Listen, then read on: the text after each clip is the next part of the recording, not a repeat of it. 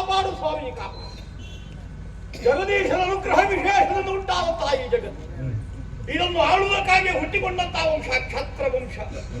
ವಿರಾಟ್ ಪುರುಷನ ಭುಜದಿಂದ ಹುಟ್ಟಿಕೊಂಡವರಾದ್ರಿಂದಲೇ ಭುಜಬಲ ಸಂಪನ್ನರಾದವು. ಅಂತಹ ಕ್ಷತ್ರ ವಂಶ, ಅದರಲ್ಲಿ ಎಷ್ಟೋ ವಂಶಗಳು. ಅದರಲ್ಲಿ ಶ್ರೇಷ್ಠವಾಗಿಯೂ ಪವಿತ್ರವಾಗಿರುವಂತಹ ವಂಶ ಎರಡು. ಒಂದು ಸೂರ್ಯವಂಶ ಹಾಗೂ ಒಂದು ಚಂದ್ರವಂಶ. ಒಂದು ಕಾಲಕ್ಕೆ ಸೂರ್ಯವಂಶ ಪ್ರಾಬಲ್ಯವನ್ನು ಹೊಂದಿಸುತ್ತಾರೆ, ಮತ್ತೊಂದು ಕಾಲಕ್ಕೆ ಚಂದ್ರವಂಶ ಚಕ್ರವರ್ತಿಗಳಾಗುತ್ತಾರೆ. ಈ ರೀತಿಯಲ್ಲೇ ಮುಂದುವರಿದು ಬಂದಂತಹ ವಂಶ ವಿಷಯಗಳು. ಅಂತಹ ಚಂದ್ರವಂಶದಲ್ಲಿ 5ನೇ ತಲೆಮಾರಿನಲ್ಲಿ ಹುಟ್ಟಿಕೊಂಡಂತಹ ಯಯಾತಿಯ ಕುಮಾರ ಪುರು, ಆ ಪುರು ಮಹಾರಾಜರಿಂದ ಮುಂದುವರಿದಂತಹ ವಂಶ ನಮ್ಮದು. ಚಂದ್ರವಂಶದಿಂದಲೇ ಕಮಲನು ಹುಟ್ಟಿಕೊಂಡಂತಹ ಒಂದು ವಂಶ. ಆ ಪರಂಪರೆಯಲ್ಲಿ ಹುಟ್ಟಿಕೊಂಡವ ಕೃತಿ ಮಹಾರಾಜ. ಅಂತಹ ಕೃತಿ ಮಹಾರಾಜನ ಕುಮಾರನಾಗಿ ಲೋಕದ ಬೆಳಕನ್ನು ಕಂಡವನು ನಾನು. ವಸುಂಧರನ್ನು ಆಳುವುದಕ್ಕಾಗಿ ಹುಟ್ಟಿದ ಕಾರಣದಿಂದಾಗಿ ನನ್ನ ತೀರ್ಥರೂಪನಿಗೆ ವಸು ಎಂಬ ಹಾಗೆ ನಾಮಕರಣ ಮಾಡಿದೆ. ಆ ನಾಮವನ್ನು ಹೊಂದಿ ತಂದೆಯಿಂದ ಮತ್ತೆ ಈ ಪೀಠವನ್ನೇರಿ ಪ್ರಜಾರಂಜಕನಾಗಿ ಆಳ್ವಿಕೆ ಮಾಡುವುದಕ್ಕೆ ತೊಡಗಿದೆ. ಪ್ರಜೆಗಳೆಲ್ಲರೂ ಸಮೃದ್ಧವಾದಂತಹ ಬಾಳ್ವೆಯನ್ನು ಸಾಗಿಸುವುದಕ್ಕೆ ತೊಡಗಿದರು. ವರ್ತಮಾನ ತಿಳಿದು ನಮಗೂ ಸಂತೋಷವಾಯಿತು. ವಸು ಮಹಾರಾಜನ ಆಳ್ವಿಕೆಯನ್ನು ನಾವೆಲ್ಲರೂ ಸಮೃದ್ಧವೆಂದು ಹಾಗೆ ಹೇಳಲಿಕ್ಕೆ ತೊಡಗಿದರಲ್ಲ. ಅಂತೂ ನಾಡಿಗೆ ನಾಡೇ ಸುಭಿಕ್ಷವಾದಂತಹ ಕಾಲಕ್ಕೆ ನಾನು ರಾಜಕೀಯದಲ್ಲಿ ದೊರೆಯಾಗಿ ಸಾಧಿಸುವುದಕ್ಕೇನಿದೆ ಅಂತ ಒಂದು ಸಮಸ್ಯೆ ಬಂತು ನನಗೆ. ಹಾಗಾಗಿಯೇ ಮಂತ್ರಿಗಳಿಗೆ ನಾಡಿನ ಹೊಣೆಯನ್ನು ಒಪ್ಪಿಸಿ ಒಬ್ಬ ಋಷಿಯಂತೆ ತಪಸ್ಸು ಮಾಡುವುದಕ್ಕಾಗಿ ಹೊರಕಾಂತಾರವನ್ನು ಪ್ರವೇಶ ಮಾಡಿದೆ. ತಪಸ್ಸಿನಲ್ಲೇ ತೊಡಗಿದ್ದ ಕಾಲ ಎಷ್ಟು ವರ್ಷ ಸಂದು ಹೋಯಿತು ಅಂತ ಗೊತ್ತಿಲ್ಲ ನನಗೆ. ನನ್ನ ಕಣ್ಣ ಮುಂದೆ ಒಬ್ಬ ಕಾಣಿಸಿಕೊಂಡು ಕಣ್ಣು ತೆರೆದಂತೆ ಹೇಳ್ತಾ ಇದ್ದಾರೆ. ಕಣ್ಣು ತೆರೆದು ನೋಡಿದ್ರೆ ತಾನು ದಿವ್ಯ ಶರೀರವುಳ್ಳವನು. ನೋಡಿದ್ರೆ 3 ಲೋಕಾಧೀಶನಾದಂತಹ ದೇವೇಂದ್ರನಂತೆ. ಯಾಕಾಗಿ ತಪಸ್ಸು ಮಾಡ್ತಾ ಇದ್ದೀನಿ? ನನ್ನದಾದಂತಹ ತ್ರಿವಿಷ್ಟಮ ಪೀಠದ ಮೇಲೆ ನಿನ್ನ ಗಮನವಿದೆಯೇ ಅಂತ ನನ್ನಲ್ಲಿ ಕೇಳ್ತಾ ಇದ್ದಾರೆ. ನನ್ನ ತಪಸ್ಸಿನಿಂದ ದೇವೇಂದ್ರನಿಗೂ ಆತಂಕ ಬಂದು ಹೋಯ್ತಲ್ಲ, ಭಯ ಬಂದು ಹೋಯ್ತಲ್ಲ. ಆವಾಗ ಅವರಲ್ಲಿ ವಿನೀತರಾಗಿ ನಾನು ಬೇಡಿಕೊಂಡೆ, ನಿಜವಾಗಿಯೂ ಬೇರೆ ಒಂದು ಆಶೆಯಿಂದ ನಾನು ತಪಸ್ಸನ್ನು ಆಚರಿಸುತ್ತಿರುವುದಲ್ಲ, ಒಬ್ಬ ದೊರೆಯಾಗಿ ಸಾಧಿಸಬೇಕಾದನ್ನು ಸಾಧಿಸಿ ಆಗಿದೆ. ಹಾಗಾಗಿ ಒಬ್ಬ ಋಷಿಯಂತೆ ಜೀವನ ಸಾಗಿಸುತ್ತಾ ತಪಸ್ಸಿನಲ್ಲೇ ತೊಡಗಿಸಿಕೊಂಡು ಜಗದಕ್ಷೇಮವನ್ನು ಹಾರೈಸುತ್ತಾ ಇದ್ದೇನೆ ವಿನಃ ಬೇರೊಂದು ಪದವಿಯ ಅಭಿಲಾಷೆ ನನಗಿಲ್ಲ ಪ್ರಭು ಅಂತ ಬೇಡಿದೆ ನಾನು. ದೇವೇಂದ್ರನಿಗೆ ಸಂತೋಷ ಆಯ್ತು. ಹೇಳಿದ್ರಲ್ಲ ನಮ್ಮ ಗುರುಗಳೆಲ್ಲ, ದೇವರು ಮೆಚ್ಚು ಹಾಗೆ ಬದುಕಬೇಕು ಅಂತ. ದೇವತೆಗಳಲ್ಲಿ ಶ್ರೇಷ್ಠನಾದವ ದೇವೇಂದ್ರ. ಅಂತಹ ದೇವೇಂದ್ರ ಮೆಚ್ಚಿದ ನನಗೆ 3 ವರಗಳನ್ನು ಪ್ರದಾನ ಮಾಡಿದ. ದಿವ್ಯವಾದಂತಹ ವಿಮಾನ, ಆಮೇಲೆ ವೈರಿ ದಂಡ ದುಷ್ಟರನ್ನು ಸಂಹರಿಸುವುದಕ್ಕಾಗಿ ಯುದ್ಧ ಪ್ರಸಂಗ ಒದಗಿತು ಅಂತಾದ್ರೆ ವಿಜಯಪ್ರದವಾದಂತಹ ವಿಜಯ ಮಾಲಿಕೆ. ಈ 3 ರೀತಿಯಾದಂತಹ ವರಗಳನ್ನು ನೀಡಿ ನೀನು ಧರೆಯಲ್ಲಿ ದೇವೇಂದ್ರನ ಹಾಗೆ ಮೆರೆ ಅಂತ ಹರಸಿ ಹೊರಟು ಹೋದ. ಅಷ್ಟೇ ಅಲ್ಲ, ಸುಧರ್ಮ ಸಭೆ ನೆರಹುವಂತಹ ಕಾಲಕ್ಕೆ ನಿನಗೆ ಮುಕ್ತ ಅವಕಾಶ, ನೀನು ಸಭಾ ಪ್ರವೇಶ ಮಾಡಬೇಕು, ಅಲ್ಲಿ ಉಪಸ್ಥಿತರಿರಬೇಕು ಅಂತ ನನಗೆ ಹೇಳಿದ. ಹಾಗಾಗಿ ಆ ದಿವ್ಯ ವಿಮಾನವನ್ನು ಏರಿ ನಾನು ಸಂಚರಿಸುವುದಕ್ಕೆ ತೊಡಗಿದ್ರೆ ನನ್ನ ಹೆಸರಿನ ಜೊತೆಗೆ ಮತ್ತೊಂದು ಹೆಸರು ಬೆಸರು ಹೋಯ್ತಲ್ಲ. ಮೊದಲು ನಾನು ವಸು, ಹೀಗೆ ವಿಶೇಷವಾದಂತಹ ವ್ಯೋಮದಲ್ಲಿ ಸಂಚರಿಸುವ ಕಾರಣ ಉಪರೀತರ ವಸು ಅಂತ ಕೊಂಡಾಟಕ್ಕೆ ತೊಡಗಿದೆ. ಹಾಗೆ ವಿಶೇಷವಾದಂತಹ ನಾಮವನ್ನು ಹೊಂದಿ ಮರಳಿ ನಗರವನ್ನು ಪ್ರವೇಶ ಮಾಡಿದೆ, ಆಳ್ವಿಕೆ ಮಾಡುತ್ತಾ ಇದ್ದೇನೆ. ಈಗ ಹೇಳಿದ್ರಲ್ಲ, ನೀನು ಪ್ರತ್ಯಕ್ಷ ಭೂಮಿಗೆ ದೇವೇಂದ್ರ ಅಂತ. ಸ್ವರ್ಗಲೋಕದಲ್ಲಿ ಅವರು ದೇವೇಂದ್ರನಾಗಿದ್ರೆ ವಸುನಾಮಕನಾದಂತಹ ನಾನಿಲ್ಲಿ ದೇವೇಂದ್ರನಂತೆ ಕಾಲ ಕಳೆಯುತ್ತಾ ಇದ್ದೇನೆ. ಯಾಕಂದ್ರೆ ಇಚ್ಛಾಗಮನವುಳ್ಳ ವಿಮಾನ ಯುದ್ಧ ಪ್ರಸಂಗ ಒದಗಿದ್ರೆ ವಿಜಯ ಪ್ರಾಪ್ತವಾಗುವಂತಹ ಮಾಲೆ, ಆಮೇಲೆ ದುಷ್ಟದ ಸಂಹಾರಕ್ಕಿರುವಂತಹ ವೈರಿ ದಂಡ, ಇದು 3 ಹೊಂದಿ ಪ್ರಜಾವತ್ಸರನಾಗಿ ನಾನು ಕಾಲ ಕಳೆಯುತ್ತಾ ಇದ್ದೇನೆ. ಸಭೆ ನೆರೆಹಿದ್ದು ಪ್ರಜೆಗಳ ಯೋಗಕ್ಷೇಮ ವಿಚಾರಿಸುವುದಕ್ಕಾಗಿ ಎಲ್ಲರೂ ಸಂತೋಷದಲ್ಲಿದ್ದಾರೆ ಮತ್ತು ಆ ವಾರ್ತೆ ತಿಳಿದು ನನಗೂ ಆನಂದವಾಯಿತು. ಸಭೆಯ ಮುಕ್ತಾಯದ ಕಾಲ ಸನ್ನಿಹಿತವಾಗುತ್ತಾ ಇದೆ. ನನಗಿರುವ ಕರ್ತವ್ಯ ಏನು? ಸುಧರ್ಮ ಸಭೆ ನೆರಹುವಂತಹ ಕಾಲ ಸನ್ನಿಹಿತವಾಗುತ್ತಾ ಇದೆ. ಆ ಸಭೆಯನ್ನು ಪ್ರವೇಶ ಮಾಡಬೇಕಾಗಿದೆ. ಹಾಗಾಗಿ ಇಲ್ಲಿಯ ಸಭೆಯನ್ನು ಮುಕ್ತಾಯಗೊಳಿಸಿ ನೇರವಾಗಿ ದೇವಲೋಕವನ್ನು ಪ್ರವೇಶ ಮಾಡಿ ಶ್ರೀಹರಿ ಕಾಪಾಡು.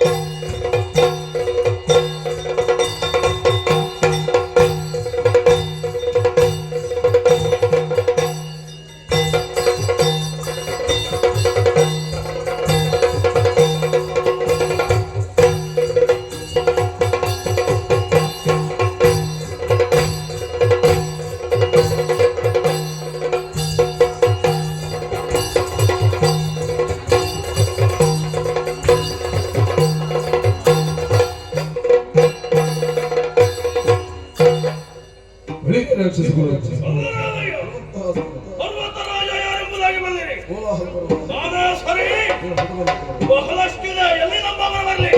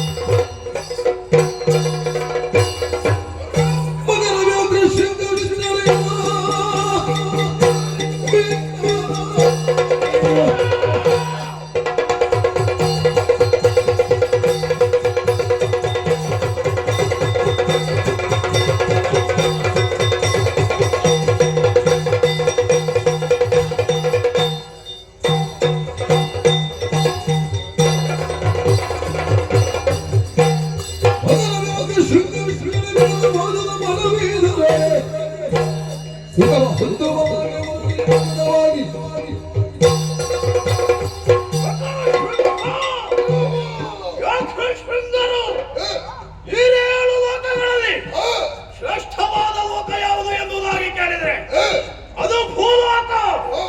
ಯಾಕೆ ಬಲ್ಲಿರೋ ಉತ್ತಮವಾದಂತಹ ದೇವಲೋಕದಲ್ಲಿಯೇ ಹುಟ್ಟಿದ ದೇವತೆಯಾದರೂ ಕೂಡ ತಲಗುಲಗಿದಂತಹ ಶಾಪಕ್ಕೂ ಅಥವಾ ಬಂದಂತಹ ತಾಪಕ್ಕೂ ಪರಿಹಾರವನ್ನು ಕಂಡುಕೊಳ್ಳುವುದಕ್ಕೆ ಆರಿಸುವುದು ಭೂಲೋಕವನ್ನು. ಸಮಸ್ತ ಜೀವಜಾತಗಳಿಗೆ ಮಾತ್ರವಲ್ಲ, ಸಸ್ಯ ಸಂಪತ್ತಿಗೆ ಆಶ್ರಯ ತಾಣವಾದಂತಹ ಭೂಮಿ. ಅಂತಹ ಭೂಮಿಯನ್ನು ಸ್ಥಿರವಾಗಿ ದೃಢವಾಗಿ ಆಧರಿಸುವವರು ಯಾರು ಎನ್ನುವುದಾಗಿ ಕೇಳಿದ್ರೆ ಪರ್ವತಗಳಾದಂತಹ ನಾವು. ಹಾಗಾಗಿ ನಮ್ಮನ್ನು ಭೂಧರರು ಎನ್ನುವುದಾಗಿ ಎಲ್ಲರೂ ಕೊಂಡಾಡುತ್ತಾರೆ. ನಾನು ಅತ್ಯುನ್ನತನಾಗಿ ಅತಿ ಶ್ರೇಷ್ಠನಾಗಿ ನಿಮಗೆಲ್ಲರಿಗೂ ನಾಯಕನಾಗಿ ಬೆರೆಯುತ್ತಾ ಇದ್ದೇನೆ. ಆದರೆ ಏನು ಮಾಡೋಣ, ಒಂದೇ ಕಡೆಯಲ್ಲಿ ಸ್ಥಿರವಾಗಿ ನಿಲ್ಲುವವರು ನಾವು. ಹಾಗಾಗಿ ಮನಸ್ಸಿಗೆ ಒಂದು ರೀತಿಯ ಬೇಸರ, ಜಾಠ್ಯ, ಮನಸ್ಸಿಗೆ ಬಂದಂತಹ ಬೇಸರವನ್ನು ನಿವಾರಿಸಿಕೊಳ್ಳಬೇಕು ಎಂದಾದರೆ ಏನಾದರೂ ಮಾರ್ಗವನ್ನು ಕಂಡುಕೊಳ್ಳಬೇಕು. ದಾರಿಯನ್ನು ಕಂಡುಹಿಡಿದಿದ್ದೀರಾ ನೀವು?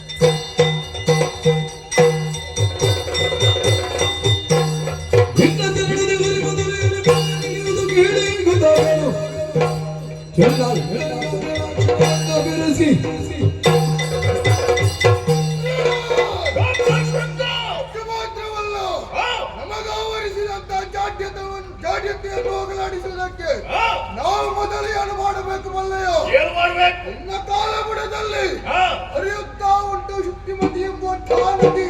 ಶುಕ್ತಿಮತಿ ಆ ನದಿಗೆ ಇಳಿದು ಇಂದು ಶುದ್ಧೀರ್ಭೂತವಾಗಿ ಮಾತ್ರವಲ್ಲ, ಬೇಕು ಬೇಕಾದ ಕಾಲಕ್ಕೆ ಎಷ್ಟು ಬೇಕು ನಮಗೆಷ್ಟು ಮನಸ್ಸಿಗೆ ಸಂತೃಪ್ತಿ ಆಗುವಷ್ಟು ನಾವು ಅಲ್ಲಿ ಜಲಕ್ರೀಡೆಯನ್ನು ಆಡಬೇಕು. ಮತ್ತೆ ಈ ಭೂಲೋಕದಲ್ಲಿರುವಂತಹ ಸೌಂದರ್ಯವನ್ನು ನೋಡುವುದಕ್ಕೆ ಮುಂದುವರಿಯುವ ಎಂಬ ಹಾಗೆ ನಾನು ತೀರ್ಮಾನವನ್ನು ಕೈಗೊಂಡು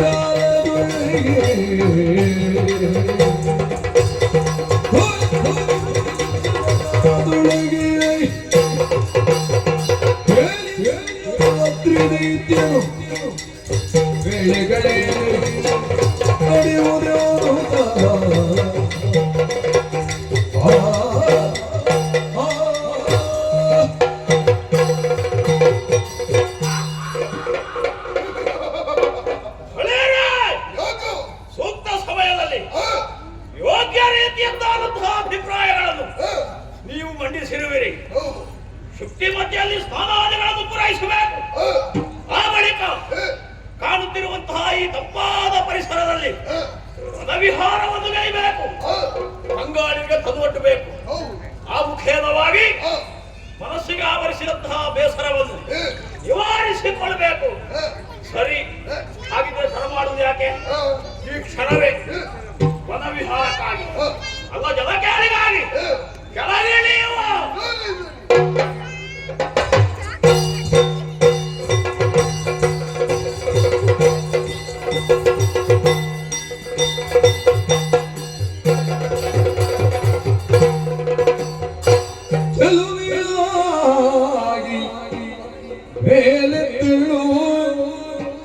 ಸಲಿಲ ಸಖಿ ಕಲಕಲ ಶುಕ್ತಿಮತಿ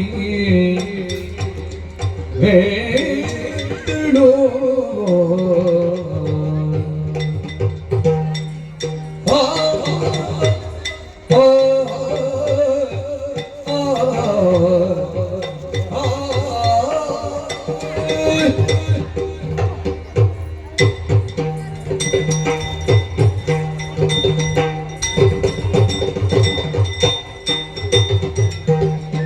ಚೆಲುವೆಯಾಗಿ ಮೇಲೆತ್ತಿಳು ಸಲಿಲ ಸಖಿ ಕಲಕಲ ಶುಕ್ತಿಮತಿ ಚಲನ ಮುಗಿಯು ಮದದ ನಿಲುವಿನಲ್ಲಿ ಮದದ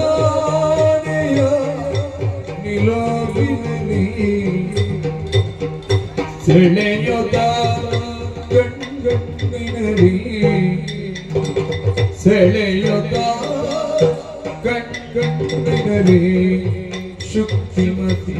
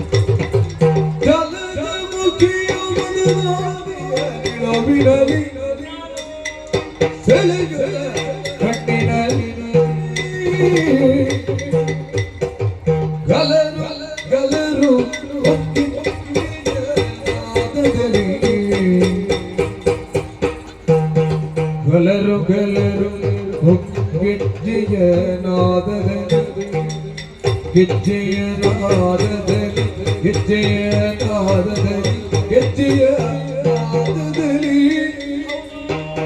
ಸುಳಿಯುತ್ತ ವನಗಳಲ್ಲಿ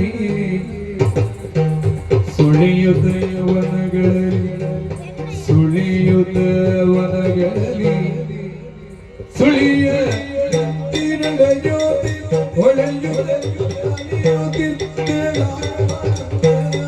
ಜ್ಯೋತಿ ಶಕ್ತಿ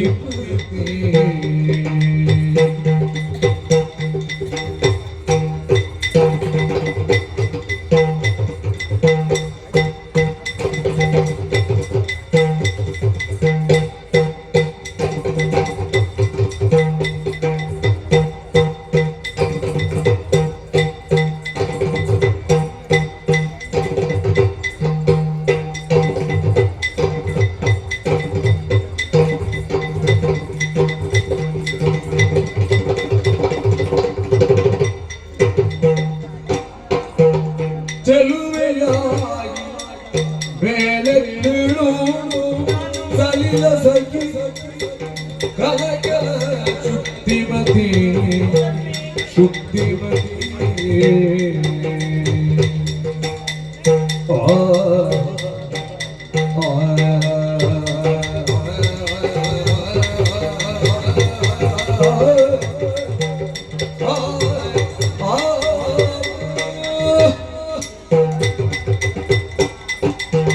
ನನ್ನ ಪರಿಚಯಿತ ಸ್ವಾಮಿ ಗೊತ್ತೇಳಿಲ್ವ ನಿನ್ಗೆ?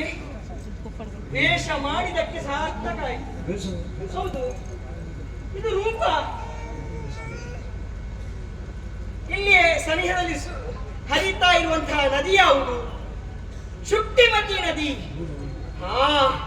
ಆ ನೀರೇ ಆಗಿ ಮೇಲೆದ್ದು ಬಂದಿದ್ದೇನೆ. ಕಾರಣ ಉಂಟು, ಎಷ್ಟುಂತ ಹರಿಯುವುದು ಸ್ವಾಮಿ. ಹಾಗಾಗಿ ಈ ಸಲ ಒಂದು ತಿರುಗಾಟ ಮಾಡಬೇಕೆನ್ನುವಂತಹ ಮನಸ್ಸಾಗಿದೆ, ವನವಿಹಾರ ಮಾಡಬೇಕೆನ್ನುವುದಾಗಿ.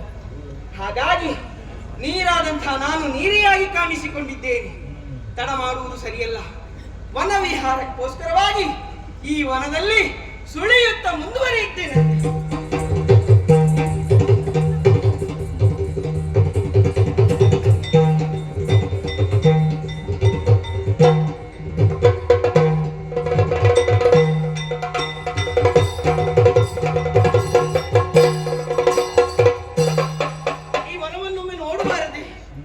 ಇಷ್ಟು ಸುಂದರವಾದಂತಹ ವನ, ಎಲೆ ಲತೆಗಳ ಲಾವಣ್ಯದ ಲಹರಿ, ಮಾವುಗಳ ಮಂಗಳದ ಮಡು, ಕೋಗಿಲೆಗಳ ಕೊರಡ ಪುಣ್ಯಂ, ನವಿಲುಗಳ ನವನಾಟ್ಯ ರಂಗಂ. ಹೂವ ಬಿಟ್ಟಿವೆ, ಹೂವ ನುಟ್ಟಿವೆ, ಹೂವ ತೊಟ್ಟಿವೆ ಮರಗಳು. ಚೈತ್ರ ಯಾತ್ರೆಗೆ ಬಂದು ನಿಂತಿವೆ 100 ಚೆಲುವಿನ ರಥಗಳು. ಕಾಮರತಿಯರು ಬಂದು ಹಾಡುವ ರಾಸಾಲೀಲ ಪಥಗಳು. ಸೃಷ್ಟಿ ಕಾರ್ಯಕ್ಕೆ ಬ್ರಹ್ಮ ಬರೆದಿಹ ಮಧುಪ ಮಾಡಿದ ಕಥೆಗಳು. ಭವನವು ವಸಂತನ ವಿಹಾರ ಕ್ಷೇತ್ರ ತಂತಿರ್ಪುದು ಈ ವನದ ಸೊಬಗು. ವನದ ಸೊಬಗನ್ನು ವೀಕ್ಷಣೆ ಮಾಡಿ ಆಯಿತು. ಇನ್ನು ಹೂಗಳನ್ನು ಕೊಯ್ಯಬೇಕು, ಮಾಲೆ ಮಾಡಬೇಕೆನ್ನುವುದಾಗಿ ಮನಸ್ಸಾಗಿದೆ. ಹಾಗಾಗಿ ಹೂಗಳನ್ನು ಕೊಯ್ಯುತ್ತಾ ಮುಂದುವರಿ.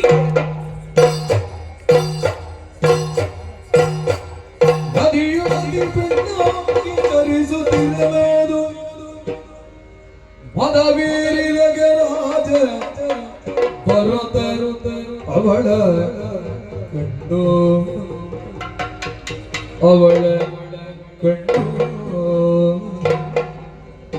ಕುಸುಮ ಬಾಣನ ಮುತ್ತು ಬಾಲೆ ನಿನ್ನ ಬೆಸರು ಕೇಳಲೆ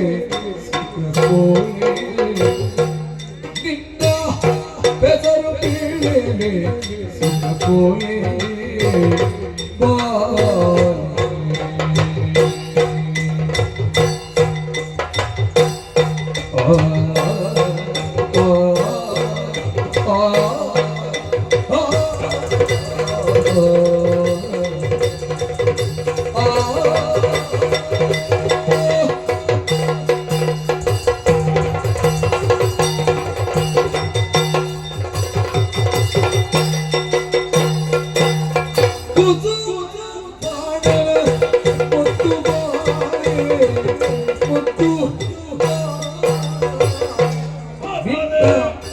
ಹೆಸರು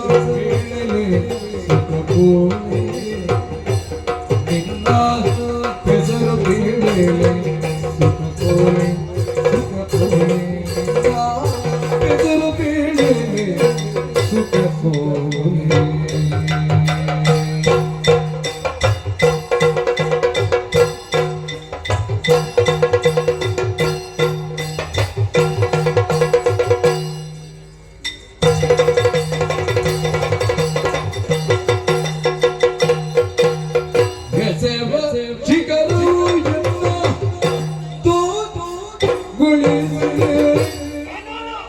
ಎಸೆವ ಚಿಗರು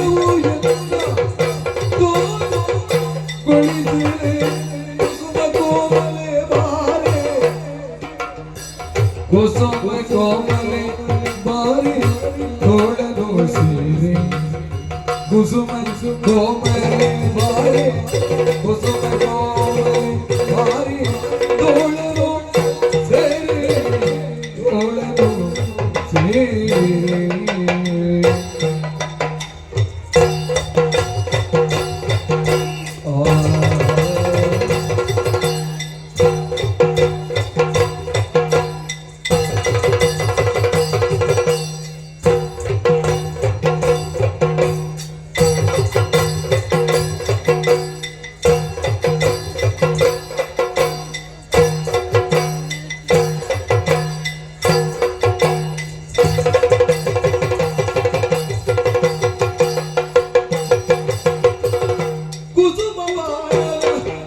ಮುತ್ತು ನಿನ್ನ ಬೆದರು ಬೀಳಿ ಸುಖ ಪೋಲೆ ನಿನ್ನ ಬೆದರು ಬೀಳಿ ಸುಖ ಪೋಲೆ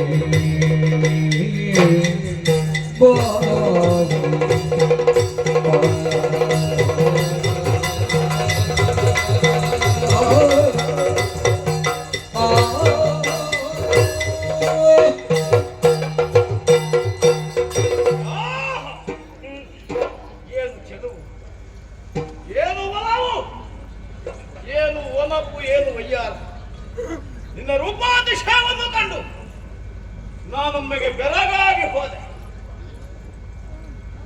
ಚೆಲುವಿನ ಎರಕವು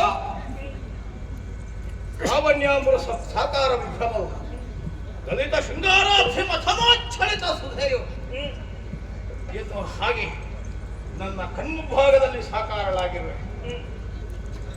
ಈ ಪ್ರಪಂಚದಲ್ಲಿ ಸುಂದರಿಯಾದ ನಾರಿಯಾರು ಎನ್ನುವುದಾಗಿ ಯೋಚಿಸಿದರೆ ಕುಸುಮಾಬಾಣನಾದಂತಹ ಮನ್ಮಥನರಸಿಯಾದಂತಹ ರತಿಯಂತೆ ಆ ರತಿಗೆ ಸರಿಮಿಗಿಲೆನಿಸಿ ಗೋಚರಿಸುತ್ತಾ ಇರುವೆ. ಓ ಕುಸುಮ ಬಾಣನ ಮುದ್ದು ಬಾಲೆ, ನಿನ್ನದಾದಂತಹ ಚೆಲುವು ನನ್ನನ್ನು ಸೆರೆ ಹಿಡಿದಿದೆ. ಹಾಗಾಗಿ ನಿನ್ನನ್ನು ಮಾತಾಡಿಸಬೇಕು ಎನ್ನುವ ಉದ್ದೇಶದಿಂದ ಬಳಿ ಬಂದಿದ್ದೇನೆ. ಯೋಚಿಸಬಹುದು ನೀನು ಅಪರಿಚಿತನಾದಂತಹ ಪುರುಷನೋರ್ವನಲ್ಲಿ ಪರಿಚಯ ಹೇಳಿಕೊಳ್ಳುವುದು ಸಾಧುವೋ ಎನ್ನುವುದಾಗಿ. ಸತ್ಯ. ಮತ್ತೊಬ್ಬರಲ್ಲಿ ಪರಿಚಯ ಹೇಳಿಕೊಂಡ್ರೆ ಮಾತ್ರ ಅವರ ಪರಿಚಯ ಎನ್ನುವುದಾಗುವುದು. ಹೌದು. ಹಾಗಾಗಿ ಮಾತಾಡಲೇಬೇಕು. ಆ ಉದ್ದೇಶದಿಂದಲೇ ನನ್ನದಾದಂತಹ ಪರಿಚಯವನ್ನು ನಾನೇ ಹೇಳುವುದಕ್ಕೆ ಮುಂದಾಗಿದ್ದೇನೆ. ಯಾರು ಅಂತ ಗೊತ್ತಾಗ್ಲಿಲ್ಲ ನನಗೆ. ಸಾಮಾನ್ಯನಲ್ಲ ನಾನು. ಮತ್ತೆ ನೋಡಲಿ, ಇಲ್ಲಿ ಉನ್ನತವಾಗಿ ಗೋಚರಿಸುತ್ತಾ ಇದೆ ಪರ್ವತ. ಏನದರ ಹೆಸರು? ಏನು? ಕೋಲಾಹಲ. ಓಹೋ, ಆ ಪರ್ವತವೇ ನಾನಿದ್ದೇನೆ. ಕೋಲಾಹಲ ಪರ್ವತ ನೀನೇ? ಪರ್ವತದ ಅಧಿಷ್ಠಾತೃ ದೇವತೆ. ಸತ್ತೇ ಹೋಗಿದ್ವಿ.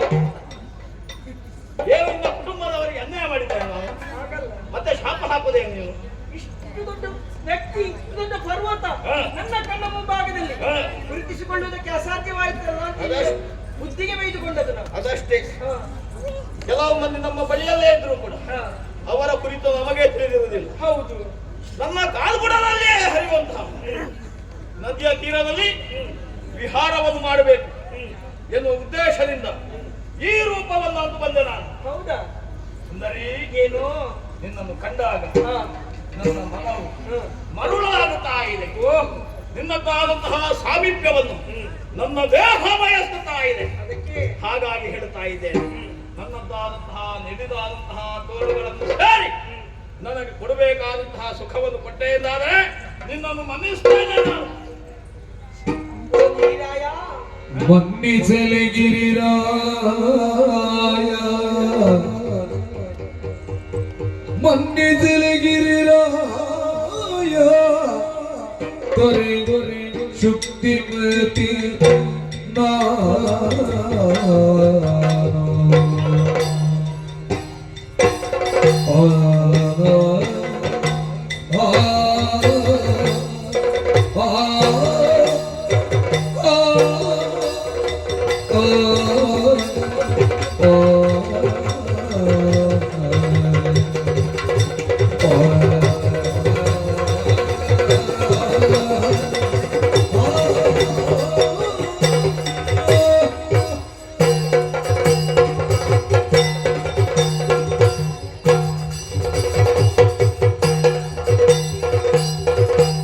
ಮನ್ನಿಸಿಲಿ ಗಿರಿರಾಯ ತೊರೆ ಶುಕ್ತಿಮತಿ ನಾನು ತೊರೆ ಶುಕ್ತಿಮತಿ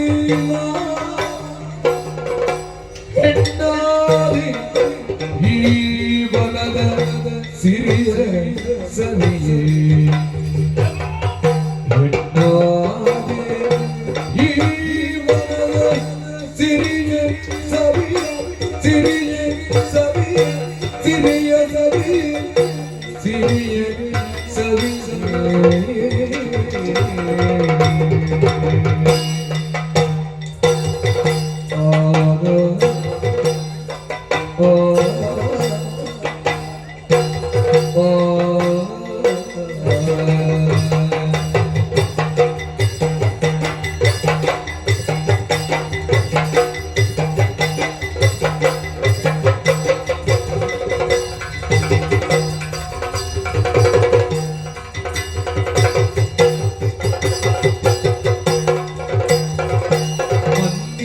ಗಿರಿರಾಯ ಶುಕ್ತಿಮತಿ ನಾನು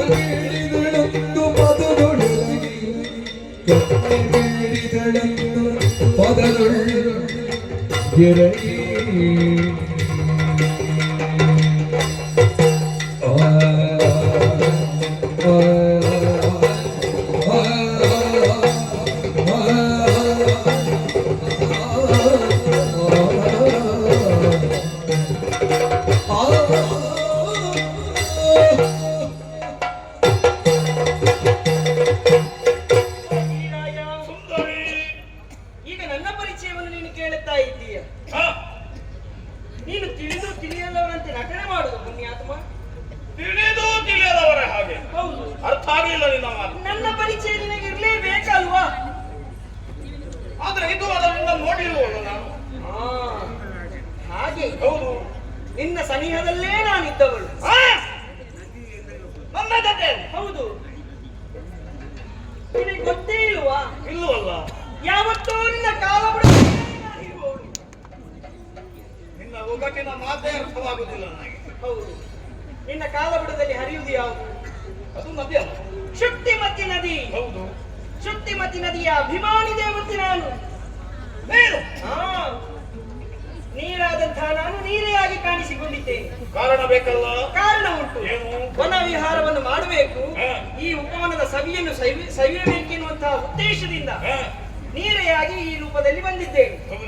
ಹಾಗಾಗಿ ಒಳಿತಾಯ್ತು. ನನ್ನಲ್ಲಿ ನೀನು ಈ ರೀತಿಯಾಗಿ ಮಾತಾಡುವುದು ಸರಿ. ನಾನು ನೀನು ಬಂದ ಉದ್ದೇಶ ಒಂದೇ ರೀತಿ ಆಯ್ತು. ಹೌದು. ನೀನು ಕೂಡ ಈ ಪರಿಸರದ ಸೌಂದರ್ಯವನ್ನು ಸವಿಯುವುದಕ್ಕೆ ಬಂದವಳು. ಹೌದು. ನಾನು ಹಾಗೆ ಮನಸ್ಸಿನ ಬೇಸರವನ್ನು ಹೋಗಲಾಡಿಸಬೇಕು ಎನ್ನುವ ಉದ್ದೇಶದಿಂದ ಈ ಕಡೆಗೆ ಬಂದವನು. ಹೌದು. ಒಳ್ಳೆಯದಾಯ್ತು. ಇಬ್ಬರ ಉದ್ದೇಶ ಒಂದೇ. ನಿಜ. ನೀನು ಈಗ ಮನಸ್ಸು ಮಾಡಿದ್ರೆ ಈ ಧರೆಯನ್ನೇ ಸ್ವರ್ಗವನ್ನಾಗಿಸಬಹುದು. ಹೌದಾ? ಹೌದು. ಸಾಧ್ಯವೇ? ಯಾಕೆ? ಸ್ವಲ್ಪ ಯೋಚನೆ ಮಾಡು. ಏನು? ನಿನ್ನನ್ನು ಕೂಡುವುದಕ್ಕೆ ಆಗುವುದಿಲ್ಲ. ಯಾಕೆ? ಯಾಕೆ? ಈಗ ನದಿಯ ಉಗಮ ಸ್ಥಾನ ಯಾವುದು? ಯಾವುದು? ಪರ್ವತಗಳು. ಸರಿ ಅಲ್ವಾ? ಪರ್ವತದಲ್ಲಿ ಹುಟ್ಟಿ ಆ ನದಿ ಹರಿದು ಹರಿದು ಹರಿದು ಸಮುದ್ರ ಗರ್ಭವನ್ನು ಸೇರಿಕೊಳ್ಳುತ್ತದೆ. ಹಾಗೆ ಶುಕ್ತಿಮತಿಯಾದಂತಹ ನಾನು ನಿನ್ನ ಗರ್ಭದಲ್ಲಿ ಹುಟ್ಟಿಕೊಂಡವಳು. ಹಾಗಾಗಿ ನೀನು ನನಗೆ ತಂದೆಯ ಸಮಾನ. ಈ ರೀತಿಯಾಗಿ ಮಾತಾಡುವುದು ನೀನು ಸರಿಯೇ? ಬಲಿ ತಂದೆ ಅಂತ ನೀವು ಯಾರು ಮಾವನ ಯಾರು ಅವರಲ್ಲ ಮತ್ತೆ ನೀನು ನಿಮ್ಮನ್ನೇ ಹೇಳಿದ್ನ ನಾನು ತಂದೆ ಹೌದು ನಿನಗೆ ಮತ್ತೆ ಆಗುದಿಲ್ಲ ನಿನ್ನ ಕಾಲಬುಡದಲ್ಲಿ ನಾನು ಹರಿಯುವುದಲ್ವಾ ನನ್ನ ಕಾಲಪುರದಲ್ಲಿ ನೀವು ಹರಿದ್ರೆ ನೀವು ನನಗೆ ಮಗಳಾಗುವುದಕ್ಕೆ ಸಾಧ್ಯ ಮತ್ತೆ ಮಗಳಲ್ವಾ ಯಾರು ಹೇಳಿದ್ದು ಹಾಗಾಗಿ ಹೇಳ್ತಾ ಇದ್ದೆ ಹಾ.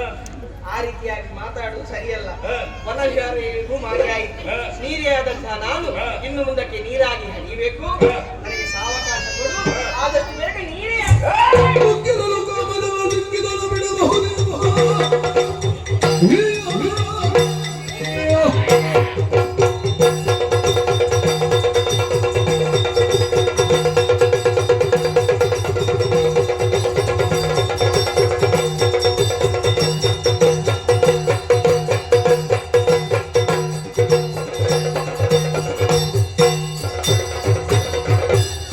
ಮುಖ್ಯದಲು ಕಾಮದವ ದಿಕ್ಕಿದಲು ಬಿಡಬಹುದೇವ ಪಕ್ಕದೊಳಗಿನ ನೀನು ಏನೇ ಹೇಳಿದ್ರು ಕೂಡ ಕೇಳುವ ಸ್ಥಿತಿಯಲ್ಲಿ ನಾನಿಲ್ಲ ಅದಕ್ಕೆ ನನ್ನ ಒಳಗೀಗ ಕಾಮಜಲ ಉಕ್ಕುತ್ತಾ ಇದೆ ಅದನ್ನು ಶಾಂತಗೊಳಿಸಬೇಕು ಎಂದಾದ್ರೆ ನೀವಾಗೆ ಪಾತ್ರವಾಗಬೇಕು ಹಾಗಾಗಿ ಹೇಳ್ತಾ ಇದ್ದೇನೆ ಏನು ಒಳ್ಳೆಯ ಮಾತಿನಿಂದ ನನ್ನ ಮನಸ್ಸಿನ ಕಾಮದಗಳನ್ನು ಈಡೇರಿಸುವುದಕ್ಕೆ ಬಂದರೆ ಒಳಿತು ಒಮ್ಮೆ ಹೇಳಿದ್ರೆ ನಿಮಗೆ ಅರ್ಥ ಆಗುದಿಲ್ಲ ಆಗುದಿಲ್ಲ ಅಂತ ನಾನು ಹೇಳು ಆಗದಿದ್ರೆ ನಾ ಬಿಡುವುದಿಲ್ಲ ನೋಡು ಹಾ. ಬೇಡ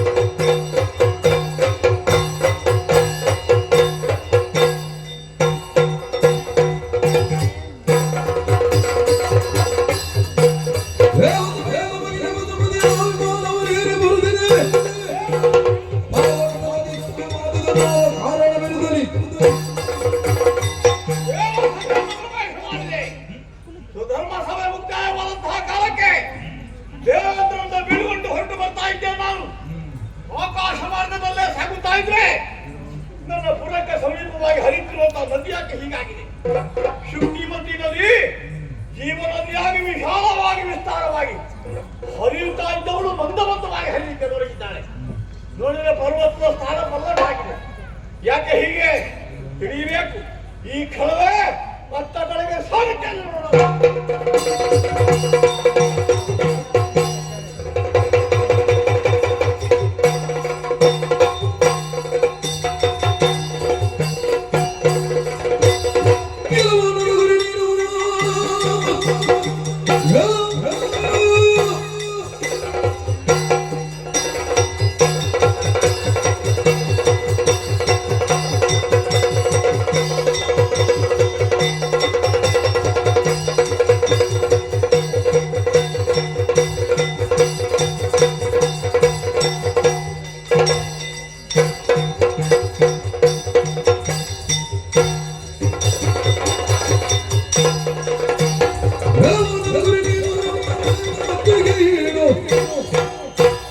ಹಾಗೆ ಚಿಗುರಿತು.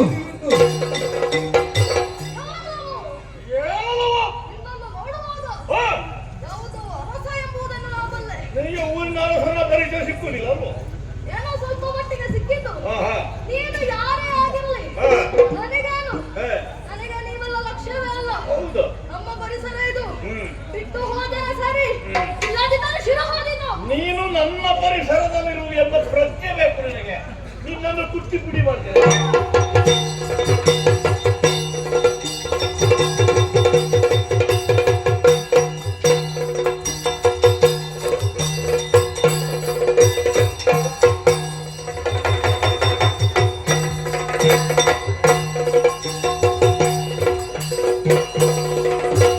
ಒಬ್ಬರು ಸಾಲದ.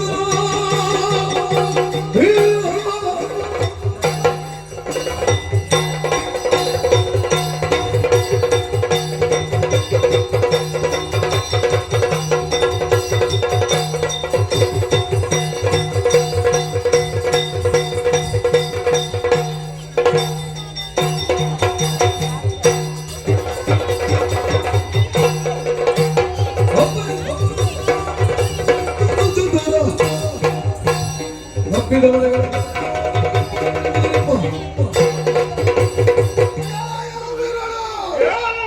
ಬುದ್ಧಿಮತಿ ನದಿಯನ್ನು ನಾವು ಬಲತ್ಕರಿಸುವಂತಹ ಸಂದರ್ಭದಲ್ಲೇ ಹಾ. ಪ್ರಶ್ನಿಸುವಂತಹ ರೀತಿಯಲ್ಲಿ ನಮ್ಮನ್ನು ತಡೆದವನಿದ್ದೀಯೋ ಎಲ್ಲ ವೀರನೇ, ಏನು? ಪರ್ವತಗಳಾದಂತಹ ನಮ್ಮ ಮುಂದೆ ಹಾ. ನಿನ್ನ ಸಮರ ಎಂಬುದು ಬಾಲಿಶವಲ್ಲ. ನಡೆ ಇಲ್ಲಿಂದ. ಪರ್ವತ ಇರಬೇಕಾದಲ್ಲಿರಬೇಕು. ಏ, ಆನ ಪಲಾಟವಾಗುವುದಕ್ಕೆ ತೊಡಗಿರುವಂತಹ ಪರ್ವತಗಳು ನನಗೆ ಅಗತ್ಯವಿಲ್ಲ. ಏನು ಮಾಡುವೆ? ಪ್ರಕೃತಿಯನ್ನು ಹಾಳು ಮಾಡಲಿಕ್ಕೆ ಹೊರಟಂತಹ ಪರ್ವತವನ್ನು ಕುಟ್ಟಿ ಪುಡಿಗೈ.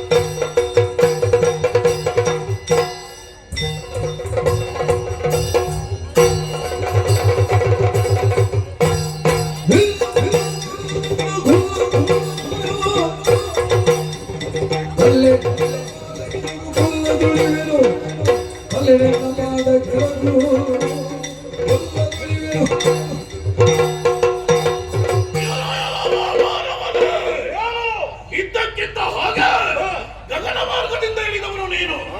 ಆದ್ರೆ ಶುದ್ಧೀಮತಿ ನದಿಯೊಂದಿಗೆ ದೇಹ ಸುಖವನ್ನು ಅನುಭವಿಸಿಕೊಳ್ಳಬೇಕು ಎಂಬಂತಹ ಕಲ್ಪನೆಯಿಂದ ಮನ ಮಾಡಿದೆ ಅಂತಾದ್ರೆ ಆ ಕಾಲಕ್ಕೆ ನೀನು ತಡೆಯಾಗಿ ಬಂದಿದ್ದೀಯ.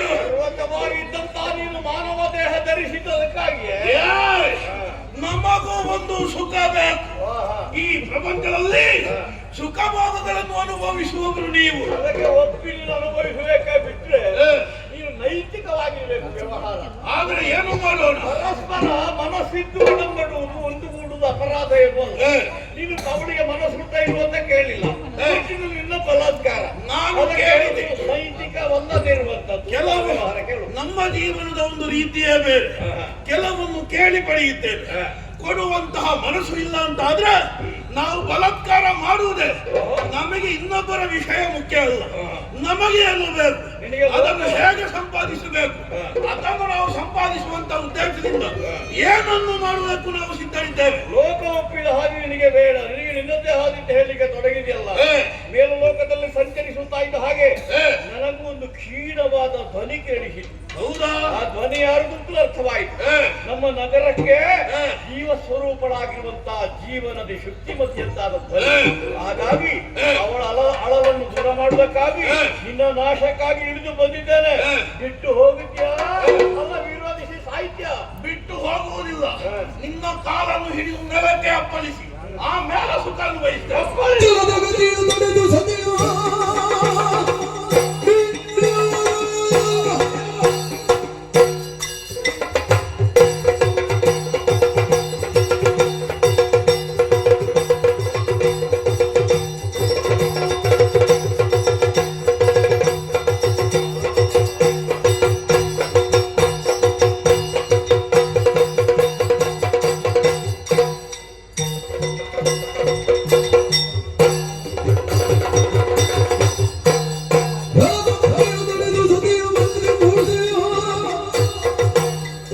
ಸೆಲೆಯ ಸೆಲೆಯುಡಿಯಲು ನೀರು ತಿಳಿಯದಾದೆ ಸೆಲೆಯ ತಿಳಿಯದಾದೆ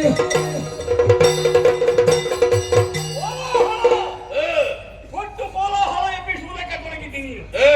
ಒಂದು ಕಾಲಕ್ಕೆ ಪರ್ವತಗಳೆಲ್ಲ ರೆಕ್ಕೆಯನ್ನು ಹೊಂದಿ ಹಾರಾಟಕ್ಕೆ ತೊಡಗಿದಂತೆ ಲೋಕ ವ್ಯವಸ್ಥೆ ಹಾಳಾದ ಕಾಲಕ್ಕೆ ದೇವೇಂದ್ರನ ವಜ್ರಾಗವನ್ನು ಎತ್ತಿ ಪರ್ವತಗಳ ರೆಕ್ಕೆಯನ್ನು ಕತ್ತರಿಸಿದರಂತೆ. ನಿರ್ವಲ್ಯ ಬಿದ್ದಿರಿ ಎಂಬ ಹಾಗೆ. ಹಾಗಾಗಿ ಭೂಧರಗಳಾಗಿ ಕಾಲ ಕಳೆಯಬೇಕಾದಂತಹ ಪರ್ವತ ಇನ್ನು ಹಾಗೆ ದೇಹದಾರಿಯಾಗಿ ಕೋಲಾಹಲ ಎಬ್ಬಿಸುವುದಕ್ಕೆ ಹೊರಟ್ರೆ ನಾಡ ದೊರೆಯಾಗಿ ಧರ್ಮ ರಕ್ಷಕನಾಗಿ ನಿನ್ನಂತವರನ್ನು ಖಂಡಿಸಬೇಕಾದ ನಿನಗೆ ಕರ್ತವ್ಯ. ನೀನು ಪರ್ವತ ಆಗಿರು ಮತ್ತೊಂದಾಗಿರು, ಎಂತಹ ಬಲಾನ್ವಿತನಾದರೂ ನಿನ್ನನ್ನು ದಮನಿಸುವಂತಹ ಸಾಮರ್ಥ್ಯ ಈ ವಸು ಚಕ್ರವರ್ತಿಗೆ ಇದ್ದೇ ಇದೆ. ನಾನು ಆಲೋಚಿಸುವುದಲ್ಲ, ಯಾವುದನ್ನು ನಮಗೊಂದು ಪ್ರೀತಿ ಮಾಡ್ಲಿಕ್ಕೆ ಪ್ರೀತಿ ಮಾಡಬೇಕಾದನ್ನು ಮಾಡಬೇಕು. ನಾವು ಪರಿಸರ ಪ್ರೀತಿ ಮಾಡಿ. ನೀವು ರಾಜಕಾರಣಿಗಳು ಬಂದು ಈ ರೀತಿ ಕೇಳಿದ್ರೆ ನಾವು ಹೇಗೆ ಉತ್ತರ ಕೊಡ್ಲಿಕ್ಕೆ? ಒಟ್ಟಿಗೆ ಹೋಗಿ ಬಲಾತ್ಕಾರ ಮಾಡಿದ್ದಲ್ಲ ನಾವು. ಎಲ್ಲಿ ಬಲಾತ್ಕಾರ ಮಾಡಿದ್ದೇವೆ? ಹಾಗಲ್ಲ, ಮನ ಒಪ್ಪಿ ನೀನು ಸ್ವೀಕರಿಸಬೇಕು. ನೀನು ಮಾಡುತ್ತಿರುವುದು ಏನು ಈಗ?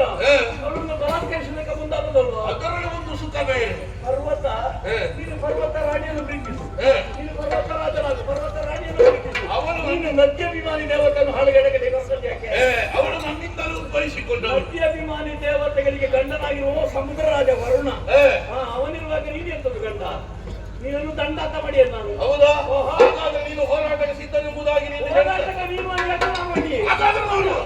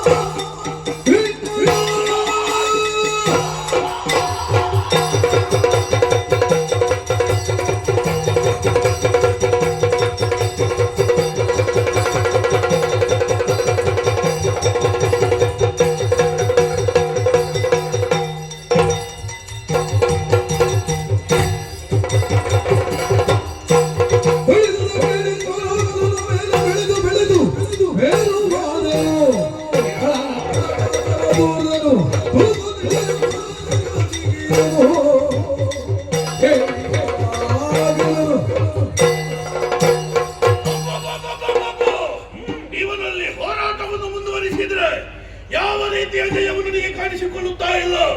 ಇವನನ್ನು ಗೆಲ್ಲಬೇಕು ಅಂತ ಇದ್ರೆ ಇವನ ಮನದಲ್ಲಿ ಭಯ ಹುಟ್ಟಬೇಕು. ಅದಕ್ಕಾಗಿ ಗಗನೇತ್ತರದವರೆಗೆ ಬೆಳೆದು ನಿಲ್ತಾನೆ.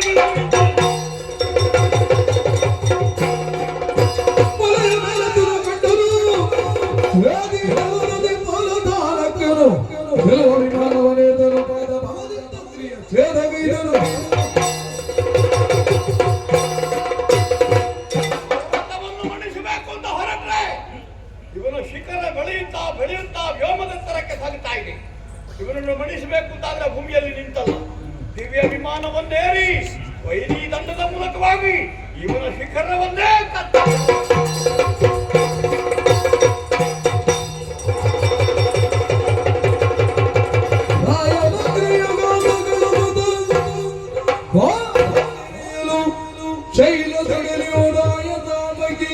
ಶುಕ್ತಿಮತಿ ತಾನೇದು ನಮಿಸಿದಳೋ. ಜಯ ಜಯತು ಜಯತು ಭೂಪ ಬಂಧನಕ್ಕೆ ಜಯ ವಿದ್ಯೆ ಮದನ ರೂಪ. ಲಯ ವಿಲಯ ಜೀವನವನು ಶ್ರುತಿ ಗಣಿತಿ ಕಾಯ್ದಿರೋ. ಜಯ ಜಯ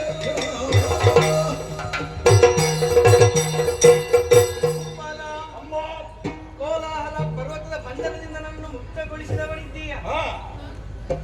ಹಾಗಾಗಿ ಇನ್ನು ಮುಂದಕ್ಕೆ ನಾನು ನೀರಾಗಿ ಹರಿಯುವುದಕ್ಕಾಗಿ ನೀನು ಅವಕಾಶವನ್ನು ಮಾಡಿಕೊಡಬೇಕು. ದೇವಧಾಮದಿಂದ ಬರುವಾಗ ನಾನು ಗಮನಿಸಿದೆ. ಪ್ರಬಲವಾಗಿ ಅತ್ಯಂತ ವಿಶಾಲವಾಗಿ ಹರಿಯುತ್ತಿದ್ದಂತ ನೀನು ಮಂದಗತಿಯಲ್ಲಿ ಸಾಗುತ್ತಾ ಇದ್ದಿದ್ದಾದ್ರೆ ಯಾವುದೋ ಒಂದು ರೀತಿ ಆತಂಕಕ್ಕೆ ತುತ್ತಾಗಿದ್ದ ಸ್ಪಷ್ಟವಾಗಿಯೇ ಬಂದು ಗಮನಿಸಿದ ಅರ್ಥವಾಯಿತು. ಕೋಲಾಹಲದಂತಾದಂತ ಅಟ್ಟುಳಿ ಆ ಪರ್ವತ ಶಿಖರವನ್ನೇ ಗುಡಿಗೈದೆ. ಅದು ಈ ಕಾಲಕ್ಕೆ ನೀನು ಮರಳಿನ ಬಸವಾಗಿ ಹರಿಯುತ್ತದೆ. ಆದರೆ ನನ್ನ ನಾಡಿಗೆ ಸಮೃದ್ಧಿಯನ್ನು ನೀಡುವಳು ತಾಯಿಯ ಹಾಗೆ ನೀನು ಸತ್ಯ ಜೀವನದಿ ನಿಜ. ಮೊದಲಿನಂತೆ ಹರಿದು ನನ್ನ ಪ್ರಜೆಗಳನ್ನು ಈ ರೀತಿ ಮೊದಲಿನಂತೆ ಬರೆಯಬೇಕು ಅಂತ ನಿಲ್ಲಿ ವಿನಮ್ರನಾಗಿ ಪ್ರಾರ್ಥಿಸುತ್ತಾ ಇದ್ದೇನಮ್ಮ. ಆದರೆ ಏನಮ್ಮ? ಕೋಲಾಹಲ ಪರ್ವತ ಹ. ನನ್ನ ಮನಸ್ಸಿಗೆ ಒಪ್ಪಿಗೆ ಇಲ್ಲದೆ ನನ್ನನ್ನು ಬಲಾತ್ಕರಿಸುವುದಕ್ಕೆ ಮುಂದಾದ. ಸರಿ. ಬಲಾತ್ಕಾರ ಮಾಡಿದ ಪರಿಣಾಮದಿಂದಲಾಗಿ ಬಹಳ ದೀರ್ಘಕಾಲ ನಿನ್ನೊಡನಿದ್ದ ಅಂತ ಗೊತ್ತಾಯ್ತು. ಹೌದು, ಯಾಕಂದ್ರೆ ನಾನು ದೇವಲೋಕಕ್ಕೆ ಹೋಗಿ ಬರುವಾಗ ನೋಡಿದ್ದನು. ನಿಜ. ಹ. 2 ಮಕ್ಕಳಿಗೆ ಜನ್ಮವನ್ನಿತ್ತಿದ್ದೇನೆ. ಅವನಿಂದಲಾಗಿ ನೀವು 2 ಮಕ್ಕಳನ್ನು ಪಡೆದೆ. ಹೌದು. ವಸುಪದ ಮತ್ತು ಗಿರಿಕೆ ಎನ್ನುವುದಾಗಿ ಒಂದು ಗಂಡು ಒಂದು ಹೆಣ್ಣು. ಸರಿಯಮ್ಮ. ಆ ಮಕ್ಕಳನ್ನು ಹ. ನಿನಗೆ ಒಪ್ಪಿಸುತ್ತಾ ಇದ್ದೇನೆ. ವಸುಪದರನ್ನು ನೋಡುವಾಗ ಅರ್ಥವಾಗುತ್ತಾ ಇದೆ. ಯೋಗ್ಯತಾ ಸಂಪನ್ನನು ವಿಕ್ರಮಿಯೂ ಇದ್ದಾನೆ. ನಿಜ. ಆಮೇಲೆ ನಿನ್ನ ಆಗಿರುವಂತಹ ಸತ್ಯಾಭಿಮಾನಿ ದೇವತೆಯ ಮಗ ಅಂತವನನ್ನು ನನ್ನ ದಂಡನಾಯಕರನ್ನಾಗಿ ನೇಮಿಸಿಕೊಡ್ತೇನೆ.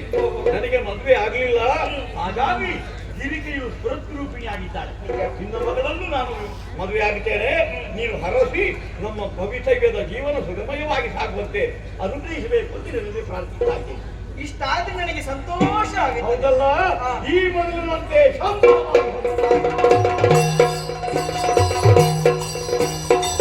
ಎಂದು ಯೋಚಿಸುತ್ತಿಳಿಯುತ್ತ ನಗರದಲ್ಲಿ ಬಂದನ ತಾನಾದ ವಸುವಿನ ಮಂದಿರಕ್ಕೆ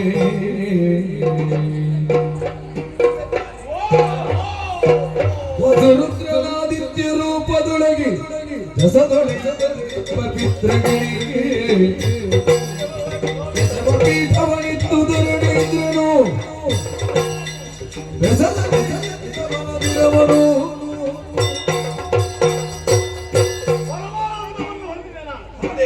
ಗಿರಿಕೆಯೊಂದಿಗಿರಂತಾದಂತಹ ದಾಂಪತ್ಯ ಜೀವನದಲ್ಲಿ 5 ಮಂದಿ ಗಂಡು ಮಕ್ಕಳನ್ನು ಪಡೆದೆ.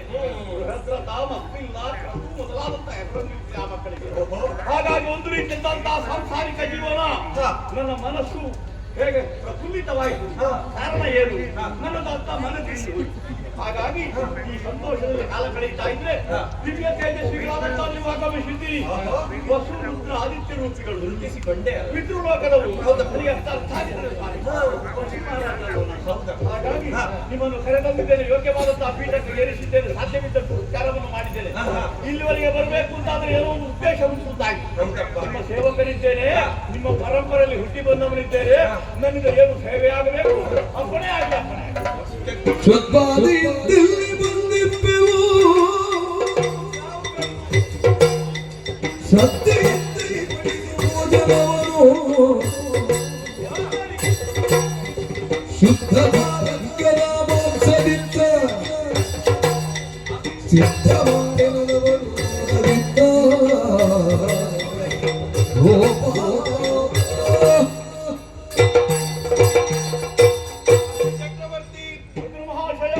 ಪಿತೃಲೋಕದಲ್ಲಿದ್ದುಕೊಂಡು ನಿನ್ನದಾದಂತಹ ಆಳ್ವಿಕೆಯನ್ನೆಲ್ಲ ಕಂಡು ನಾವು ಸಂತೋಷಗೊಂಡವರೇ.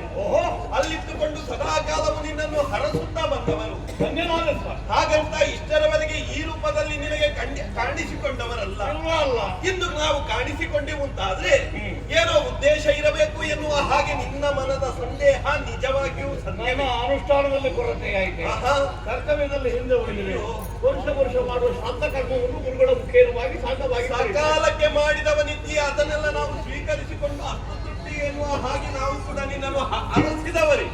ಹಾಗಂತ ಪೂರ್ಣವಾಗಿ ನಾವು ಸಂತುಷ್ಟರಾಗಲಿಲ್ಲ ಅಲ್ಲ. ನಿನ್ನ ಕಡೆಯಿಂದ ಏನು ಕೊರತೆ ಆಗಲಿಲ್ಲ. ಹಾಗಂತ ನಮಗೂ ಏನು ಬೇಕು ನಿನ್ನ ಕೈಯಾರೆ ಉಣಬೇಕು ಎನ್ನುವಂತ ವಿಶೇಷವಾದಂತಹ ಬಯಕೆ ಮೂಡಿದ್ದರಿಂದಲಾಗಿ ಈ ಕಡೆ ಈ ರೂಪದಿಂದಲೇ ನಿನಗೆ ಕಾಣಿಸಿಕೊಟ್ಟವರಿದ್ದೇವೆ. ಭೋಜನ ಹೌದಪ್ಪ. ಒಂದು ನಿನ್ನ ಅರಮನೆಯಲ್ಲಿ ಒಂದು ಭೋಜನವನ್ನು ಮಾಡಿ ಉಂಡು ತೇಗಿ ನಿನ್ನನ್ನೊಮ್ಮೆ ಹರಸಬೇಕು ಎನ್ನುವ ಹಾಗೆ ಒಂದು ನಮ್ಮ ಆಸೆ. ಪಿತೃಗಳು ಬಂದು ನಮಗೆ ಭೋಜನ ಇತ್ತು ಅಂತ ಹೇಳಿದ ಕಥೆ ನನಗೆ ಗೊತ್ತಿಲ್ಲ. ಇಲ್ಲ ಪಿತೃಲೋಕಕ್ಕೆ ಸಂಬಂಧ. ಯಾಕಂದ್ರೆ ನಾವು ಯಾವತ್ತೂ ತರ್ಪಣ ಬಿಡುವ ಕಾಲಕ್ಕೆ ಬಿಡ್ತೇವೆ. ಹೌದಪ್ಪ. ಪಿತೃನ್ ತರ್ಪಯಾಮಿ ಪಿತೃಪತ್ನಿ ತರ್ಪಯಾಮಿ ಪಿತೃಪುತ್ರಾನ್ ತರ್ಪಯಾಮಿ. ಪಿತೃಗಳ ಅಲ್ಲ ಪಿತೃಪಕ್ಷದಲ್ಲಿ ಮಾಡಿದ್ದೆ ಅಲ್ಲ. ನನ್ನ ಅನುಷ್ಠಾನದಲ್ಲಿ ಇದುವರೆಗೆ ಏನು ಕೊರತೆ ಆಗಲಿಲ್ಲ ಅಂತ ನನಗೆ ವಿಶ್ವಾಸ. ಮತ್ತೆ ಶ್ರಾದ್ದ ಕರ್ಮದಲ್ಲಿ ಆದ್ರೂ ಪಿತೃವೇ ಎದ್ದು ಬಂದರೂ ಪಿಂಡ ಕೊಡುವ ಕ್ರಮ ಇಲ್ಲ ಅಲ್ವಾ. ಎಲ್ಲ ಒಂದು ಕಡೆಗೆ ಒಂದು ಕೈ ಬಂತಂತೆ ಪಿತೃ ಮಹಾಶಯ ಕೇಳಿದ್ರಂತೆ ಗುರುಗಳಲ್ಲಿ ನಾನು ಏನು ಮಾಡ್ಬೇಕು. ಕೈಯಲ್ಲಿ ಕೊಡುವ ಹಾಗಿಲ್ಲ. ಸರ್ಪಸ್ಯೋಪರಿ ಪಿಂಡಂ ದರ್ಭೆ ಮೇಲೆ ಇಡುತ್ತೇಂದ್ರಂತೆ ಗುರುಗಳು. ಹಾಗಾಗಿ ಇಲ್ಲಿ ನೋಡಿದ್ರೆ ನೀವೇ ಬಂದು ಹೇಳ್ತೀರಿ ನನಗೆ ಒಂದು ಉಣಬಡಿಸಬೇಕು ಅಂತ. ಹೌದಾ? ನನಗೆ ಅದು ಆಶ್ಚರ್ಯವಾಗಿ ಉಂಟು ಈ ವ್ಯವಹಾರ. ಆಯ್ತಪ್ಪ, ಹಾಗಿದ್ರೆ ನೀವೇ ಮಾಡುವ.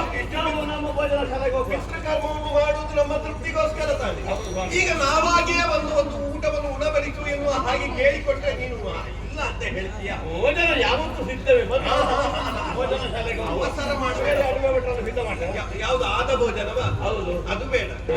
ಈಗ ಆದ ಭೋಜನ ಬಿಸಿ ಬಿಸಿ ಸಿದ್ಧ ಮಾಡೋಣ. ಅದು ಆಗುದಿಲ್ಲ. ಆ ಭೋಜನ ಬೇಡ. ನಮಗೆ ಶುದ್ಧ ಶಾರಂಗದ ಮಾಂಸವನ್ನು ಉಣಬಡಿಸಿದ್ದಾದ್ರೆ ಅದನ್ನು ಉಂಡು ನಾವು ಮತ್ತೆ ಬಿದ್ದು ಲೋಕವನ್ನು ಸೇರಿಕೊಳ್ಳುತ್ತೇವೆ. ಸಾರಂಗದ ಮಾಂಸ. ಹೌದು. ನಾನು ಯಾರನ್ನಾದ್ರೂ ಕೊಡಲಿ ಬೇಟೆಯಾಡಿಸಬೇಕು. ನೀನೇ ನಿನ್ನ ಕೈಯಾರೆ ಕಾಡಿಗೆ ತೆರಳಿ ಬೇಟೆಯನ್ನಾಡಿ ಆ ಮಾಂಸವನ್ನು ನಮಗೆ ಉಣಬಡಿಸಬೇಕು. ಅದು ಮಾಂಸ ನಿಷಿದ್ಧ ಎನ್ನುವುದು ನಮಗೆ. ಪಂಚಪಂಚನಗಾಹ ಭಕ್ಷ್ಯ, ದಶ ಕೂರ್ಮ ಮೊದಲಾದ 5 ಬಗೆಯ ಮಾಂಸಗಳನ್ನು ತಿರುಗುವುದು ಶಾಸ್ತ್ರ.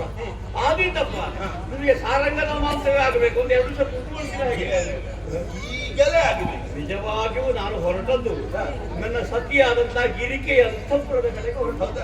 ಅವಳಲ್ಲಿ ಸಂಭಾಷಣೆ ಮಾಡಬೇಕು, ಅವಳಲ್ಲಿ ಸರಸವಾಗಿರ್ಬೇಕು ಅಂತ ನಾನು ಹೊರಟ ಕಾಲ ಇಲ್ಲ. ಹೆಂಡತಿಯ ಮನೆಗೆ ಆವಾಗ ನೀವು ಆಗಮಿಸಿದ್ರಿ ಮಿತ್ರಗಳು. ನಿನ್ನ ಮನದ ಕಾಮನೆ ಏನು ಎನ್ನುವ ಹಾಗೆ ತಿಳಿಯದೆ ಬಂದವರಲ್ಲ. ನೀನು ಈಗ ನಮಗೆ ಇಷ್ಟನ್ನೆಲ್ಲ ಉಣಬಡಿಸಿದ್ದಾದ್ರೆ ನಿನ್ನ ಮನದ ಕಾಮನೆ ಈಡೇರುತ್ತದೆ. ಹೆಂಡತಿಯಲ್ಲಿ ಸರಸವಾಗಿರ್ಬೇಕು ಅಂತ ಒಂದು ಬಯಸುವ ಸಂದರ್ಭ ಬರುವುದೇ ಕಡಿಮೆ ರಾಜಕೀಯದಲ್ಲಿ ತೊಡಗಿಸಿಕೊಂಡವನಿಗೆ. ಈಗ ಅವಳಲ್ಲಿ ಸರಸವಾಗಿರ್ಬೇಕು ಅಂತ ನಾನು ಹೊರಟೆ. ಈಗ ನೀವು ಒಂದು ಹೇಳ್ತೀರಿ ನನಗೆ ಸಾರಂಗದ ಮಾಂಸ ಆಗಬೇಕು, ಅದನ್ನು ನೀವೇ ತರಬೇಕು. ಕಿರಿದು ಸಮಯ ನೋಡು.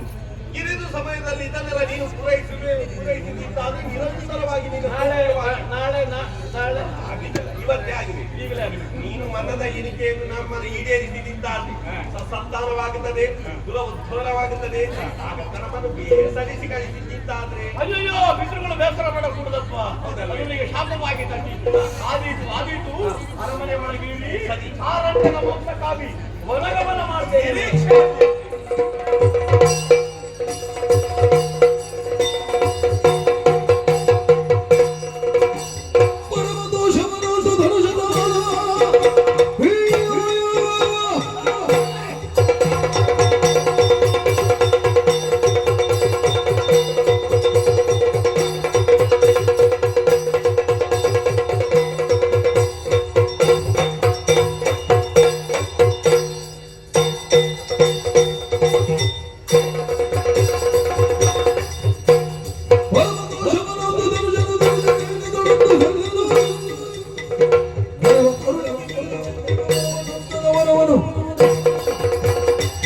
ಮನಸ್ಸಿನ ಒಳಗೆ ಒಂದು ಹೊಯ್ದಾಟ. ಒಂದು ಕಡೆಯಲ್ಲಿ ಪಿತೃಗಳು ಬಂದು ಹೇಳ್ತಾರೆ ನನಗೆ ಉಣಬಡಿಸಿ, ಮತ್ತೊಂದರಲ್ಲಿ ಗಿರಿಕೆಯನ್ನು ಕಾಣಬೇಕೆಂಬಂತ ತವಕ. ಯಾವುದು ಗೌಣ ಯಾವುದು ಪ್ರಧಾನ ಅಂತ ಗೊತ್ತಾಗುವುದಿಲ್ಲ. ಪಿತೃಗಳ ಸಂತೋಷ ಅದಲ್ಲೇ ಮುಖ್ಯ. ಹಾಗಾಗಿ ಬಿಲ್ವಾಣ ಸಮೇತರಾಗಿ ವನ ಪ್ರವೇಶ ಮಾಡಿದೆ. ಉಳಿದ ಮನೆಗಳ ಬೇಕಾಗಿಲ್ಲ. ಹೇಳಿಲ್ಲ ಸಾರಂಗದ ಮಾಂಸ ಆಗಬೇಕು. ಎಷ್ಟು ಸಾರಂಗಗಳು ಸಿಗ್ತವೆ ಹೋಗುವಾಗ ದಾರಿಯಲ್ಲಿ. ಒಂದೇ ಒಂದು ಸಾರಂಗ ಸಿಗೋದಿಲ್ಲ. ಹುಡುಕಿದೆ ಆದರೂ ಪಿತೃಗಳ ಸಂತೋಷಕ್ಕಾಗಿ ಅವುಗಳಿಲ್ಲದೆ ನಾನು ಅರಮನೆ ಸೇರುವ ಹಾಗಿಲ್ಲ. ನೋಡೋಣ.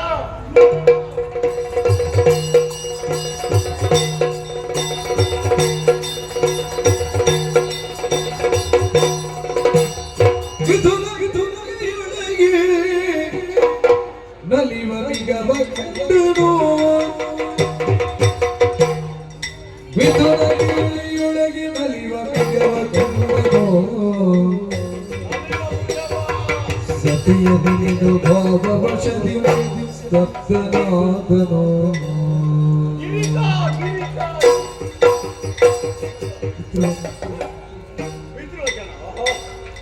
ಜತನವಾದ ಪಿತೃವಚನನೆಯು ಗಂಧನು ಹೃದಯ ಶರಕೆ ಗತ್ತು ಬಿತ್ತುನು.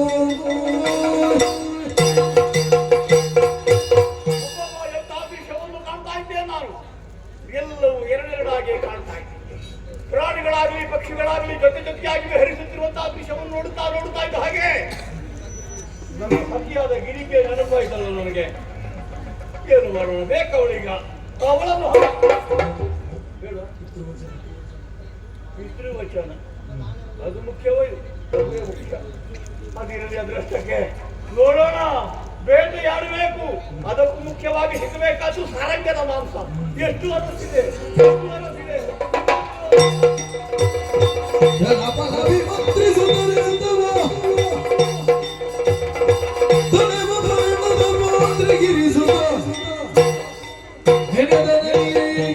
ಚರಿಸಿ ಬೆಳೆಯುವ ಶೇನ ಪಕ್ಷಿಯನು ಈ ಮೃಗ ಮಿತ್ರಗಳನ್ನು ನೋಡುತ್ತಾ ನೋಡುತ್ತಾ ವನ ಪ್ರದೇಶದಲ್ಲಿ ಸಾಗುತ್ತಾ ಇದ್ರೆ ನನ್ನ ಚಿತ್ತವೇ ವಿಚಲಿತವಾಗುವುದಕ್ಕೆ ತೊಡಗಿ, ಮನ್ಮಥನ ಬಾಣನನ್ನು ಘಾಸಿಗೊಳಿಸುವುದಕ್ಕೆ ತೊಡಗಿತ. ನನ್ನ ರೇತಸ್ಸೇ ಪಾತವಾಗಿ ಹೋಯಿತು. ವಜ್ರ ಸಮಾನವಾದಂತಹ ರೇತಸ್ಸು ನನ್ನ ಸತಿಗೆ ಸಿಗಬೇಕಾದ್ದು. ಅವಳು ಗರ್ಭಧರಿಸಬೇಕಾದದ್ದು. ಏನು ಮಾಡೋಣ? ಇದನ್ನು ಉಪೇಕ್ಷೆ ಮಾಡುವ ಹಾಗಿಲ್ಲ. ಖಂಡಿತವಾಗಿ ಹಿರಿಕೆಗೆ ಒಪ್ಪಿಸಲೇಬೇಕು. ಹಾಗಾಗಿ ಪಾತವಾದಂತಹ ರೇತವನ್ನು ಹಾಗೆ ಒಂದು ಎಲೆಯ ದೊಣ್ಣೆಯಲ್ಲಿ ಇರಿಸಿದೆ. ಇದನ್ನು ಕೊಂಡು ಹೋಗಿ ಅಂತಃಪುರದಲ್ಲಿ ಒಪ್ಪಿಸಬೇಕಾಗಿಲ್ವಾ? ನಮಗೆ ವೇಗವಾಗಿ ಸಾಗಲಿಕ್ಕೆ ಸಾಧ್ಯ ಇಲ್ಲ. ತಡ ಮಾಡುವ ಹಾಗೂ ಇಲ್ಲ. ನಾರಾಯಣ ಒಂದು ದಾರಿ. ನಾರಾಯಣ ಅಂತ ಹೇಳಿದ್ದೆ ತಡ. ಒಬ್ಬೊಬ್ಬರು ವಾಹನವಾದಂತಹ ಗರುಡ ನಮ್ಮ ಮೇಲೆ ಸಾಗುತ್ತಾ ಇದ್ದಾರೆ. ಶೇನ ಪಕ್ಷಿ. ಯಾರಲ್ಲಿ ಪಕ್ಷಿ ರಾಜ? ಬಾರಯ್ಯ, ಬಾರಯ್ಯ, ಹೀಗೆ ಬಾ.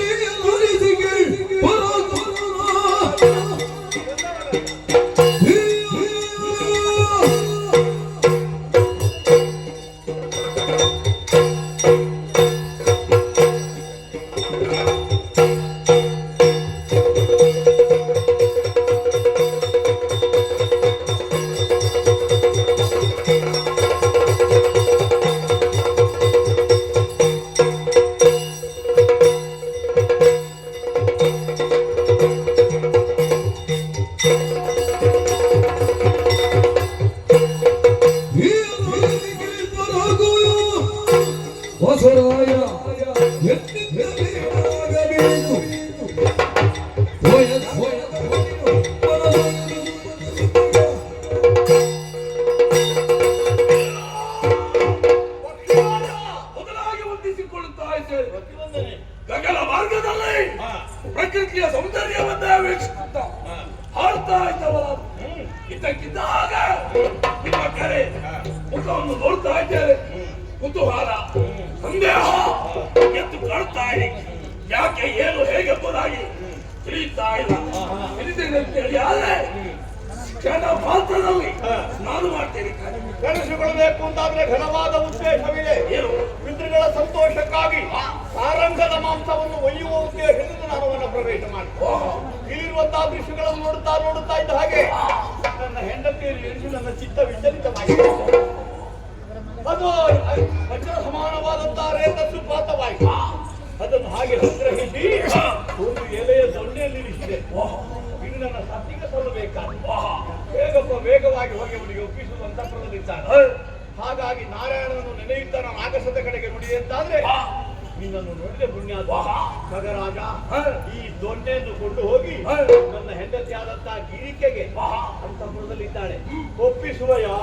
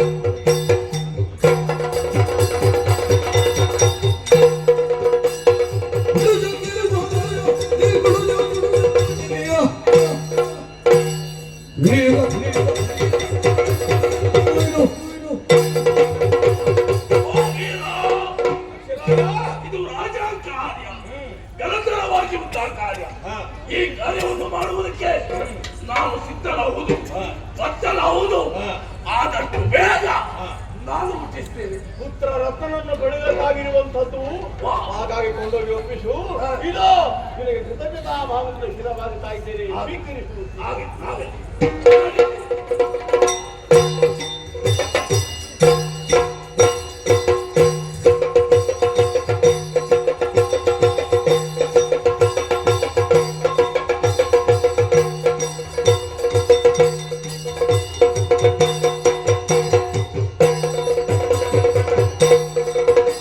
ಗುಡ್ಡದರು ದೂರದಲ್ಲಿ ಇಳಿದು ಬಂದು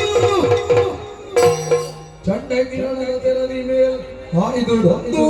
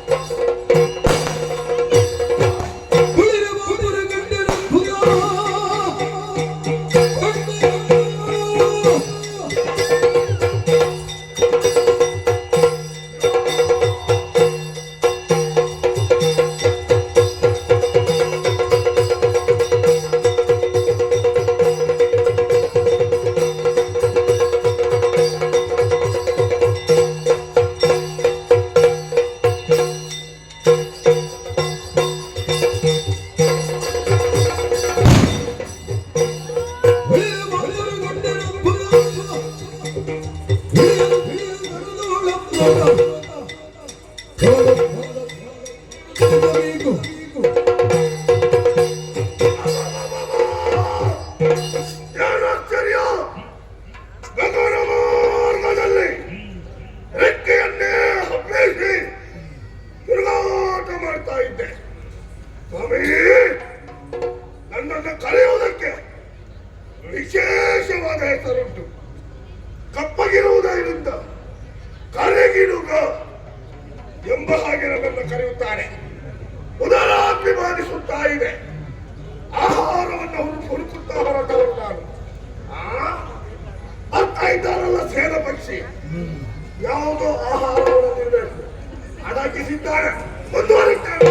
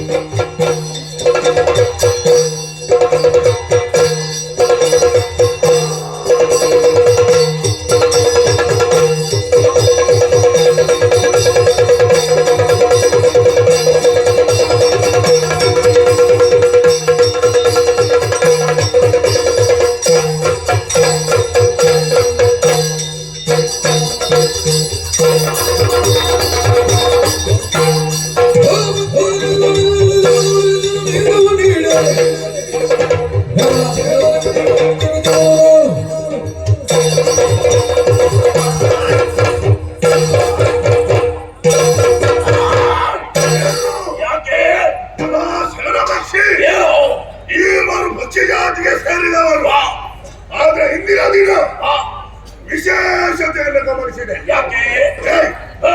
ಉದರಾಗ್ನಿ ಬಾಧಿಸುತ್ತಾ ಉಂಟು. ನಿನ್ನಲ್ಲಿರುವ ಆಹಾರ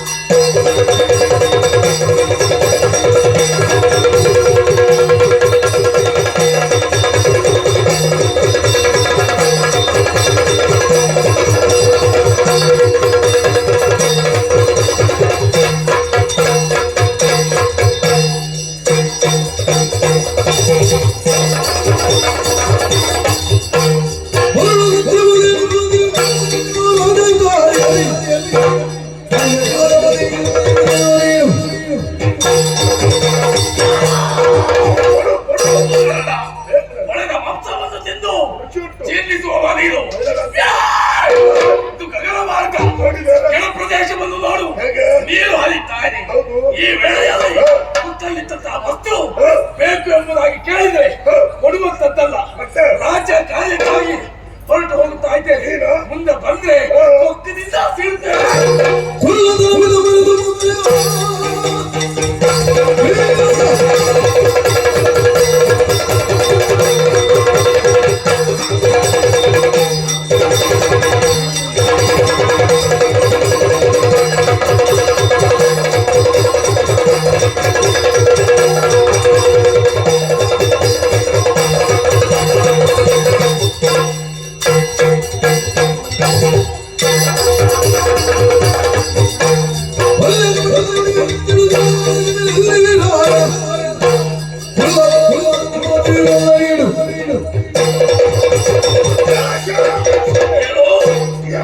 ಯಾಕೆ ನಿನ್ನ ಹಾಸ್ಯವ ಏನಾಯ್ತು ಪಕ್ಷಿ ಜಾತಿಗೆ ಸೇರಿದಂತಹ ನಾವು ರಾಜಕಾರ್ಯ ಯಾಕೆ ರಾಜಕಾರ್ಯ ಇರಲಿ ಅದು ನಿನಗೆ ನನಗೆ ಬೇಕಾದದ್ದು ಆಹಾರ ಕೊಡುಕೊಳ್ಳಲಿ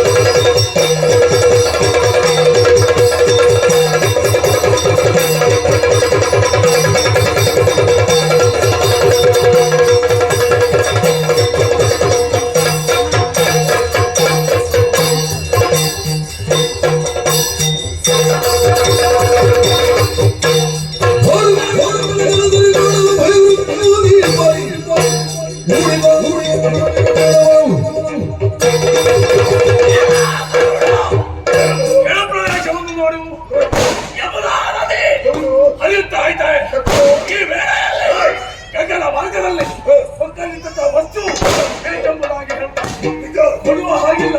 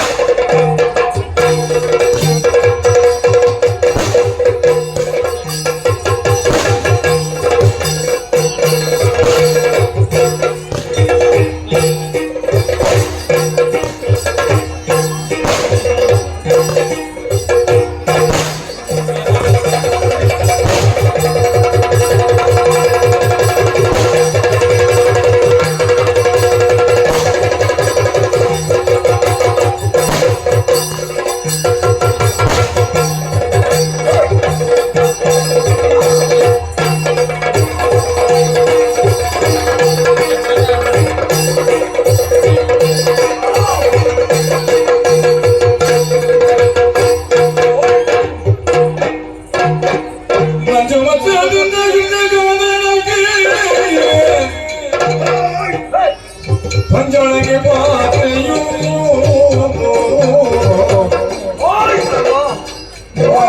ಗಾಮಿನಿ ಗಾಳಿಂದ ಎಡೆಯಲಿ ವಂದಿಸಿದ್ದೇನೆ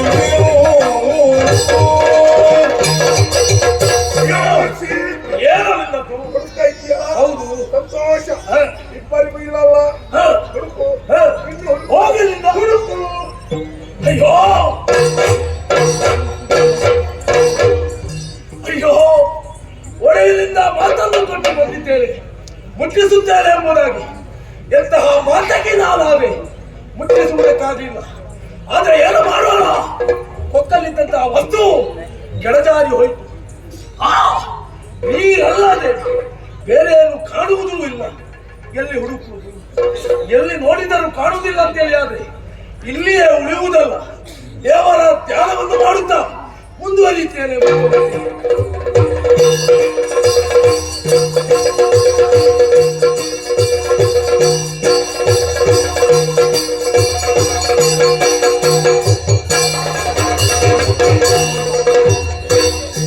ಶರಣು ಶರಣು ಗಾಯ ಗಾಯಂದಿ ಶರಣು ಶರಣು ತಾಯೇ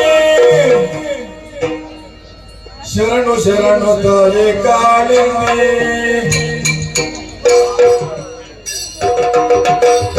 ಶರಣು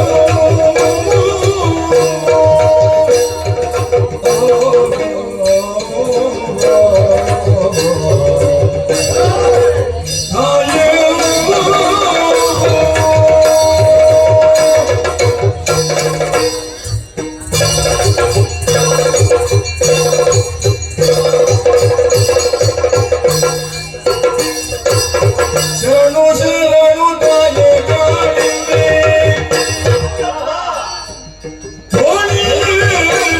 ಬರಲು ನಮ್ಮ ಕಾಯಿ ಕಾಳಿಂದಿ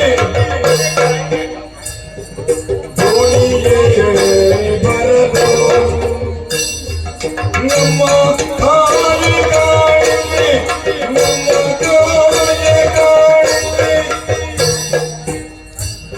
ಶರಣು ಶರಣು ಶರಣು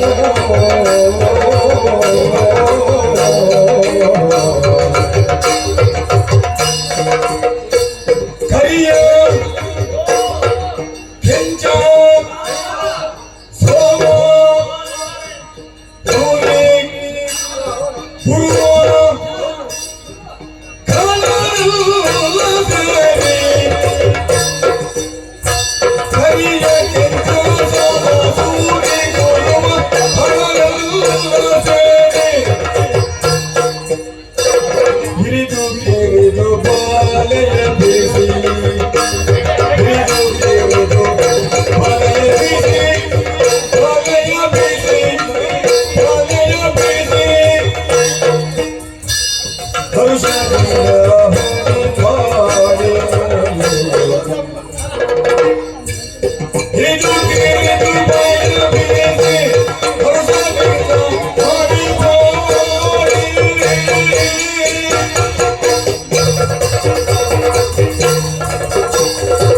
ಶರಣು ಶರಣು ತಾಯೇ ಕಾಳಿಂದಿ ಶರಣು ಶರಣು ತಾಯೇ ಕಾಳಿಂದಿ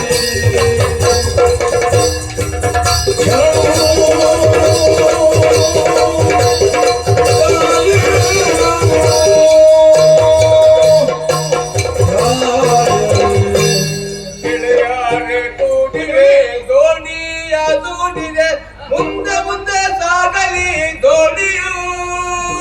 ಗೆಳೆಯರೇ ಕೂಡಿರೆ ದೋಣಿಯ ದೂಡಿರೆ ಮುಂದೆ ಮುಂದೆ ಸಾಗಲಿ ದೋಣಿಯು.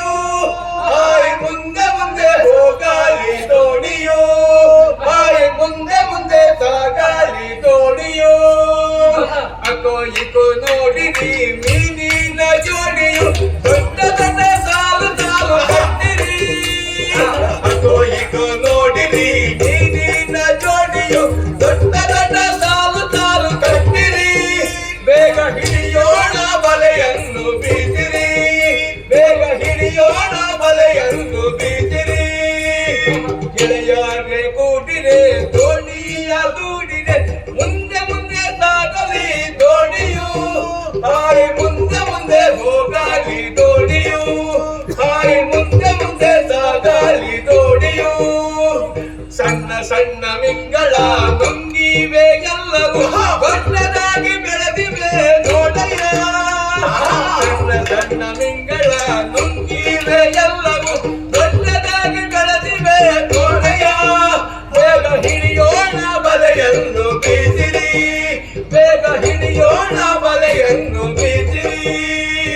ಗೆಳೆಯರೇ ಕೂಡಿರಿ ದೋಣಿಯ ಕೂಡಿರಿ ಮುಂದೆ ಮುಂದೆ ಸಾಗಲಿ ದೋಣಿಯು. ಹಾಯ್ ಮುಂದೆ ಮುಂದೆ ಹೋಗಲಿ ದೋಣಿಯು. ಹಾಯ್ ಮುಂದೆ ಮುಂದೆ ಸಾಗಲಿ ದೋಣಿಯು.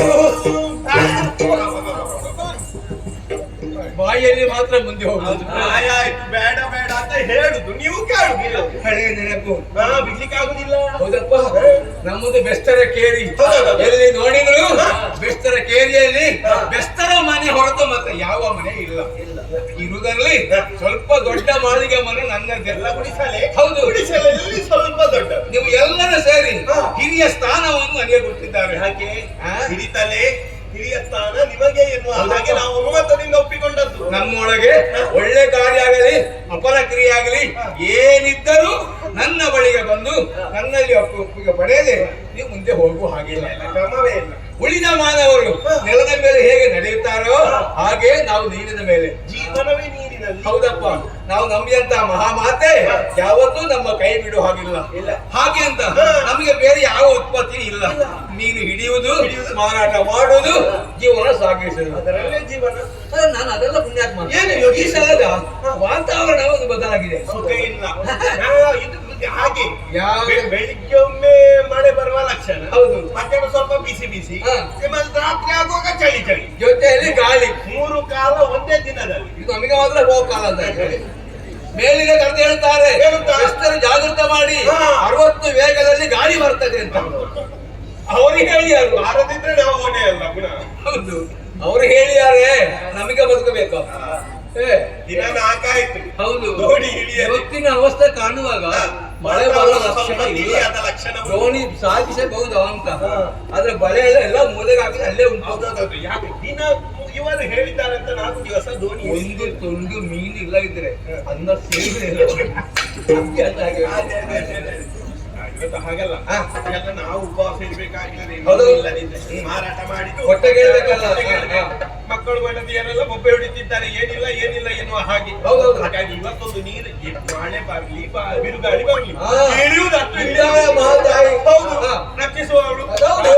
ಬಲೆ ಪುಣ್ಯಾತ್ಮ ಮೊದಲೇ ಅವನಿಗೆ ಸ್ವಲ್ಪ ನೆನಪಿನ ಶಕ್ತಿ ಕಡಿಮೆ ಇದೆ. ಬಲೆ ಎಲ್ಲ ತೂತಾದದೇ ಬಲೆ.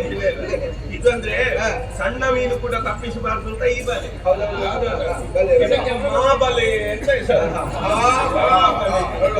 ಆ ದೇವರನ್ನು ಮನಸ್ಸಾರೆ ಧ್ಯಾನಿಸಿ ಈಗ ನೀರು ನೋಡುವಾಗ ಗೊತ್ತಾಗ್ತದೆ ಯಾವ ಬದಿಯಲ್ಲಿ ಯಾವ ತರದ ಮೀನಿದೆ ಅಂತ. ಓ, ಅಲ್ಲಿ ನೀರು ತಳಬಲಾಗ್ತಾ ಉಂಟು. ಅಲ್ಲಿ ಸ್ವಲ್ಪ ಹೆಚ್ಚು ಮೀನುಗಳು, ದೊಡ್ಡ ದೊಡ್ಡ ಮೀನುಗಳು. ಇಲ್ಲಿ ಒಂದು ಈಚೆ ಈಚೆ ನೋಡುವಾಗ ಚಿಕ್ಕದು ಹೌದು. ಅದು ನಮಗೆ ಸಿಗಲಿ. ಆ ಕಡೆ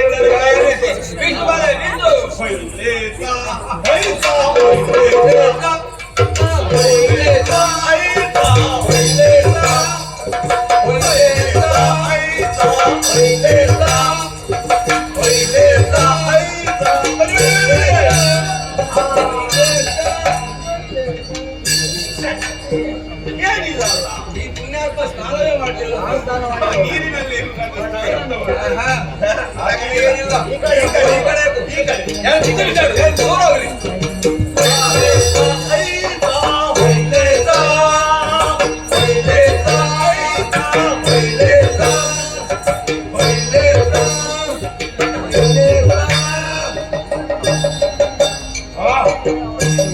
ಇವತ್ತು ವಾರ ಉಂಟಲ್ಲ.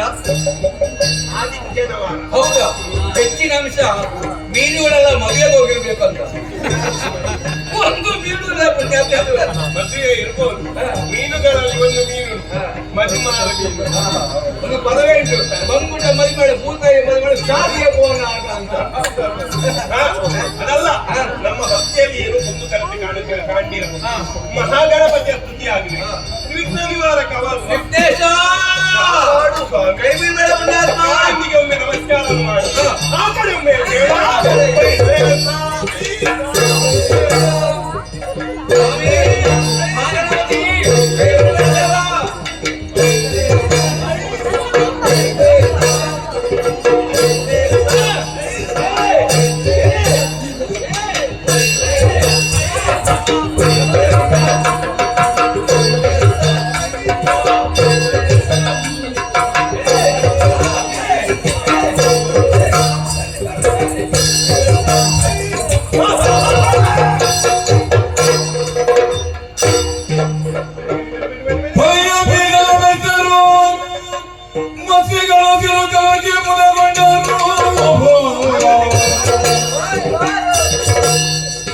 ಬಳಗಕ್ಕೆ ಮತ್ಸ್ಯಗಳನ್ನು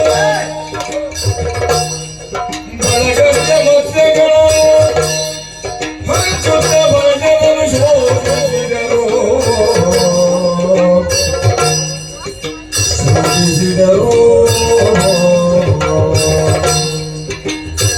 ಮತ್ಸ್ಯಗಳು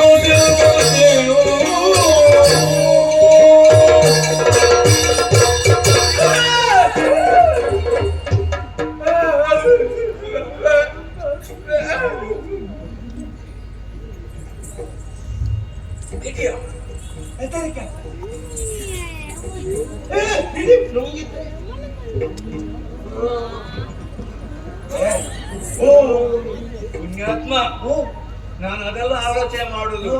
ಈ ಸಮುದ್ರ ಬದಿಯಲ್ಲಿ ಇಷ್ಟು ವರ್ಷ ಆಯ್ತು ನಾನು ಇರುದು. ಈ ಜಾತಿಯ ಮೀನನ್ನು ಯಾವುದು ನಾನು ನೋಡಿದಿಲ್ಲ. ಬೆಂಗುಡೆ, ಬೈಗೆ, ಮಾಂಜಿ, ಸಿಗಡಿ ಹಲವಾರು ಜಾತಿಯ ಮೀನಿದೆ. ಅದು ಇದು ಯಾವ ಜಾತಿಯದ್ದು ಅಂತ ನಾವೆನಿಸಿದ್ದು ಪುಣ್ಯಾತ್ಮ, ಇದು ಯಾವ ಜಾತಿಯವರಪ್ಪ? ಸಮಸ್ಯೆ ಆಯ್ತು ಪುಣ್ಯಾತ್ಮ. ಸಮಸ್ಯೆ ಅದಲ್ಲ, ಮೀನಿನ ಬಲೆ ದಡಕ್ಕೆ ಸೇರುವಾಗ ನಮ್ಮೆಲ್ಲರಲ್ಲಿ ಮಂದಹಾಸ ಇತ್ತು. ಯಾಕೆ? ಮೀನಿನ ರಾಶಿ ಸಿಕ್ಕಿದೆ, ಇನ್ನು ಕೊಂಡೋಗಿ ಮಾರುವುದು. ಇವನಿಗೊಂದಿಷ್ಟು ರಾಶಿ, ನನಗೊಂದಿಷ್ಟು ರಾಶಿ, ನಿಮಗೊಂದಿಷ್ಟು ರಾಶಿ. ಮೀನಿನ ರಾಶಿ ಅಲ್ಲ, ಪಾಲು ಮಾಡಿ ಕೊಂಡೋಗುವ ಅಂತ ನಾವು ಆಲೋಚನೆಯಲ್ಲಿ ಇದ್ರೆ ಒಂದೇ ಒಂದು ಭಾರಿ ಗಾತ್ರದ ಮೀನು ಬಲೆಯಲ್ಲಿ ಸೇರಿತ್ತು. ಇದನ್ನು ಯಾರಿಗಂತ ಕೊಡುದು? ಇವನು ಕೊಂಡೋಗುದಾ, ನಾನು ಕೊಂಡೋಗುದಾ, ಅಲ್ಲ ಗುರಿಕಾರರಾದಂತ ನೀವು ಕೊಂಡೋಗುದಾ? ಎಲ್ಲರೂ ದುಡಿದದ್ದು ಒಟ್ಟಿಗೆ, ಆದ್ರೆ ಪ್ರತಿಫಲ ಸಮಸ್ಯೆ ಸುಲಭದಲ್ಲಿ ಪರಿಹಾರ ಮಾಡೋಣ. ನನಗೋ ನಿನಗೋ ಅವಧಿಗೊಂದು ಬೇಡ. ಮೀನನ್ನು ಸೀಳುವುದು, ಕೊಯ್ದು ಪಾಲು ಮಾಡುದು, ಎಲ್ಲರಿಗೂ ಒಂದೇ ಲೆಕ್ಕ. ನಮ್ಮ ಬಿಟ್ಟು ಕೊಂಡೋಗ್ಯಾ? ಇಲ್ಲೇ ಇಲ್ಲೇ ಅದಕ್ಕೆ ಹೇಳುದು, ದೊಡ್ಡ ತಲೆ ಹಿರಿಯ ತಲೆ ಒಂದು ಮಾರ್ಗದರ್ಶನಕ್ಕೆ ಇರಬೇಕು ಅಂತ ನಿಮಗೋಸ್ಕರ ಹೇಳಿ. ನಾಳೆ ಚರ್ಚೆ ಆಗಲಿ ಬೇಡ. ಅವನಿಗೆ ತಲೆ, ಇವನಿಗೆ ಬಾಲ, ಇವನಿಗೆ ಮೊಟ್ಟೆ. ಸಮಾನವಾದಂತಹ ದುಡಿಮೆ, ಸಮಾನವಾದಂತಹ ವೇತನ. ಹಾಗಾಗಿ ಇದು ಮೀನು ಹಾಳಾಗುವ ಮೊದಲು ಕೊಯ್ಯುವ. ಸಮುದ್ರ ಬದಿಯಲ್ಲೇ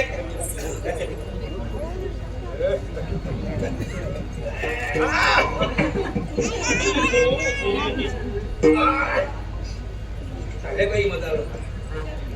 ತಲೆ ಹೋಯುವನಿಗೆ ಇರ್ಲಿ, ತಲೆ ತಿಂದ್ರೆ ಬುದ್ಧಿ ಬರ್ತದೆ. ಅವನ ತಲೆ ಇಲ್ಲ.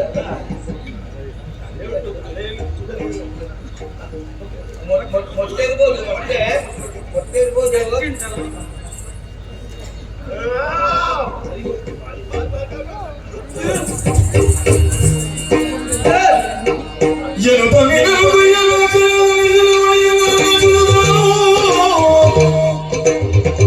ಕನಸೋ ಕನಸೋ ತಿಳಿಯದ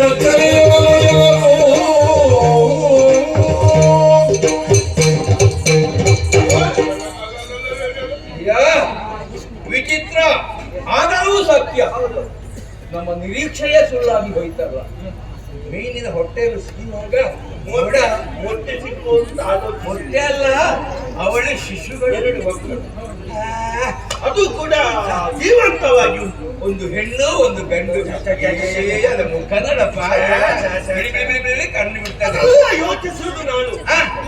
ಇಂತಹ ಸಣ್ಣ ಮಕ್ಕಳು ಮೀನಿನ ಉದರದಲ್ಲಿ ಹೇಗೆ ಹೋಗಿರಬಹುದು? ನಾನು ಅದನ್ನೇ ಆಲೋಚನೆ ಮಾಡೋದು. ಆಡ್ಲಿಕ್ಕೆ ಬರುವಾಗ ಏನಾದ್ರು ನೀನು ನುಂಗಿರ್ಬೋದು. ನಿನಗೆ ಬಡ್ಡಿದ ಕೈಯಾಗ ಪಂಚಾಯತ್ ತಗೊಳ್ಳಿಕ್ಕಿಲ್ಲ.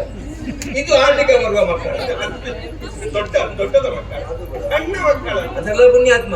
ಈಗ ಮೀನುಗಳೇ ಮಕ್ಕಳು ಹೇಳಲಿಕ್ಕೆ ಪ್ರಾರಂಭ ಮಾಡಿದ್ರೆ ಇನ್ನು ಮನುಷ್ಯರು ಮೊಟ್ಟೆ ಇಡಬೇಕಾದ್ರೆ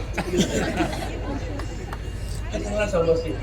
ಏನು ಮಾಡುದು ಪುಣ್ಯಾತ್ಮ? ಅದು ವಿಷಯ ಅಲ್ಲ. ಮೀನನ್ನು ನಾವು ಹಾಳು ಮಾಡಿಕೊಂಡು ಇದು ಮಕ್ಕಳು ಸಿಕ್ಕಿದ ಮೇಲೆ ಅದನ್ನು ಹೊರಟೋಗಿ ನಾವು ಸಾಗುದು ದೊಡ್ಡ ಕೆಲಸ ಅಂತ.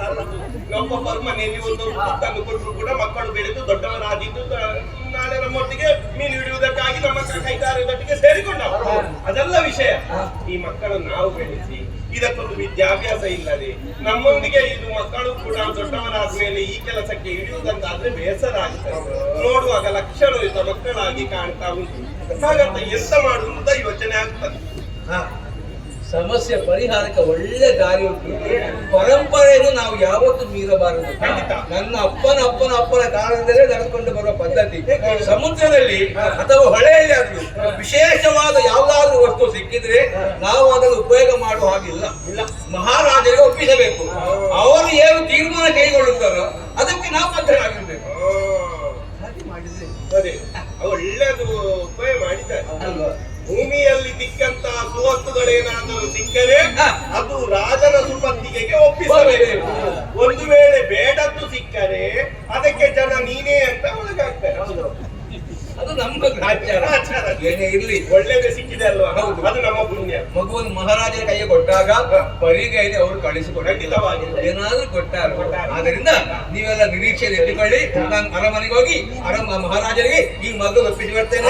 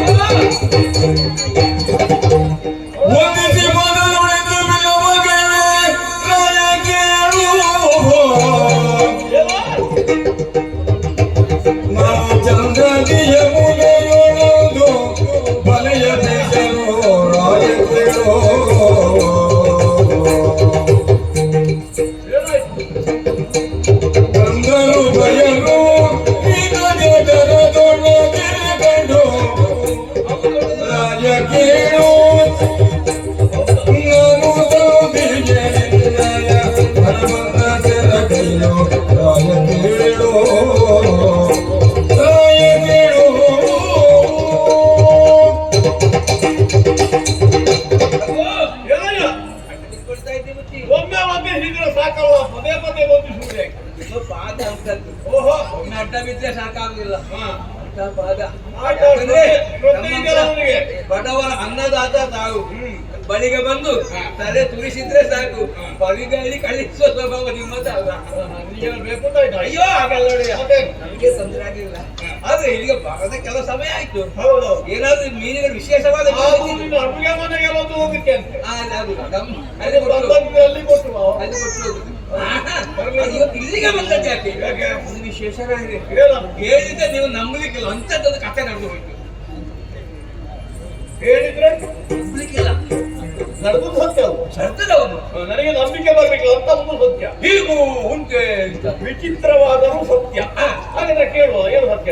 ನಾವು ಬಳೆ ಬೀಸು ಯಾವ ನಮ್ಮದ ಕಸುಬಲ್ಲ. ಹೌದು, ಬಳೆ ಬೀಸು ಹೋದಾಗ ನಮ್ಮ ಬಳೆಗೆ ಹಲವು ಮೀನು ಬೀಳಿಲ್ಲ ಹೊಣೆಯ. ಕೇವಲ ಒಂದೇ ಒಂದು ದೊಡ್ಡ ಗಾತ್ರದ ಮೀನು ಬಿತ್ತು. ಆ ಒಂದು ಮೀನು ಬಿತ್ತು. ನಿನಗೆ ಸಾಕುತ್ತಾಯ್ತಾ? ಈಗ ಒಂದು ಮೀನು ಕಡಿಮೆ ಆಯ್ತು ಅಂತ ಕೇಳಿಕೆ ಬಂದದ್ದು ಏನಾದ್ರು ಇವತ್ತಿನ ವರ್ಷಕ್ಕೆ? ಒಂದು ಮೀನು ಕಡಿಮೆ ಆಯ್ತು ಅಂತ ಇಟ್ಕೊಳ್ಳ, ನೀವು ಬೇರೆ ಮೀನು ಕೊಡ್ತೀರ? ಅಲ್ಲ, ಮೀನಲ್ಲ, ಇವತ್ತಿನ ವೆಚ್ಚಕ್ಕೆ ಬೇಕಾದ ಬಂಡಾರದ ಇನ್ನೇನು ಕುತೂಹಲವಾದ ವಿಷಯ. ಮೀನನ್ನು ನಾವು ಅಲ್ಲೇ ಕೊಯ್ದೇವು ರಾಯರೇ. ಕೊಯ್ಯುವಂತ ಸಂದರ್ಭದಲ್ಲಿ ಮೀನಿನ ಹೊಟ್ಟೆಯಲ್ಲಿ ಮೊಟ್ಟೆಗಳು ಕರುಳುಗಳು ಇರುವುದರ ಬದಲಾಗಿ ನೀವು ಹೇಳಿದ್ರೆ ನಂಬಲಿಕ್ಕಿಲ್ಲ, ನೋಡಿ ಅವಳಿ ಶಿಶುಗಳು ಮೀನ ಜಗದಲ್ಲಿ ಒಂದು ಹೆಣ್ಣು ಒಂದು ಗಂಡು. ನನಗೆ ಸಿಕ್ಕಿದಾಗ ಆಶ್ಚರ್ಯ ಆಯ್ತು. ನಾನು ಎಂತ ಮಾಡುದು ಅಂತ ಹೇಳಿ ನಮಗೆ ಅರ್ಪಿಸಿದ್ದೇನೆ. ಇನ್ನು ಏನಿದ್ರು ನಾನು ಅದನ್ನೇ ಆಗಿಂದ ಗಮನಿಸುವುದು. ನೀನು ಮೀನು ಹೊತ್ತುಕೊಂಡು ಬರಬೇಕಾದ ಮಕ್ಕಳನ್ನು ಹೊತ್ತುಕೊಂಡು ಬಂದಿದ್ಯಲ್ಲ, ಯಾಕೆ ಅಂತ ಗೊತ್ತಾಗಿಲ್ಲ ನನಗೆ. ಮುದ್ದು ಮುದ್ದಾದ ಮಕ್ಕಳು ನೋಡಿದ್ದೆ, ಆ ಪುಟ್ಟ ಪುಟ್ಟ ಕೈಗಳನ್ನು ನಲುಗಿಸುತ್ತಾ ನನ್ನನ್ನು ಬಾಚಿ ಆಗಿದೆ, ಸುರಿಸುತ್ತಿದೆ. ಈ ಮಕ್ಕಳನ್ನು ತಂದು ಮೀನ ಜಾಗದಲ್ಲಿ ಹೌದಳೆಯ ನಿಜವಾಗಿ ಹೌದಪ್ಪ, ನೀನು ಹೇಳಿದ ಹಾಗೆ ಆಶ್ಚರ್ಯವೇ. ಮೀನಿನ ಉದರದಲ್ಲಿ ಮೊಟ್ಟೆಗಳು ಇರಬೇಕು. ಮಾನವ ಶಿಶುಗಳಂದ್ರೆ ಭಗವಂತ ಈಶಿದ್ರು ಏನು ವಿಶೇಷವು. ನೀನು ಕೊಟ್ಟ ಮೇಲೆ ನನಗೆ ಬಿಟ್ಟು ಒಟ್ಟಿಗೆ ಮನಸ್ಸು ಬರುತ್ತೆ. ನಮ್ಮಲ್ಲಿ ಸಾಕಲಿಕ್ಕೆ ಅದಕ್ಕೆ ಬೇಕಾದ ಎಂತದ್ದಿಲ್ಲ. ಆ ಮೀನಿನ ವಾಸನೆಗೆ ಅವ್ರಿಗೆ ಯಾಕೆ ಆದರೂ ಒಂದು ಮಕ್ಕಳಿಗೆ ಹೆಸರಿಟ್ಟಿದ್ದೆ ನೀನು. ಅಯ್ಯೋ, ನನಗೆ ಎಂತದ್ದು ನಾನೆಂತದಿಲ್ಲ. ಮತ್ಸ್ಯದ ಹೊಟ್ಟೆಯಲ್ಲಿ ಸಿಕ್ಕಿದ ಮಗು ಅಲ್ವೇ? ಹೌದು, ಗಂಡು ಮಗುವನ್ನು ಮತ್ಸ್ಯ ರಾಜ ಅಂತ ಕರೆಯೋದು. ಗಂಡು ಮಗು ಮತ್ಸ್ಯ ರಾಜ. ಹೆಣ್ಣು ಮಗು ನೋಡಿದ್ಯಾ? ಅದೇ ಒಂದು ಗಂಧ ಸ್ವಲ್ಪ ಮೀನಿನಂತೆ ಉಂಟು. ಅದು ಮೀನಿನಂತೆ ಹೌದಲ್ಲ? ಹೊಟ್ಟೆಯಲ್ಲಿದ್ದದ್ದಲ್ಲ. ಮತ್ಸ್ಯಗಂಧಿ. ಮತ್ಸ್ಯರಾಜ ಮತ್ಸ್ಯಗಂಧಿ. ಮತ್ಸ್ಯಗಂಧಿ. ಒಳ್ಳೆ ಹೆಸರು. ಅಯ್ಯ. ದೂರ ಹೊತ್ತುಕೊಂಡು ಬಂದವನಿಗೆ ಹಾ. ಪ್ರಿಯ ಮಕ್ಕಳಿದ್ದಾರೆ. ದೇವರು ಕೊಡ್ಲಿಲ್ಲ. ಆಗಲಪ್ಪ, ಬಹಳ ಪ್ರೀತಿಯಿಂದ ಹಾ. ನನ್ನ ಬಗ್ಗೆ ಆದರ ಗೌರವ ಉಳ್ಳವನಾಗಿ ಸಿಕ್ಕಿದಂತಹ ವಸ್ತು ಇದು ಮಹಾರಾಜರಿಗೆ ಸಲ್ಲಬೇಕಾದ ಉದ್ದೇಶದಿಂದ ತಂದು ಒಪ್ಪಿಸಿದೆಯಲ್ಲ. ಹೌದು. ಈ ಹೆಣ್ಣು ಮಗು ನಿನಗೆ ಇರಲಿ.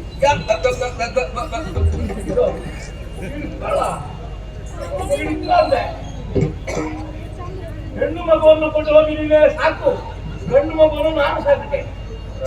ಏನ ಬೇರೇನಿಲ್ಲ. ಮತ್ತೆ ನಮ್ಮ ಸ್ಥಿತಿ ತಮಗೆ ಗೊತ್ತುಂಟು. ನೀನಿರುವುದು ಗುಡಿಸಲಿನಲ್ಲಿ ಇಟ್ಟ ಚೆನ್ನಾಗಿ ಗೊತ್ತು ಈ ನನಗೆ. ಮಗುವಿನ ಮುದ್ದು ಮುದ್ದಾದ ಮುಖವನ್ನು ಕಾಣುವಾಗ ನಮ್ಮಂತವರ ಗುಡಿಸಲ್ಲಿ ಬದುಕಬೇಕಾದ ಮಗುವೇ ಒಳ್ಳೆ. ಅಲ್ಲಪ್ಪ, ಈ ಮಗುವಾದ್ರೂ ಒಳ್ಳೆ ಮೃಷ್ಟಾನ್ನ ಭೋಜನ ಹಾಲು ಇತ್ಯಾದಿ ಕುಡಿದು ಬದುಕುವುದು. ಈ ಮಗು ನನ್ನ ಗುಡಿಸಲಲ್ಲಿ ಏನೂ ಇಲ್ಲದೆ ಹೊಟ್ಟೆಗಿಲ್ಲದೆ ಏನಾದ್ರೂ ತಿಂದು ಬದುಕುವುದು. ಇಲ್ಲಿಯವರೆಗೂ ಹೊತ್ತು ತಂದಂತಹ ನಿನ್ನ ಪ್ರಾಮಾಣಿಕತೆಗೆ ಮೆಚ್ಚಿ ಆ ಮಗುವನ್ನು ನಿನಗೆ ಮರಳಿ ನೀಡ್ತಾ ಇದ್ದೇನೆ. ಹೌದು. ಇಲ್ಲಿ ಈ ಮಗು ಹೇಗೆ ಬೆಳೆಯುತ್ತದೆಯೋ ಹಾ. ಆ ಮಗು ಹಾಗೆ ಅಲ್ಲಿ ಬೆಳಿ. ನಮ್ಮದು ಇಲ್ಲ ಒಡೆಯ. ಬೇಕಾದ್ದನ್ನು ನಾನು ಕೊಡ್ತೇನೆ. ಏನು ಬೇಕು ನಿನಗೆ? ಮಗುವಿನ ಆರೈಕೆಗೆ ಬೆಳವಣಿಗೆಗೆ ಬೇಕಾದ್ದನ್ನು ಅರಮನೆಯಿಂದ ನಾನು ಕೊಡ್ತೇನೆ. ಚೆನ್ನಾಗಿ ಸಾಕಬೇಕು, ಸಲಹಬೇಕು ಅವಳನ್ನು. ಆದಿತ ಅಷ್ಟೇ ವ್ಯವಸ್ಥೆ ತಾವು ಮಾಡುವುದಾದ್ರೆ ಇದು ನನ್ನ ಮಗು ಇನ್ನು ಮುಂದೆ. ಹೌದಲ್ಲ? ನಿನ್ನ ಮಗುವನ್ನೇ ಸಾಕು. ಬೇಕಾದ್ದನ್ನು ಭಂಡಾರದಿಂದ ಪಡಿತೇನೆ. ಅವಳು ಮತ್ಸ್ಯಗಂಧಿ, ಇವನು ಮತ್ಸ್ಯರಾಜ. ಇವನನ್ನು ನಾನು ಸಾಕುತ್ತೇನೆ.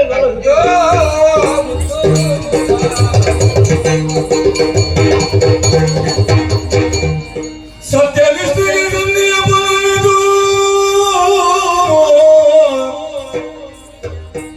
ಸತ್ಯನಿಷ್ಠೆಗೆ ಸಂದ ಫಲವಿದು.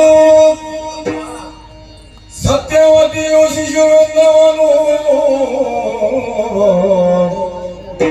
ಮುಗ ನೋಡಿದನು ಪೆಸರಿಸಿದನು, ಪೆಸರಿಸಿದನು. ಇದಕ್ಕೆ ಸ್ವಾಮಿ ನಿಮ್ಮಂತ ತಿಳಿದ ಪ್ರಾಜ್ಞರು ಹೇಳುದು, ಮಾನವ ಕೊಟ್ಟರೆ ಮನೆ ತನಕ, ದೇವರು ಕೊಟ್ಟರೆ ಕೊನೇ ತನಕ ಅಂತ. ಮದುವೆಯಾಗಿ ವರ್ಷ ಕಳೆದರೂ ಕೂಡ ಒಂದು ಮಗುವಿನ ಬಾಯಿಂದ ಅಪ್ಪ ಎಂದು ಕರೆಸಿಕೊಳ್ಳುವ ಯೋಗವನ್ನು ನನ್ನ ಪಾಲಿಗೆ ಪರಮಾತ್ಮ ಕೊಟ್ಟದ್ದಿಲ್ಲ. ಆದ್ರೆ ಈ ವಿಧದಲ್ಲಿ ನನ್ನ ಪಾಲಿಗೆ ಒಂದು ಮಗು ತೊಡಗಿದ್ರು. ಮಹಾರಾಜ ನನಗೆ ಪುನರಪಿ ಕರುಣಿಸಿದ್ರು. ಮತ್ಸ್ಯಗಂಧಿ ಎಂಬ ಹೆಸರು ಕೂಡ ಇರಿಸಿದ್ದಾರೆ. ಹೆಸರು ಒಳ್ಳೆ ಹೆಸರೇ, ಅದು ಯಾಕೋ ನನ್ನಗಷ್ಟು ಹಿತ ಅಂತ ಕಾಣುದಿಲ್ಲ. ತಂದೆ ಸ್ಥಾನದಲ್ಲಿದ್ದ ನಾನು ತಂದೆಯಾಗಿ ಯಾವುದಾದ್ರೂ ಹೆಸರು ಇಡಬೇಕೋ ಬೇಡವೋ? ಹಾಗೆ ಮನೆಯ ಜಾತಿ ನೀತಿ ಕುಲ ಗೋತ್ರ ನಕ್ಷತ್ರ ಯಾವುದೂ ನನಗೆ ಗೊತ್ತಿಲ್ಲ. ಆದ ಕಾರಣ ನನ್ನ ಲೆಕ್ಕದಲ್ಲಿ ಮಗು ಯಾವ ಹೆಸರು ಇಡಬೇಕು ಅಂತ ಆಲೋಚನೆ ಮಾಡುವಾಗ ನನ್ನ ಹಳೇ ತಲೆಗೆ ಒಂದು ಹೆಸರು ಹಿಡಿದು ನನಗೂ ಬರ್ತಾ ಉಂಟು. ಒಳ್ಳೆದ ಕೆಟ್ಟದ ನನಗೆ ಗೊತ್ತಿಲ್ಲ. ನಾನು ಹೇಳುತ್ತೇವೆ ಸರಿ ಒಳ್ಳೆದಾದ ನೀವು ಹೇಳಿದ್ರೆ ಮುಗಿಯಿತು. ನನ್ನ ಸತ್ಯ ನಿಷ್ಠೆಗೆ ದೇವರು ಮೆಚ್ಚಿ ಕೊಟ್ಟಂತ ಮಗು ಇನ್ನು ಮುಂದೆ ಸತ್ಯ ನಿಷ್ಠೆ ಸತ್ಯ ಸತ್ಯವತಿ. ಸಾಯ್ ನೀನು ಹೇಳ ಶಂಕರಿನ ಮಂತ್ರ ಬಂದ ತೀರ್ಥ ಕೇಳುದು. ನೀವು ಹೇಳಿದಾಗ ಮುಗಿಯಿತು. ಇನ್ನು ಮುಂದೆ ಈ ಮಗು ಸತ್ಯವತಿಯಾಗಿ ನಾನೇ ಮನೆಯನ್ನು ಚೆನ್ನಾಗಿ ಸಾಗುತ್ತಾ ಬರ್ತೇನೆ. ಮಗಳುತ್ತಾ ಉಂಟು.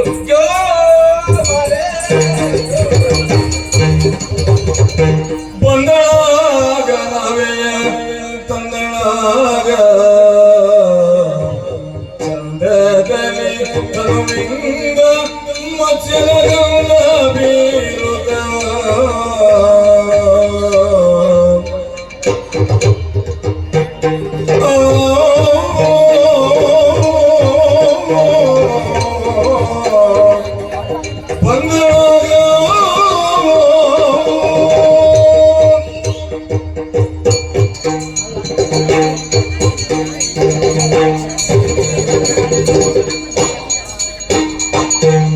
ಬಂದಳಾಗ ನಾವೆಯ ತಂದಳಾಗ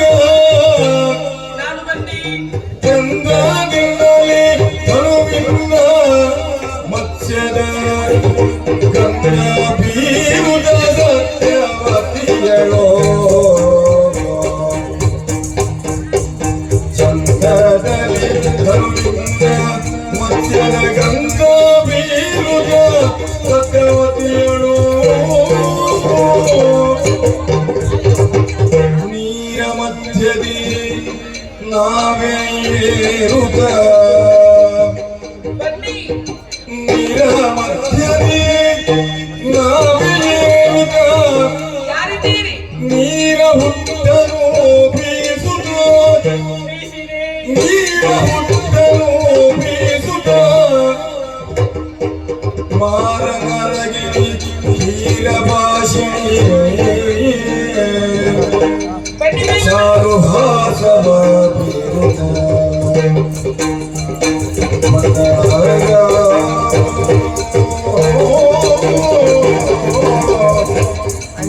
ಮಂಗಳು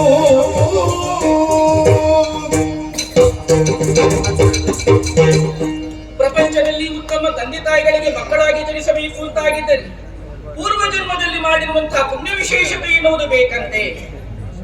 ಹಾಗೆ ನೋಡುವುದಕ್ಕೆ ಹೋದರೆ ನಾನು ತಂದೆ ತಾಯಿಗಳು ಹೆತ್ತ ಮಗಳು ಎನ್ನುವ ಹಾಗೆ ಆಲೋಚನೆಯಿಂದ ಮಾಡಿದ್ರೆ ಪೂರ್ವ ಹಿನ್ನೆಲೆ ಏನು ಎನ್ನುವ ಹಾಗೆ ನನಗರಿವಿಗೆ ಇಲ್ಲ.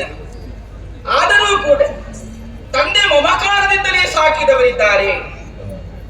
ಸಿಕ್ಕ ಮಗಳು ಎನ್ನುವಂತಹ ತಾತ್ಸಾರವನ್ನ ಮಾಡಿದವರಲ್ಲ. ಎಲ್ಲಿಗೆ ಹೋಗಿ ಸೇರುವವಳೋ ಇವಳು ಎನ್ನುವಂತಹ ಒಂದು ಭಾವನೆಯನ್ನಿಟ್ಟುಕೊಂಡು ಅವರ ಮನಸ್ಸಿಗೆ ಬಂದ ಹಾಗೆ ನನ್ನನ್ನು ಸಾಕುವುದಕ್ಕೆ ಮುಂದಾದವರಲ್ಲ. ಅತಿ ಜಾಗರೂಕತೆಯಿಂದ ಹೆಣ್ಣಾದವಳನ್ನ ಯಾವ ರೀತಿಯಾಗಿ ಜೋಪಾನವಾಗಿಟ್ಟುಕೊಂಡು ಕಾಪಾಡಬೇಕು ಆ ರೀತಿಯಾಗಿ ನನ್ನನ್ನು ಸಾಕಿಕೊಂಡು ಬಂದವರು. ಚಿಪ್ಪಿನ ಒಡಲಾಳದಲ್ಲಿರುವಂತಹ ಮುತ್ತೊಂದು ಯಾವ ರೀತಿಯಾಗಿ ಜೋಪಾನವಾಗಿ ಪ್ರಪಂಚಕ್ಕೆ ಸಿಗುತ್ತದೆಯೋ ಆ ರೀತಿಯಾಗಿ ಮುತ್ತಿನಂತೆ ಸಾಕಿದವರು ನನ್ನನ್ನ. ಹೆಸರೇನು ಎನ್ನುವ ಹಾಗೆ ಕೇಳಿದ್ರಿ, ತಂದೆಯ ಸತ್ಯನಿಷ್ಠೆಗೆ ದೊರಕಿದ ಮಗಳಾದ ಕಾರಣ ನನಗೆ ಸತ್ಯವತಿ ಎನ್ನುವ ಹೆಸರು. ಮತ್ತೆ ನಾನು ಬರುವಾಗ ಕೆಲವರೆಲ್ಲ ಹೇಳ್ತಾರೆ, ಕೆಲವರು ಗಂಧ ಎನ್ನುವ ಹಾಗೆ, ಇನ್ನು ಕೆಲವರು ವಾಸನೆ ಎನ್ನುವ ಹಾಗೆ. ಅದು ಹೇಗೆ ಏನು ಹೇಳಿದರೂ ಕೂಡ ಅದು ನಮಗೆ ಪರಿಮಳವೇ. ಯಾವ ಪರಿಮಳ? ಮತ್ಸ್ಯದ ಗಂಧ. ಆ ಕಾರಣದಿಂದಲಾಗಿ ನಾನು ಮತ್ಸ್ಯಗಂಧಿ. ಹಾಗಾಗಿ ನೀವು ಬರುವಾಗ ಮೂಗಿ ಮುಚ್ಚಿಕೊಂಡಿದ್ದೀರಿ. ನಿಮಗಾದ್ರೂ ಆ ಪರಿಮಳ ಆಗೋದಿಲ್ಲ ಅಂತ ಕಾಣ್ತದೆ. ಹೌದು, ನನ್ನ ಉದ್ಯೋಗವೇ ಯಾವುದು ಕೇಳಿದ್ರಿ, ಬಲೆಯನ್ನ ಬೀಸುವುದರ ಮುಖೇನವಾಗಿ ಮೀನುಗಳನ್ನ ಹಿಡಿದು ಅದನ್ನು ಮಾರಾಟ ಮಾಡುವಂತದ್ದು. ಹೌದು, ಮತ್ತೊಂದು ಯಾವುದು ಕೇಳಿದ್ರೆ ಈ ಹುಟ್ಟನ್ನು ಹಿಡಿದುಕೊಂಡು ದೋಣಿ ಸಾಗಾಟವನ್ನ ಮಾಡಿ ಈ ದಡದಿಂದ ಇನ್ನೊಂದು ದಡಕ್ಕೆ, ಆಚೆ ದಡಕ್ಕೆ ಜನಗಳನ್ನು ಮುಟ್ಟಿಸುವುದು ಕೂಡ ನನ್ನದೊಂದು ಕಾರ್ಯ. ನೀವು ಅಂದುಕೊಡ್ಬೋದು ಎರಡು ಉದ್ಯೋಗ ಇವಳಿಗೆ ಎನ್ನುವ ಹಾಗೆ. ನೀನನ್ನ ಹಿಡಿಯುವುದು ಮಾತ್ರ ನನ್ನದು ಉದ್ಯೋಗ. ಆದ್ರೆ ಈ ಕೆಲಸವನ್ನ ಸೇವೆ ಎನ್ನುವ ಹಾಗೆ ಮನೋಧರ್ಮದಿಂದ ನಾನು ಮಾಡಿಕೊಂಡು ಬರ್ತಾ ಇದ್ದೇನೆ. ಬೆಳಗ್ಗೆ ಎದ್ದು ಬಂದವಳಿದ್ದೇನೆ. ಇನ್ನು ಈ ಕಡೆಯಲ್ಲಿ ಜನಗಳು ಕಾಣ್ತಾ ಇದ್ದಾರೆ. ಅವರೆಲ್ಲರನ್ನೂ ಕೂಡ ಆ ಕಡೆಗೆ ನಾನು ಮುಟ್ಟಿಸಬೇಕು. ಅದಕ್ಕಾಗಿ ಎಲ್ಲ ಬನ್ನಿ ಹೀಗೆ ಬನ್ನಿ ಯಾರು ಆಲೋಚನೆ ಮಾಡಬೇಡಿ. ಬನ್ನಿ ಬೇಗ ಬನ್ನಿ ಬೇಗ.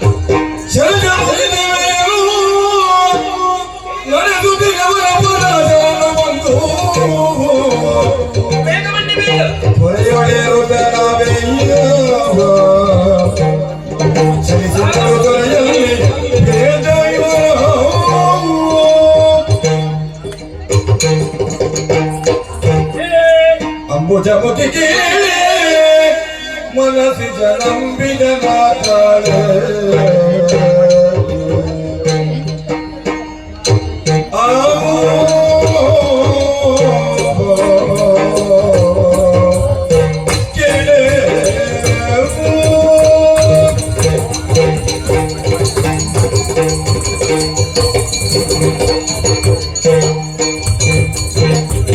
ಅಂಬುಜಮುಖಿ ಕೇಳಿ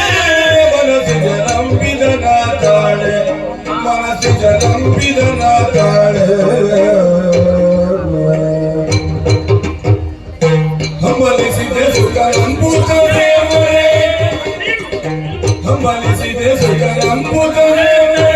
ವಿಧಮುದೇ ವಿಶೇಷರು ಮನಸ್ಸಿದ ನಂಬಿದ ನಾತಾಳೆ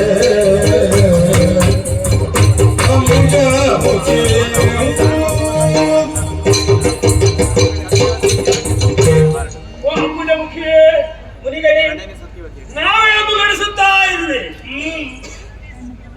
ಆ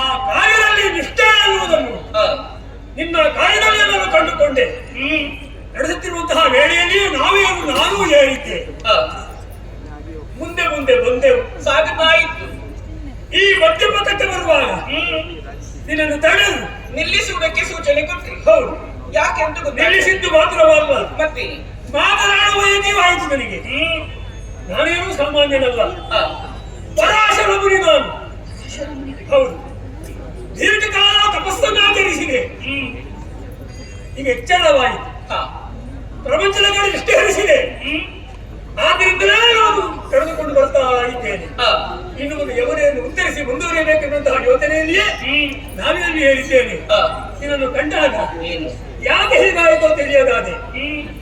ಯಾವುದೇ ವಿಚಾರಕ್ಕೂ ಮೂಲ ಪ್ರಕೃತಿ. ಪ್ರಕೃತಿಯೇ ಉದಾಹರಣೆಗಾಗಿ ನಾನು ಹೇಳ್ತಾ ಇದ್ದೇನೆ. ಯಾವುದೇ ಮನಸ್ಸಿನ ಪ್ರಚೋದನೆಗೆ ಶ್ರೀಹರಿಯೇ ಕಾರಣ. ಸಕಲ ಜಗವನ್ನು ನಿರ್ಮಿಸಿ ತರುವಂತಹ ದಾತಾರನಾಥ ಆತನೇ ಜಗದೀಶ. ಅವನ ಆಜ್ಞೆಯಲ್ಲಿ ಹುಲ್ಲು ಕಡ್ಡಿಯು ಕೂಡ ತಡುವು ಅಲುಗಾಡಲಾರದೆನ್ನುವಂತಹ ವಿಚಾರ ಏನೂ ತಿಳಿದಿರುವೆ ಅಷ್ಟೇ. ಇವರಿಗೆ ಬೇಕು ಅಂತ ಆಗಿದೆ. ಏನುವುದು ಯೋಚಿಸಿದಾಗ, ನಿನ್ನ ಮುಖ ನೋಡಿದಾಗ, ಅಂಬುಜಮುಖಿಯಾದಂತಹ ನಿನ್ನನ್ನು ನಾನು ಕೂಡಿದರೆ ಅಥವಾ ನೀನು ನನ್ನನ್ನು ಕೂಡಿದರೆ ಲೋಕವನ್ನು ಬೆಳಗಿಸುವ, ಲೋಕೋದ್ಧಾರ ಮಾಡುವ ಸತ್ಸಂತಾನವನ್ನು ಅನುಗ್ರಹಿಸುತ್ತೇನೆ. ಹೇಗೆ ಏನು ಮಾತನಾಡ್ತಾ ಇದ್ದೆ? ಬೆದರು ಬ್ರಹ್ಮದ ಕೆಳಗೆ ಬೀಳ್ತಳು ಸುಧತಿಯುತ ಮರುಗಿ ಬೀಳ್ತಳು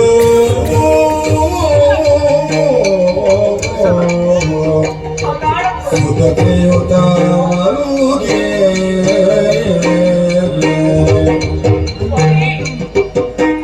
ಮದುವೆಯದಿಲ್ಲದೆ ಸುತನನ್ನು ಪಡೆಯುವ, ಮದುವೆಯದಿಲ್ಲದೆ ಸುತನನ್ನು ಪಡೆಯುವ, ಹದರವು ಜರಿದರೆ ಲೋಕವು ಜರೆಯುವುದು, ಲೋಕವು ಜರೆಯುವುದು.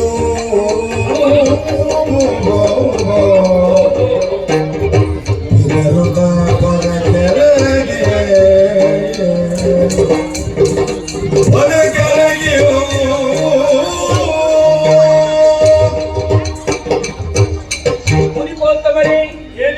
ಮೊದಲಾಗಿ ಪವಿತ್ರವಾದಂತಹ ಪದೇಕಗಳಿಗೆ ಅಭಿವಂದಿಸಿಕೊಂಡ ಬಿಡುತ್ತೇನೆ. ಪ್ರಪಂಚದ ಒಳಿತಿಗಬೇಕಾಗಿ ನೀವು ಸದಾಕಾಲ ಶ್ರಮಿಸುವವರಿದ್ದೀರಿ. ನಿಜ. ಯಾಗ ಯಜ್ಞಾದಿ ಸತ್ಕಾರ್ಯಗಳನ್ನು ಮಾಡುವುದರ ಮೂಲಕವಾಗಿ ಲೋಕ ಕಲ್ಯಾಣವನ್ನು ಮಾಡುವುದೊಂದೇ ಉದ್ದೇಶ ಎನ್ನುವಾಗಿಟ್ಟುಕೊಂಡು ಬರುತ್ತಾರೆ. ಲೋಕಹಿತಂ ಮಮ ಕರಣೀಯಂ. ಹೌದಲ್ಲವೇ? ಲೋಕಹಿತವೇ ಪ್ರಮುಖ ವಿಚಾರ. ಹೀಗಿರುವ ಕಾಲದಲ್ಲಿ ನನ್ನ ನಾವೆಯಿಂದ ಏರಿಕೊಂಡಿರುವಂತಹ ನೀವು ಮುಂದೆ ಸಾಗುತ್ತೀರಿ ಎನ್ನುವ ಹಾಗೆ ಭಾವಿಸಿಕೊಂಡ್ರಿ. ಮಧ್ಯಪಥದಲ್ಲಿ ನಿಂತು ಮಾತನಾಡುವುದಕ್ಕೆ ಆರಂಭಿಸಿದವರು ಎಂತಹ ಮಾತುಗಳನ್ನು ಆಡ್ತಾ ಇದ್ದೀರಿ. ನನ್ನನ್ನು ಒಡಗೂಡಬೇಕು, ಆ ಮೂಲಕವಾಗಿ ನನಗೊಂದು ಸಂಸಾರವನ್ನು ಒದಗಿಸಿಕೊಡ್ತೇನೆ ಎನ್ನುವ ಹಾಗೆ ಆಡುವುದಕ್ಕೆ ಮುಂದಾಗುತ್ತಾರೆ. ಲೋಕೋದ್ಧಾರಕ ಪುತ್ರನನ್ನು ಅನುಗ್ರಹಿಸುತ್ತೇನೆ. ಇಲ್ಲ ಮುನಿಗಳಿಲ್ಲ, ಕಾರಣ ಉಂಟು. ಹೆಣ್ಣಾದವಳು ಸಂತಾನವನ್ನು ಪಡೆಯುವುದು ಯಾವಾಗ? ಯೋಗ್ಯನಾದಂತಹ ಪತಿಯಕ್ಕರ ಗ್ರಹಣವನ್ನು ಮಾಡಿಕೊಂಡ ಬಳಿಕ. ಹೌದಲ್ವೇ? ಅಂತಹ ಬಂಧನಕ್ಕೆ ಇಷ್ಟದವರೆಗೆ ನಾನು ಒಳಗಾದವಳಲ್ಲ. ಒಳ್ಳೆಯದೇ. ನಾವೇ ನಡೆಸಿಕೊಂಡು ಹೋಗುತ್ತಿರುವಂತಹ ನನ್ನಲ್ಲಿ ಬಂದು ನೀವು ಒಡಗೂಡಿ ಪುತ್ರನನ್ನು ಕರುಣಿಸ್ತೀನಿ ಎನ್ನುವ ಹಾಗಾಡುವುದೇ. ನಾನು ನಾವೆಯಿಂದ ಇಳಿದು ಒಬ್ಬ ಮಗನನ್ನ ಕಂಡುಕೊಂಡು ನಾನು ನನ್ನ ಬಿಡಾರದತ್ತ ಸಾಗಿದೆ ಅಂತಾಗಿದ್ದರೆ ನೋಡಿದವರು ಏನಂದುಕೊಂಡಾರೆ? ನೋಡಿ ನಗೆಯಾಡುವುದಕ್ಕೆ ಮುಂದಾಗುತ್ತಾರೆ. ನನ್ನ ಮೇಲೆ ಅಪವಾದಗಳನ್ನೇ ಹೇಳುವುದಕ್ಕೆ ಮುಂದಾಗುತ್ತಾರೆ. ಹೌದು. ಏನೆಂದು? ಸದಾ ಕಾಲ ಹೆಣ್ಣಾದವಳು ಯಾವುದನ್ನು ಕಾಪಾಡಿಕೊಂಡು ಬರಬೇಕು? ಯಾವುದನ್ನು? ಶೀಲ ಗುಣಗಳನ್ನು ಸದಾ ಕಾಲ ಕಾಪಾಡಿಕೊಂಡು ಬರಬೇಕು. ಶೀಲವೇ ನಾರಿಯರಿಗೆ ಭೂಷಣ. ಅದು ಕಳೆದು ಹೋಯಿತು ಅಂತಾಗಿದ್ದರೆ ಅವಳು ಬದುಕಿದ್ದು ಸತ್ತ ಹಾಗೆ, ಜೀವ ಇದ್ರು ಸತ್ತ ಹಾಗೆ. ಹೌದಲ್ವೇ? ಹೆಣದಂತೆ ಬದುಕಬೇಕಾದೀತು. ಅದಕ್ಕೆ ಬೇಕಾಗಿ ನಿಮ್ಮಲ್ಲಿ ಕರವನ್ನು ಮುಗಿದು ಕೇಳ್ತಾ ಇದ್ದೇನೆ. ಏನು? ಹೆಣದಂತೆ ಬದುಕುವುದಕ್ಕೆ ನನಗೆ ಮನಸ್ಸಿಲ್ಲ, ನನಗೆ ಭಯವಾಗುತ್ತಾ ಉಂಟು ಸ್ವಾಮಿ. ಬಿಡು. ಕನ್ಯೆಯ ಬಿಡುಜಿಂದೆ ಉಳಿಬುದು ಕನ್ಯತ್ವವು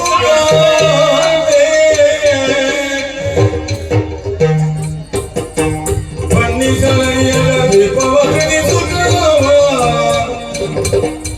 ಮುನ್ನದ ಮುನ್ನದ ನೀವೇ ಸಂತೋಷವೇ ಬನ್ನಿ ಬಿಡುಜಿಂದೆ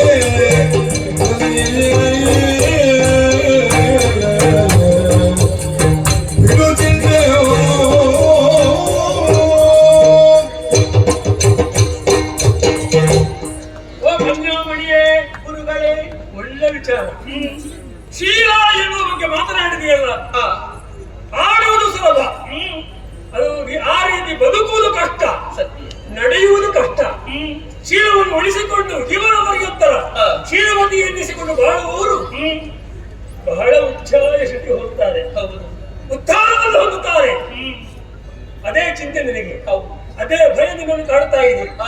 ಓ ಕನ್ಯೆಗೆ, ಲೋಕಾಪವಾದಕ್ಕೆ ಒಳಗಾಗುತ್ತೇನೆ ನಾನು. ಬಿಡು ಭಯವನ್ನು, ಜೊತೆಯಲ್ಲಿ ಆವರಿಸಿದಂತಹ ಚಿಂತೆಯನ್ನು ಬಿಡು. ಅಂದ್ರೆ ನಾನು ಪರಾಶರ ಮುನಿ, ದೀರ್ಘಕಾಲ ತಪಸ್ಸನ್ನಾಚರಿಸಿ ಆತ್ಮವರ್ಚಸ್ಸನ್ನು ಹೆಚ್ಚಿಸಿಕೊಂಡಿದ್ದೇನೆ. ತಪಶ್ಚರ್ಯೆಯ ಪರಿಣಾಮವಾಗಿ ಅನುಗ್ರಹಿಸುವಂತಹ ಶಕ್ತಿಯನ್ನು ಸಂಪನ್ನಗೊಳಿಸಿದ್ದೇನೆ, ಸಂಪಾದನೆ ಮಾಡಿದ್ದೇನೆ. ನೀನೇ ಹೇಳಿದಾಗ ನೀನು ಯಾರು? ಮತ್ಸ್ಯಗಂಧಿ. ಯೋಚಿಸಬೇಡ. ಮತ್ತೆ ಇನ್ನು ಮತ್ಸ್ಯಗಂಧವನ್ನು ಆಗ್ರಹಿಸಿದರೆ ಹೋಗುವ ಅನೇಕರಿರ್ತಾರೆ. ಹೌದು, ಹೋಗುತ್ತಾರೆ. ನಾನು ಹೋಗಲಿಲ್ಲ, ನಿಂತಿದ್ದೇನೆ. ಯಾಕೆ? ನಿಮಗೆ ಪರಿಮಳ ಬರ್ತಾ ಇಲ್ಲವೇ? ಹೌದು, ಈ ಪರಿಮಳ ಅಂತ ಹೇಳ್ಬಹುದು. ನನಗೆ ಪರಿಮಳವೇ ಅದು. ವಾಸನೆ, ಸುವಾಸನೆ. ಹೌದೌದು. ಇನ್ನು ಮುಂದಕ್ಕೆ ನನ್ನನ್ನು ಕಂಡ ಕಾರಣ, ಭೇಟಿಯಾದ ಕಾರಣ, ಮಾತನಾಡಿದ ಕಾರಣ ಇನ್ನು ಸ್ಪಷ್ಟ ಮಾತೆಯಿಂದ ಮತ್ಸ್ಯಗಂಧವನ್ನು ಹೋರಾಡಿಸ್ತೇನೆ ನೋಡು. ಈಗ ಮತ್ಸ್ಯಗಂಧಿ ಅಲ್ಲ, ಅಲ್ಲ ಯೋಜನಗಂಧಿ. ಅನುಪಮವಾದಂತಹ ಪರಿಮಳ ಬೀರ್ತಾ ಉಂಟು. ಆದ್ರಿಂದ ಇನ್ನು ಮುಂದಕ್ಕೆ ನೀನು ಯೋಜನ ಪರ್ಯಂತರ ಪರಿಮಳವನ್ನು ಹೊರಸೂಸುವುದರಿಂದ ಯೋಜನಗಂಧಿ ಎಂದು ಪ್ರಖ್ಯಾತರಾಗಿದ್ದೀಯ. ನೀನು ಸತ್ಯವತಿಯೇ ಸರಿ. ಹಾಗೆಂದು ಒಡಗೂಡಬೇಕು ಎನ್ನುವಾಗ ಯೋಚಿಸ್ತೀನಿ. ಹೇಗೆ ಒಡಗೂಡುವುದು? ನನ್ನ ಪ್ರಭಾವ ಏನೆಂಬುದನ್ನು ತಿಳಿದುಕೊಂಡಿರುವೆ ಅಲ್ವಾ? ಕನ್ಯೆಯನ್ನು ಪರಪುರುಷನು ಕೊಡುವಾಗ ಅದು ಕತ್ತಲೆಯಾಗಿ ಇರಬೇಕು. ಇಲ್ಲಿ ಕತ್ತಲೆ ಹೇಗೆ? ಆದ್ರೂ ದೀಪಕ್ಕೆ ಸೇರಿದ್ದೇನೆ. ಯಾರು ತಿಳಿಯದಂತೆ ಯಾರಿಗೂ ಕತ್ತಲೆಯನ್ನು ನಿರ್ಮಿಸಿ ಹೊರಗುತ್ತೇನೆ. ಬಾ. ಹಾಗೆ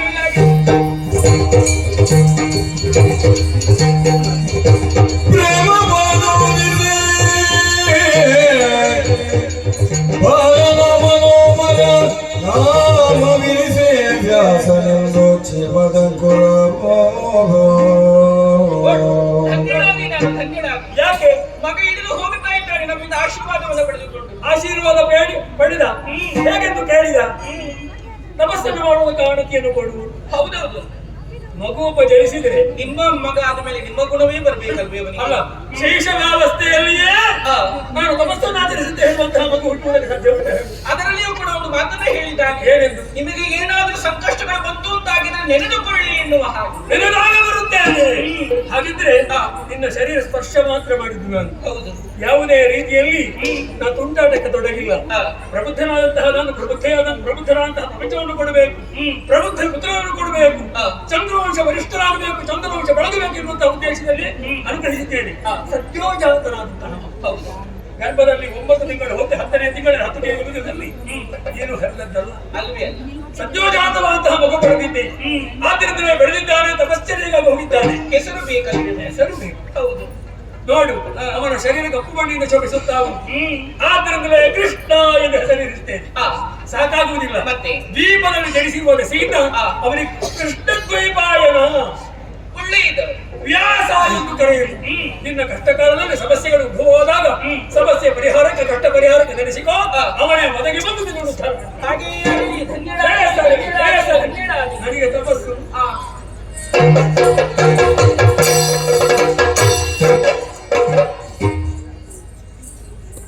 ಕಲಾಭಿಮಾನಿಗಳಿಗೆ ನಮನವನ್ನು ಸಲ್ಲಿಸುತ್ತಾ ಆಥಣಿಯ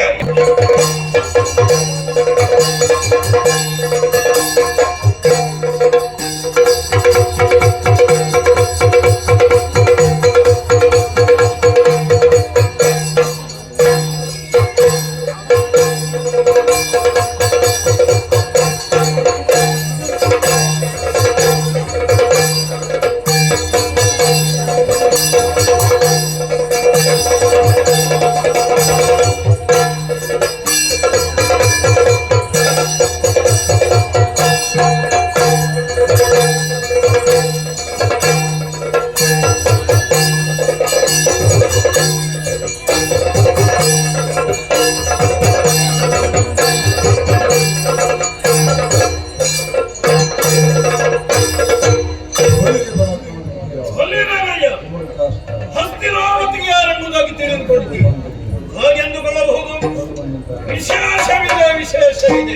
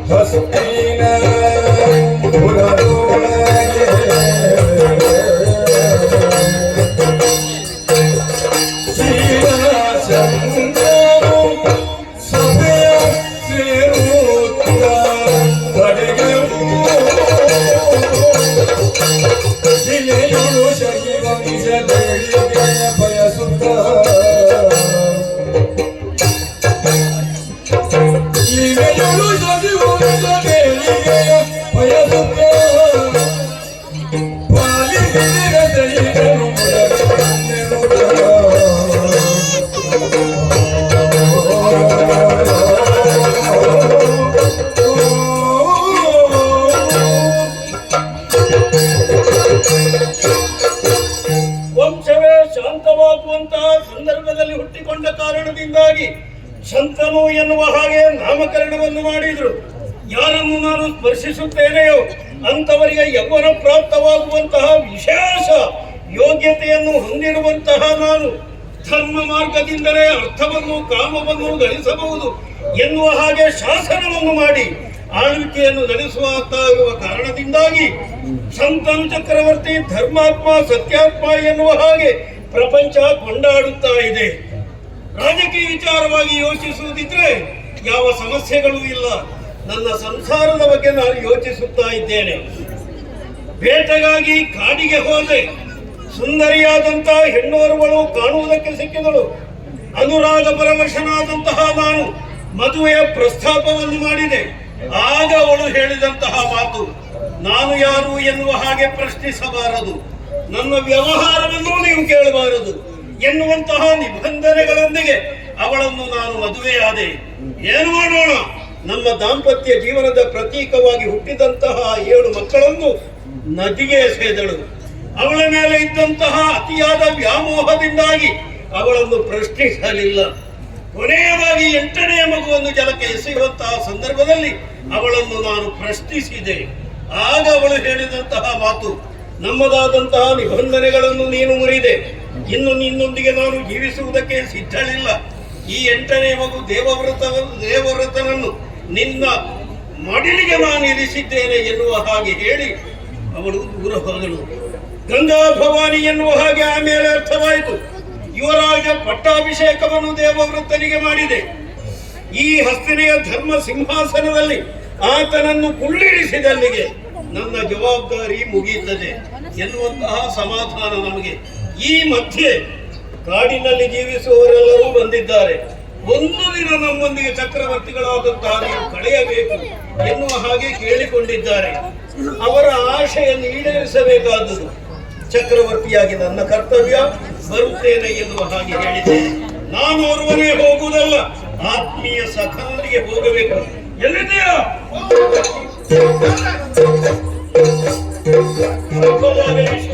ವಂದಿಸಿದ್ದೇನೆ. ಬಂದು ಹೋದದ್ದು ಯಾರು ಅಂತ ಗೊತ್ತಾಯ್ತಾ ನಿನಗೆ? ಅವರನ್ನು ಇಷ್ಟು ದೂರ ಬಂದದ್ದು ಯಾರು? ವೇಷದವರಲ್ಲ. ಯಾವ ವೇಷದ? ಬೆಳಿಗ್ಗೆ ಬಂದಿದ್ದಾರಂತೆ, ಪಿರಿಪಿರಿ ಮಾಡಿಕೊಂಡಿದ್ದಾರಂತೆ ಸುದ್ದಿ ಬಂತು. ಅವರು ವೇಷದವರಲ್ಲ, ಬೆಳಿಗ್ಗೆ ಬಂದವರವರು ವೇಷದವರು ಅಂತ ಭಾವಿಸಿದ್ದೀರಾ? ವೇಷ ಸೊಪ್ಪನ್ನೆಲ್ಲ ಕಟ್ಟಿಕೊಂಡು ಕಾಡು ಮನುಷ್ಯರು, ಮನುಷ್ಯರ ಕಾಡವದಿಯಲ್ಲಿ ಜೀವಿಸುವವರು. ವೇಷ ಹಾಕೊಂಡು ಬಂದದಲ್ಲ ಅದು ವೇಷ ಅಲ್ಲ, ಅವರ ವೇಷವೇ ಹಾಗೆ. ಇವತ್ತು ಮಾತ್ರ ಅವರ ವೇಷ ಅಲ್ಲ, ಯಾವತ್ತೂ ಅವರ ವೇಷ ಹಾಗೆ. ಎಲೆಯನ್ನು ಸುತ್ತಿಕೊಳ್ಳುವುದು, ಅದೇ ರೀತಿಯಾಗಿ ತೊಗಟೆಯನ್ನು ಕಟ್ಟಿಕೊಳ್ಳುವುದು, ಇದುವೇ ಅವರ ವೇಷ. ಹಣ ಮುಚ್ಚುವುದಕ್ಕೆ ಎಲೆ ಮಾತ್ರ ಅವರ ಕ್ರಮವೇ ಹಾಗೆ. ನಮ್ಮ ಪುಣ್ಯ ಮೊದಲು ನಾವು ಹಾಗೆ ಇದ್ದಲ್ಲ. ನಮ್ಮಲ್ಲಿ ಒಂದು ಆಡುಗಳು ಸ್ವಲ್ಪ ಕಡಿಮೆ, ಇಲ್ಲದ್ರೆ ಅದು ಹಾಗೆ ಪರಿಹಾಸಕ್ಕೆ ಹೇಳಿದವರು ಅವನೇನು ಅವರು ಬಂದು ಹೇಳಿದ್ದೇನು ಬಲ್ಲೆಯ? ಇಲ್ಲ ದೇವರೇ. ಕೆಲವು ವರ್ಷಗಳಿಂದ ನೀವು ಕಾಡಿಗೆ ಬರಲಿಲ್ಲ. ಅಂದ್ರೆ ವರ್ಷ ಪ್ರತಿ ಕಾಡಿಗೆ ಹೋಗಿ ಅವರೊಂದಿಗೆ ಒಂದು ದಿನ ಇದ್ದು ನಾವು ಹಿಂದೆ ಬರಬಹುದು. ಅದು ಶಬ್ದ ಇತ್ತು ನಮ್ಮಲ್ಲಿ. ಈಗ ಕೆಲವು ವರ್ಷಗಳಿಂದ ನೀವು ಬರಲಿಲ್ಲ ಎನ್ನುವ ಹಾಗೆ ಅವರ ಆಕ್ಷೇಪ. ಬರ್ತೇನೆ ಎನ್ನುವ ಹಾಗೆ ಅವರಲ್ಲಿ ಹೇಳಿ ಅವರನ್ನು ಕಳುಹಿಸಿದ್ದೇವೆ. ಹಾಗೆ ಅವ್ರ ಮುಖ ಬರುವಾಗ ಸಪ್ಪೆತ್ತು, ಹೋಗುವಾಗ ಸ್ವಲ್ಪ ಮುಖಗಳಲ್ಲಿ ನಾವು ಹೋಗಬೇಕು. ನನ್ನೊಂದಿಗೆ ನೀನು ಬರ್ಬೇಕು. ನಾನು ಹೇಳುವುದು ನನ್ನೊಂದಿಗೆ ಬರಲೇಬೇಕು. ಚಕ್ರವರ್ತಿಗಳ ಯಾಕೆ ನಿನಗೆ ಉದಾಸೀನ? ಚಕ್ರವರ್ತಿಯೊಂದಿಗೆ ಹೋಗಬೇಕಾದದ್ದು ನನ್ನ ಕರ್ತವ್ಯ. ಹಾಗಂತ ಈ ನವ ವಿವಾಹಿತರೆಲ್ಲ ಮನೆಯಲ್ಲಿ ಹೆಂಡತಿಯನ್ನು ಬಿಟ್ಟು ಈ ಕಾಡಿನಲ್ಲಿ ತಿರುಗಾಟ ಮಾಡಿದ್ರೆ ನೀನು ನವ ವಿವಾಹಿತ. ಹೌದು. ಹಾಗಿದ್ರೆ ನಿನ್ನ ಮದುವೆ ವಿಚಾರ ನನಗೆ ಗೊತ್ತೇ ಆಗಲಿಲ್ಲ. ನಿನಗೆ ಮದುವೆ ಆಗಿ ವರ್ಷ ಎಷ್ಟಾಯ್ತು? 9 ವರ್ಷ ಆಗಿದೆ. 9 ವರ್ಷ ಕಳೆದ ಮೇಲೂ ನೀನು ನವ ವಿವಾಹಿತ ಅಲ್ವಾ? ಅದು ಮದುವೆಯ ಸಂದರ್ಭದಲ್ಲಿ ನಿಮ್ಮ ಕಾಲು ಹಿಡಿಯುವಾಗ ನೀವಲ್ಲಿ ಆಶೀರ್ವಾದ ಕೊಟ್ಟದ್ದು. ಹೇಗೆ? ಹೇಗೆ ಆಗಲಿ ದಿನಗಳನ್ನು ಹೊಸ ಅವತಾರಾಗಿ ನವ ದಂಪತಿಯರಿಗೆ ಕಳೆಯಬೇಕು ಎನ್ನುವ ಹಾಗೆ ಎಷ್ಟು ವರ್ಷ ಕಳೆದು ನಾವು ವಿವಾಹಿತಾರೆ. 9 ವರ್ಷ ಆದ ಮೇಲೂ ನೀನು ಹೊಸತರಾಗಿ ಇಟ್ಟುಕೊಂಡಿದ್ಯಲ್ಲ. ಹಾಗೆ ಹಾಗೆ ಆಗಲಿ. ಅಲ್ಲ ದೇವರೇ, ಹೋಗಿ ಬರುವುದಕ್ಕೆ ಎಷ್ಟು ದಿನ ಆಗುತ್ತದ ಅಂತ ನಾನು ಆಲೋಚನೆ ಮಾಡುದು. ತುಂಬಾ ದಿನ ಇಲ್ಲ. ಪ್ರಾತಃ ಕಾಲ ಹೋಗುವುದು, ಮಧ್ಯಾಹ್ನ ಕಾರ್ಯಕ್ರಮ, ಸಂಜೆಯ ಒಳಗೆ ಪುರ ಸೇರುವುದಕ್ಕಿದೆ. ಹಾಗಾದ್ರೆ ಇದು ಒಳ್ಳೆದಾಗುತ್ತದೆ. ಹೇಗೆ? ಕಾಡಿನಲ್ಲಿ ಒಂದು ದಿನ. ಸರಿ, ಬರ್ತೀಯಲ್ಲ? ನಾನು ಸಿದ್ಧನಿದ್ದೇನೆ. ಆದ್ರೆ ಮತ್ತೊಂದು ವಿಚಾರ, ಕಾರ್ಯಕ್ರಮವನ್ನು ಕಂಡ ಮೇಲೆ ನಮಗೆ ಸಂತೋಷವಾಯಿತು ಎಂದಾದ್ರೆ ವಿಶೇಷವಾದಂತಹ ಪಾರಿತೋಷಕಗಳನ್ನು ನೀಡಬೇಕು. ಎಲ್ಲ ಸಿದ್ಧಗಳು. ಸರಿ ಸರಿ, ಹಾಗಿದ್ರೆ ತಡೆಯಾಗೆ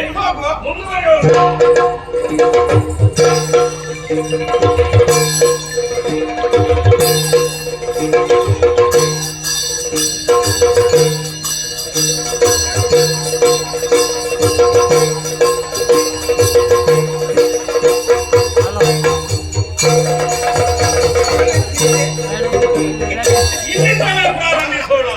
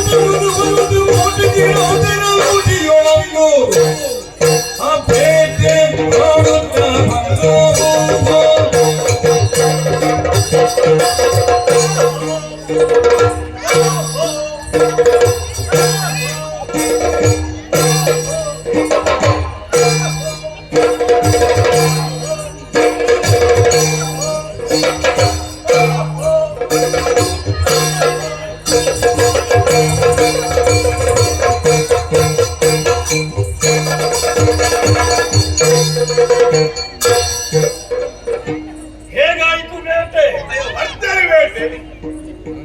ಯಾಕಾಗಿ ನಾವು ಬೇಟೆಯನ್ನಾಡುವುದು? ಮಾಂಸಕ್ಕಾಗಿಯೋ, ವ್ಯಾಘ್ರಗಳ ನಖಕ್ಕಾಗಿಯೋ, ಆನೆಯ ದಂತಗಳಿಗಾಗಿಯೋ ಯಾವತ್ತೂ ನಾವು ಬೇಟೆ ಆಡಬಾರದು. ನಾವು ಬೇಟೆಯಾಡುವುದು ಯಾಕೆ?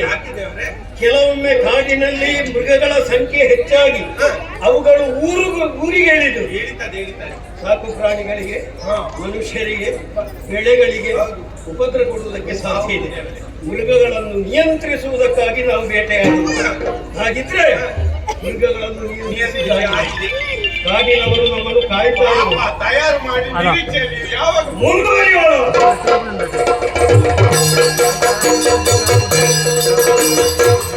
ಹರಿಯಾಳಿ ಕುಳಿತು ಹಾಗೆ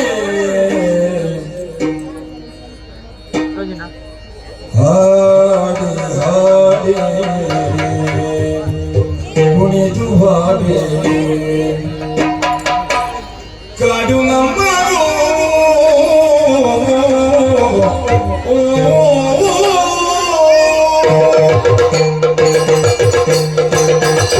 ಹರಿಯಾಳಿ ಕುಣಿದು ಹಾಡಿ ಕಾಡು ನಮ್ಮರು ಹರಿಯಾಳಿ ಕುಣಿದು ಹಾಡಿ ಕಾಡು ನಮ್ಮರು ಕಾಡು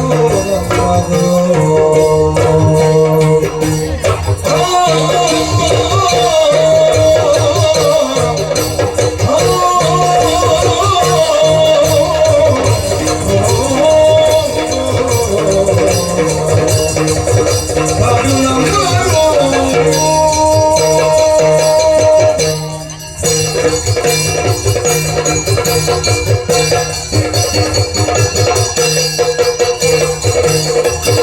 ಹಾಡಿಯಾಡಿ ಕುಣಿದು ಮಾಡಿ ಹಾಡಿಯಾಡಿ ಕುಣಿದು ಮಾಡಿ ಹಾಡಿಯಾಡಿ ಕುಣಿದು ಮಾಡಿ ಹಾಡು ನಮ್ಮದು ಈ ಹಾಡು ನಮ್ಮದು ಹಾಡು ನಮ್ಮದು ಹಾಡು ನಮ್ಮದು ಹಾಡು ನಮ್ಮದು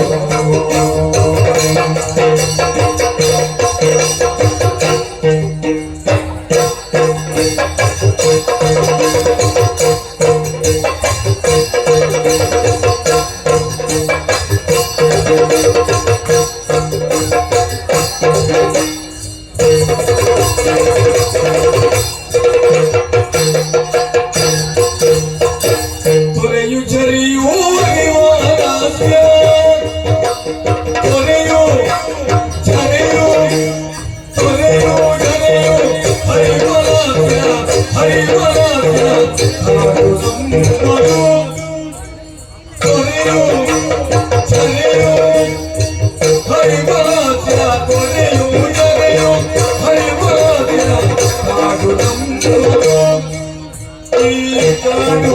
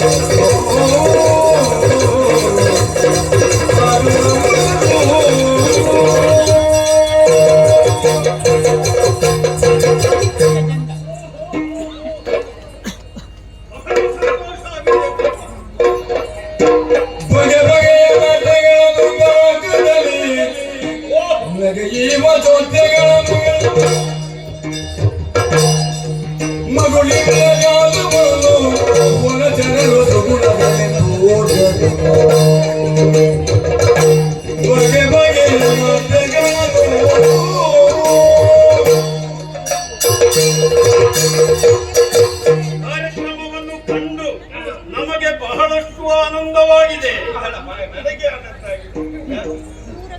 ನನಗಿಂತ ನೀನು ಶ್ರೇಷ್ಠ ಅಂತ ಹೇಳೋದಾ? ನನಗೂ ಆನಂದ. ಇಲ್ಲದಿದ್ರೆ ನನಗಿದೆಲ್ಲ ಕಾಯಿ ಹಿಡಿಸುವುದಿಲ್ಲ. ಅಲ್ಲ, ಒಂದು ಅರ್ಥದಲ್ಲಿ ನೀನು ಹೇಳಿದ್ದು ಸರಿ. ಇದ್ದಲ್ಲೆಲ್ಲ ಕಾರ್ಯಕ್ರಮಕ್ಕೆ ಚಕ್ರವರ್ತಿ ಅಂತ ನನಗೆ ಹೋಗ್ಲಿಕ್ಕೆ ಆಗ್ತದೆ, ನಿನಗೆ ಎಲ್ಲಿಗೆ ಬೇಕಾಗಿರ್ಬೇಕು? ನಾವು ನೋಡಿ ಇದು ಯಾವ ನಾಟ್ಯ ಅಂತ ಗೊತ್ತಾಯ್ತಲ್ಲ. ಈ ನಾಟ್ಯಕ್ಕೆ ವಿಶೇಷವಾದ ಹೆಸರೇನೂ ಇಲ್ಲ, ಗುರುಗಳೂ ಇಲ್ಲ. ಅಯ್ಯೋ ದೇವ, ಗುರುಗಳಿಲ್ಲ, ನೀವು ಇಷ್ಟು ಮಾಡಿದ. ಹೌದೌದು. ಒಂದು ವೇಳೆ ಗುರುಗಳಿದ್ದರೆ ಇಷ್ಟು ಮಾಡಿ. ಇದು ಯಾವುದು? ಜಾನಪದ ನೃತ್ಯ. ಜನಪದರಿಂದಲೇ ಹುಟ್ಟಿಕೊಂಡ, ಹಿರಿಯರಿಂದ ಕಿರಿಯರಿಗೆ, ಕಿರಿಯರಿಂದ ಅವರ ಮಕ್ಕಳು, ಒಬ್ಬರನ್ನು ನೋಡಿ ಮತ್ತೊಬ್ಬರು ನೋಡಿ ಇನ್ನೊಬ್ಬರು. ಹಾಗೆ ಪರಂಪರೆ. ಆ ಕಾರಣದಿಂದಲೇ ಈ ನಾಟ್ಯದಲ್ಲಿ ಮಣ್ಣಿನ ಸೊಗಸಿದೆ, ಮಣ್ಣಿನ ಕಂಪಿದೆ, ಸಂತೋಷವಾಗಿದೆ. ಚಕ್ರವರ್ತಿಯಾಗಿ ಇವರಿಗೆ ನಾವು ಬಹುಮಾನ ಕೊಡಬೇಕಲ್ಲ, ಪಾರಿತೋಷಕಗಳನ್ನು ಕೊಡಬೇಕಲ್ಲ. ಏನು ತಂದಿದ್ದಿ ಕೊಟ್ಟು ಎಲ್ಲ ಹೊಸದಾದದ್ದು ಅವರಿಗೆ ಬೇಕಾಗಿ ಖರೀದಿ ಮಾಡಿ ತಂದದ್ದು. ಏನು ಇನ್ನು ಬಿಲ್ಲು ಬೇಡ, ಬೇಟೆಯಾಡಿ ಆಯ್ತು, ಇನ್ನು ಬಿಲ್ಲು ಬೇಡ. ಈಗ ಇದನ್ನು ಕೊಡು. ಇದು ನಮ್ಮ ಅಮೃತ ಹಸ್ತದ ಈಗ ನಮ್ಮನ್ನೆಲ್ಲ ರಂಜಿಸಿದಂತ ಪುಟಾಣಿಗಳಿಗೆ ಯಾರು ಪುಟಾಣಿಗಳೆಲ್ಲ ಎಲ್ಲ ಯುವಕ ಯುವತಿಯರು ಸ್ವಲ್ಪ ಇಷ್ಟೇ ಪ್ರಾಯ ಪ್ರಬುದ್ಧರಾಗಿದ್ದಾರೆ. ನೋಡಿ, ಬೇಸರ ಮಾಡಬೇಡಿ. ನಮ್ಮನ್ನು ರಂಜಿಸಿದಂತ ಕಾಡಿನ ಮಕ್ಕಳಿಗೆ ಒಂದು ಕಿರು ಕಾಣಿಕೆಯನ್ನು ನಮ್ಮಿಂದ ಒಂದು ಕೊಟ್ಟು ಗೌರವಿಸುವುದು. ಎಲ್ಲರೂ ಇವರನ್ನು ಪ್ರೋತ್ಸಾಹಿಸಬೇಕು. ಯಾಕಂದ್ರೆ ಕಲಾವಿದರಿಗೆ ಏನಾದ್ರು ಕೊಟ್ಟಾಗ ಮಾತ್ರ ಅವರಲ್ಲಿರುವಂತಹ ಕಲೆ ಮತ್ತೆ ದ್ವಿಗುಣ ಆಗುವುದಕ್ಕೆ ಸಾಧ್ಯ. ಇನ್ನಷ್ಟು ಏನಾದ್ರು ಪ್ರತಿಭೆಯನ್ನು ಹೊರಮೂಡಿಸುವ ಎನ್ನುವ ಹಾಗೆ ಮನಸ್ಸು ಬರ್ತದೆ. ಹಾಗಾಗಿ ಮೊದಲು ಯಾರಿಂದ ತೊಡಗಿಸುವ? ಇವರಿಂದ. ಬನ್ನಿ ನೀವು. ಅದ್ಭುತ ನಾಟ್ಯ, ಎಂತ ನಾಟ್ಯ! ಸುಪ್ರಭಾತದಲ್ಲಿ ಒಂದು ಸುಪ್ರಭಾತ ಆರಂಭದಲ್ಲಿ ಒಂದು ನಾಟ್ಯ ಮಾಡಿದ್ರು, ಅದೊಂದು ಸ್ವಾಗತ ನಾಟ್ಯ. ಒಳ್ಳೆದಾಗಿದೆ. ನೋಡುವಾಗ ಒಂದು ಹೆಣ್ಣಿನ ಹಾಗೆ ಕಾಣುತ್ತಾರೆ. ಹೆಣ್ಣಿನ ಹಾಗೆ ಕಾಣುವುದಲ್ವೇ? ಹೆಣ್ಣಲ್ಲ ಮತ್ತೆ ಹೆಣ್ಣೆಲ್ಲ ಅಪ್ಸರೆ, ಸುಂದರಿಯರು. ಮೇಲ್ಲೋಕದಲ್ಲಿರುವಂತಹ ಅಪ್ಸರೆಯರಲ್ಲಿ ಒಂದು ಗಿಡ್ಡ ಜಾತಿಯ ಅಪ್ಸರೆ ಮೇಲಿಂದ ಕೆಳಗೆ ಬಿದ್ದ ಹಾಗೆ. ದೇವಲೋಕ ದೇವಲಿಂದ ಕಲ್ಪ ಹಾಗೆ ಅಲ್ಲಿಂದ ಬಿದ್ದದ್ದು. ಗಿಡ್ಡ ಜಾತಿಯ ನೋಡುವಾಗ ಸಣ್ಣದಿದ್ದಾರಲ್ಲ, ಅವಳು ಗಿಡ್ಡ ಏನಿಲ್ಲ, ಅವಳು ಎಷ್ಟು ಬೇಕೋ ಅಷ್ಟೇ ಇದ್ದಾಳೆ. ನೀನು ಸ್ವಲ್ಪ ಉದ್ದಾದ ಕಾರಣ ಅವಳು ಗಿಡ್ಡ ಕಾಣ್ತಾ ಇದ್ದಾಳೆ. ಇವರಿಗೆ ಒಂದು ಹೆಣದ ಸೀರೆಯನ್ನು ಶಬ್ದ ಎಲ್ಲ ಬರಬಾರ್ದು. ಅಪಶಕುನ ಅಲ್ಲ ದೇವರೇ, ಹಾಗೆ ಹೇಳಬಾರದು. ಹೆಣೆದ ಸೀರೆ, ಮಗ್ಗದ ಸೀರೆ. ಮಗ್ಗದಲ್ವೇನ ಮಗ್ಗದ ಸೀರೆಯನ್ನು ನೀಡಿ ಗೌರವಿಸಲಾಗುವುದು. ಇವರ ಪ್ರತಿಭೆಗಳು ಇನ್ನಷ್ಟು ಬೆಳಗಲಿ ಎನ್ನುವ ಹಾಗೆ ಆಶಿಸುತ್ತಾ ಇವರಿಗೆ ಒಂದು ಸೀರೆಯನ್ನು ನೀಡಿ ಗೌರವಿಸಿ.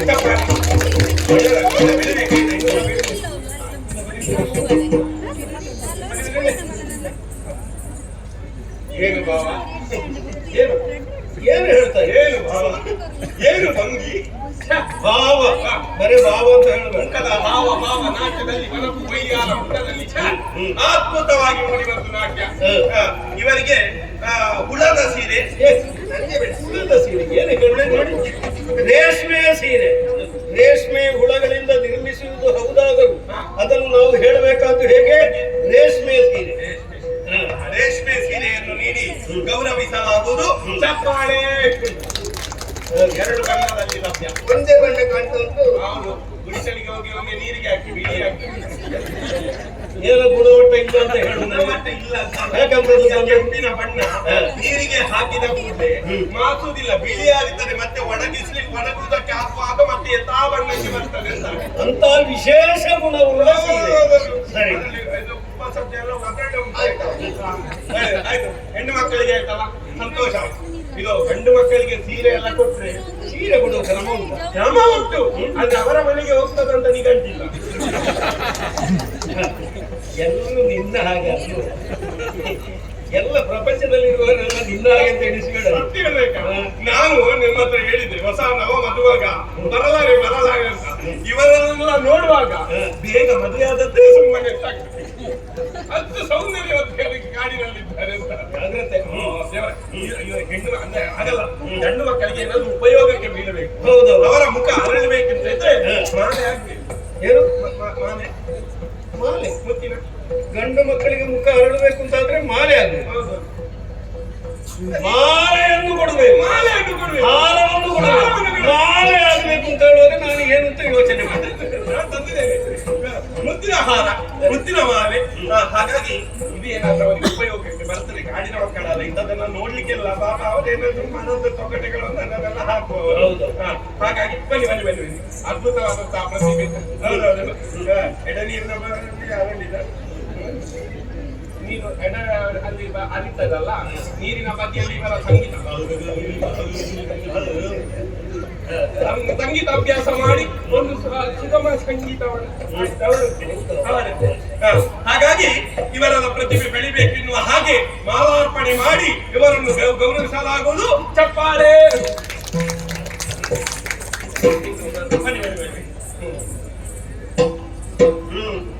ಏನು ವಿಶೇಷ? ನಮ್ಮ ಇವರದ್ರಲ್ಲಿ ಸಣ್ಣ ಕುಡಿ, ಸಣ್ಣ ಕುಡಿ ಇವರೇ.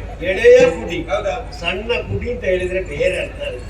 ಎಳೆಯ ಕುಡಿ, ಎಲೆಯ ಕುಡಿ. ಇನ್ನು ಬೆಳೆದು ಬೆಳೆದು ದೊಡ್ಡ ಕುಡಿ ಆಗ್ತದೆ. ಬೆಳೆದು ಹೆಮ್ಮರ ದೊಡ್ಡ ಕುಡಿ ಅಂತ ಏನು ಹೆಮ್ಮರ ಹೆಮ್ಮರ ಆಗುತ್ತಾರೆ. ಅದ್ಭುತವಾದಂತಹ ಪ್ರತಿಯೆ, ಅದ್ಭುತವಾದಂತಹ ನಾಟ್ಯ. ದೇವರೇ, ಇವರನ್ನು ಏನು ಮಾಡಿದ್ರು ಗೊತ್ತಾಯ್ತು? ಇಲ್ಲ, ಗೊತ್ತಾಗಲಿಲ್ಲ. ನಮ್ಮಲ್ಲಿ ಇವರು ಕೊನೆಗೊಂದು ಪ್ರದರ್ಶನ ಮಾಡಿದ್ರಲ್ಲ, ದೃಶ್ಯ ರೂಪಕ. ಯಾವುದು? ಇದು ಮಹಿಷಮರ್ದಿನಿ. ಮಹಿಷಮರ್ದಿನಿಯಲ್ಲಿ ಪ್ರಧಾನ ಪಾತ್ರವನ್ನು ವಹಿಸಿದವರು ಇವರೇ. ದೇವಿ ನೋಡಿದ್ದು ಇವನೇ. ನೋಡು, ದೇವಿ ಅಲ್ಲ, ಮಹಿಷಮರ್ದಿನಿಯಲ್ಲಿ ದೇವಿ ಅಲ್ವೇನ ಪ್ರಧಾನ ಪಾತ್ರ? ಹಾಗಿದ್ರೆ ಮಹಿಷಾಸುರ. ಎಂತ ಹತ್ತು ಸಪುರದ್ದು ಮಹಿಷಾಸುರ? ಏನು ಮಹಿಷಾಸುರ ಅಲ್ಲ, ಪ್ರಧಾನ ಪಾತ್ರ. ಮಹಿಷಮರ್ದಿನಿಯಲ್ಲಿ ಪ್ರಧಾನ ಪಾತ್ರ ಯಾವುದಾ? ಪ್ರಧಾನ ಪಾತ್ರ ಇವರದ್ದೇ. ಯಾವುದದು ಪಾತ್ರ? ಸಿಂಹ. ಮಹಿಷಮರ್ದಿನಿಯಲ್ಲಿ ಸಿಂಹ ಪಾತ್ರ ಪ್ರಧಾನ. ನೋಡಿದ್ರಲ್ಲಿ ಪ್ರಧಾನವಾಗಿ ಇವರೇ ಅಭಿನಯಿಸಿ ಕಾಣಿಸಿಕೊಂಡಿದ್ದಾರೆ. ಯಾಕೆ ಹೇಳಿ? ಚಿಕ್ಕ ಪಾತ್ರವಾದರೂ ಕಾಣಿಸಿಕೊಳ್ಳುವುದಕ್ಕೆ ಸಾಧ್ಯ. ಕಾಣಿಸಿಕೊಳ್ಳಬಹುದು ಎನ್ನುವ ಹಾಗೆ ನಮಗೆಲ್ಲ ತೋರಿಸಿಕೊಟ್ಟಿದ್ದಾರೆ. ಸರಿ. ಮೈಜ ಬರುವಾಗ ಹೋರಾಡುವಾಗ ಇವರು ಸಿಂಹ ಮಾಡಿ ಹೊರಳಾಡಿ ಮೇಲಿನಿಂದ ಬಿದ್ದು ನಮ್ಮನ್ನು ಬಂದವರನ್ನು ರಕ್ಷಿಸಬೇಕು ಅಂತ ಹೇಳಿ ಪಾಪ ಹಿಂದಿನಿಂದ ಸಭೆಯಿಂದ ಬಂದು ಅಲ್ಲಿ ಪಾಪ ನಾಯಿ ಬೆನ್ನಟ್ಟಿಕೊಂಡು ಬಂದು ಅವತ್ತೇ ಹೇಳುದಿವರ ಜಾಗ್ರತೆ ಮಾಡುವಾಗ ಏನು ಆದ್ರೂ ಕೂಡ ಅದನ್ನೆಲ್ಲ ಲೆಕ್ಕಿಸದೆ ರಂಗಕ್ಕೆ ಬಂದು ತನ್ನ ಪ್ರತಿಭೆಯನ್ನು ತೋರಿಸಿದಂತ ಇವರದ್ದೊಂದು ಹಣೆಬರ ನೋಡಿ. ಹಣೆಬರ ಏನು? ಯೋಗ್ಯತೆ ಅದು. ಯೋಗ್ಯತೆ ಅಲ್ಲ, ಮತ್ತೆ ಹಣೆಬರ. ಅದೇ ಯಾಕೆ ನೋಡಿ, ಇಷ್ಟು ಪಾತ್ರದಲ್ಲಿ ರಂಜಿಸಿದವರ ಮುಖ ಎಲ್ಲರಿಗೆ ಪರಿಚಯ ಸಿಗುತ್ತದೆ. ಇದು ಇವರು ದೇವಿ ಇವರು ಮಾಡಿದ್ದು, ಮಹಿಷ ಇವರು ಮಾಡಿದ್ದು. ಆದ್ರೆ ಪಾಪ ಸಿಂಹ ಮಾಡಿದವನ ಪರಿಚಯ ಯಾರಿಗಾದ್ರೂ ಉಂಟಾ? ಗೊತ್ತಾಯ್ತಲ್ಲ ಈಗ ನನಗೆ. ಅದು ನಾನು ಹೇಳಿದ್ದು. ಅದು ಯಾಕೆ ಗೊತ್ತಾಗುದಿಲ್ಲ? ಯಾಕಂದ್ರೆ ಇವರ ಮುಖ ಕಾಣುದಿಲ್ಲ ಅಲ್ಲ ದೇವರೇ. ಮಂಡೆ ಹಾಕೊಂಡು ಬರ್ತಾರೆ. ಮಂಡೆ ಹಾಕುದಲ್ವೇನು? ಮುಖವಾಡವನ್ನು ಧರಿಸಿ. ಮುಖವಾಡ ಹಾಕೊಂಡು ಮಂಡೆ ಯಾವುದು? ಯಾವುದರ ಮಂಡೆ? ಮುಖವಾಡ. ಇದು ಮುಖವಾಡದ ಒಳಗಿರುವಂತ ವ್ಯಕ್ತಿ ಯಾರಿಗೆ ಅಂತ ಯಾರಿಗೂ ಗೊತ್ತಿಲ್ಲ, ಯಾರಿಗೂ ಗೊತ್ತಾಗ್ತಿಲ್ಲ. ಅದಕ್ಕೆ ಹೇಳ್ತಾ ಹಣಬರ ಅಂತ ಪಾಪ ಇಲ್ಲದೆ ಒಬ್ಬೊಬ್ಬರಿಗೆ ಹಾಗೆ ಆಗ್ತದೆ. ಪ್ರಚಾರಕ್ಕೆ ಬರ್ಬೇಕು ಅಂತ ಆದ್ರೆ ದಾರಿ ಉಂಟು. ದಾರಿ ಉಂಟು, ದಾರಿ ಉಂಟು. ಏನು ಒಂದು ದಾರಿ ಉಂಟು. ಏನು? ಈ ವಧೆ ಎಲ್ಲ ಆಗುತ್ತದಲ್ಲ, ಮಹಿಷ ವಧೆ ಆಗುತ್ತದಲ್ಲ, ವಧೆ ಹಾಕುವಾಗ ಒಮ್ಮೆ ತಲೆ ತೆಗ್ದಿಗೆ ಸಭೆ ನೋಡಿ. ಒಳ್ಳೆ ಮಾರ್ಗದರ್ಶನ ನಿನ್ನದಾಯ್ತು. ಹಾಗೆಲ್ಲ ಮುಖದೆದ್ರೆ ಆಭಾಸ ಆಗುದಿಲ್ಲ. ಹಾಗೆ ಆಭಾಸ ಆಗಿದೆ ಅಂತ ಗೊತ್ತಾಗಬಾರ್ದು. ಒಂದು 3 ಸೀನ್ ಬರ್ಬೇಕು. ಏನು? ಸೀನ್ಬೇಕು. ಸಿಂಹಕ್ಕೊಂದು ಸೀಟ್ ಹಾಕ್ಲಿಕ್ಕಿಲ್ವಾ? ಸಿಂಹದ ಹತ್ರ ಕೇಳಬೇಕು. ಒಂದು 2 ಸಣ್ಣ ಸೀನು, 3 ದೊಡ್ಡ ಸೀನು. ಸೀನ್ ಆಗುವಾಗ ತಲೆ ತನ್ನಷ್ಟಿಗೆ ಮೇಲೆ ಒಳ್ಳೆ ಒಳ್ಳೆ ದಾರಿ ನೀನು. ತುಂಬಾನೇ ತಮಾಷೆಗೆ ಹೇಳಿದ್ದು. ಸರಿ. ಯಾಕಂದ್ರೆ ಪ್ರಚಾರಕ್ಕೆ ಬರಲಿಲ್ಲ ಅಂತ ಬೇಸರದಿಂದ ಹೇಳಿದಷ್ಟೇ. ಹಾಗಾಗಿ ಇಂತಹ ಸಣ್ಣ ಪ್ರತಿಭೆಗೂ ಕೂಡ ಗೌರವಿಸಬೇಕು ಎನ್ನುವ ನೆಲೆಯಲ್ಲಿ ಗೌರವಿಸ್ತಾ ಇದ್ದೇವೆ. ಚಪ್ಪಾಳೆ. ಆಯ್ತಲ್ಲ ಎಲ್ಲರಿಗೂ? ಎಲ್ಲ ಉಂಟು. ಸರಿ. ಮತ್ತೆ ಭೋಜನ ಎಲ್ಲ ಮಾಡಿ ಭೋಜನದೆಲ್ಲ ವ್ಯವಸ್ಥೆ ಉಂಟು. ಕಂದಮೂಲ ಅದೆಲ್ಲ ಅವರಿಗೆ ಇಲ್ಲಿ ಕಂದಮೂಲಾದಿಗಳು ಸಿಗ್ಲಿಕ್ಕೆ ಇಲ್ಲಿ ನಮ್ಮ ಭೋಜನ. ನಮ್ಮ ಭೋಜನ ಅಲ್ಲ, ಅವರು ಅದನ್ನು ಕಂದಮೂಲ ವ್ಯಾಧಿ ಅಲ್ಲ, ಕಂದಮೂಲಾದಿಗಳನ್ನು ತಿನ್ನುವುದು. ಅದಕ್ಕೆ ಭೂರಿ ಏನೇ ಆಗಲಿ, ಏನಾದರೂ ಕಾಡಿನಲ್ಲಿ ನಿಮಗೆ ಕಷ್ಟ ಬಂತು ಎಂದಾದ್ರೆ ನಮಗೆ ತಿಳಿಸತಕ್ಕದ್ದು ಪರಿಹಾರವನ್ನು ಮಾಡ್ತೇವೆ. ನಾವಿನ್ನು ಪುರವನ್ನು ಸೇರೋಣವೇ? ಹೌದು.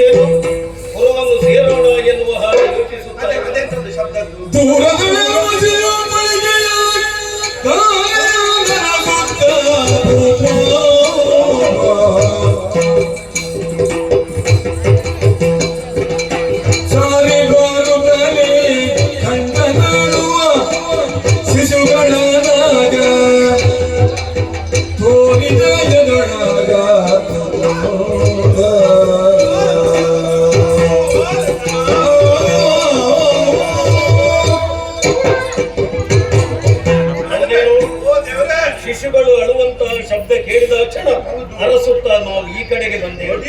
ಹೊಡಿದೆಯ ಪೊದರಿನ ಮಧ್ಯೆ 2 ಮಕ್ಕಳು,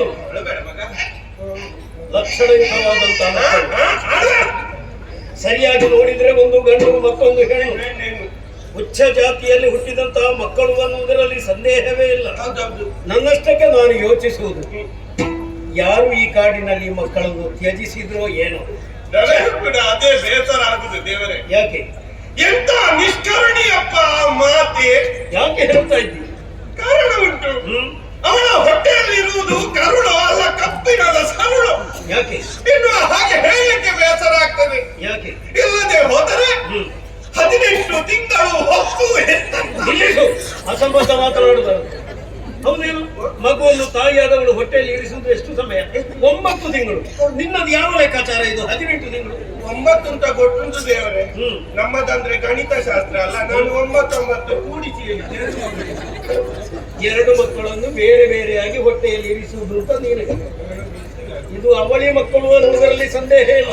ಮುಂದಾಗಿ ಹೊಟ್ಟೆಯೊಳಗೆ 9 ತಿಂಗಳು. ಹೌದೇನು? ಯಾವ ತಾಯಿಯನ್ನು ನಾವು ದೂಷಿಸಬಾರದು. ಯಾಕೆ ಬೆಲ್ಲಯ್ಯ? ಎಂತ ಕಠಿಣ ಪರಿಸ್ಥಿತಿಯಲ್ಲಿ ಆ ಮಕ್ಕಳನ್ನು ತಾಯಿಯಾದವಳು ತ್ಯಜಿಸಿದ್ದಾಳೋ ಏನು ನಮಗೆ ಗೊತ್ತಿಲ್ಲಲ್ಲ. ಗೊತ್ತಿಲ್ಲದೆ ನಾವು ಯಾವುದನ್ನು ಹೇಳಬಾರದು. ಹಾಗಿದ್ರೆ ಈ ಮಗುವನ್ನು ಇಲ್ಲೇ ಬಿಟ್ಟು ಹೋಗುವುದೇ ಸರಿಯಲ್ಲ.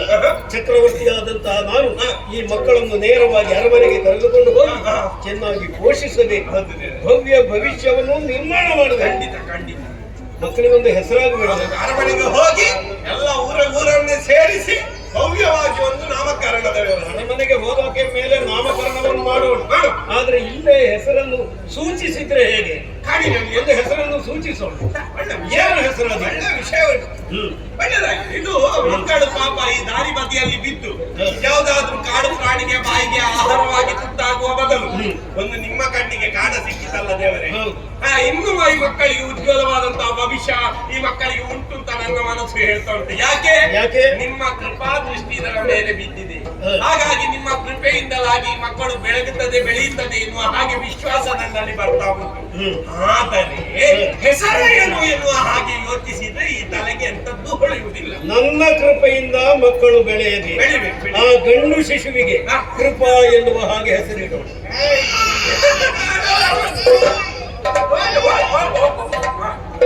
ಗಂಡು ಮಗುವಿನ ಅಳು ನಿಂತಿತು, ಹೆಣ್ಣು ಮಗು ಅಳುವುದಕ್ಕೆ ಪ್ರಾರಂಭ. ಹೆಣ್ಣು ಮಗು ಹೇಳುದು ಅಕಡ ನಿನಗೆ ಹೆಸರಾಯ್ತು, ನನಗೊಂದು ಎಂತದ್ದು ಹೆಸರಿಲ್ಲ ಅಂತ. ಹಾಗೆ ನಿನಗೆ ಬಾಲ ಭಾಷೆ ಬರ್ತದೆ ಅಂತ. ಹಾಗಿದ್ರೆ ಹೆಣ್ಣು ಶಿಶುವಿಗೆ ಕೃಪಿ ಎನ್ನುವ ಹಾಗೆ ಹೆಸರಿಡೋಣ. ಕೃಪಿ ನಿಜ, ಒಳ್ಳೆ ಹೆಸರು. ಚೆನ್ನಾಗಿ ಪೋಷಿಸೋಣ. ಆದ್ರೆ ಒಂದು ವಿಚಾರ, ಈಗಲೇ ನಾನು ಅರಮನೆಗೆ ಬರುವುದಿಲ್ಲ. ಸರಿ, ಈ ಮಕ್ಕಳನ್ನು ಜಾಗ್ರತೆಯಿಂದ ಅರಮನೆಗೆ ಕೊಂಡು ಹೋಗಬೇಕು. ಸ್ವಲ್ಪ ಯಮುನೆಯ ದಡದಲ್ಲಿ ಸಂಚಾರ ಮಾಡಿ ನಾನು ಬರ್ತೇನೆ. ಯಮುನೆಯ ದಡದಲ್ಲಿ ನಾನು ಸಂಚಾರ ಮಾಡುತ್ತಾ ಇದ್ರೆ ಸುಶ್ರಾವ್ಯವಾದಂತಹ ಗಾಯನವನ್ನು ಕೇಳಿಸುತ್ತಾ ಇದೆ. ಆ ಕಡೆಗೆ ಮುಂದುವರಿಯುತ್ತೇನೆ.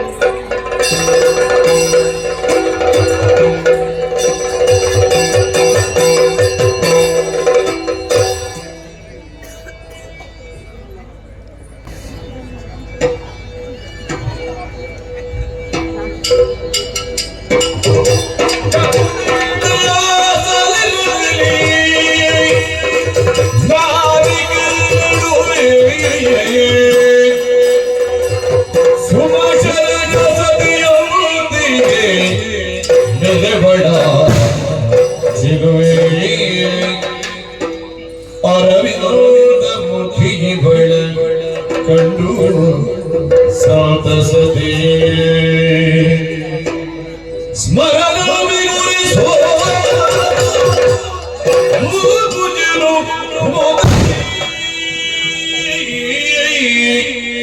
ಸ್ಮರಣ ಭೂಭುಜನ ಮುದದಿ ನುಡಿಸಿದನು ಮೊದಲಿಯೇ ಯಾರು ನೀಲಿ ಚಾರು ಚೋದ್ರಿಗೆ ನೀಲ ಚಾಪನೆಯೇ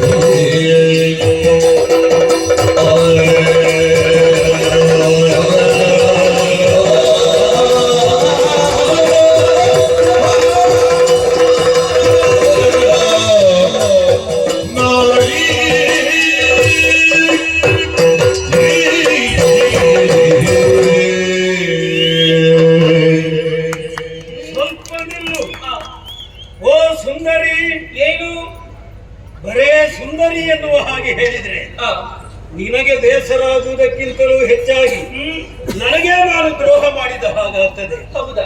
ಬರೇ ಸುಂದರಿಯಲ್ಲ, ಮತ್ತೆ ಅಪ್ರತಿಮ ಸುಂದರಿ, ಅನರ್ಘ್ಯ ಸುಂದರಿ, ವಿಶೇಷ ಸುಂದರಿ. ಇಂತಹ ಸೌಂದರ್ಯವನ್ನು ನಾನು ಇದುವರೆಗೆ ಜೀವನದಲ್ಲಿ ಕಂಡವನಲ್ಲ. ಒಬ್ಬಳೇ ಅಲ್ಲ, ಅದೆಷ್ಟೋ ನಾವಿಕರ ಮಧ್ಯೆ ನೀನು ವ್ಯವಹರಿಸುತ್ತಾ ಇದ್ದಿ. ಯಾರು ಎನ್ನುವ ಹಾಗೆ ನನಗೆ ತಿಳಿದಿಲ್ಲ. ಆಕರ್ಷಿತನಾದೆ. ಕೇವಲ ನಿನ್ನ ಸೌಂದರ್ಯಕ್ಕೆ ಮಾತ್ರ ನಾನು ಆಕರ್ಷಿಸಿದರಾದವನಲ್ಲ. ಮತ್ತೆ ನಿನ್ನ ಶರೀರದಿಂದ ಹೊರಸೂಸುವಂತಹ ಆ ಗಂಧ, ಭವ್ಯ ಗಂಧ, ದಿವ್ಯ ಗಂಧ, ದೇವ ಸುಗಂಧ ಅನ್ನುವುದರಲ್ಲಿ ಯಾವುದೇ ಸಂದೇಹವಿಲ್ಲ. ಯಾರು ನೀನು? ಇನ್ನೇನು ಮಾಡುತ್ತಾ ಇರುವೆ? ನಿನ್ನ ಹೆಸರೇನು? ಮನೆಯಲ್ಲಿ ಎಲ್ಲಾ ವಿಚಾರಗಳನ್ನು ಹೇಳಬಹುದೇ? ಶಶಿಗುಡಿ ನಮನಗಳು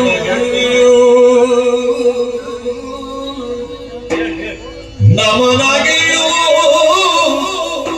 ನಮನಗಳು ಶಶಿಕುಲ ಮೋಡಿ ನಮನಗಳು ನಮನಗಳು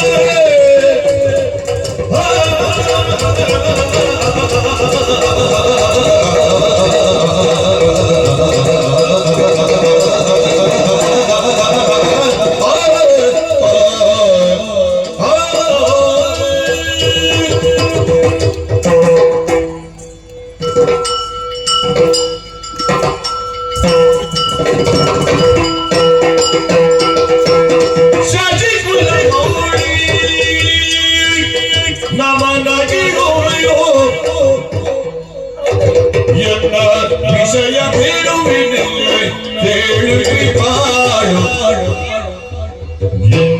ವಿಷಯ ಬೇಡುವಿನಿಲ್ಲ ಕೇಳುವಿ ಬಾಳು ನಮನಗಳು ಕೇಳುವಿ ಬಾಳು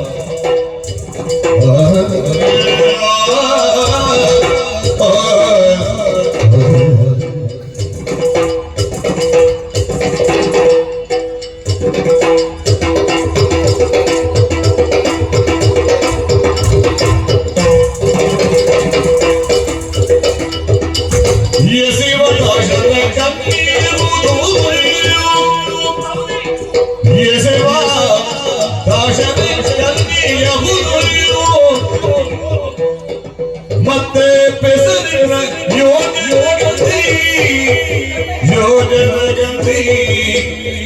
ಮತ್ತೆ ಪೆಸರಿನ ಯೋಜನಗಂಧಿ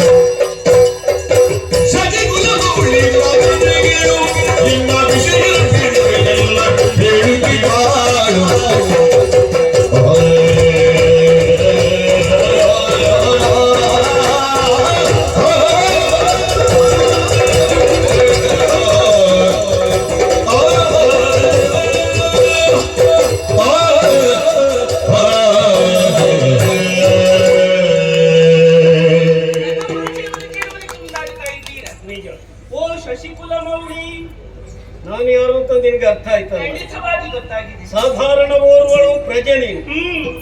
ಅರಸನಾದಂತ ನನ್ನನ್ನು ಅರ್ಥೈಸಿಕೊಂಡೆ ಎಂದಾದ್ರೆ ಸಂಸ್ಕಾರವಂತೆ ಅಂತ ಅರ್ಥ ಆಯ್ತು. ಹೌದೌದು. ಸರಿ, ಮೊದಲಾಗಿ ಅಭಿವಂದಿಸಿಕೊಳ್ತಾ ಇದ್ದೀನಿ. ಶುಭವಾಗುತ್ತೆ. ನಿಮ್ಮ ಪರಿಚಯ ಇಲ್ಲದವರು ಯಾರಿದ್ದಾರೆ ಇಲ್ಲಿ?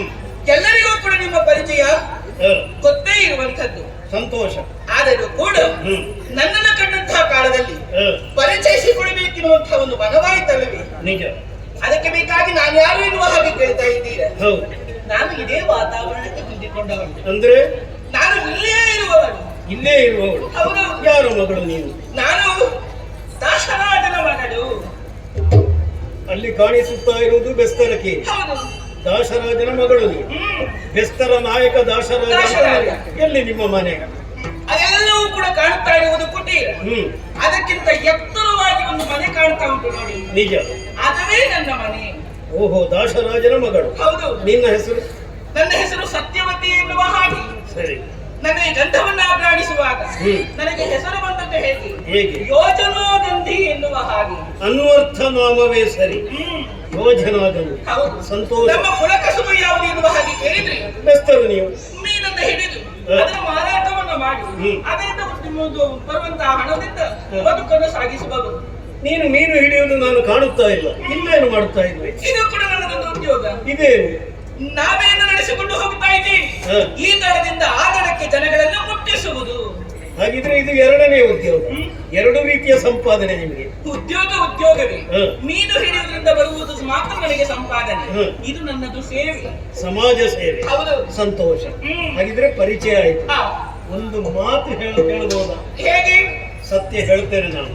ಏನು? ಈ ಪ್ರಪಂಚದಲ್ಲಿ ಅದೆಷ್ಟೋ ಗಂಧಗಳನ್ನು ನಾನು ಆಘ್ರಾಣಿಸಿದವ, ಆದರೆ ಇಂತಹ ಸೌಗಂಧವನ್ನು ಇದುವರೆಗೆ ನಾನು ಆಘ್ರಾಣಿಸಿದವನಲ್ಲ. ಈ ಸೌಗಂಧ ವಲಯದ ಒಳಗೆ ಯಾವತ್ತೂ ನನಗೆ ಇರಬೇಕು ಎನ್ನುವ ಹಾಗೆ ಆಶೆ ಅಂತ ಉಂಟು. ಏನು ಮಾಡೋಣ? ಹಾಗಿದ್ರೆ ಇಲ್ಲಿ ಇರಬಹುದಲ್ವೇ ನಿಮಗೆ? ಚಕ್ರವರ್ತಿಯಾಗಿ ನನಗೆ ಇಲ್ಲಿ ಇರುವುದಕ್ಕಾಗ್ತದ? ನಿನ್ನನ್ನು ಅರಮನೆಗೆ ಕರ್ಕೊಂಡು ಹೋದ್ರೆ ಹೇಗೆ ಅಂತ. ಹಾಗೆ ನೀನು ಬರ್ತಿ ಎಂದು ಹೇಳಿದ ಕ್ಷಣ ಚಕ್ರವರ್ತಿಯಾಗಿ ನನಗೆ ಕರೆದುಕೊಂಡು ಹೋಗುವುದಕ್ಕಾಗುವುದಿಲ್ಲ. ನಾನೊಂದು ತೀರ್ಮಾನಕ್ಕೆ ಬಂದಿದ್ದೇನೆ. ನಿನ್ನನ್ನು ಮದುವೆಯಾಗಿ ಹಸ್ತಿನೆಗೆ ನಾನು ಕರೆದುಕೊಂಡು ಹೋದ್ರೆ ಹೇಗೆ? ಏನು ನಿಮ್ಮ ಅಭಿಪ್ರಾಯ? ಮದುವೆಯಾಗಿ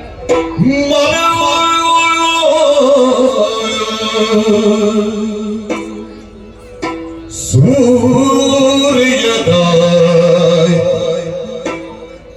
ನೋಡಿ ನೋಡಿ ನೋಡಿ ಮನವು ಸೂರ್ಯದಾಯ್ತು ನೋಡಿ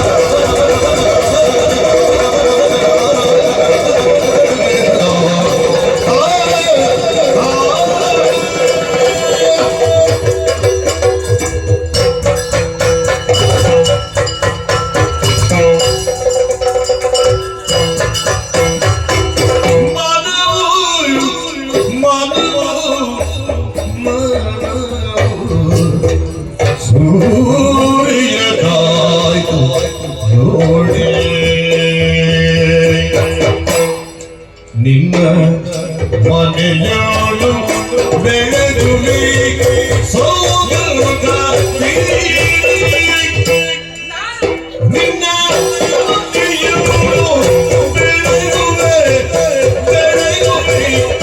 ಸೌಗಂಧ ನೋಡಿ ಗಂಧ ಗಂಧ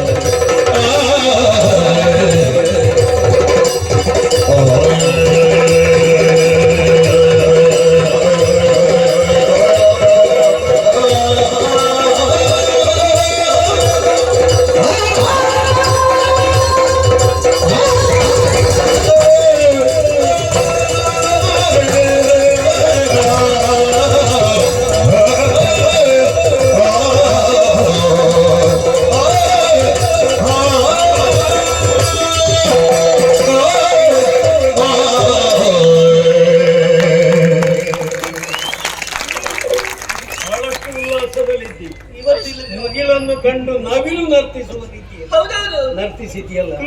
ಮದುವೆ ಆಗ್ತೀಯ ಅಂತ ಕೇಳಿದ ಕ್ಷಣ ಹಾ ನೀನು ನೆಲ ಬಿಟ್ಟಿದ್ದು, ಹೌದು, ಇವತ್ತು ನೆನಪು.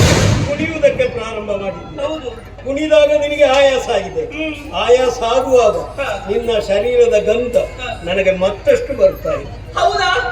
ಹಾಗಿದ್ರೆ ನೀವು ಹೇಳುವ ಮಾತು ಸತ್ಯ. ಈ ಸೌಗಂಧ ವಲಯದಲ್ಲಿ ಸದಾ ಕಾಲ ವ್ಯವಹರಿಸಬೇಕು. ಆ ಆಸೆಯನ್ನು ಈಡೇರಿಸಿಕೊಡ್ಬೇಕಾದದ್ದು ನನ್ನ ಕರ್ತವ್ಯವೇ ಸರಿ. ಕರೆದುಕೊಂಡು ಹೋಗ್ತೇನೆ ಅರಮನೆಗೆ. ಆದ್ರೆ ಒಂದು ವಿಚಾರ, ಏನು? ಇಕ್ಕಟ್ಟಿನ ಪರಿಸ್ಥಿತಿ. ಏನು? ಈಗ ನಾನು ಯೌವನವತಿ ಹೆಣ್ಣು. ಈ ಕಾಲದಲ್ಲಿ ಇವಳು ಇರುವಂತಹ ಅಧೀನದಲ್ಲಿ ಇರಬೇಕಾದ್ರೆ ಅದು ತಂದೆ ತಾಯಿಗಳ ಅಧೀನದಲ್ಲಿ. ಹೀಗಿರುವಾಗ ತಂದೆ ನನ್ನ ಸಾಕಿದವರಿದ್ದಾರೆ, ಬೇಕು ಬೇಡ ಎಲ್ಲಗಳನ್ನು ಕೂಡ ಈಡೇರಿಸಿದವರಿದ್ದಾರೆ. ಅವರನ್ನು ಮೀರಿ ವ್ಯವಹರಿಸುವುದಕ್ಕೆ ನನ್ನಿಂದ ಸಾಧ್ಯ ಇಲ್ಲ. ಚಕ್ರವರ್ತಿ ನಾನು. ಹೌದು. ನೇರವಾಗಿ ನಿನ್ನನ್ನು ಕರೆದುಕೊಂಡು ಹೋಗಿ ಹಸ್ತಿನಾವತಿಯಲ್ಲಿ ನಿನ್ನನ್ನು ಮದುವೆ ಆದರೆ ನನ್ನನ್ನು ಪ್ರಶ್ನಿಸುವಂತಹ ಶಕ್ತಿ ಪ್ರಪಂಚದಲ್ಲಿ ಬೇರೆ ಯಾವುದೂ ಇಲ್ಲ. ಇಲ್ವೇ ಇಲ್ಲ. ಆದರೂ ನಾನು ಹಾಗೆ ಮಾಡುವುದಕ್ಕಾಗುವುದಿಲ್ಲ. ಮತ್ತೆ ಯಾಕೆ? ಧರ್ಮ ಸಿಂಹಾಸನವನ್ನು ಏರಿದವರು, ನೈತಿಕತೆಯೇ ನಮ್ಮ ಬಲ. ನಿನ್ನ ತಂದೆಯಲ್ಲಿ ಒಮ್ಮೆ ಕೇಳುವುದಕ್ಕೆ ಏನಂತೆ? ಎಲ್ಲಿದ್ದಾನೆ ನಿನ್ನ?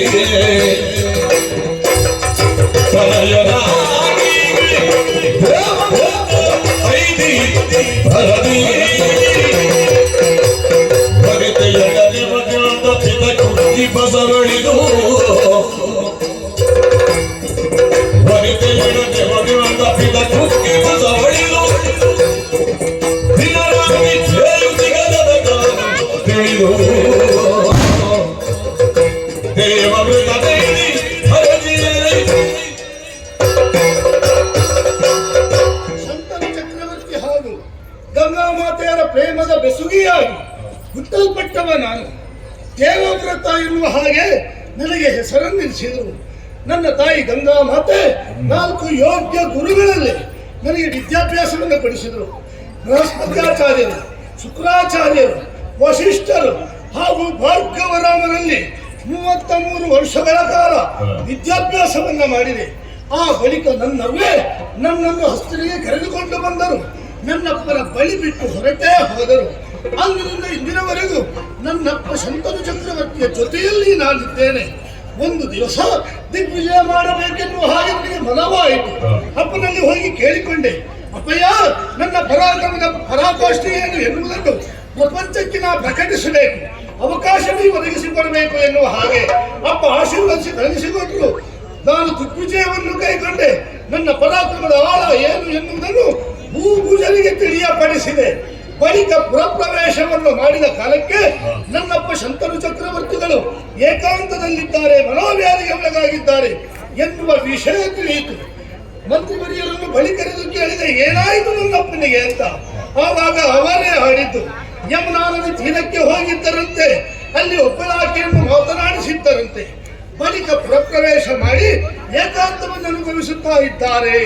ಚೇಚೆ, ನನ್ನ ಪುತನಿಗೆ ಇಂತಹ ಒಂದು ದುಸ್ಥಿತಿಯೇ ಬರಕೂಡದು. ಯಾಕೆ? ಶ್ರೀರಾಮಚಂದ್ರಮನ ವ್ಯಕ್ತಿತ್ವವನ್ನು ಜೀವನದಲ್ಲಿ ಅಳವಡಿಸಿಕೊಂಡವ ಶ್ರೀರಾಮಚಂದ್ರಮ ಅವನಪ್ಪನಿಗೆ ಬಂದಂತಹ ಯಾವ ಮನೋವ್ಯಾಧಿ ಉಂಟು ಅದನ್ನು ದೂರಗೊಳಿಸುವುದಕ್ಕೆ ಬೇಕಾಗಿ ವನಗಮನವನ್ನು ಮಾಡಿದ. ನಾನು ಅಂತೆ ನನ್ನಪ್ಪನಿಗೆ ಬಂದ ಮನೋವ್ಯಾಧಿಯನ್ನು ದೂರ ಮಾಡುವುದಕ್ಕೆ ಯಾವ ತ್ಯಾಗಕ್ಕೂ ನಾ ಸಿದ್ಧನಾಗಿದ್ದೇನೆ. ಈ ಪ್ರಕರಣ ಪ್ರಾರಂಭವಾದದ್ದು ಯಮುನಾ ನದಿ ತೀರದಲ್ಲಿದ್ದಾನೆ. ಇದಕ್ಕೊಂದು ಅಂತ್ಯ ಅಲ್ಲಿಯೇ ಆಗಬೇಕು. ಹಾಗಾಗಿ ಯಮುನಾ ನದಿ ತೀರದಡೆಗೆ ಸಾಗುತ್ತೇನೆ.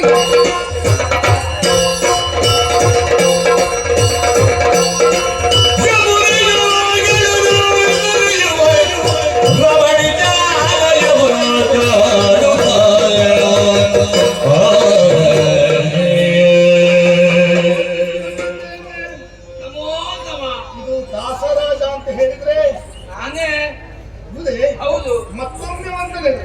ಅದು ಮುಖ ನೋಡುವುದು ನಾನು ಹಾ. ಕೆಲವು ಸಮಯಕ್ಕೆ ಮೊದಲು ಹಾ. ಇದೇ ಮುಖವನ್ನು ಇಲ್ಲಿ ನೋಡಿದ ನೆನಪು ನನಗೆ. ಹೌದೇ? ಆಯದಲ್ಲಿ ವ್ಯತ್ಯಾಸ ಉಂಟು. ಹಾ.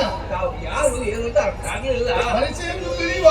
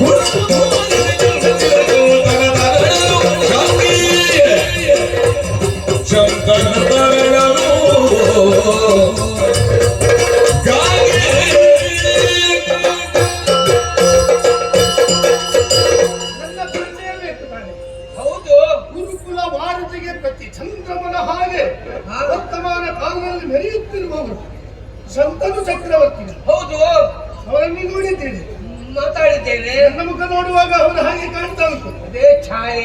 ನನಗೂ ಅವರಿಗೂ ಅವಿನಾಭಾವ ಸಂಬಂಧ ಉಂಟು. ಅಂದ್ರೆ ನಾನು ಬೇರೆ ಯಾರು ಅಲ್ಲ, ಅವರ ಮಗ ದೇವವ್ರತ ಅಂತ.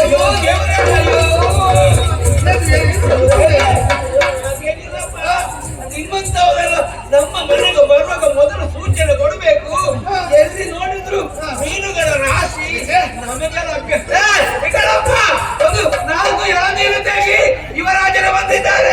ಸ್ವಾಮಿ ಸ್ವಲ್ಪ ಸೈನಿಸಬೇಕು. ನಿಮಗೆ ಉಳಿಸಿಕೊಳ್ಳುವುದಕ್ಕೆ ಏನು ಬೇಡ ಅಂತ.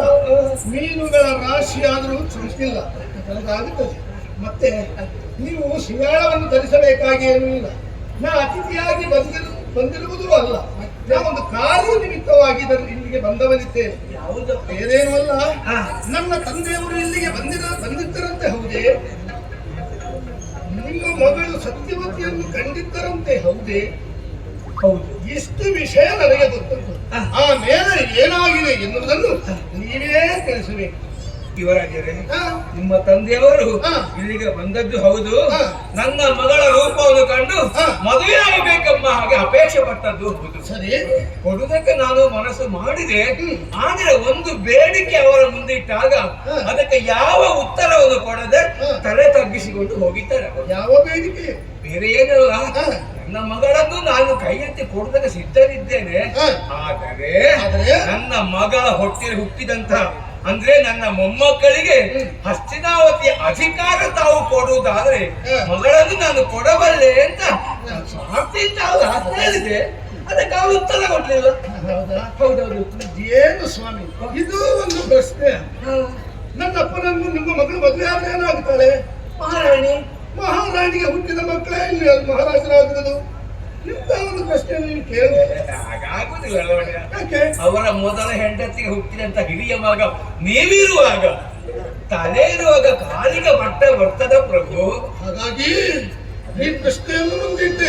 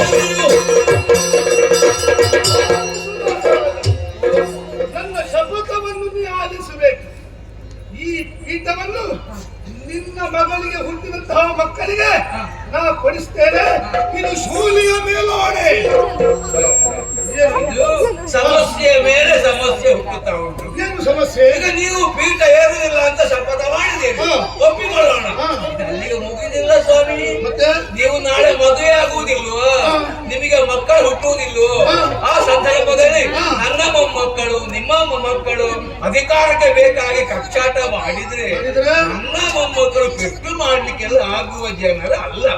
ಸುಮ್ಮನೆ ಸಮಸ್ಯೆ ಗೊತ್ತಾಗ್ತದೆ.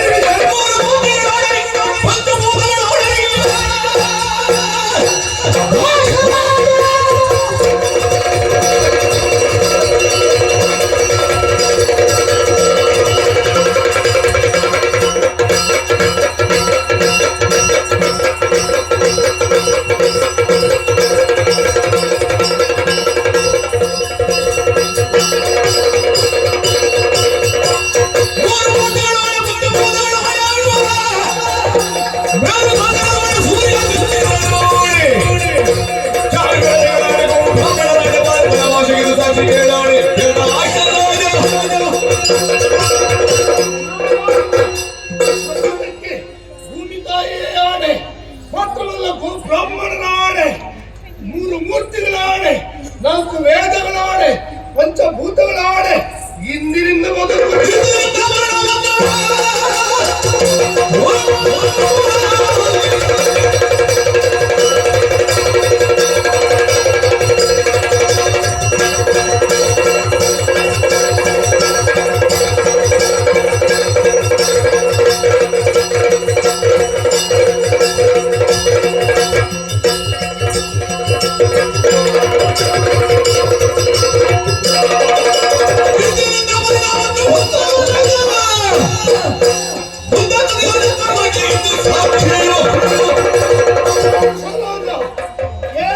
ಭೀಷಣವಾದ ಪ್ರತಿಜ್ಞೆ ಇಂದಿನಿಂದ ಮೊದಲುಗೊಂಡು ಮರಣ ಹೊಂದುವ ತನಕ ಮದುವೆಯಾಗಲಾರೆ. ಪ್ರತಿಯೊಬ್ಬರ ಹೆಣ್ಣನ್ನು ತಾಯಿ ಗಂಗಾ ಮಾತೆಯ ಸ್ಥಾನದಲ್ಲಿ ನೋಡ್ತೇನೆ. ಇದು ನನ್ನ ಪ್ರತಿಜ್ಞೆ. ಪುಣ್ಯಾತ್ಮ, ಆ ತೆಂಗಿನ ಮರದ ಮೇಲೆ ಅಲ್ಲಿ ಬೊಬ್ಬೆ ಹಾಕಬೇಡ, ಕೆಳಗೆ ಇಳಿ, ಬಾರ. ದಸರಾಜ, ಇದು ತೆಂಗಿನ ಮರದ ಮೇಲೆ ಕುಳಿತವ, ಅವೇ ಬೊಬ್ಬೆ ಹಾಕಿದ್ದಲ್ಲ. ಮತ್ತೆ ಗಗನವಾಣಿ ಅಂಬರ ಪತ್ರದಲ್ಲಿ ಸುಮನ ಸರೆ ಆಡುವಂತಹ ಶುಭ ನುಡಿ ಇದು. ಭೀಷಣವಾದಂತಹ ಪ್ರತಿಜ್ಞೆಯನ್ನು ನಾವು ಮಾಡಿದ ಕಾರಣದಲ್ಲಿ ದೇವವ್ರತನಾದಂತಹ ನಾನು ಇನ್ನು ಮುಂದಕ್ಕೆ ಭೀಷ್ಮ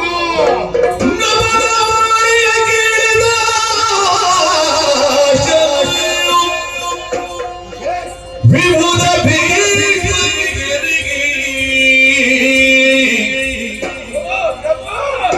ರಾಮನ ವಿಭವದಲ್ಲಿ ನುಡಿದ ತಾಳೆ ಸುತೆಯ ದೇವತರೇ ನಭದವಾಣಿಯ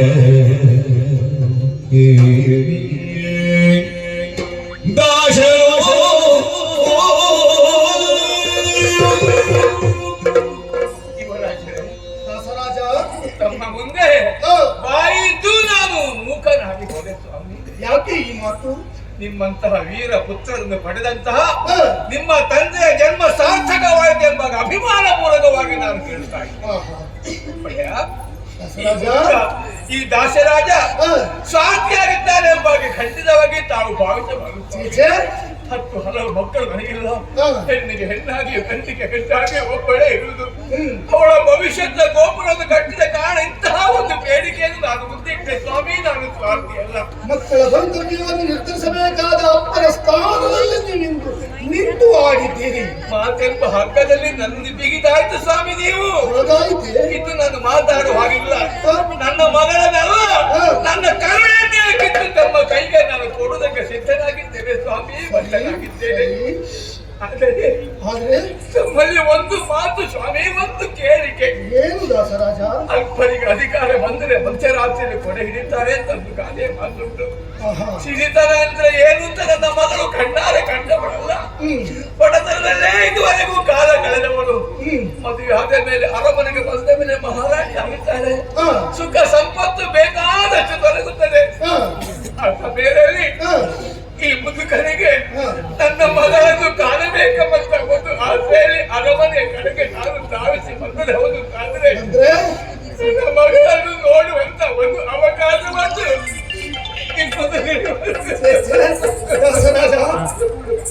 ನಿನ್ನಂತರಾಂಗಣದ ರೋಮೆ ನಿನ್ನ ಕಂಪನಿಯಾಗಿ ಹರಿಯುತ್ತಾ ಇಲ್ಲ.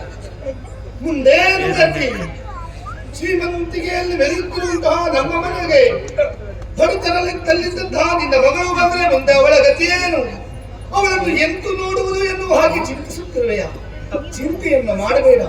ಯಾವ ಕಾಲಕ್ಕೆ ಎಷ್ಟು ಹೊತ್ತಿಗೆ ನಿನ್ನ ಮಗಳನ್ನು ನೋಡಬೇಕು ಎನ್ನುವ ಹಾಗೆ ಆಶೆ ನಿನಗೆ ಮೂಡುತ್ತದೋ ನೇರವಾಗಿ ನಮ್ಮ ಹಸ್ತಿನ ಅರಮನೆಗೆ ಬಾ.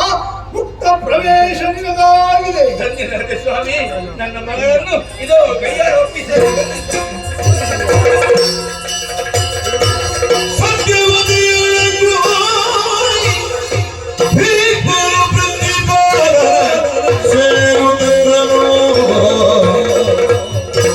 ಚಿತ್ತ ಜ್ಞಾನಿಯನುಳಿದು ಪೀಠ ದಿವ್ಯಸ್ಥನ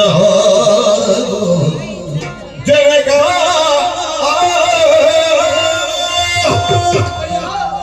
ನಿಮಗಾಗಿ ನೀವು ಬಯಸಿದಂತಹ ಸತ್ಯವತಿಯನ್ನು ನಾ ಕರೆತಂದೆ. ಇನ್ನು ನಿಮ್ಮ ಚಿತ್ತ ವ್ಯಾಕುಲವನ್ನು ಬಿಟ್ಟು ಈ ಧರ್ಮ ಸಿಂಹಾಸನದಲ್ಲಿ ನೀವಿರುವರು ವಿರಾಜಮಾನರಾಗಬೇಕು ಅಂತ ಕೇಳಿಕೊಳ್ತಾ ಇದ್ದೇನೆ.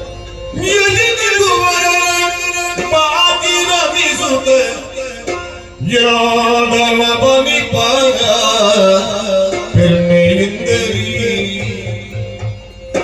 ರಾಮಗಣೆ ಮಗನೇ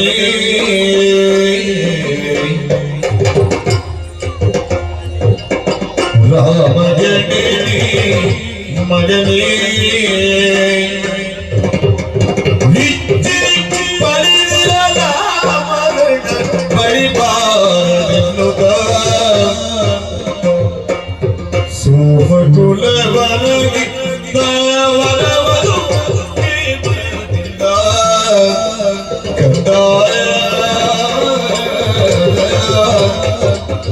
ಮಗನೇ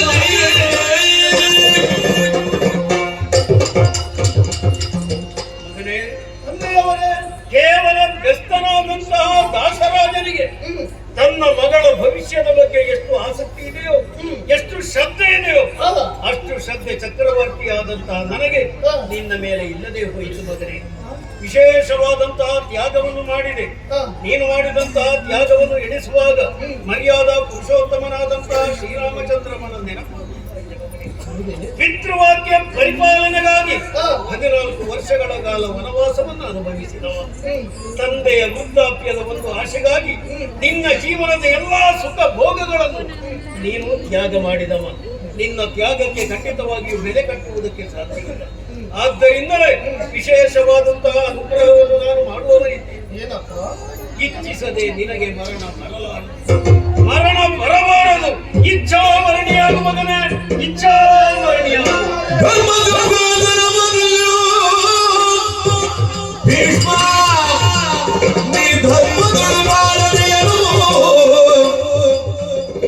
ಧರ್ಮಾತ್ಮನೇನು ಬರಕ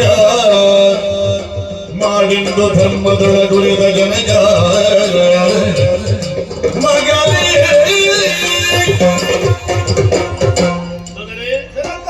ಈ ಧರ್ಮ ಸಿಂಹಾಸನವನ್ನು ಭವಿಷ್ಯದಲ್ಲಿ ನಿನ್ನಂತಹ ಓರ್ವ ಧರ್ಮಾತ್ಮ ಏರುವಲ್ಲಿಯವರೆಗೆ ಅದರ ರಕ್ಷಣೆಯ ಜವಾಬ್ದಾರಿ ನಿನಗೆ ಮಗನೇ.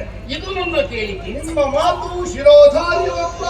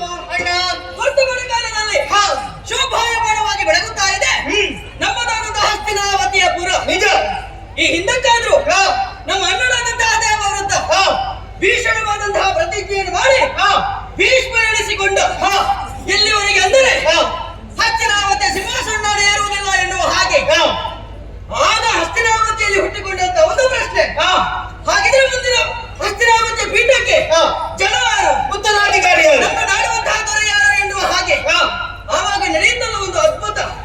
ಸತ್ಯನ ಭೂಪತಿ ಹಾಗೂ ಸತ್ಯವತಿ ದೇವಿಯರ ಉದರದಲ್ಲಿ ಜನಿಸಿ ಇಳೆಯ ಬೆಳಕನ್ನು ಕಂಡವರು ನಾವಿರುವರು. ಚಿತ್ರವೀರ್ಯ ವಿಚಿತ್ರವೀರ್ಯ ವಿಚಿತ್ರ, ನಮ್ಮದು ವಿಚಿತ್ರವೇ. ಅಷ್ಟು ಮಾತ್ರವಲ್ಲ, ದೇಹ ಎರಡಾದರೂ ಕೂಡ ಮನಸ್ಸು ಒಂದೇ. ಒಂದೇ ಮಾನ್ಯದ ಎರಡು ಮುಖಗಳ ಹಾಗೆ, ಖಂಡಿತ ಶರೀರದ ಎರಡು ತೋಳುಗಳ ಹಾಗೆ, ಈ ಹಸ್ತಿನಾವತಿಯ ಎರಡು ಕಣ್ಣುಗಳ ಹಾಗೆ, ಎರಡು ಭುಜಗಳ ಹಾಗೆ ಬರೆಯುತ್ತಾ ಇದ್ದೇವೆ. ನಿಜ.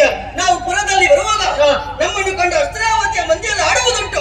ಮುಂದಿನ ರಾಜಕುಮಾರ ಚಿತ್ರವೀರ್ಯ ಬರುತ್ತಿದ್ದಾನೆ ಎನ್ನುವ ಹಾಗೆ ಅದನ್ನು ಬೇಕು ಬೇಕಾದಂತಹ ಗುರುಮಠವನ್ನು ಸೇರಿ ಯೋಗ್ಯವಂತಹ ಗುರುಗಳಿಂದ ಬೇಕು ಬೇಕಾದಂತಹ ವಿದ್ಯೆಯನ್ನು ಕಲಿತು ಸಂಪೂರ್ಣ ಆಗಿದೆ, ಎಲ್ಲ ಕಲಿತಾಗಿದೆ. ಇನ್ನು ಕಲಿಯಲಿಕ್ಕೆ ಯಾವುದೂ ಇಲ್ಲ.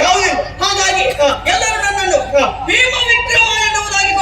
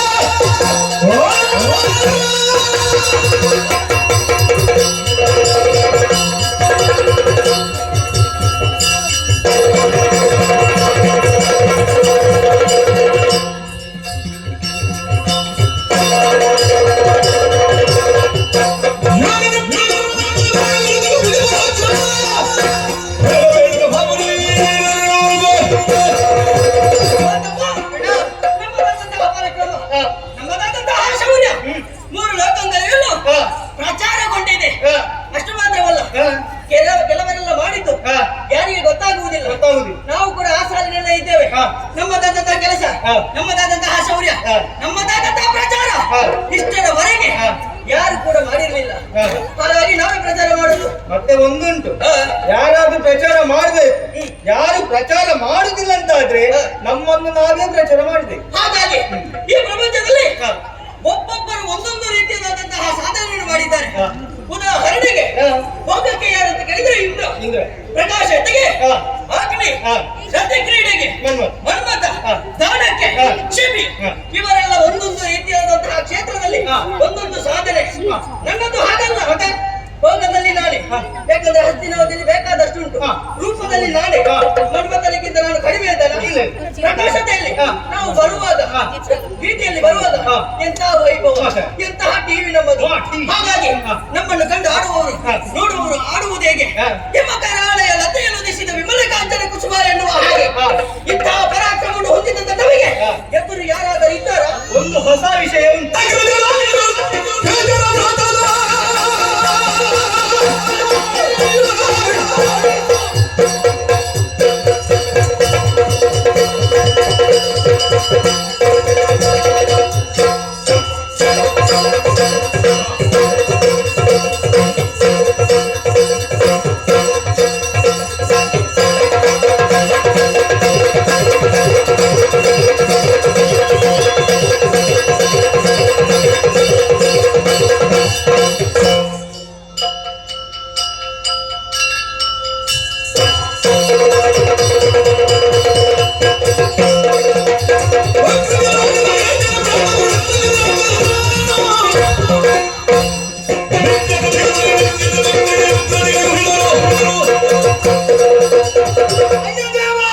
ತಮ್ಮ, ನಾನು ಹೇಳಿದ್ದನ್ನು ಸರಿಯಾಗಿ ಕೇಳಬೇಕು. ನಮಗೆ ಎದುರು ಯಾರಿಲ್ಲಪ್ಪ. ಇಷ್ಟರ ತನಕ ಹಾ.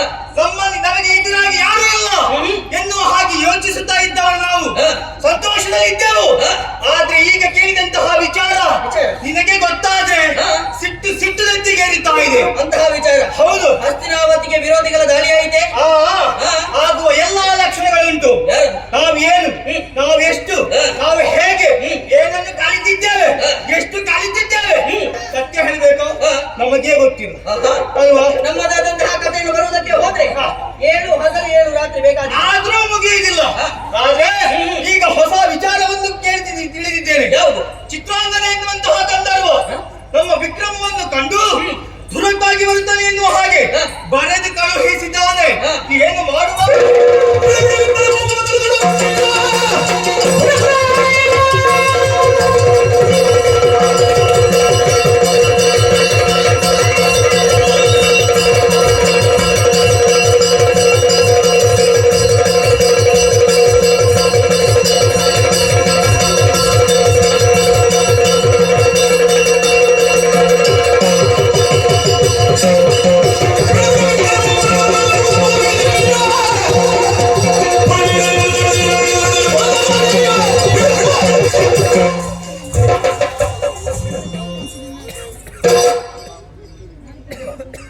ನಾನು ಇಷ್ಟು ವೇಗದಲ್ಲಿ ಹೇಳಿದ ವಿಚಾರವನ್ನು ಒಂದೇ ಕ್ಷಣ ತೆಗೆದು ಹಾಳು ಮಾಡಿಬಿಟ್ಟ. ಬಿಡು. ಇಲ್ಲಿ ಬಾರ, ಮುಂದೆ ಬಾರ. ಸ್ವಲ್ಪ ಬಿಡ. ಯಾಕೆ? ನನ್ನ ಸ್ವಲ್ಪ ಬಿಡ ಅಂತ. ಯಾವುದನ್ನು ನಾನು ಹಿಡ್ಕೊಂಡ್ರಲ್ಲ. ಹಾಗಲ್ವಾ? ನಿನ್ನ ಮಾತುಗಳನ್ನು ಕೇಳುವಾಗ ಸಿಟ್ಟು ಎನ್ನುವುದು ನೆತ್ತಿಗೆ ಇರ್ತಾ ಉಂಟು. ಮತ್ತೆ ನಮ್ಗೆ ಸಿಟ್ಟು ಬಂದು ನಿಮ್ಗೆ ಬರದಿದ್ದಿತ್ತು. ಬಂದವ ಅವ ಚಿತ್ರಾಂಗದ ಗಂಧರ್ವ ತಲೆ ಸರಿಯದ ಹುಚ್ಚ. ಅವನಿಗೆ ಸಾಯುವ ಕಾಲಕ್ಕೆ ಬಂದ ಬುದ್ಧಿಯೇ ಮತ್ತೆ ಗೊತ್ತಾಯ್ತು. ಏನು? ಅವನ ಹಣೆಯಲ್ಲಿ ಬರ್ತಿದೆ. ಅವ ಸಾಯುವುದಿದ್ರೆ ಈ ಹಸ್ತಿನಾವತಿಯ ಮಣ್ಣಲ್ಲಿ ಎನ್ನುವ ಹಾಗೆ ನಮ್ಮಿಂದ ಅಮ್ಮ ತಡ ಮಾಡುವುದು ಸರಿಯಲ್ಲ. ಅವನಿಗೆ ಒಂದು ಗದ್ದೆಯನ್ನು ಕಾಣಿಸಲೇಬೇಕು. ಅವನನ್ನು ಹೆಡೆಮರಿ ಕಟ್ಟಿ ಹಸ್ತಿನಾವತಿಯ ಮಣ್ಣಿಗೆ ಎಳೆದುಕೊಂಡು ಬರಬೇಕು. ಬರ್ತೇನೆ. ಎಲ್ಲಿಗೆ? ಎಲ್ಲಿಗೆ? ಯುದ್ಧಕ್ಕೆ. ಯಾರು? ಯಾವಾಗ? ಈಗ ಒಳ್ಳೆಯ ವಿಷಯ. ಯಾರೇ ವಿರೋಧಿ ಬರಲಿ ತಕ್ಷಣ ಯುದ್ಧಕ್ಕೆ ಹೋಗ್ಬೇಕು. ಆದ್ರೆ ಯುದ್ಧಕ್ಕೆ ಹೋಗುವಂತಹ ವೇಳೆಯಲ್ಲಿ ಹಿರಿಯರ ಆಶೀರ್ವಾದ ಎನ್ನುವುದು ಯಾರ ಮೇಲೆ ಇರ್ತದೋ ಅವರಿಗೆ ಖಂಡಿತವಾಗಿ ಜಯ ಸಿಗುವುದಕ್ಕೆ ಸಾಧ್ಯ. ಅದು ನಿಜ. ಅದಕ್ಕೆ ಬೇಕಾಗಿ ನಮ್ಮ ಹೆತ್ತೊಬ್ಬೆ ಅವರಲ್ಲಿ ಒಂದು ಮಾತನ್ನು ಹೇಳಿ ಅವರಿಂದ ಆಶೀರ್ವಾದವನ್ನು ಪಡೆದು ಮತ್ತೆ ಹೋದ್ರೆ ಒಳ್ಳೇದು. ತಾಯಲ್ಲಿ ಹೇಳಿದ್ರೆ ಮಕ್ಕಳೇ ಉಂಡಿರಾ ತಿಂದಿರಾ ಕುಡಿದಿರಾ ನಿತ್ಯ ಆಯ್ತಾ? ಇಷ್ಟು ಬಿಟ್ಟರೆ ಬೇರೆ ಎಂತ ಇಲ್ಲ. ಅಮ್ಮನಿಗೆ ಹೇಳಿ ಅವರನ್ನು ಸೋಲಿಸಿ ಆ ಸಂತೋಷದ ವಿಷಯವನ್ನು ಮತ್ತೆ ಅಮ್ಮನಲ್ಲಿ ಹೇಳು. ಬೇಡ ಬಿಡುವ. ನಮಗಿಂತ ಮೊದಲು ಹುಟ್ಟಿದವು, ಪ್ರಾಯದಲ್ಲಿ ಹಿರಿಯವು, ಅಣ್ಣ ಭೀಷ್ಮನಿದ್ದಾನೆ. ಅವನಲ್ಲಿ ಒಂದು ಮಾತು ಹೌದು, ಬರುವುದಕ್ಕಿದ್ದಾನೆ. ಬೇಡ ಹೇಳಿ, ಬೇಡ. ನಾವು ಯುದ್ಧಕ್ಕೆ ಹೊರಟದ ಅವರಿಗೆ ಗೊತ್ತಾದ್ರೆ ಉಂಟಲ್ಲ, ನಮ್ಮನ್ನು ಹೋಗ್ಲಿಕ್ಕೆ ಬಿಡ್ಲಿಕ್ಕಿಲ್ಲ. ಹೇಳಿದ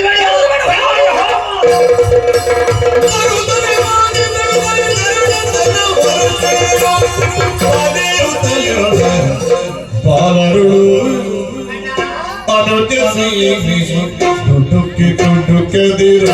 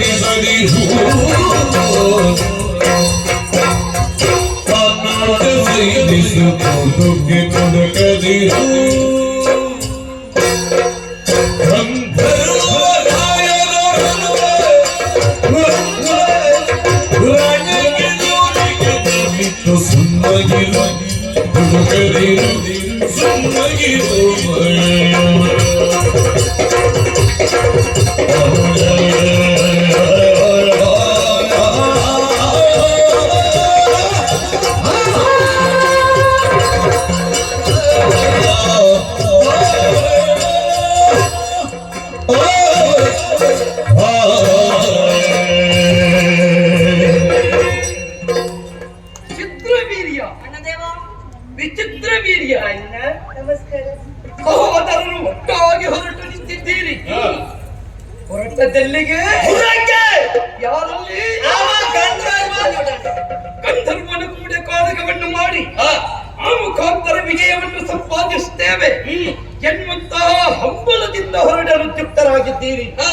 ವರ್ತಮಾನವನ್ನು ಅರಿತೇ ಬಂದೆ ಮಕ್ಕಳೇ.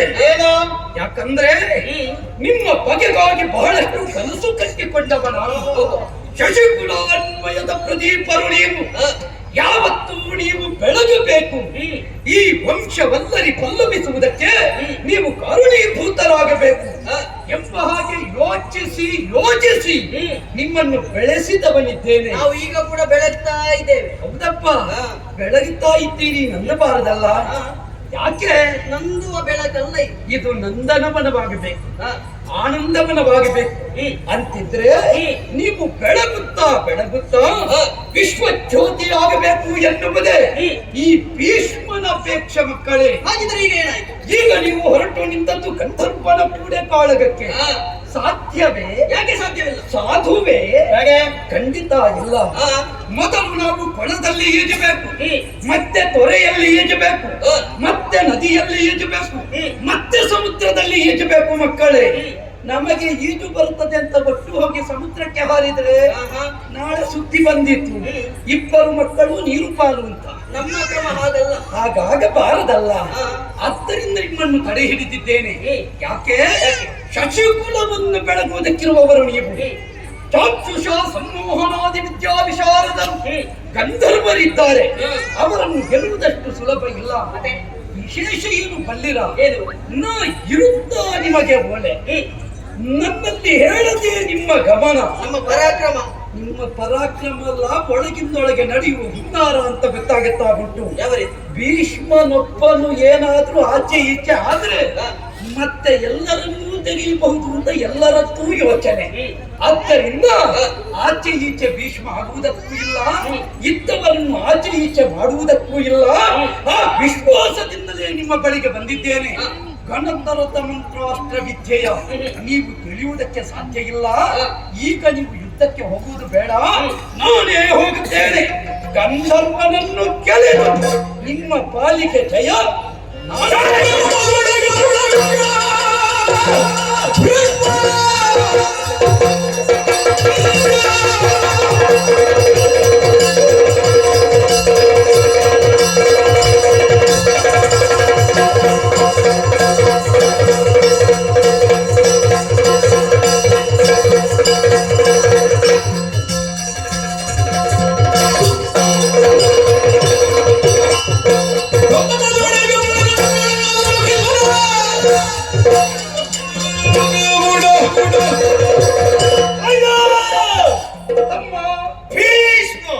ಏನು ಸ್ವರ ಏರಿಸಿದೆ ಮಗು? ಈಗ ಏರಿಸಿದ ಸ್ವರವನ್ನು ಮತ್ತೆ ಯಾವಾಗ ಏರಿಸಬೇಕು? ಏರಿಸುವುದಕ್ಕೂ ಒಂದು ಸಂದರ್ಭ ಉಂಟು ಕಂದ. ಅದು ಸರಿಯಾದ ಸಂದರ್ಭ ಈಗ ಒದಗಿದೆ. ಯಾಕೆ?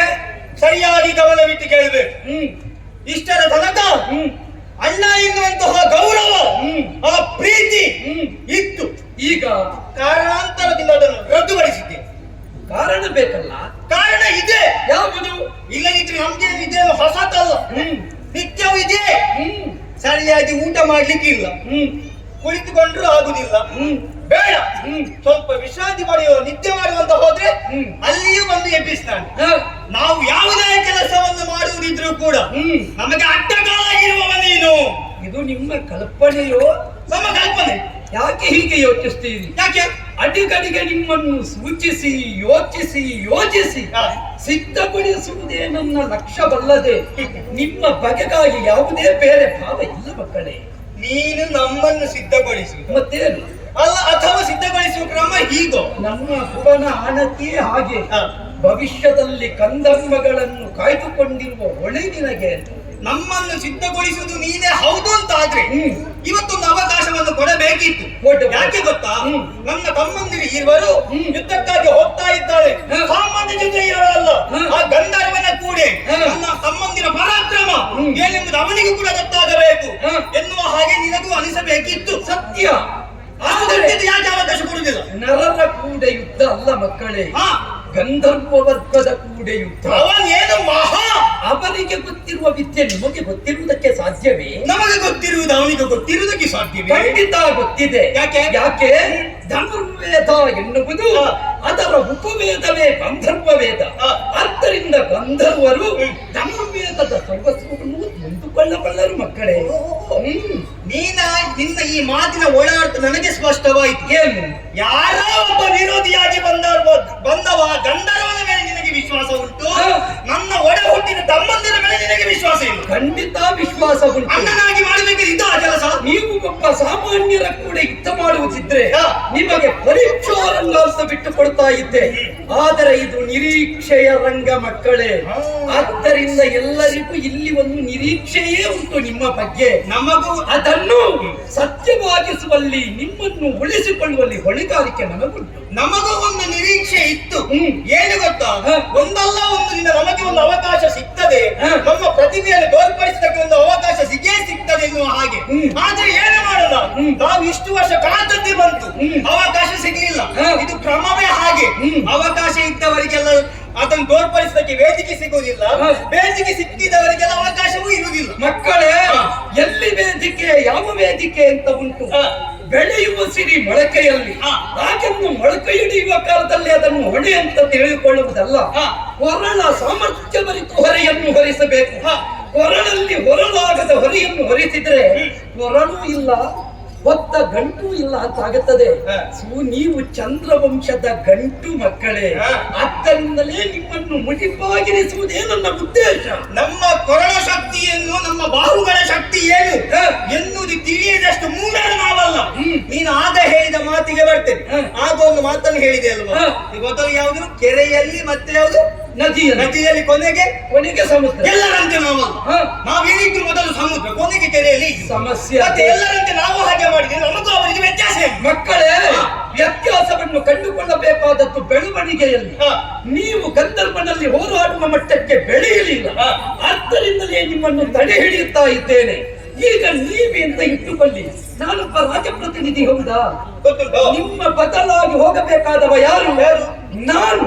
ನಾನು ಮೊದಲು ಹೋಗಬೇಕು. ರಾಜಪ್ರಾತಿನಿಧ್ಯ ಅಂದ್ರೆ ಏನು? ಆಲಸ ಇರುತ್ತಾ? ಪ್ರತಿನಿಧಿಗೆ ಹೊಣೆ ಕೊಟ್ಟು ಪ್ರತಿನಿಧಿಯಿಂದ ಕೈಯಾಗದೆ ಇದ್ರೆ ಮತ್ತೆ ಅಲ್ಲಿ ಅರಸ ಹೋಗಬೇಕು. ಈಗ ರಾಜಪ್ರತಿನಿಧಿ ನಾನಿದ್ದೇನೆ, ನನ್ನಿಂದ ಆಗದೆ ಇದ್ರೆ ಅಲ್ವಾ ನೀವು ಹೋಗ್ಬೇಕಾದದ್ದು.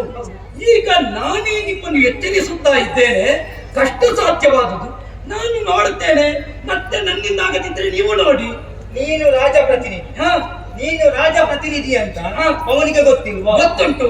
ಹಾಗೆ ಗೊತ್ತಿದ್ದರೂ ಕೂಡ ನಿನಗೆ ಓಲೆ ಕಳುಹಿಸುವ ಬದಲಾಗಿ ನಮಗೆ ಕಳುಹಿಸಿಕೊಟ್ಟಿದ್ದಾನೆ. ಯಾಕೆ? ಅವನಿಗೆ ಒಳಗಿಂದೊಳಗೆ ಇವನಿಗೆ ಆ ಭೀಷ್ಮ ದೊಡ್ಡ ಸಂಗತಿ ಅಲ್ಲ, ಇಬ್ಬರು ಕುಂಡು ಪೋಕರು ಇದ್ದಾರಲ್ಲ, ಅವರಿಗೆ ದೊಡ್ಡ ಸಮಸ್ಯೆ ಆದ. ನಿನ್ನ ನಾಲಗೆಯಲ್ಲೇ ಹೇಳಿದೆ ಕುಂಡು ಪೋಕರು, ಮತ್ತೆ ನಿಮ್ಮ ಸಮಸ್ಯೆ ಅದೇ. ಮಕ್ಕಳೇ, ಇದು ಕುಂಡು ಪೋಕರ ಕದನವಲ್ಲ, ನರ ದೇವತ್ವದ ಕದನ. ಎಲ್ಲಿ ಕದನ, ಯಾರಲ್ಲಿ ಕದನ ಎನ್ನುವುದುಂಟು. ಸಮರಕ್ಕೆ, ಸಾಪಂಕ್ತಿ ಭೋಜನಕ್ಕೆ, ಸಂವಾದಕ್ಕೆ, ಸಂಧಾನಕ್ಕೆ ಸಮಾನತೆ ಎನ್ನುವುದು ಬೇಕು. ಆದ್ದರಿಂದ ಮಕ್ಕಳಾದ ನೀವು ಗಂಧರ್ವನ ಕೂಡ ಯುದ್ಧಕ್ಕೆ ಸಮಾನರಲ್ಲ, ಹೋಗುವುದು ಬೇಡ. ನನಗೆ ಒಂದು ಸ್ಪಷ್ಟವಾಗಿ ತಿಳಿಯಿತು. ಏನು? ನೀನು ಇಷ್ಟು ಪ್ರಚಾರಕ್ಕೆ ಬಂದದ್ದು ಒಂದೇ ಒಂದು ಬಲದಿಂದ. ಯಾವ ಬಲ? ನಿನ್ನ ನಾಲಗೆ ಯಾವ ರೀತಿ ಹೇಗೆ ಬೇಕಾದ್ರೆ ತಿರುಗಾಡುತ್ತದೆ. ಮಕ್ಕಳೇ, ನಮಗೂ ಕೂಡ ನಿನ್ನ ಹಾಗೆ ಆಗ್ಬೇಕು ಅಂತ ಆಸೆ ಉಂಟು, ಆದರೆ ಆಸೆ ಒಳಗಿಂದ ಬೇರೆ ಇರುವುದು. ನಾವೇನಿದ್ರು ಕೂಡ ಪ್ರತ್ಯೇಕ, ಏನಿದ್ರು ಕೂಡ ಭೀಷ್ಮನ ಹಾಗೆ ನಾವಾಗಬಾರ್ದು. ಅದಕ್ಕೆ ಬೇಕಾಗಿ ಮಾತಾಡ್ಲಿಕ್ಕೆ ನಮಗೂ ಬರ್ತದೆ. ನಾವು ಮಾತಾಡುದಿಲ್ಲ, ಯಾಕೆ ಗೊತ್ತಾ? ಯಾಕೆ? ನಾವು ಮಾತಾಡಿದ್ರೆ ಮತ್ತೆ ನಿನಗೆ ಸಮಯವಿಲ್ಲ. ಅದಕ್ಕೆ ಬೇಕಾಗಿ ನಾವು ಕೆಲಸ ಮಾಡಿ ತೋರಿಸುದು. ಕೂಡಿದಷ್ಟು ನೀವು ನಮ್ಮ ಹಾಗೆ ಕೆಲಸ ಮಾಡಿ. ನನಗೆ ಸಮಯದ ಅಗತ್ಯ ಇಲ್ಲ ಮಕ್ಕಳೇ. ನೀವು ಮಾತಾಡುವ ಹಾಗೆ ಮಾತಾಡಿದ್ರೆ ನಿಮಗೆ ಪೂರ್ತಿ ಸಮಯ ಕೊಡ್ತೇನೆ. ಆದ್ರೆ ನಿಮ್ಮ ಮಾತು ಬಾಲಿಶವಾಯಿತು, ಹದ ಮೀರಿತು ಅಂತಾದ್ರೆ ಅದಕ್ಕೆ ಭೀಷ್ಮ ಯಾವತ್ತೂ ಅವಕಾಶ ಕೊಡುವುದಿಲ್ಲ. ನಾ ಯಾಕೆ ಮಾತಾಡ್ತೇನೆ ಬಲ್ಲಿರ? ಕೇವಲ ಒಬ್ಬ ಭೀಷ್ಮನಿಗೆ ಚಕ್ರವರ್ತಿ ಪೀಠದ ಭವಿಷ್ಯ ಅಲ್ಲ ಮಕ್ಕಳೇ, ಅಖಂಡ ಭರತ ಖಂಡದ ಭವಿಷ್ಯ ಒಬ್ಬ ಭೀಷ್ಮನ ಕೈಯಲ್ಲುಂಟು ಮಕ್ಕಳೇ. ಹಿಮಾಲಯದ ತುತ್ತ ತುದಿಯಿಂದ ಹಿಡಿದು ದಕ್ಷಿಣಾವರ್ತದ ಕಟ್ಟ ಕಡೆಯ ಧನುಷ್ಕೋಟಿವರೆಗೆ ನನ್ನ ಅಪ್ಪನಿಗೆ ವಿಶ್ವಾಸ ಇರುವುದು. ಇಲ್ಲಿ ಬಿಟ್ಟು ಹೋದವು ಭೀಷ್ಮ ಒಬ್ಬ ಇದ್ರೆ ಎಲ್ಲವನ್ನೂ ನಿಯಂತ್ರಿಸಿಯಾನು ಎನ್ನುವ ಹಾಗೆ. ಆದ್ದರಿಂದ ಹೊಣೆ ಅರಿತು ಮಾತಾಡ್ತಾ ಇದ್ದೇನೆ. ಹಿರಿಯರ ಮಾತನ್ನು ಕೇಳಿ ಮುನ್ನಡೆಯುವುದು ನಿಮ್ಮಂತ ಯುವ ಪೀಳಿಗೆಗೆ ಹಿತ ಮಕ್ಕಳೇ. ಮಾತಾಡುವುದಕ್ಕೆ ಎಷ್ಟು ಬೇಕಾದ್ರೂ ಅವಕಾಶ ಕೊಡ್ತೇನೆ ಎನ್ನುವ ಹಾಗೆ ಹೇಳಿ. ಬೇಡ, ನನಗೆ ನಿನ್ನಷ್ಟು ಮಾತಾಡುವ ಅನಿವಾರ್ಯತೆ ನಮಗೆ ಬೇಡ. ನಿಮಗೆ ಮಾತುಗಳಿಗೆ ಯುದ್ಧ ಮಾಡೋದಕ್ಕೆ ಅವಕಾಶ ಕೊಡು ಪುಣ್ಯಾತ್ಮ. ಸಾಧ್ಯವೇ ಇಲ್ಲ. ಅವಕಾಶ ಕೊಟ್ಟಿದೆಯಾ? ನಾಳೆ ಪ್ರಾಪಂಚಿಕರು ನಿಮ್ಮನ್ನು ದೂರುವುದಿಲ್ಲ ಮಕ್ಕಳೇ, ಭೀಷ್ಮನನ್ನು ದೂರುತ್ತಾರೆ. ಒಬ್ಬ ಭೀಷ್ಮನಿರುತ್ತ ಆ ಬಾಲಕರನ್ನು ಯುದ್ಧಕ್ಕೆ ಕಳುಹಿಸಿದ್ದಾರೆ. ಅದಕ್ಕೆಲ್ಲ ತಲೆ ಕೆಡಿಸಿಕೊಳ್ಳುವುದಲ್ಲ. ನಿಮ್ಮಂತೆ ಬಾಲಿಶ ಬುದ್ಧಿ ನನ್ನದಲ್ಲ. ನನಗೆ ಪ್ರೌಢತೆ ಉಂಟು, ಭವಿಷ್ಯವನ್ನು ತರ್ಕಿಸುವ ಸಾಮರ್ಥ್ಯ ಉಂಟು. ಆದ್ದರಿಂದ ನಿಮ್ಮನ್ನು ಯಾವುದೇ ಕಾರಣಕ್ಕೂ ನಾವು ಬಿಟ್ಟುಕೊಳ್ಳುವುದಿಲ್ಲ. ಹಾಗಾದ್ರೆ ನಮಗೆ ಪ್ರೌಢತೆ ಇಲ್ಲ ಅಂತ ನಿಮಗೆ ಖಂಡಿತ ಬರಲಿಲ್ಲ. ಯಾಕೆ ಬರಲಿಲ್ಲ? ಆದರೆ ನೀವು ವಯೋಮಿತಿಯಲ್ಲಿ ಸಣ್ಣವನಾದ ಅವನನ್ನು ಪೀಠವೇರಿಸಿದ್ದೇನೆ. ಯೋಚನೆ ಮಾಡು. ಈಗ ನಿನ್ನಷ್ಟು ಅವ ಮಾತಾಡ್ತಾನೆ, ಅವನಿಗೆ ಗೊತ್ತಾಗಿದೆ ನಮ್ಮ ಪ್ರೌಢತೆ ಸಾಲದು. ಆದ್ದರಿಂದ ನೀವು ಇಬ್ಬರು ಪ್ರೌಢರಾಗುವಲ್ಲಿವರೆಗೆ ನಿಮ್ಮನ್ನು ನಾನು ಸಂಯೋಜಿಸ್ತೇನೆ, ಒಳಗಿಟ್ಟುಕೊಳ್ಳಿ. ಸಣ್ಣ ಒಂದು ಸಲ ಹೇಳಿ, 2 ಸಲ ಹೇಳು, ಮತ್ತೆ ಮತ್ತೆ ಅದನ್ನೇ ಹೇಳುದು ಬೇಡ. ಒಂದು ಸಣ್ಣ ಉದಾಹರಣೆ ಕೊಡ್ತೇನೆ. ಬೆಂಕಿಯ ಒಂದು ಕಿಡಿಯು ಸಣ್ಣದಾದ್ರೂ ಕೂಡ ಪ್ರಪಂಚವನ್ನು ಸುಟ್ಟು ಬಿಡ್ತದೆ. ಮತ್ತೆ ಸಾಮಾನ್ಯ ಭಾಷೆಗೆ ಹೇಳ್ಬೇಕಾ, ಒಂದು ಮೆಣಸು ಸಿಗ್ತದೆ ಗೊತ್ತುಂಟಾ, ಅದು ಖಾರ ಜಾಸ್ತಿ. ಗೊತ್ತಿದೆ ನನಗೆ, ಯಾವ್ದಂತ ಕೇಳಿ ನೀ ಹೇಳ್ಬೇಡ. ಯಾಕೆ ಹೊಲ್ಲಯ್ಯ, ಈಗ ಸಣ್ಣ ಕಿಡಿ ಪ್ರಪಂಚವನ್ನು ಸುಡುವುದು ಯಾವಾಗ? ಅದಕ್ಕೆ ಗಾಳಿ ತಾಕಿದ ಅಲ್ವಾ? ಅದಕ್ಕೆ ಹೋಗಿ ನೀರು ಹಾಕಿದ್ರೆ, ಯಾರು ನೀರು ಹಾಕುವ? ನೀರು ಹಾಕಿದ್ರೆ ಕಿಡಿ ಹೋಗುತ್ತದೆ. ಆದ್ದರಿಂದ ನಿನಗೆ ಅನುಭವದ ಗಾಳಿ ಸೋಂಕಬೇಕು. ಆವಾಗ ನೀನು ವಿಶ್ವ ಸುಡುವ ಕಿಡಿಯಾಗತ್ತಿ. ಅನುಭವದ ಗಾಳಿ ನಿನ್ನೊಳಗಿಲ್ಲ. ಇಬ್ಬರು ಸಣ್ಣ ಕಿಡಿಗಳು ಈಗಲೇ ರಣ ಕುಡಿಗಳಾಗುತ್ತೇವೆ ಅಂತ ಹೊರಟ್ರೆ ಆಗುವುದಕ್ಕಿಲ್ಲ ಮಕ್ಕಳೇ. ಯುದ್ಧ ಮಾಡುತ್ತೀನಿ ನಾನೇ, ನಾನೇ ಮಾಡುವುದು. ನಮಗೆ ಅವಕಾಶ ಇಲ್ಲ, ಖಂಡಿತ ಬಿಟ್ಟು ಕೊಡುವುದಿಲ್ಲ. ಗಡ್ಡ ಬಿಟ್ಟವ ನೀನೇನೋ ಯುದ್ಧ ಮಾಡುದು. ನಿಮ್ಮ ಸಮಸ್ಯೆ ಇದೆ. ಒಬ್ಬ ಗಡ್ಡ ಬಿಟ್ಟವ ಈ ದೇಶದಲ್ಲಿ ಇದ್ದದ್ದರಿಂದಲೇ ನೀವೆಲ್ಲ ಇಷ್ಟು ಉಳಿದಿದ್ದೀರಿ ಮಕ್ಕಳೇ. ನಿಮಗೆ ಇದು ಶೃಂಗಾರಕ್ಕಾಗಿ ಬಿಟ್ಟ ಗಡ್ಡ ಅಲ್ಲ ಮಕ್ಕಳೇ. ಈ ಗಡ್ಡದಲ್ಲಿ ಒಂದು ರಾಷ್ಟ್ರದ ಭವಿಷ್ಯ ಅಡಗಿದೆ ಮಕ್ಕಳೇ. ಇದರಲ್ಲಿ ಒಂದು ರಾಷ್ಟ್ರದ ಸಂಸ್ಕಾರ ಸಂಸ್ಕೃತಿ ಅಡಗಿದೆ ಮಕ್ಕಳೇ. ಅದನ್ನು ಅರ್ಥ ಮಾಡಿಕೊಂಡಾಗ ಮಾತ್ರ ನಿಮ್ಮಂತಹ ಯುವ ಪೀಳಿಗೆ ಮುಂದುವರಿಯುವುದಕ್ಕೆ ಸಾಧ್ಯವಾಗುತ್ತದೆ. ಆದ್ದರಿಂದ ಯುದ್ಧಕ್ಕೆ ಹೋಗುವುದು ಬೇಡ. ಗಡ್ಡ ಬಿಟ್ಟ ಇನ್ನಂತವನ ಸಂಘಟನೆ ಮುಂದುವರಿಯಬೇಕಾದರೆ, ಇಷ್ಟು ಪ್ರಚಾರ ಸಿಗಬೇಕಾದರೆ, ಹೊತ್ತಕಾರಿ ಯುವಕರಾದಂತಹ ನಮ್ಮ ಬೆವರು ಬೆತ್ತರಿನ ಹಾಗೆ ಹರಿದಿದೆ. ನೆನಪಿಟ್ಟುಕೋ, ನಿಮ್ಮಂತಹ ಯುವ ಪೀಳಿಗೆ ಇದ್ದ ಕಾರಣ ನೀನು ಇಷ್ಟು ಪ್ರಚಾರಕ್ಕೆ ಬಂದದ್ದು. ಏನಿಲ್ಲ, ಖಂಡಿತ ಅಲ್ಲ. ನೀವು ಯಾಕೆ ನಮ್ಮನ್ನು ಒಪ್ಪಿದಿರಿ? ನನ್ನಲ್ಲಿ ಅರ್ಹತೆ ಇದ್ದುದರಿಂದ ಒಪ್ಪಿದಿರಿ. ರಾಮನನ್ನು ಪ್ರಪಂಚ ಯಾಕೆ ಒಪ್ಪಿತು ಬಲ್ಲಯ್ಯ? ರಾಮನಿಗೆ ಅರ್ಹತೆ ಇದ್ದುದರಿಂದ ಒಪ್ಪಿತು. ಭೀಷ್ಮನನ್ನು ಪ್ರಪಂಚ ಯಾಕೆ ಒಪ್ಪುತ್ತದೆ ಬಲ್ಲಯ್ಯ? ಭೀಷ್ಮನಲ್ಲಿ ಅರ್ಹತೆ ಇದ್ದುದರಿಂದ ಒಪ್ಪಿತು. ಮುಂದೆಯೂ ಅಷ್ಟೇ ಆತುರ ಪಡದೆ ನಿಮ್ಮಂತಹ ಯುವಕರು ಭೀಷ್ಮನನ್ನು ಬೆಂಬಲಿಸಿದಿರಿ ಅಂತಾದರೆ ಸಮರ್ಥವಾದ ಭರತ ಖಂಡವನ್ನು ರಾಮರಾಜ್ಯವಾಗಿ ಅನಾವರಣಗೊಳಿಸುತ್ತೇನೆ ಮಕ್ಕಳೇ. ನಮ್ಮ ಯೋಚನೆ ಮಾಡಬೇಡಿ. ನಮ್ಮನ್ನು ಪ್ರಪಂಚ ಒಪ್ಪಿಕೊಳ್ಳಬೇಕಾದರೆ ಒಂದು ಅವಕಾಶ ಕೊಡು. ಅವಕಾಶ ಕೊಡಿದ್ರೆ ಒಪ್ಪಿಕೊಳ್ಳುವುದೇ. ನಿಮಗೆ ಅವಕಾಶ ದಿಗ್ವಿಜಯದಲ್ಲಿ ಕೊಡ್ತೇನೆ.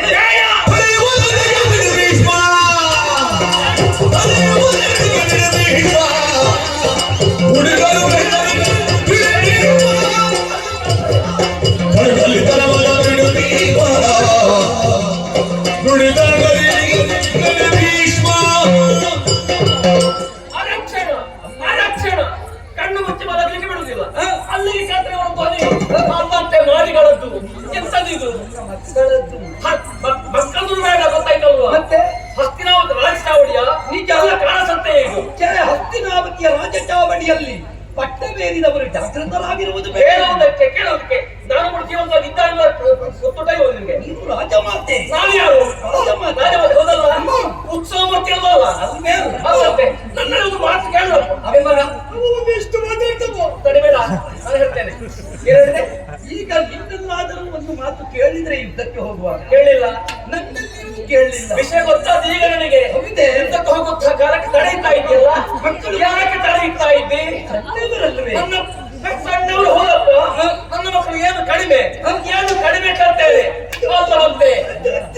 ಶಂತನು ಚಕ್ರವರ್ತಿಗಳ ವಜ್ರ ವೇದಿಕೆ ಉದಿಸಿದವರು ನೀವು. ಸತ್ಯವತಿ ದೇವಿಯ ರಕ್ತ ಹಂಚಿಕೊಂಡವರು. ಹುಲಿಗಳು ಮೋರಿನಲ್ಲಿ ಹಾಕಿದ್ದ ಸಿಂಹದ ಮರಿಗಳು ಬಿಟ್ಟರೆ ಉಂಟಲ್ಲ, ಸಿಗಿದು ಮುಖ್ಯರು. ಎಂತಹ ಮಕ್ಕಳನ್ನು ಸಿದ್ಧಪಡಿಸಿದ ತಾಯಿ. ನಾ ಭಾವಿಸಿದ್ದೆ ಅಪ್ಪನ ಗುಣ ಹೆಚ್ಚು ಉಂಟು ಅಂತ. ಈಗ ಅಮ್ಮನ ಗುಣವೇ ಹೆಚ್ಚು ಕಾಣುತ್ತೆ. ಯಾರು ಬಂದದ್ದು?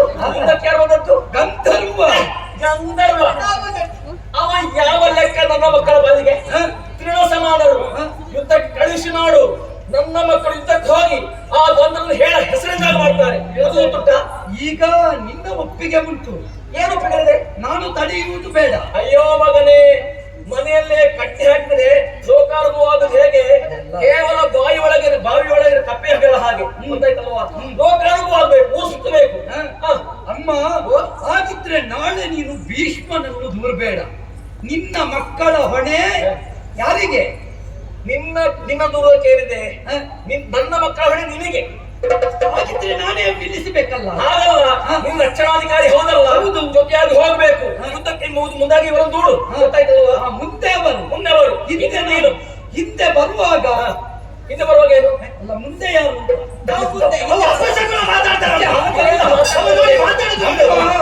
ನಾಳೆ ಹಿಂದೆ ಮುಂದೆ ಆದ್ರೆ ನನ್ನನ್ನು ದೂರಬೇಡಿ ಅಂತ ಎಚ್ಚರಿಸುವುದು. ಭೀಷ್ಮ, ಈಗ ಒಂದು ಶಕುನ ಪಕ್ಷಿ ಎದುರುಂಟಂತೆ.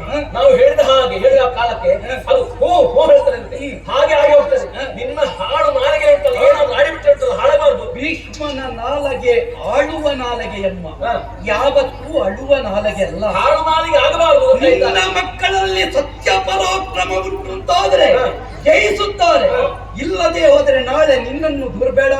ನನ್ನ ಮಕ್ಕಳು ಜಯಿಸ್ತಾರೆ ಮತ್ತು ವಿಶ್ವಾಸ ನನಗುಂಟು. ನಿನ್ನ ಮಕ್ಕಳ ಹೊಣೆ ನಿನಗೆ. ಮನೆ ಸಣ್ಣವರೆಲ್ಲ ಪ್ರಬುದ್ಧರಾಗಿದ್ದಾರೆ, ಕಳಿಸಿಕೊಡು. ಈಗ ಆದಿತ್ತಲ್ಲ, ಹೋಗಲಿ.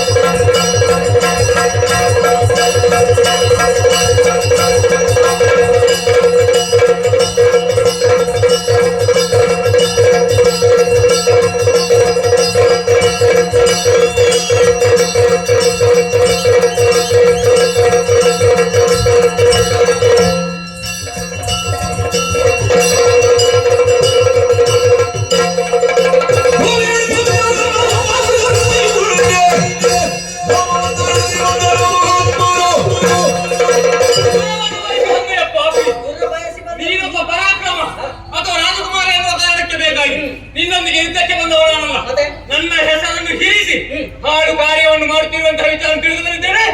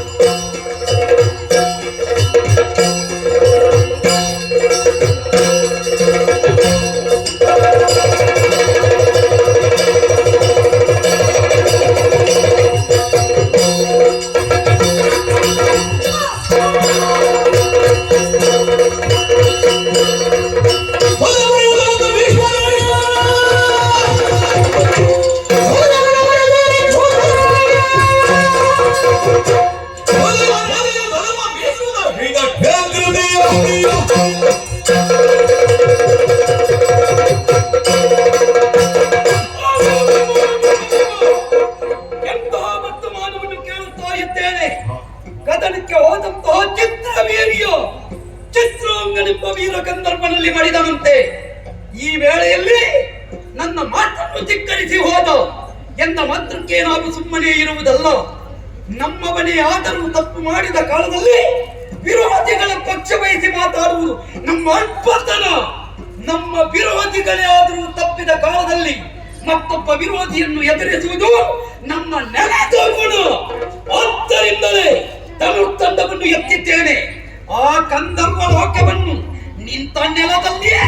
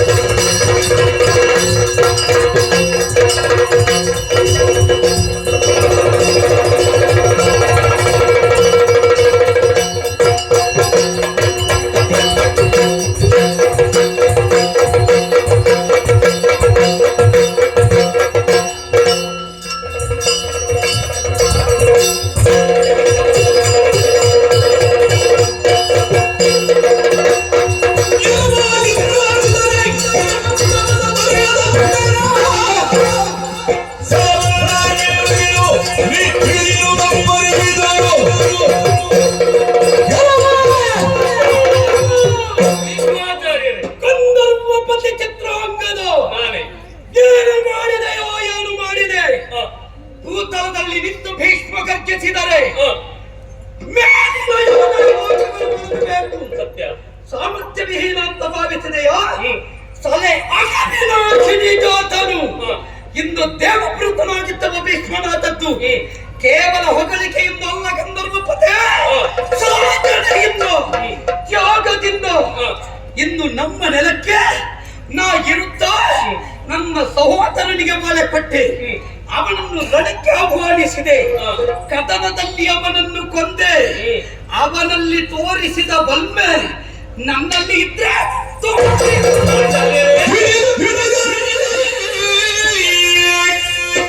ಮನ್ನಿಸು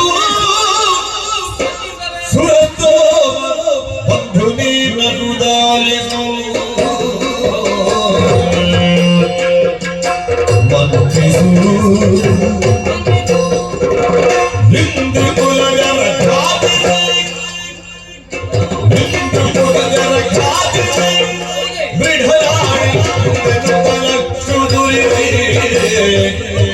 ಇದು ಕುಲಗನೆ ಮನ್ನಿಸು ಮನ್ನಿಸು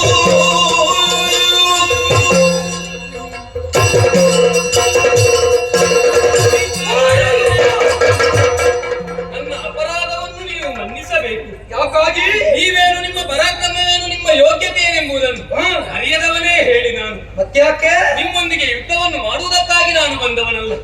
ನಿಮ್ಮ ತಮ್ಮನಿಗೆ ಬುದ್ಧಿಯ ಮಾತನ್ನು ಹೇಳಲೆಂದು ಬಂದೆ.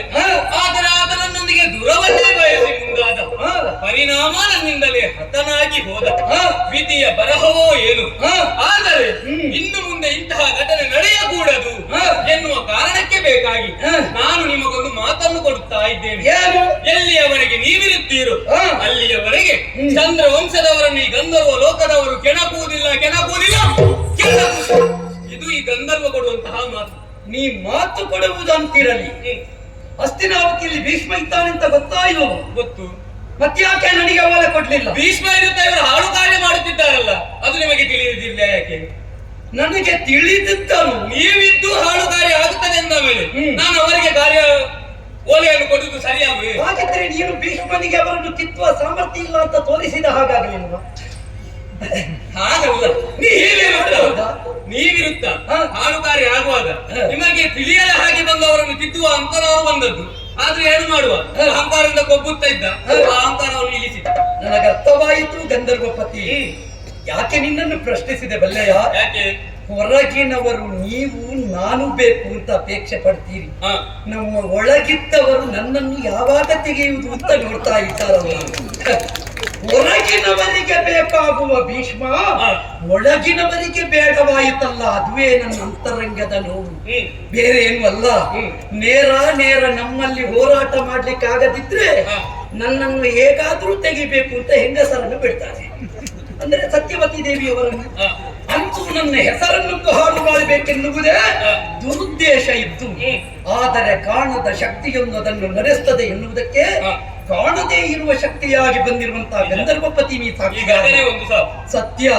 ಆದರೆ ಯಾಕೆ ಹೊರಗೆ ಭೀಷ್ಮ ಎಷ್ಟು ಹತ್ತಿರ ಮಾಡಿಕೊಳ್ಳುತ್ತಾನೆ ಅಂತ ನಾಳೆ ಪ್ರಪಂಚಕ್ಕೆ ಅರ್ಥ ಆಗಬೇಕು.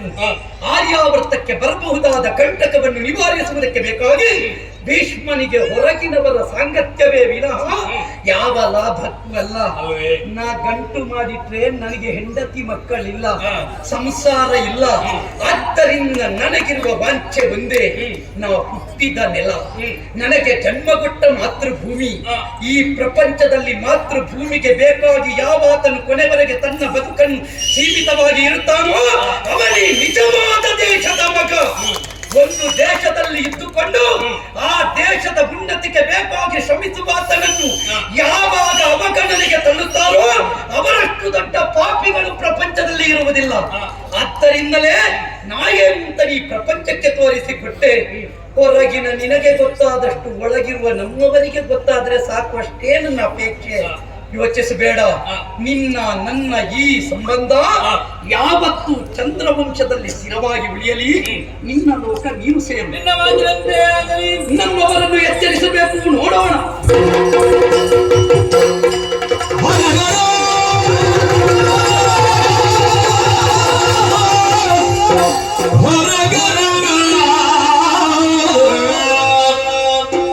ಜಲಮಧ್ಯದೊಳಗೆ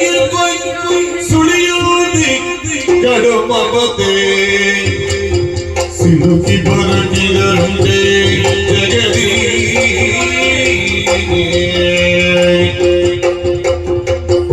ಕೊಳುವಳಿಗಳು ಬಾಲಕನ ಕೊಲೆಗೈದೆ ಕೊಳುವಳಿಗಳು ಬಾಲಕನ ಕೊಲೆಗೈದೆ ಉಳಿದೇನು ಫಲವೆಂದು ಜಗದಿ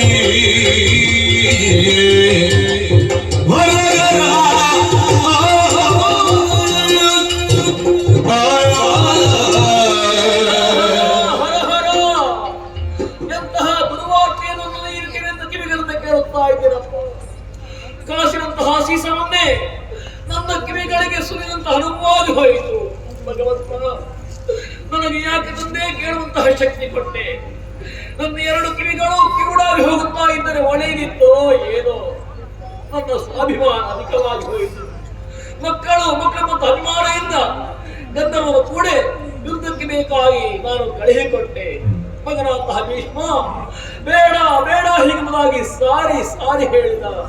ಆದರೆ ಇಲ್ಲದಪ್ಪ, ಕೊಡಲಿಯ ಕಾವು ಕುಲಕ್ಕೆ ಮೃತ್ಯೆಂಬ ಹಾಗೆ ನನ್ನ ಸ್ವಾಭಿಮಾನ ಬದುಕು ನನ್ನ ಮಗನ ಜೀವವನ್ನೇ ಬಲಿ ತೆಗೆದು ಬಿಟ್ಟಿತ್ತಲ್ಲ. ಈ ವಿಚಾರವನ್ನು ನಾನು ಯಾರಲ್ಲಿ ಹೇಳಲಿ? ಹೇಗೆ ಸಹಿಸಿಕೊಳ್ಳ ವಿಚಾರ ಕೇಳಿ ಶಿವನೇ. ಕೊರಗಿಟ್ಟು ಸಿರಿತು ತೊಳಲುವ ಕರಬಿಡಿದೀಕಾಗೆ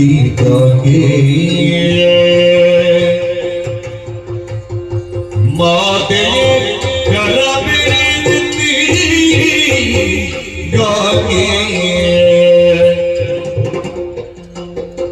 ವರಿದರಿ ಪೂರೈಸಿ ಸತ್ತು ಜೀವಿಪರುಡೆ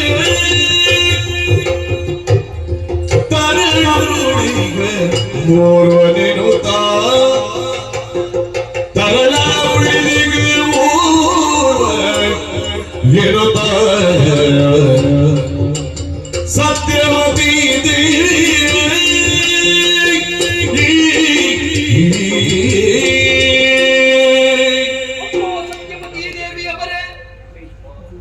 ಇನ್ನು ದುಃಖಿಸಿ ಪ್ರಯೋಜನ ಏನಮ್ಮ? ಮಿಕ್ಕಿ ಹೋದ ಕಾರ್ಯಕ್ಕೆ ಚಿಂತಿಸಿ ಫಲವುಂಟೇ ತಾಯೇ? ಯುದ್ಧಕ್ಕೆ ಹೊರಡುವ ಕಾಲದಲ್ಲಿ ಎಚ್ಚರಿಕೆ ಬೇಡ. ಹೋಗು, ಗಂಧರ್ವನನ್ನು ನಾನು ನೋಡಿಕೊಳ್ಳುತ್ತೇನೆ ಎಂಬ ಹಾಗೆ. ಆದರೆ ನೀವು ಒಪ್ಪಲಿಲ್ಲ, ನಿಮ್ಮ ಮಕ್ಕಳು ಒಪ್ಪಲಿಲ್ಲ. ಪರಿಣಾಮದಲ್ಲಿ ಇವತ್ತು ಚಿತ್ರವೀರ್ಯ ಚಿತ್ರಾಂಗನ ಕೈಯಲ್ಲಿ ಸಾಯಬೇಕಾದ ಸ್ಥಿತಿ ನಿರ್ಮಾಣವಾಯಿತು. ಆದರೆ ಅದಕ್ಕಾಗಿ ವ್ಯರ್ಥಿಸಿ ಪ್ರಯೋಜನ ಇಲ್ಲ. ಸಮಗ್ರವಾದ ಅಸ್ಥಿರೋಗತಿಯ ಪ್ರಜಾವರ್ಗ ನಾಳೆ ನಿಮ್ಮಿಂದಾಗಿ ಪರಾಜಕ ಆಗಬಹುದಲ್ಲ. ಆಗದು ಅಳಿದ ಮಗನ ಉತ್ತರ ಕ್ರಿಯಾದಿ ಪ್ರಕ್ರಿಯೆಗಳನ್ನೆಲ್ಲ ಪೂರೈಸಿ ಮತ್ತೊಮ್ಮೆ ನಿಮ್ಮ ಕಿರಿಯ ಮಗ ಇದ್ದಾನಲ್ಲ ವಿಚಿತ್ರ ವೀರ್ಯ, ಅವನನ್ನು ಪಟ್ಟವೇರಿಸೋಣ, ರಾಜಧರ್ಮವನ್ನು ಘೋಷಿಸೋಣ. ಸಮರ್ಥ ಅಧಿಪತಿಯಾಗಿ ಅವನನ್ನೇ ಈ ರಾಷ್ಟ್ರಕ್ಕೆ ಕೊಡೋಣ. ಮಗನೇ ಭೀಷ್ಮ, ಅಮ್ಮ ನಿನ್ನ ಮುಂದೆ ನಿಂತುಕೊಂಡು ಮಾತಾಡುವಂತಹ ನೈತಿಕ ಹಕ್ಕನ್ನು ನಾನು ಕಳೆದುಕೊಂಡಿದ್ದೇನೆ ಮಗನೇ. ಎಲ್ಲರೂ ಈ ಪ್ರಪಂಚದಲ್ಲಿ ಭೀಷ್ಮರಾದ್ರೆ ಸಮಸ್ಯೆ ಉಂಟೇ ತಾಯಿ? ಮಗನೇ, ನನ್ನ ಮಕ್ಕಳೆಂತಹ ಸ್ವಾಭಿಮಾನದಿಂದ ಯುದ್ಧಕ್ಕೆ ಬೇಕಾಗಿ ಕಳುಹಿಕೊಟ್ಟೆ. ಮಗನ ಅಳಿವಿಗೆ ನಾನೇ ಕಾರಣರಾಗಿ ಹೋದೆ ಮಗನೇ. ಏನು ನೀನಾಡಿದಂತಹ ಮಾತುಗಳನ್ನು ಕೇಳಿ ಒಮ್ಮೆಗೆ ನಾನು ಸಮಾಧಾನ ಪಟ್ಟುಕೊಳ್ಳಬಹುದು ಮಗನೇ. ಆದ್ರೆ ಪುತ್ರ ಶೋಕವನ್ನು ನಿರಂತರವಾಗುವೆ ಸತ್ಯ. ಹಾಗೆಂದುಕೊಂಡು ನೀನೇ ಅಂದಂತೆ ಇನ್ನೊಬ್ಬ ಮಗನ ಭವಿಷ್ಯದ ಬಗ್ಗೆ ನಾನು ಯೋಚನೆ ಮಾಡಬೇಕಾಗಿದೆ. ಸತ್ಯ. ಕೇವಲ ಪಟ್ಟವೇರಿಸಿದ ಮಾತ್ರ ಸಾಕಾಗ್ತದ ಹೇಳು? ಸಾಲದೆ. ನಮ್ಮದಾದ ಚಂದ್ರವಂಶ ಬೆಳಗಬೇಕೋ ಬೇಡವೋ? ನಿಜ.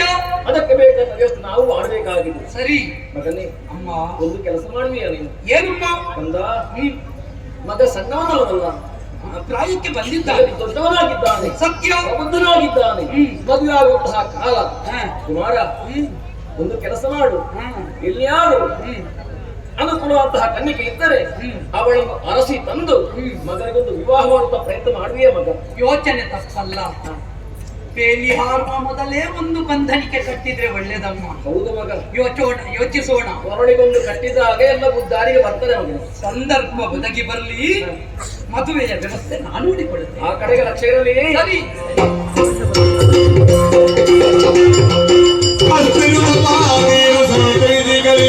ಸ್ವತ್ತನೆಯ ಪರಗತಿನ ನೋಡುವಿನ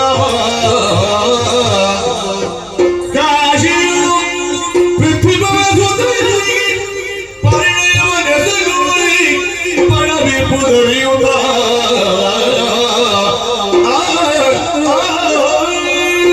ಅಪ್ಪಣಾದ ವಿಚಿತ್ರ ವೀರ್ಯನನ್ನು ಪರಮ ಪವಿತ್ರವಾದ ಹಸ್ತಿನಾವತಿಯ ಧರ್ಮಗದ್ದುಗೆಗೆ ಏರಿಸಿದೆ, ರಾಜನೀತಿಯನ್ನು ಬೋಧಿಸಿದೆ. ಅಂತೂ ತಾನು ರಾಜಕೀಯವಾಗಿ ಸುಸೂತ್ರವಾಗಿ ಭಾಗವಹಿಸ್ತಾ ಇದ್ದಾನೆ ಎನ್ನುವ ಸಂತೃಪ್ತ ಭಾವ ನನಗೂ ಉಂಟು. ಈ ತಮ್ಮತ್ಯ ವರ್ತಮಾನವೊಂದನ್ನು ಕೇಳಿದೇನಲ್ಲ.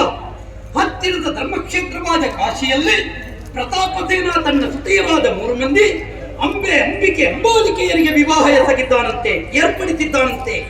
ಅದು ಸ್ವಯಂವರವೇ ಪಣವಂತೆ. ರಣದಿ ವಿಕ್ರಮಿಗಳನ್ನು ಜಯಿಸಿದ ಆತನ ಕೊರಳಿಗೆ ಸುಮಾಲೆ ಇಕ್ಕುವುದು. ಆದ್ದರಿಂದ ಎಲ್ಲರಿಗೂ ಓಲೆ ಆಗಿದೆ. ಹಸ್ತಿನಾವತಿಗೆ ಮುಳಿಯೇ ತರಲಿಲ್ಲವಲ್ಲ. ಯಾಕೆ ಹೀಗೆ? ಹಸ್ತಿನಾವತಿಯ ಮನೆತನದ ಬಗ್ಗೆ ಏನಾದರೂ ಇಬ್ಬಗೆಯ ಯೋಚನೆ ಮಾಡಿದರೆ ಅಲ್ಲ. ಹಸ್ತಿನಾವತಿಯ ಅರಸುತನದ ಮುಂದೆ ಯಾವನೊಬ್ಬನನ್ನು ಎತ್ತಿ ಕಟ್ಟುವುದಕ್ಕೆ ಸಿದ್ಧಪಡಿಸುವ ಹುನ್ನಾರವೇ ತಿಳಿಯಬೇಕು ಎಂಬ ಹಾಗೆ ಯೋಚಿಸಿ ನೇರವಾಗಿ ಮಾತೆಯಿಂದ ಅಪ್ಪಣೆಯನ್ನು ಪಡೆದು ಸಾಗಿದೆ ಕಾಶೀಪುರಕ್ಕೆ. ಸ್ವಯಂವರ ಮಂಟಪವನ್ನು ಸೇರಿದೆ. ನೆರೆದ ಸಕಲರ ಸಂಪುಟದಲ್ಲಿ ಆಡಿದೆ. ಏರಿರಿ ಎಂದೆಯ ರಥವನ್ನು ಪುರೆಯಲಿ ಮಾನಿನಿ ಮಣಿಯರು. ಶಶಿಕುಲಾಧಿಪರುಗಳ ಶೌರ್ಯ ವೃಕ್ಷಗಳೊಳಗೆ ಫಲರೂಪನಾದ ಅರಿಗಜಕ್ಕೆ ಪಂಚೋಸ್ತ್ಯ ನೆನಪ ವೀರ ಶಬ್ದನು ಜಾತ ಬಂದೀಗ ತರುಣಿಯರ ಪುರಕೊಯ್ವೆ ಪುರುಹುಳ್ಳವರು ಕಾದುವುದು. ಒಬ್ಬನೂ ಎಳ್ಳಿಲ್ಲ. ಒಬ್ಬ ಸಾಲ್ವನಂತೆ ಎದ್ದ, ಒತ್ತಾಗ ಬಿದ್ದ ತರುಣಿಯರನ್ನು ಕರೆಕೊಂಡು ಪುರಕ್ಕೆ ಬಂದೆ. ದಿನ 15 ಕಳೆದ ನಂತರ ಅವರನ್ನು ಕರೆದು ಪುರತೃಪ್ತಿಯು ಧಾರ್ಮಿಕನು ಮಾತ್ರವಲ್ಲ ರೂಪವಂತನೂ ಆದಂತಹ ವಿಚಿತ್ರ ವೀರ್ಯನನ್ನು ಬರೆಸಿ ಅಂತ ಕೇಳಿಕೊಂಡೆ. ಅಂಬಿಕೆ ಅಂಬಾಲಿಕೆ ಒಪ್ಪಿದರು, ಅಂಬೆ ಮಾತ್ರ ಒಪ್ಪಲಿಲ್ಲ. ಕಾರಣ ಕೇಳಿದ್ರೆ ಹೇಳ್ತಾಳೆ, ನಾನು ಸಾಲ್ವನಿಗೆ ಮನಸೋತ್ತಿದ್ದೇನೆ. ಮದುವೆಯ ಮುಂಚಿನ ದಿವಸ ಸಾಲ್ವನಿಗೆ ಮಾತು ಕೊಟ್ಟಿದ್ದೇನೆ. ಎಲ್ಲಿವರೆಗಿನ ದೌರ್ಭಾಗ್ಯ ನಮ್ಮದು. ಸುಮ್ಮನೆಲ್ಲ ಹೆಣ್ಣು ಮಕ್ಕಳಿಗೆ ನಿಜವಾದ ಸಂಸ್ಕಾರ ಧರ್ಮಕ್ಷೇತ್ರದಲ್ಲಿ ಮುಖ್ಯವಾಗಿ ಸಿಗಬೇಕು ಅಂತ. ಕಾಶೀಪುರೇಶನ ಮಗಳು ಮದುವೆಯ ಮುಂಚಿನ ದಿವಸ ಜಾತಿ ಯಾವುದು ಅಂತ ಕೇಳದೆ ಒಬ್ಬನ ಕೇವಲ ಅಂಗಸೌಷ್ಠವಕ್ಕೆ ಮಾರು ಹೋಗಿ ಮಾತು ಕೊಡ್ತಾಳೆ. ಕಲಿತದ್ದು ಕಾಶಿಯ ವಿಶ್ವವಿದ್ಯಾನಿಲಯದಲ್ಲಿ. ವಿಶ್ವವಿದ್ಯಾನಿಲಯದ ಹೆಣ್ಣು ಮಕ್ಕಳ ಪರಿಸ್ಥಿತಿ ನೋಡುವಾಗ ಬೇಸರ ಆಗುತ್ತದೆ. ಏನು ಮಾಡೋಣ? ಅರೆ ಬರೆ ಕ್ಷಾತ್ರಿಯನಾದವನಿಗೆ ಮಾತು ಕೊಟ್ಟಿದ್ದಾಳೆ ಅಂದ್ರೆ ಅವಳ ಹಣೆ ಬರಹ. ಹಾಗಾದ ಕಾರಣ ನಿನ್ನ ಇಚ್ಛೆ ಬಂದಂತೆ ಆಗಲಿ ಅಂತ ಕಳುಹಿಸಿಕೊಟ್ಟೆ. ಅವಳಂತೂ ಹೋಗಿದ್ದಾಳೆ. ಇವರಂತೂ ನೆಮ್ಮದಿಯಿಂದ ಇದ್ದಾರೆ. ಇರುವರ ಜೊತೆಯಲ್ಲಿ ವಿಚಿತ್ರ ವೀರ್ಯನ ಸಂಸಾರ ಸುಖವಾಗಿ ಸಾಗುತ್ತಾ ಉಂಟು. ಹೀಗೆ ಸಾಗಲಿ.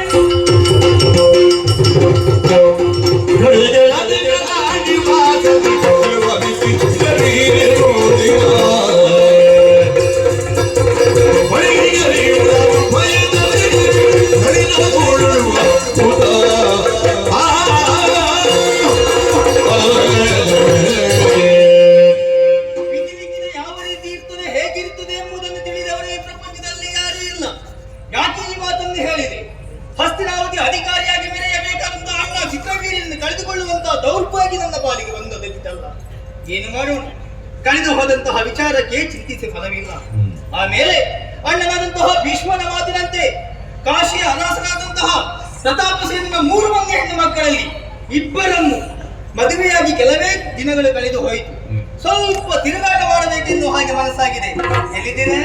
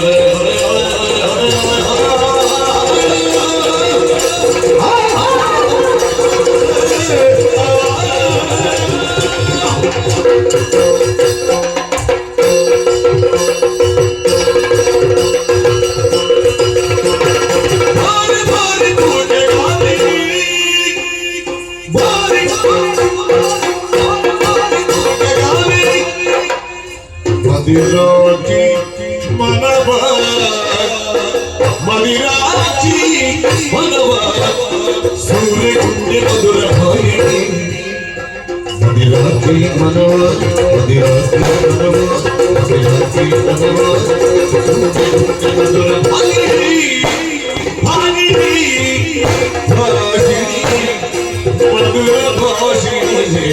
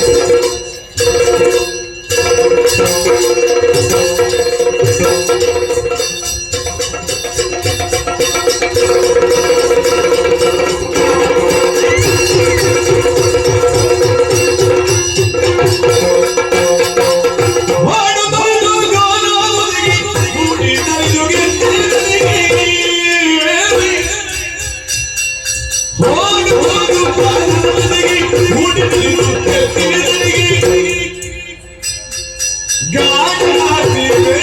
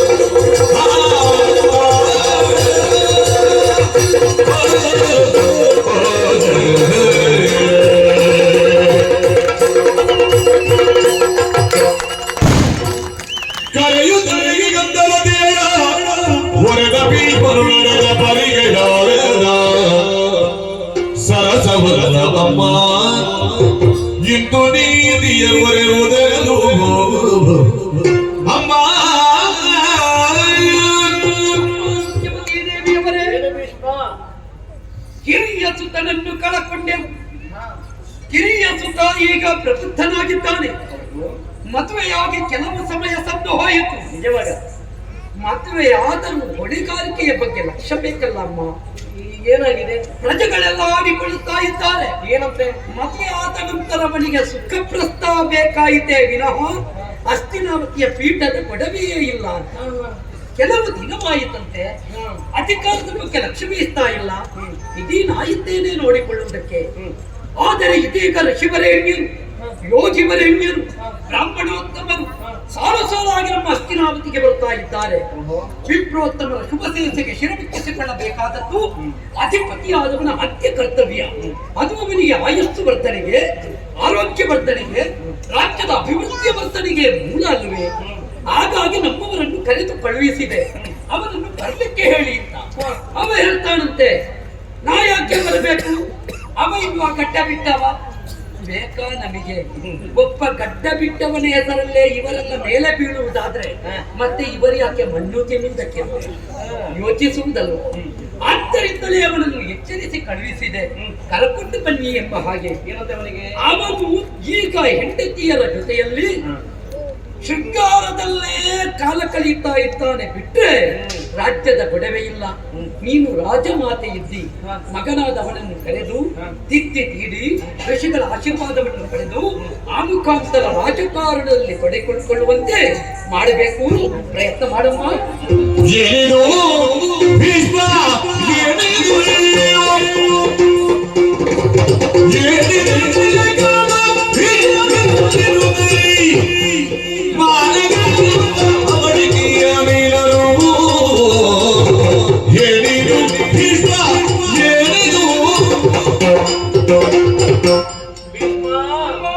ಯಾವಾಗ ನೋಡಿದ್ರು ನಿನ್ನದು ಮುಗಿಯುವುದೇ ಇಲ್ವಲ್ವ ಮಗ? ಏನು ಮಾಡೋಣಮ್ಮ? ಅಲ್ಲಿ ಹಾಗೆ ಇಲ್ಲಿ ಹೀಗೆ, ಅವ ಹಾಗೆ ಮಾಡ್ದ ಹೀಗೆ ಮಾಡ್ದ ಅಂತ ಹೇಳಿ. ಅಲ್ಲ, ಅವರನ್ನು ತಿದ್ದುವುದಕ್ಕೆ ಹೆಚ್ಚು ಹೊಟ್ಟೆ ತಾಯಿಯಾದ ನಿಮಗೆ ಅಲ್ಲ. ನನ್ನ ಮೇಲೆ ಆರೋಪವ? ಅಲ್ಲ, ಈಗ ದಾರಿಗದ್ದೇ ತಪ್ಪು ಹೀಗೆಂಬುದಾಗಿ ಅಲ್ಲಂತೆ. ಇವನನ್ನು ಕಳಕೊಂಡೆವಲ್ಲಮ್ಮ. ಕಳಕೊಂಡದ್ದು ಹೌದು, ಅದನ್ನು ಮತ್ತ್ಯಾಕೆ ಎಚ್ಚರಿಸ್ತಾ ಇದ್ದೀಯಾ? ಹೋಗಿ ಬಿಡು. ನಾವು ಹುಟ್ಟಿಕೊಂಡು ಬರುವಾಗ ಪಡೆದುಕೊಂಡದ್ದೇ ಅಷ್ಟು ಮಗ. ಅವನ ಆಯುಷ್ ಅಷ್ಟಿತ್ತು, ಇನ್ನು ಬೈದಾನೆ ಮಗ. ಅವರ ಬಗ್ಗೆ ನಾವು ಯೋಚನೆ ಮಾಡಬೇಕು ಬೇಡುವ? ಹೊಸ ಮದುಮಕ್ಕಳು ಮದುವೆಯಾಗಿ ಬಂದಿದ್ದಾರೆ. ಪ್ರಸ್ತ ಇವನಿಗೆ ಏನು ಗೊತ್ತಿತ್ತು? ಇವ ಜೀವನ ಉದ್ದಕ್ಕೂ ಬ್ರಹ್ಮಚರ್ಯವನ್ನು ಪಾಲಿಸಿಕೊಂಡಿರುವವ.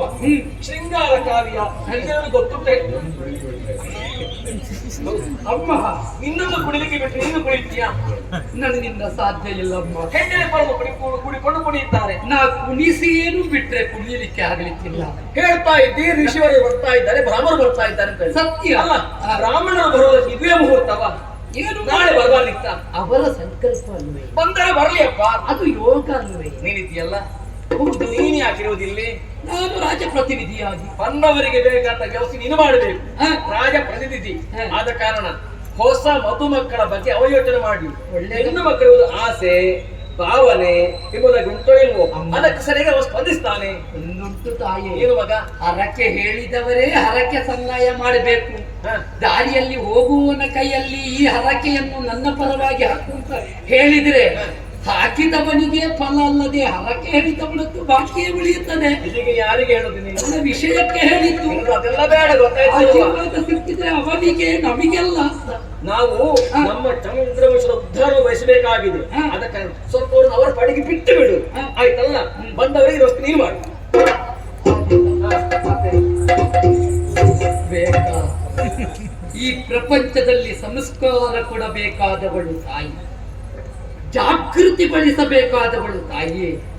ಸುಮ್ಮನೆಲ್ಲ ತಿಳಿದವರು ಹೇಳಿದ್ದು 3 ಸಾಗರ 100 ಮಂದಿರ, ದೈವ ಶಾಸನವಿದ್ದಡೆ, ಗಂಗೆ ಇದ್ದಡೆ ಸಿಂಧು ಬಿದ್ದಡೆ, ಗಿರಿ ಹಿಮಾಲಯವಿದ್ದಡೆ, ಶಾಸ್ತ್ರವಿದ್ದಡೆ ವೇದವಿದ್ದಡೆ, ಗುರು ಜನಪದವಿದ್ದಡೆ, ಎಚ್ಚರಿಸಿ ಸಂಸ್ಕಾರ ಕೊಡುವ ತಾಯಿಯೇ ಮನೆಯೊಳಗೆ ಮಲಗಿದ್ದಡೆ ಮಕ್ಕಳು ಮಲಗದೆ ಇರುತ್ತಾರೆಯೇ? ಆದ್ದರಿಂದ ಎಚ್ಚರಿಸಬೇಕಾದ ತಾಯಿ ಉಚ್ಚರಿಸಲಾಗದ ಸ್ಥಿತಿಯಲ್ಲಿ ಬಾಯಿ ಮುಚ್ಚಿ ಕುಳಿತಳು ಅಂತಾದ್ರೆ ಯಾರು ತಿದ್ದುವವರು? ಸುಮ್ಮನೆ ಅಲ್ಲ.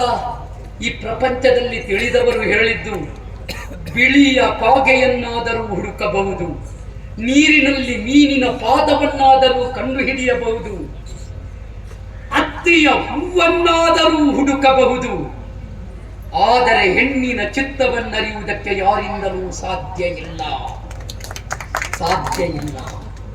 ಬಂಡೆಯ ಕಡೆದೊಡೆ ಜಲವ ತೆಗೆಯಲುಬಹುದು, ಮಳಲ ಮತಿಸುತ್ತೊಡೆ ತೈಲ ತೆಗೆಯಲುಬಹುದು. ನಾರಿಯ ಅಂತರಂಗವ ಶಿವಬಲ್ಲನೆ, ಏನಾಗುತ್ತದೆ ನೋಡೋಣ. ದೈವ ಚಿತ್ತ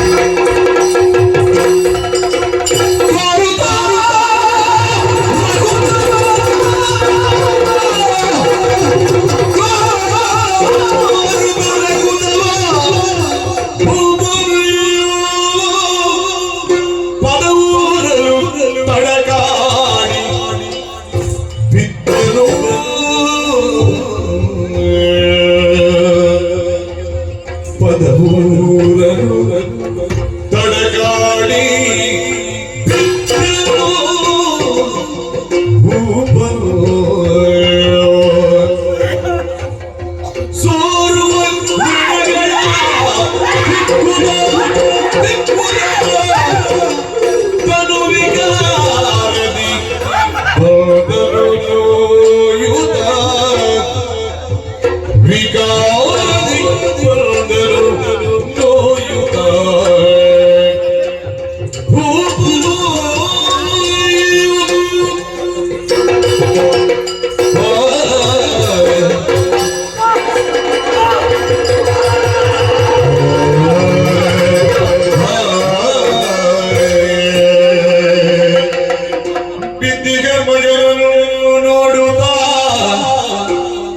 ಬಿಡದಿದ್ದಳು ಮಾತೆಯು ನೋಯುತ್ತ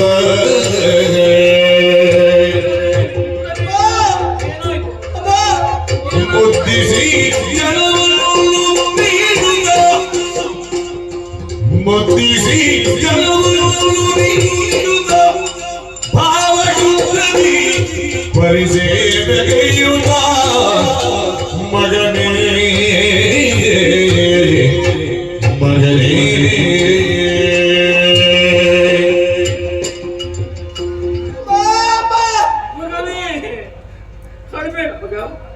ಏನಾಗ್ತಾ ಇದೆಯಪ್ಪ ನಿನಗೆ?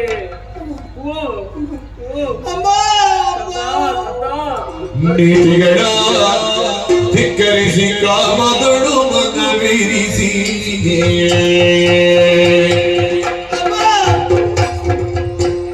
ನೀತಿಗಳ ಧಿಕ್ಕರಿಸಿ ಕಾಮದಳು ಮನವಿರಿಸಿ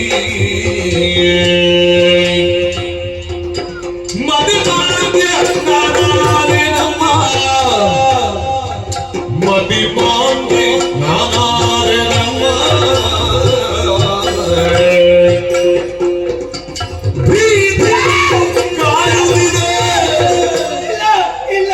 ಪ್ರೀತಿ ಕಾಯುವುದಿದೆ, ಮರೆಯಲು ನಾನು ಪ್ರೀತಿಯೊಳಗೆ ನುಳಿಪುದಮ್ಮ, ನೀನು ಪ್ರೀತಿಯೊಳಗೆ ನುಳಿಪುದಮ್ಮ.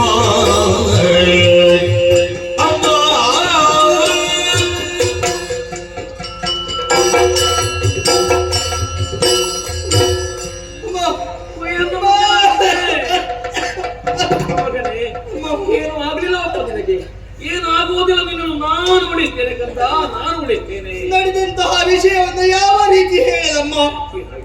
ಅಮ್ಮ, ಗಂಟಲ ಪಸೆ ಆರಿ ಹೋಗ್ತಾ ಇದೆ, ಸ್ವಲ್ಪ ನೀರು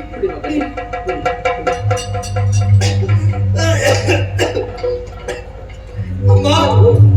ಅಮ್ಮ, ಮಗನೇ, ಅಣ್ಣನಾದ ಭೀಷ್ಮನು ಅದೆಷ್ಟು ನೀತಿಯ ಮಾತುಗಳನ್ನಾಡಿದ ತಾಯಿ, ಆದ್ರೆ ಅಹಂಕಾರದಿಂದ ಅವನ ಮಾತುಗಳನ್ನು ಧಿಕ್ಕರಿಸಿ ನಡೆದಿದಪ್ಪ, ಧಿಕ್ಕರಿಸಿ ನಡೆದೆ.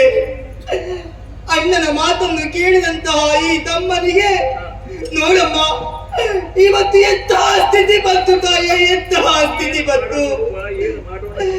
ಅವನ ಮಾತನ್ನು ಧಿಕ್ಕರಿಸಿದ ಪರಿಣಾಮವಾಗಿ ಅಮ್ಮ ನೋಡು, ನಿನ್ನ ಮಗನಿಗೆ ಎಷ್ಟು ದೊಡ್ಡ ರೋಗ ಬಂತಮ್ಮ.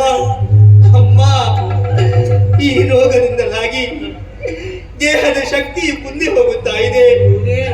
ಅದು ಮೈಯ ಮೇಲಿನ ಗಾಯಗಳಿಂದ ನೆತ್ತಲು ಭೂಮಿಗೆ ಒದರುತ್ತಾ ಅಮ್ಮ, ಎದೆ ಮುರಿತಾ ಇದೆ. ನೀನು ಬೇಕೆ ಮಗನೇ. ಅಮ್ಮ, ಇದನ್ನೆಲ್ಲ ಕಾಣುವಾಗ ನಿನ್ನ ಮಗ ಹೆಚ್ಚು ಸಮಯ ಭೂಮಿಯ ಅಯ್ಯೋ, ಮೇಲೆ ಬದುಕುವ ಆಡ್ಬೇಡ ಮಗನೇ, ಆಡ್ಬೇಡ, ಅಂತಹ ಮಾತನಾಡಬೇಡ. ನಿನಗೇನು ಆಗುವುದಿಲ್ಲ ಮಗನೇ, ಏನು ಆಗದು. ಅಮ್ಮ, ನನಗೊಂದು ಉಪಕಾರ ಮಾಡು. ಏನಪ್ಪ? ಅಮ್ಮ, ಇದು ಇಷ್ಟು ಬೇಗ ನನಗೆ ಸಾವು ಬೇಡಮ್ಮ. ಏನು ಮಗನೇ ಹುಚ್ಚಾಟ? ಅಮ್ಮ, ಆಡ್ಬೇಡ ಹಾಗೆಲ್ಲ. ಈ ಭೂಮಿಯ ಮೇಲೆ ನಿನ್ನ ಮಗನಿಗೆ ಬದುಕು ಬೇಕಮ್ಮ.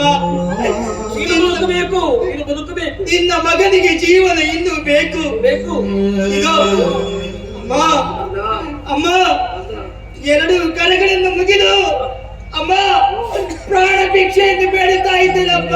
ಬದುಕಿಸು, ಏನು ಆಗುವುದಿಲ್ಲ ಮಗನೇ, ಸಾಧ್ಯವಾದ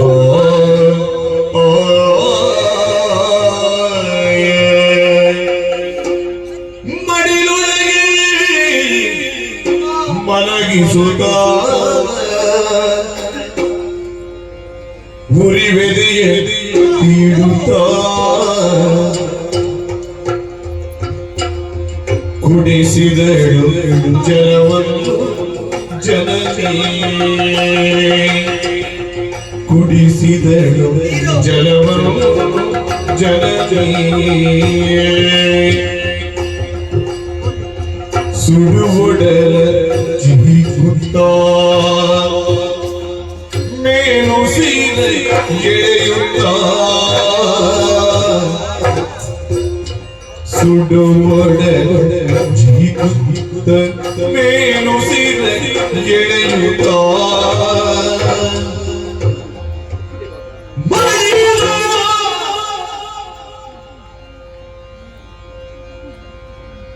ಜನಪದೆಯು ಮೊಳಲಿ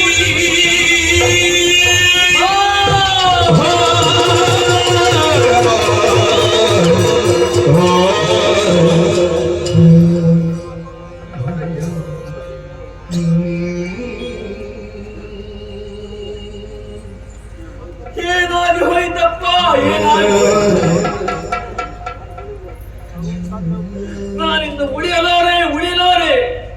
ನನ್ನನ್ನು ಬದುಕಿಸು ಹೀಗೆ ಮುದ ಆಡಿಕೊಳ್ಳುತ್ತ ನನ್ನ ಮಗ ಇಂದು ಅಸುನೇಗಿ ಬಿಟ್ಟನಲ್ಲ, ಅಸುನೇಗಿ ಬಿಟ್ಟ. ನನ್ನ ಕಣ್ಣ ಮುಂಭಾಗದಲ್ಲಿ ನನ್ನ ಮುಗ್ಧ ಮಕ್ಕಳ ಅಂತ್ಯವಾಗಿ ಹೋಯಿತು. ನಾವು ಇದನ್ನು ಕಂಡು ಹೀಗೆ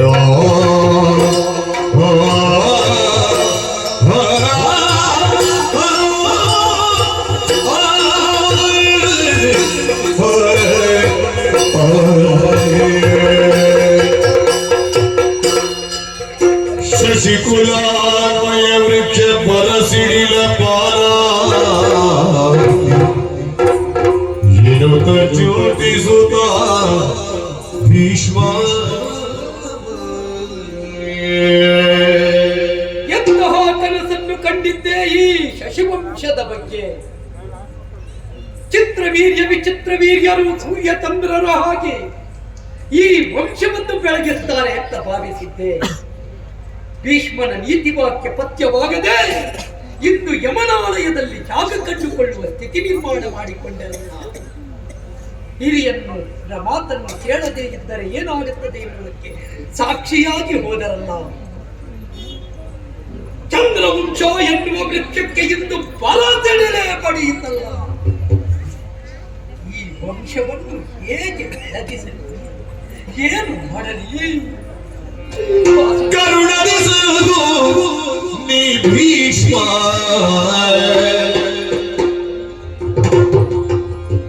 ಕರುಣರಿಸು ನೀ ಭೀಷ್ಮ, ಎನ್ನ ತರಳತನವನೆಲ್ಲ ಮರೆತು ಮಹಾತ್ಮ, ಎನ್ನ ತರಳತನವನೆಲ್ಲ ಮರೆತು ಮಹಾತ್ಮ ಭೀಷ್ಮ.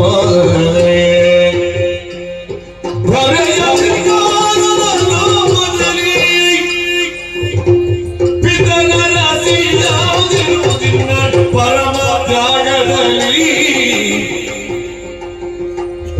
ಮುರಿದುದು ಕನಸು ವಿಧಿಯೋದ ಕ್ಷಮೆಯಿರಿಸಿ ಬಾಲೆಯನೊಪ್ಪಿ ವರಿಸುನಿ ಕಂದ ಕಂದ ಕರುಣದಿ ತಲಗೋರಿ ಭೀಷ್ಮ ಎನ್ನ ಕರಡವನೆಲ್ಲ ಮರೆತು ಮಹಾತ್ಮ ಭೀಷ್ಮ ಕ್ಷಮಿಸು ಕ್ಷಮಿಸು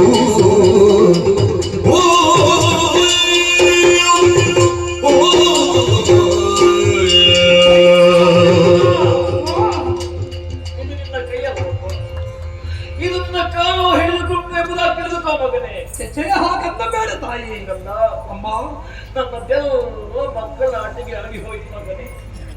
ನನ್ನ ಮಕ್ಕಳಾಟಿಗೆಯಿಂದಾಗಿ ನನ್ನ ತರದಿಂದಾಗಿ ನನ್ನ ಮಕ್ಕಳ ಕೊಲೆಗೆ ಮೂಲ ಕಾರಣ ನಾನೇ ಆಗಿಬಿಟ್ಟೆ ಮಗನೇ. ಕಂದ ಅಮ್ಮ ನನ್ನಯ್ಯ ಅಂತಹ ದಾಶರಾಜ ನನ್ನ ಮಗನಾದಂತಹ ಸತ್ಯವತಿಯ ಗರ್ಭದಲ್ಲಿ ಹುಟ್ಟುವಂತಹ ಮಗನಿಗೆ ರಾಜ್ಯ ಸಿಗಬೇಕು ಎಂಬುದಾಗಿ ಆಸೆಯನ್ನು ಮುಂದಿರಿಸಿದ ಸತ್ಯ. ಆ ಕಾಲಕ್ಕೆ ನೀನು ಪ್ರತಿಜ್ಞೆ ಮಾಡಿದ ಮಗನೇ. ನಿಜ. ದೇವಪುತ್ರನಾಗಿದ್ದವ ಲೋಕ ಮುಖಕ್ಕೆ ಭೀಷ್ಮನಾಗಿ ಕಾಣಿಸಿಕೊಂಡ ಮಗನೇ. ಸತ್ಯ. ಕಂದ ಅಮ್ಮ ಹಾಗೆಂದುಕೊಂಡು ನನ್ನ ಕಣ್ಣಂಬಾಗದಲ್ಲಿ ಇಬ್ಬರು ಮಕ್ಕಳ ಅಂತ್ಯವಾಗಿ ಹೋಯಿತಲ್ಲ. ನಮ್ಮ ಈ ಹಸ್ತಿನಾವತಿಯ ಭವಿಷ್ಯದ ಬಗ್ಗೆ ಸ್ವಲ್ಪ ಯೋಚನೆ ಮಾಡಬೇಕೋ ಬೇಡವೋ? ಏನ್ ಮಾಡೋಣ ನೋಡಿದಿ. ನಮ್ಮ ಪ್ರಜಾ ಜನರು ಅರಾಜಕವಾಗಿ ಉಳಿಬಾರ್ದಲ್ಲ. ಸತ್ಯ. ಅವರನ್ನು ಪ್ರಜೆಗಳಾಗಿ ರೂಪಿಸುವುದಕ್ಕೆ ಸ್ವಲ್ಪ ನಾವು ಪ್ರಯತ್ನ ಮಾಡಬೇಕಾಗಿದೆ. ಹೇಗೆ ಸಾಧ್ಯ ಮಗನೇ, ನೀನು ಮನಸ್ಸು ಮಾಡಿದ್ದು ಎಲ್ಲ ಆಗ್ತದೆ ಮಗನೇ. ಮನಸ್ಸು ಮಾಡುವುದೇ? ಹೌದು ಮಗ. ನಾನು ಕಟ್ಟಿದ ಕನಸೇ ಮುಚ್ಚುಡುವರಾಗಿ ಹೋಯಿತಲ್ಲಮ್ಮ. ಇನ್ನೇನು ಮನಸ್ಸು ಮಾಡಲಿ? ಭೀಷ್ಮ ನಿನ್ನಂತಹ ಬ್ರಹ್ಮಚರ್ಯ ವರ್ಗ ಬದಿಗಿರಿಸಿ ನೀನೊಂದು ಒಳ್ಳೆಯ ಕನ್ನಿಕೆಯನ್ನು ಕಂಡು ವಿವಾಹ ಮಾಡಿಕೊಳ್ಬೇಕು, ನೀನು ಮದುವೆ ಆಗಬೇಕು ಮಗನಿಗೆ. ಮತ್ತೆ ಸತ್ಯವೇ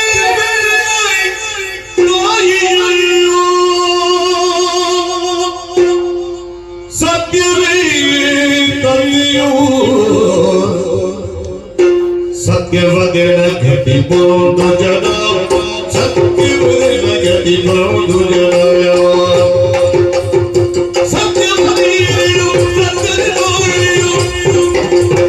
ಸತ್ಯದುಳಾಗಲಿ ಅವಸಾನ ಸತ್ಯದುಳಾಗಲಿ ಅವಸಾನ ಸತ್ಯದಾಯು ಸತ್ಯವೀತದೇವು ಸತ್ಯವದಿನ ಗತಿ ಬಹುದು ಜನ ಸತ್ಯವದಿನ ಗತಿ ಬಹುದು ಜನ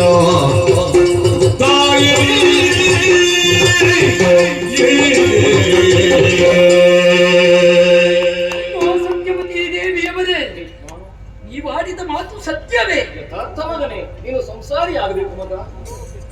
ಮತ್ತೆ ಪಟ್ಟವೇರಬೇಕೆ? ನೀನು ಪಟ್ಟವೇರಬೇಕು, ಹೇಳಿಕೆಯನ್ನು ಬಯಸಬೇಕು. ಅಮ್ಮ, ನಿಮ್ಮ ಮುಂದೆ ನಿಂತವ ಈಶ್ವರ. ಏನಾಯ್ತು? ಸತ್ಯವೇ ನಮ್ಮ ತಾಯಿ ತಂದೆ, ಸತ್ಯವೇ ನಮ್ಮ ಬಂಧು ಬಳಗ, ಸತ್ಯ ವಾಕ್ಯಕ್ಕೆ ತಪ್ಪಿ ನಡೆದರೆ ಮೆಚ್ಚುವ ಜಗದೀಶನ್. ಹೀಗೆ ಬದುಕಿನುದ್ದಕ್ಕೂ ತನ್ನ ಜೀವನ ಚರ್ಯೆಯನ್ನು ಅನುಷ್ಠಾನಗೊಳಿಸಿಕೊಂಡವ. ಸತ್ಯಕ್ಕಾಗಿ ಸತ್ತೇನೆ ವಿನಃ ಸ್ವಾರ್ಥಕ್ಕಾಗಿ ಬದುಕಲಾರೆ ತಾಯಿಯೇ ಬದುಕಲಾರೆ. ಇದು ಭೀಷ್ಮನ ಧ್ಯೇಯ. ಈ ಸಿಂಹಾಸನ ಸಾಮಾನ್ಯ ಸಿಂಹಾಸನ ಅಂತ ಭಾವಿಸಿದೆಯಾ? ಖಂಡಿತ.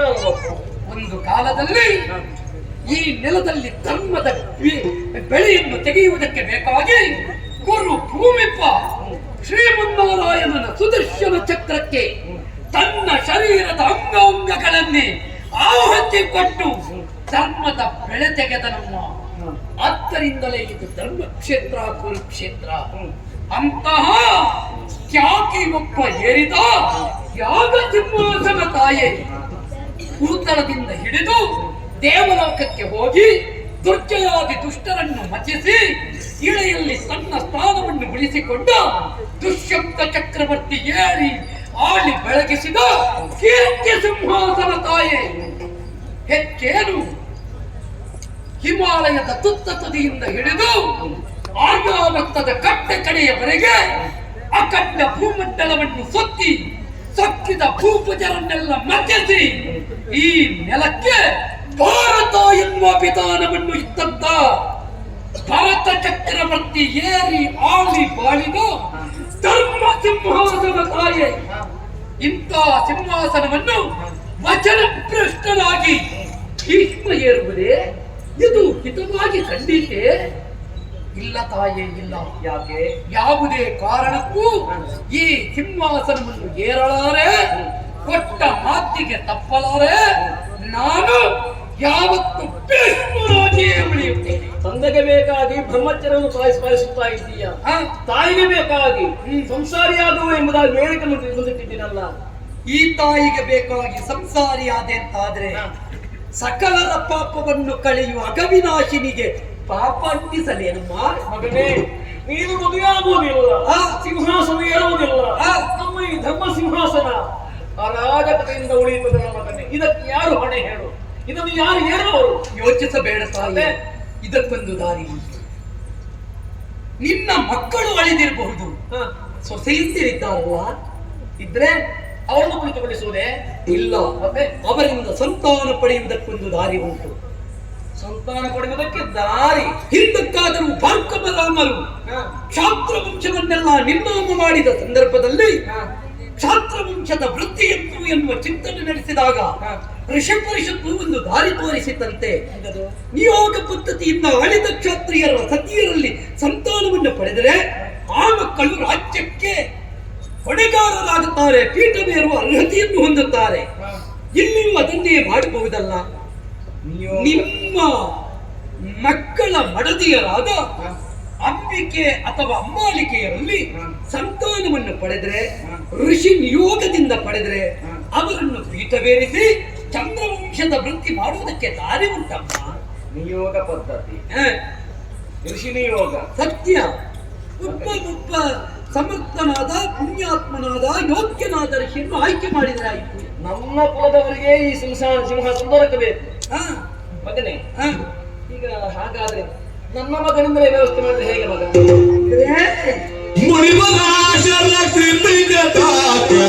ತನಯ ವ್ಯಾಸ ಜನಿಸಿದ ಋಷಿಗೂ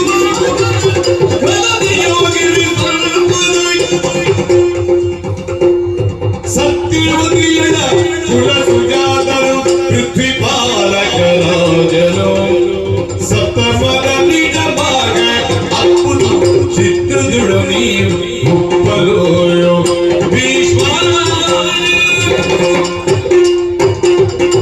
ಮಗನೇ, ನನ್ನ ವಂಶದವರಿಗೆ ಈ ಸಿಂಹಾಸನ ಲಭ್ಯವಾಗಬೇಕು. ಒಂದು ಕೆಲಸ ಮಾಡುವ ಮಗನೇ. ಏನು?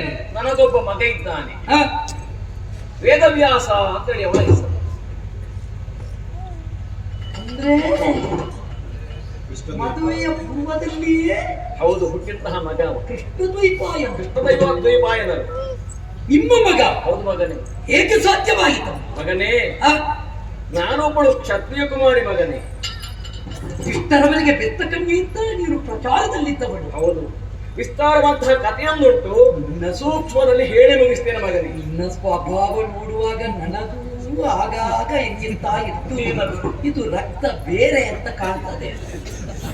ಚೇದಿ ನಗರದ ಅಧಿಕಾರಿಗಳು ಉಪರಿಚರ ವಸು ಮಹಾರಾಜರು ಬೇಟೆಗಾಗಿ ಹೊರತಹ ಕಾಲಕ್ಕೆ ಪಕ್ಷಿಗಳ ಮೃಗಗಳ ಮೈದುನನ್ನು ಕಂಡು ಅವರದಾದ ರೇತ ಸ್ಖಲನವಾಯಿತಂತೆ.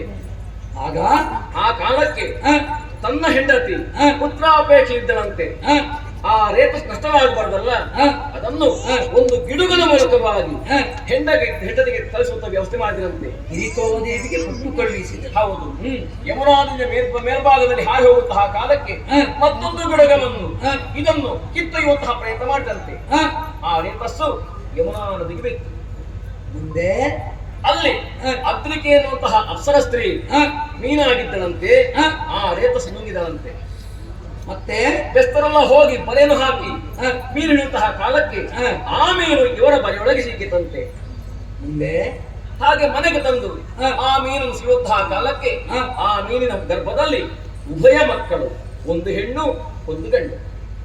ಮುಂದೇನು ಮಾಡಿದ್ರು? ವಿಶೇಷವಾದಂತಹ ಈ ಮಕ್ಕಳನ್ನು ಕಂಡಾಗ ನೇರವಾಗಿ ಹೋಗಿ ಮಹಾರಾಜರಿಗೆ ಒಪ್ಪಿಸಬೇಕು ಅಂತ ತೀರ್ಮಾನಿಸಿ ಆ ಬೆಸ್ತ ದಾಶರಾಜ ಕೊಂಡು ಹೋಗಿ ಉಪರಿಚರ ವಸುವಿಗೆ ಕೊಟ್ಟನಂತೆ. ಹಾಗೆ ಗಂಡು ಮಗು ತಾನೇ ಇರಿಸಿಕೊಂಡ ಮತ್ಸ್ಯರಾಜ ಹಿಗುಮದಾಗಿ ಹೆಸರಿಸಿದ ಹೆಣ್ಣು ಮಗಳಿಗೆ ಮತ್ಸ್ಯಗಂಧಿ ಹಿಗುಮದ ನಾಮಕರಣ ಮಾಡಿ ಆ ಮಗುವನ್ನು ದಾಶರಾಜರು ಒಪ್ಪಿಸಿದ. ನನ್ನದ ಸತ್ಯಕ್ಕೆ ಸಿಕ್ಕಿದಂತಹ ಫಲ ಹೀಗೆ ತಿಳಿದು ಆ ಮಗಳಿಗೆ ಸತ್ಯವತಿ ಹೀಗೆ ಮೊದಲು ನಾಮಕರಣ ಮಾಡಿದ ನನ್ನ ಅಪ್ಪ. ಹಾಗೆ ಮನೆಗೆ ಕರ್ಕೊಂಡು ಬಂದ ಸುರಾಜ ಸಂಭವೇ ಪ್ರಾಯ ಪ್ರಬುದ್ಧರಾದೆ. ಅಪ್ಪನ ಉದ್ಯೋಗ ಮಾಡ್ತಾ ಇದ್ದೆ. ನದಿ ತೀರಿಸುವಂತಹ ಪ್ರಯಾಣಿಕರಿಗೆ ದೋಣಿ ನೇರಿಸಿ ದಡ ಸೇರಿಸುವಂತಹ ಉದ್ಯೋಗ. ಸರಿ. ಆ ಕಾಲಕ್ಕೆ ಒಂದು ದಿವಸ ಪರಾಶರ ಮಹಾಮುನಿಗಳು ಅಲ್ಲಿಗೆ ಬಂದು ದೋಣಿ ನೇರಿದ್ರು. ನನ್ನ ತಾತ ಸೌಂದರ್ಯಕ್ಕೆ ಮರಳಾದಂತಹವರು ನನಗೆ ಸುಖ ಕೊಡು ಹಿಗ್ಗುವುದಾಗಿ ಆಶೆಯನ್ನು ಮುಂದಿರಿಸಿದ್ರು. ಒಳ್ಳೆ ಹಿಗ್ಗುವುದಾಗಿ ಹೇಳಿದ್ರು. ಆ ಕಾಲಕ್ಕೆ ನನ್ನ ತಾತ ಮತ್ಸ್ಯಗಂಧವನ್ನು ಹೋಗಲಾಡಿಸಿ ದಿವ್ಯ ಗಂಧವನ್ನು ಅನುಗ್ರಹ ಮಾಡಿದ್ರು. ಅಂದಿನಿಂದ ನಾನು ಯೋಜನ ಗಂಧೆ ಹಿಗ್ಗುವುದಾಗಿ ಪ್ರಖ್ಯಾತಳಾದೆ. ಓಹೋ. ಹಾಗೆ ನನ್ನನ್ನು ಅವರು ಕೂಡಿದ ಪರಿಣಾಮವಾಗಿ ಸದ್ಯೋಜಾತನ ಮಗನೊಬ್ಬ ಹುಟ್ಟಿದ. ಆಗ ಅವನೇ ವೇದವ್ಯಾಸ. ವೇದವ್ಯಾಸರ ಜನನಿ ನೀವು? ಹೌದು. ಹಿಮಾಲಯದ ಕಡೆಗೆ ಹೋಗಿದ್ದಾನೆ. ಬೇಕಾದಾಗ ಬರ್ತೇನೆ ಹಿಗುವುದಾಗಿ ಆಶ್ವಾಸನೆ ಮಾತ್ರ ಕೊಟ್ಟಿದ್ದಾನೆ. ಈಗ ಅವರನ್ನೇ ಭರಿಸಿದರೆ ಅವನ ಮೂಲಕವಾಗಿ ಈ ನಿಯೋಗ ಪತ್ನಿ ಮಾಡಿಸಿದ್ರೆ ಹೇಗೆ ಅಂತ ಹೇಳಿ ಯೋಚನೆ.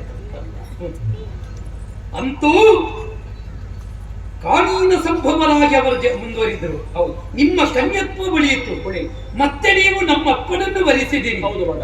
ಹೀಗೆ ನಿಮ್ಮ ಜೀವನ ಕಥನ. ಆದರೂ ನಿಮ್ಮ ಒಂದು ಆಸೆ ಒಪ್ಪಬೇಕಮ್ಮ.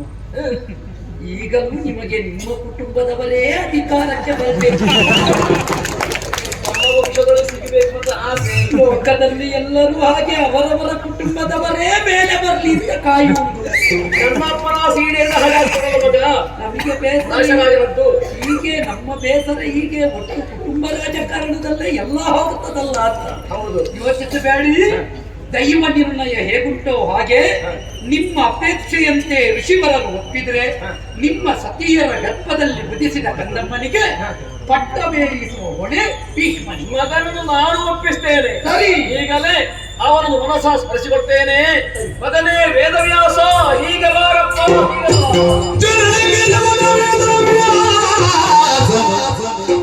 ಸುರಿವ ಬನೆಯೊರಸಿ ಕೇಳಿದನು ನೆಲದ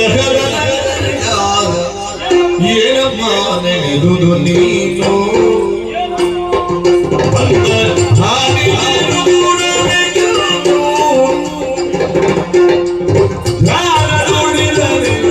ಮನಗೆ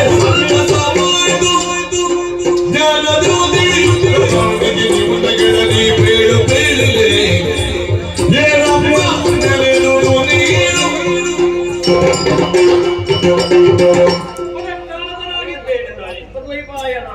ಲೋಕೋತ್ಕರ್ಷೆಯ ಹಂಬಲವುಳ್ಳವನಾಗಿ ಹಿಮಾಲಯದ ಶೃಂಗಭಾಗವನ್ನು ಸೇರಿ ನಿಡುಗಾಲವೇ ಕಳೆದು ಹೋಯಿತಮ್ಮ. ಹೌದೇ? ಹುಟ್ಟಿನಾರಾಧ್ಯದಲ್ಲೇ ನನ್ನ ಅಂದ ಚಂದವನ್ನು ಕಣ್ತುಂಬಿಸಿಕೊಂಡವಳು ನೀನು. ಬೆಳೆದು ನಿಂತಹ ಮಗನನ್ನು ಕಳುಹಿಕೊಟ್ಟವಳು ನೀನು. ಆ ಕಾಲದಲ್ಲಿ ಮಾತನ್ನಾಡಿದ್ದೆ. ಸಂಕಷ್ಟಗಳು ಒದಗಿ ಬಂತು ಅಂತಾದ್ರೆ ನನ್ನನ್ನೇ ಧ್ಯಾನಿಸು ಅನ್ನುವ ಹಾಗೆ ನೆನಪಿದೆ ಮಗ. ದುಃಖಿಸ್ತಾ ಇದ್ದಿ. ಅಂತರಂಗದ ಬೇಗುದಿಗೆ ಕಾರಣ ಏನು ಅಂತ ಕೇಳಬಹುದಿಲ್ಲ.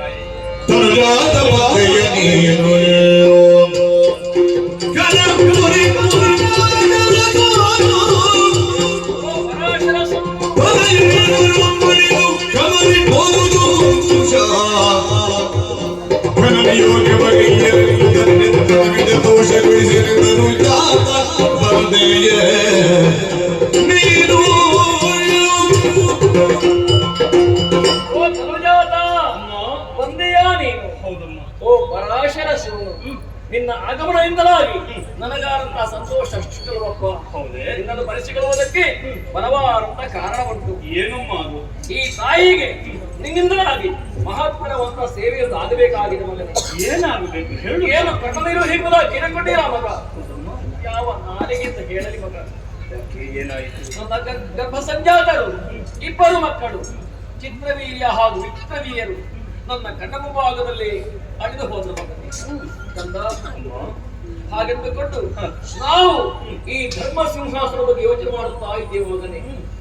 ಈ ಹಸ್ತಿನಾವತಿಗೆ ಯಾರಾದ್ರೂ ಒಬ್ಬ ಉತ್ತರಾಧಿಕಾರಿ ಬೇಕೋ ಬೇಡವೋ? ಒಳ್ಳೆಯದು ಮಗ ಭೀಷ್ಮ ಹೇಳಿದ, ಋಷಿ ನಿಯೋಗದ ಮೂಲಕವಾಗಿ ಸಂತಾನ ಪಡೆಯುವುದು ಹೇಗೆಂಬುದಾಗಿ. ಮಗ, ನನ್ನ ಸೊಸೆಯಂದಿರಿದ್ದಾರೆ ಅಂಬಿಕೆ ಅಂಬಾಲಿಕೆಯರು. ಮಗನೇ, ನಿನ್ನಿಂದಲಾಗಿ ಋಷಿ ನಿಯೋಗದ ಮೂಲಕವಾಗಿ ಸಂತಾನ ಪಡೆಯುವಂತ ಹಂಬಲ ನಮಗೆ ಹೇಗೆ ಮಗನೇ ಅನುಕೂಲ ಮಾಡಿಕೊಡುವೆಯೋ ನೀನು? ಜನನೇ, ಪ್ರಪಂಚವನ್ನು ಪ್ರಶಾಂತವಾದ ಕಿರಣಗಳಿಂದ ಬೆಳಗಿಸುವ ಸುಧಾಕರ ವಂಶ ತಮ್ಮದ್ದು. ನಿಮ್ಮ ಅಶಾಂತತೆಗೆ ಕಾರಣವಾದದ್ದು ಮಕ್ಕಳ ಮರಣ ಅನ್ನುವುದು. ವಂಶವಲ್ಲರಿ ಪಲ್ಲವಿಸಬೇಕು ಎನ್ನುವಂತಹ ಹಂಬಲವೇನು ಸಾಧುವಾದದ್ದೇ ತಾಯಿ. ಆದರೆ ಋಷಿ ನಿಯೋಗ ಪದ್ಧತಿಯ ಅನುಗ್ರಹಕ್ಕೆ ಸತ್ಪಾತ್ರರಾಗಬೇಕು ಅಂತಾದರೆ ಕಠಿಣವಾದಂತಹ ವ್ರತದ ಆಚರಣೆ ಆಗಬೇಕಮ್ಮ. ವ್ರತ? ಹೌದು, ನಿಯಮ. ನಿನ್ನ ಸೊಸೆ 1 ವರುಷಗಳ ಕಾಲ ದರ್ಭೆಯಲ್ಲೇ ಮಲಗಬೇಕು. ಅಯ್ಯೋ ದೇವರೇ, ಏನು ಮಗನೇ! 1 ವರ್ಷಗಳ ಕಾಲ ಕಂದಮೂಲಾದಿಗಳನ್ನೇ ತಿಂದು ಬದುಕಬೇಕು. ಹಂಸತೂಲಿಕಾ ತರ್ಪಣದಲ್ಲಿ ಮಲಗುತ್ತಾ ಇದ್ದವಳು ತರ್ಪೆಯ ಮೇಲೆ ಒಣಹುಲ್ಲ ಮೇಲೆ ಮಲಗುವುದು ಅದೆಲ್ಲ ಆಗ್ಲಿಕ್ಕಲ್ಲ ಮಗನೇ. ನಿನ್ನ ವ್ರತವ ನಿಯಮ ಅದೆಲ್ಲ ಬೇಡ ಈಗ. ಅಮ್ಮ, ವ್ರತವನ್ನು ಆಚರಿಸದ ವಿನಃ ಋಷಿನಿಯೋಗ ಪದ್ಧತಿಯ ಅನುಗ್ರಹವನ್ನು ಹೊಂದುವುದಕ್ಕೆ ಸಾಧ್ಯ ಇಲ್ಲ ತಾಯಿ. ನನಗೊಬ್ಬ ಮೊಮ್ಮಗಳನ್ನು ಕಾಣಬೇಕು ಮಗ. ವ್ರತದ ಬಗ್ಗೆ ನಾ ಹೇಳಿದೆ ತಾಯಿ. ವ್ರತದ ಆಚರಣೆ ಆಗಲೇಬೇಕಮ್ಮ. ನನ್ನನ್ನು ಚೆನ್ನಾಗಿ ಗಮನಿಸಿ ನೋಡಂತೆ ನೀನು. ಕೃಷ್ಣಕಾಯ, ಕೆದರಿದ ಕೇಶರಾಶಿ, ಕೆಂಪಾದ ಕಣ್ಣುಗಳು, ಕಮಟು ವಾಸನೆ. ಒಂದರ್ಥದಲ್ಲಿ ನನ್ನನ್ನು ನೋಡಿ ಸಹಿಸಿಕೊಳ್ಳುವುದೇ ನಿಜವಾದಂತಹ ವ್ರತ ತಾಯಿ. ನಿನ್ನ ಸೊಸೆ ನನ್ನನ್ನು ಕಂಡು ಸಹಿಸಿ ಆಡೆ. ಸಹಿಸಿಯ ಮಗನೇ, ನಾನು ಹೇಳಿ ನೋಡ್ತೇನೆ ಆಗದ ಆಗಲಮ್ಮ. ನಿನ್ನ ಅಪೇಕ್ಷೆಯನ್ನು ನಾ ಹುಸಿಗೊಳಿಸುವುದಿಲ್ಲ. ಮಧ್ಯರಾತ್ರಿಯ ಹೊತ್ತಿನಲ್ಲಿ ನಿನ್ನ ಸೊಸೆಯನ್ನು ಶೈಯಿಗೆ ಕಳುಹಿಕೊಡು, ನಾನು ಗ್ರಹಿಸ್ತೇನೆ.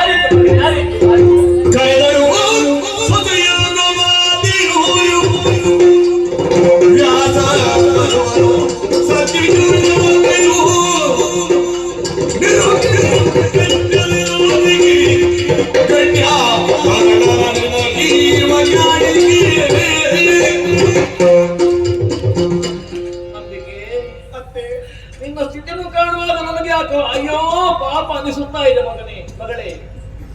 ಇಷ್ಟು ಬೇಗನೆ ನಿನಗಿಂತಹ ಸ್ಥಿತಿ ಪ್ರಾಪ್ತವಾಗಬಾರದಿತ್ತು. ಎಲ್ಲ ಸೌಭಾಗ್ಯವನ್ನು ಆಗಿ ಹೋಯ್ತು ಮಗನೇ. ಎಲ್ಲವೂ ನಮ್ಮ ವಿಧಿ ಮಗ, ವಿಧಿ. ಸತ್ಯ ಕಂದ, ಅತ್ತೆ, ಚಿಂತಿಸಬೇಡ. ಏನು ಇದು ನಿನ್ನಿಂದಲಾಗಿ ಒಂದು ಕೆಲಸ ಬೇಕಾಗಿದೆ ಮಗನೇ. ನನ್ನಿಂದ ಕೆಲಸ? ಹೌದು ಮಗ. ಏನತ್ತೆ? ಭೀಷ್ಮ ಹೇಳಿದ ಋಷಿ ನಿಯೋಗದ ಮೂಲಕವಾಗಿ ಸಂತಾನ ಪಡೆಯಬಹುದು. ಆಮುಖೇನವಾಗಿ ಈ ಹಸ್ತಿನಾವತಿಗೆ ಪುತ್ರಾಧಿಕಾರಿಯನ್ನು ಕಾಣಬಹುದು ಹೀಗೆಂಬುದಾಗಿ. ಆದ ಕಾರಣ ಈಗ ನನ್ನ ಮಗ ಪರಾಶರ ಬಂದಿದ್ದಾನೆ. ಮಹಾಮುನಿ ಗೊತ್ತಾಯ್ತು. ವೇದವ್ಯಾಸ ಬಂದಿದ್ದಾನೆ, ಮಹಾಮುನಿ ಅವ. ಗೊತ್ತಾಯ್ತಾ? ಅವನಿಗೆ ಬೇಕಾದ ಹಾಗೆ ಇನ್ನು ಸಹಕಾರ ಕೊಡಬೇಕು. ಅತ್ತೆ, ಈ ಧರ್ಮ ಸಿಂಹಾಸನಕ್ಕೆ ಬೇಕಾಗಿ ಅದೆಷ್ಟು ತ್ಯಾಗವನ್ನು ನೀವು ಮಾಡಿದರು. ಮತ್ತೆ ಈ ಚಂದ್ರವಂಶದ ಉಳಿವಿಗಾಗಿ ಹಿರಿಯ ಸೊಸೆಯಾಗಿ ಈ ತ್ಯಾಗವನ್ನು ಮಾಡುವುದಕ್ಕೆ ನಾನು ಸದಾ ಸಿದ್ಧನಿದ್ದೇನೆ. ಹೌದಲ್ಲ? ಹಾಗಾದ ಬೇಕಾದ ಹಾಗೆ ಸಹಕಾರ ಕೊಡು, ಆಯ್ತಾ?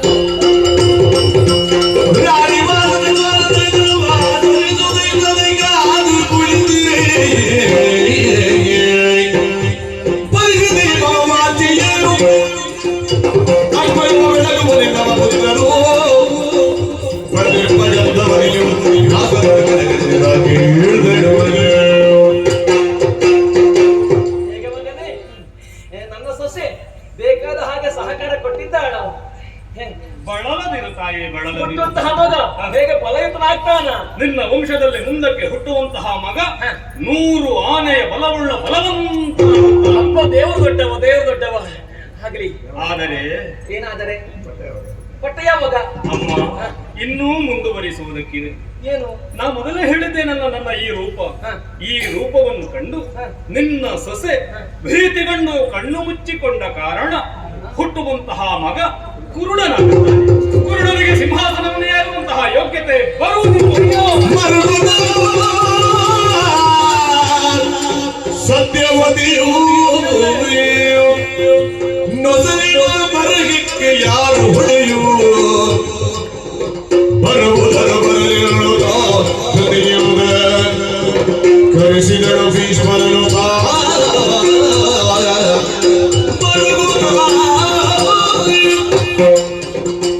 ಅಯ್ಯೋ ದೇವರೇ, ಎಲ್ಲವೂ ನಮ್ಮ ಹಣೆ ಬರಹ ನೋಡಿ ಅದಕ್ಕೆ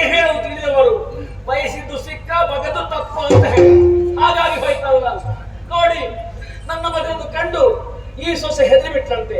ಆದ ಕಾರಣ ಹುಟ್ಟುವಂತಹ ಮಗು ಕುರುಡಾಗ್ತದೆ ಅಂತ. ಹಾಗಾದ್ರೆ ಈ ಮಕ್ಕಳಿಗೆ ಪಟ್ಟಕ್ಕೆ ಯಾರು ಗತಿ ಅಂತ ಹೇಳಿ ಅಜ್ಜ ಕುರುಡಲ್ವ ಮೊಮ್ಮಗ ಹುಟ್ಟುವ ಮೊಮ್ಮಗ ಕುರುಡಲ್ವ, ಅದನ್ನು ಕಟ್ಟಿನ ನಾನೇ ಮಾಡ್ಬೇಕು ಹೇಳಿ. ಓ ಸಿಂಹಾಸನಕ್ಕೆ ಆಗುದಿರುವಂತೆ ಏನು ಮಾಡುದು ಈಗ? ಅವೇನು ಇವಾಗ ಭೀಷ್ಮ, ಓ ಭೀಷ್ಮ,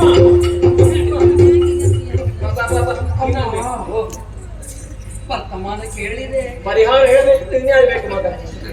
ಪರಿಹಾರ ನಾನು ಹೇಳಬಲ್ಲೆ, ಆದ್ರೆ ಪರಿಹಾರ ಮಾಡುವವರು ಸರಿ ಮಾಡ್ತಾರೋ ಇಲ್ವೋ ಅಂತ ಸಮಸ್ಯೆ ಆಗಿ ಹೋಯಿತಲ್ಲ. ಹೌದು, ಹುಟ್ಟುವ ಮಗ ಕುರುಡನಾಗುತ್ತಾನೆ. ಕುರುಡ ಕನ್ನಮ್ಮನನ್ನು ಬಂಗಾರದ ತೊಟ್ಟಿನಲ್ಲಿ ತೂಗುವ ದೌರ್ಭಾಗ್ಯ ಬಂತಲ್ಲ ಅಂತ ನಮ್ಮವರು ಆಡಿದ್ರೆ ಏನು ಹೇಳಲಮ್ಮ ಮಗನೇ. ಆದರೆ ಯೋಚಿಸಬೇಡ, ಇನ್ನೊಂದು ದಾರಿ ಉಂಟು, ಜಾಗೃತರಾಗಬೇಕು. ನಿನ್ನ ಎರಡನೇ ಸೊಸೆ ಇದ್ದಾಳಲ್ಲ ಅಂಬಾಲಿಕೆ, ಆಕೆ ಮನಸ್ಸು ಮಾಡಿದ್ರೆ, ವ್ಯಾಸರು ಅನುಗ್ರಹ ಮಾಡಿದ್ರೆ, ಅವಳ ಗರ್ಭದಲ್ಲಿ ಸರಿಯಾದ ರೂಪವಂತನಾದ ಯೋಗ್ಯತಾವಂತನಾದ ಮಗ ಹುಟ್ಟಿದರೆ ಹಸ್ತಿನಾವತಿಯ ಪಟ್ಟ ಏರುವುದಕ್ಕೆ ಶಕ್ತನಾಗ್ತಾನೆ. ನಿನಗೆ ತಲೆ ಉಂಟು, ಅದಕ್ಕೆ ಹೇಳುದು ಮನೆಯೊಂದು ಹಳೆ ತರಬೇಕು ಅಂತ ಹೇಳಿ. ನನ್ನ ಹಾಳು ತಲೆ ಹೊಡೆಯಲಿಲ್ಲ, ಇದು ದಾರಿ ಹೇಳ್ತಿಯಲ್ಲ. ಹಿರಿಯ ಸೊಸೆ ಒಪ್ಪಿದ್ರೆ ನಿಮ್ಮ ಸಂತಾನ ವೃತ್ತಿ ಖಂಡಿತ ಆಗುತ್ತದೆ. ಒಪ್ಪಿಸುವ ನಾನು ವ್ಯವಸ್ಥೆ ನಾನು ಮಾಡ್ತೇನೆ. ಆದೀತು, ಮಗನ ನಾನು ಕಳಿಸ್ತೇನೆ. ಆಯ್ತಲ್ಲ, ಸರಿ, ನಿಮ್ಮ ಮಾತಿನಂತೆ ಆಗಿ. ಹೌದು ಮಗನೇ ವೇದವ್ಯಾಸ,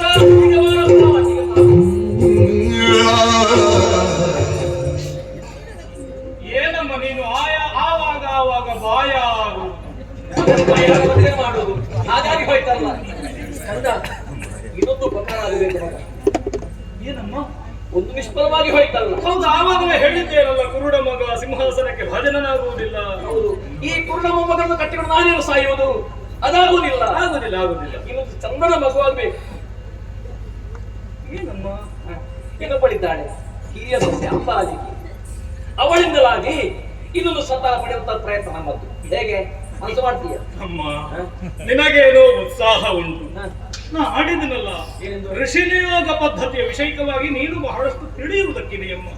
ಸಾಮಾನ್ಯವಾದದ್ದಲ್ಲ. ಮತ್ತೆ ಮೈ ತುಂಬಾ ತುಪ್ಪವನ್ನು ಸವರಿ ತಾ ಸೇರಬೇಕಾದಂತಹ ಹೆಣ್ಣಿನ ಬಳಿಗೆ ಹೋಗುವಾಗ ಯಾವುದೇ ಕಾಮಭಾವವನ್ನು ಇರಿಸಿಕೊಳ್ಳೋ ಮಗನೇ, ತುಪ್ಪಕ್ಕೆ ಯಾಕೆ ಹೆದರ್ತಾ ಇದೆಯಾ? ಹಂಡೆ ಹಳೆ ತುಪ್ಪ ಉಂಟು ಮಗ, ಹಂಚಿಕೊಳ್ಳುವಂತ ಮಾಡ್ತೀನಿ ನಾನು. ಅಮ್ಮ, ನಿನ್ನಲ್ಲಿ ತುಪ್ಪ ಉಂಟೆ, ನಾನು ಇಚ್ಛಿಸಬೇಕು ಅಂತಾದರೆ ನನಗೂ ಒಂದು ನಿಯಮ ಅನ್ನುವುದು ಇದೆಯಲ್ಲ. ನಾವು ನಮ್ಮ ತಪಸ್ಸಿನ ಫಲವನ್ನು ಒಮ್ಮೆ ವಿನಿಯೋಗಿಸಿದರೆ ಅದನ್ನು ಮತ್ತೆ ಹೊಂದಬೇಕು ಅಂತಾದ್ರೆ ದೀರ್ಘಾವಧಿಯಲ್ಲಿ ತಪಸ್ಸನ್ನು ಆಚರಿಸಬೇಕಮ್ಮ. ಹಾಗಾಗಿ ಕಷ್ಟಕರವಾದಂತಹ ಕಾಯಕಕ್ಕೆ ನನ್ನನ್ನು ಯಾಕೆ ಬಳಸ್ತಿ? ನೀನು ಕಾರಣ ಹೇಳಬೇಡ. ನನಗೆ ಮೊಮ್ಮಗ ಬರಬೇಕು, ಈ ಪೀಠಕ್ಕೆ ಜರಾಗಬೇಕು, ಧರ್ಮ ಸಿಂಹಾಸನ ಏರಬೇಕು ಅಂತಹ ವ್ಯವಸ್ಥೆ ಆಗಬೇಕು. ಗೊತ್ತಾಯ್ತಲ್ವ? ನಿಮ್ಮನ್ನು ಹೇಳೋದು ಬೇಡ. ಆಯ್ತಮ್ಮ, ನಿನ್ನ ಈ ಅಪೇಕ್ಷೆ ಏನುಂಟು, ನಿನ್ನ ಅವಸರ ಏನುಂಟು, ಅದಕ್ಕೆ ಒಪ್ಪಿದ್ದೇನೆ. ನಾ ಅನುಗ್ರಹಿಸ್ತೇನೆ. ನಿನ್ನ ಎರಡನೆಯ ಸೊಸೆಯನ್ನು ಕಳುಹಿಕೊಡಮ್ಮ, ಕಳುಹಿಕೊ.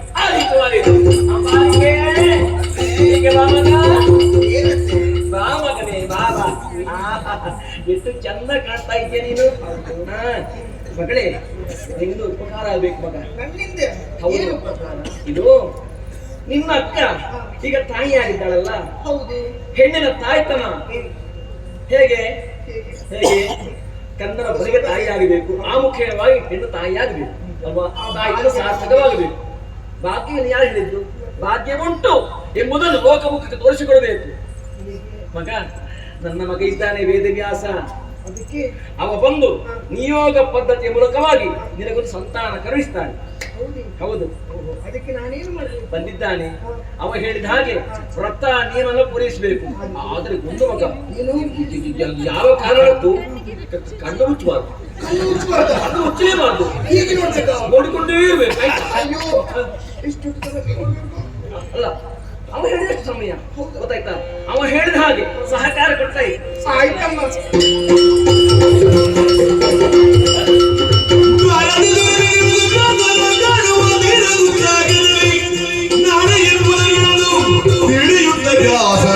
ಪರಿಗೆಡಲು ಸುರಿದನು.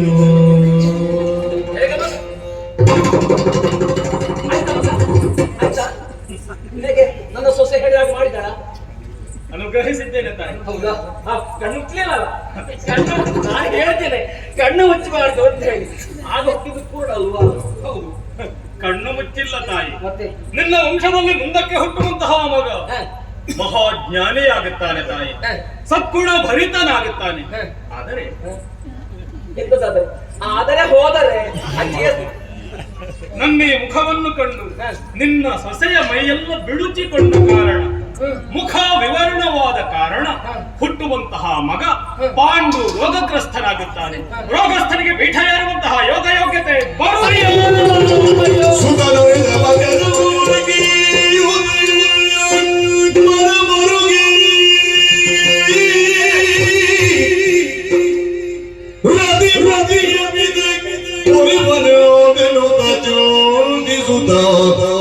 ಸತ್ಯವತಿಯೋ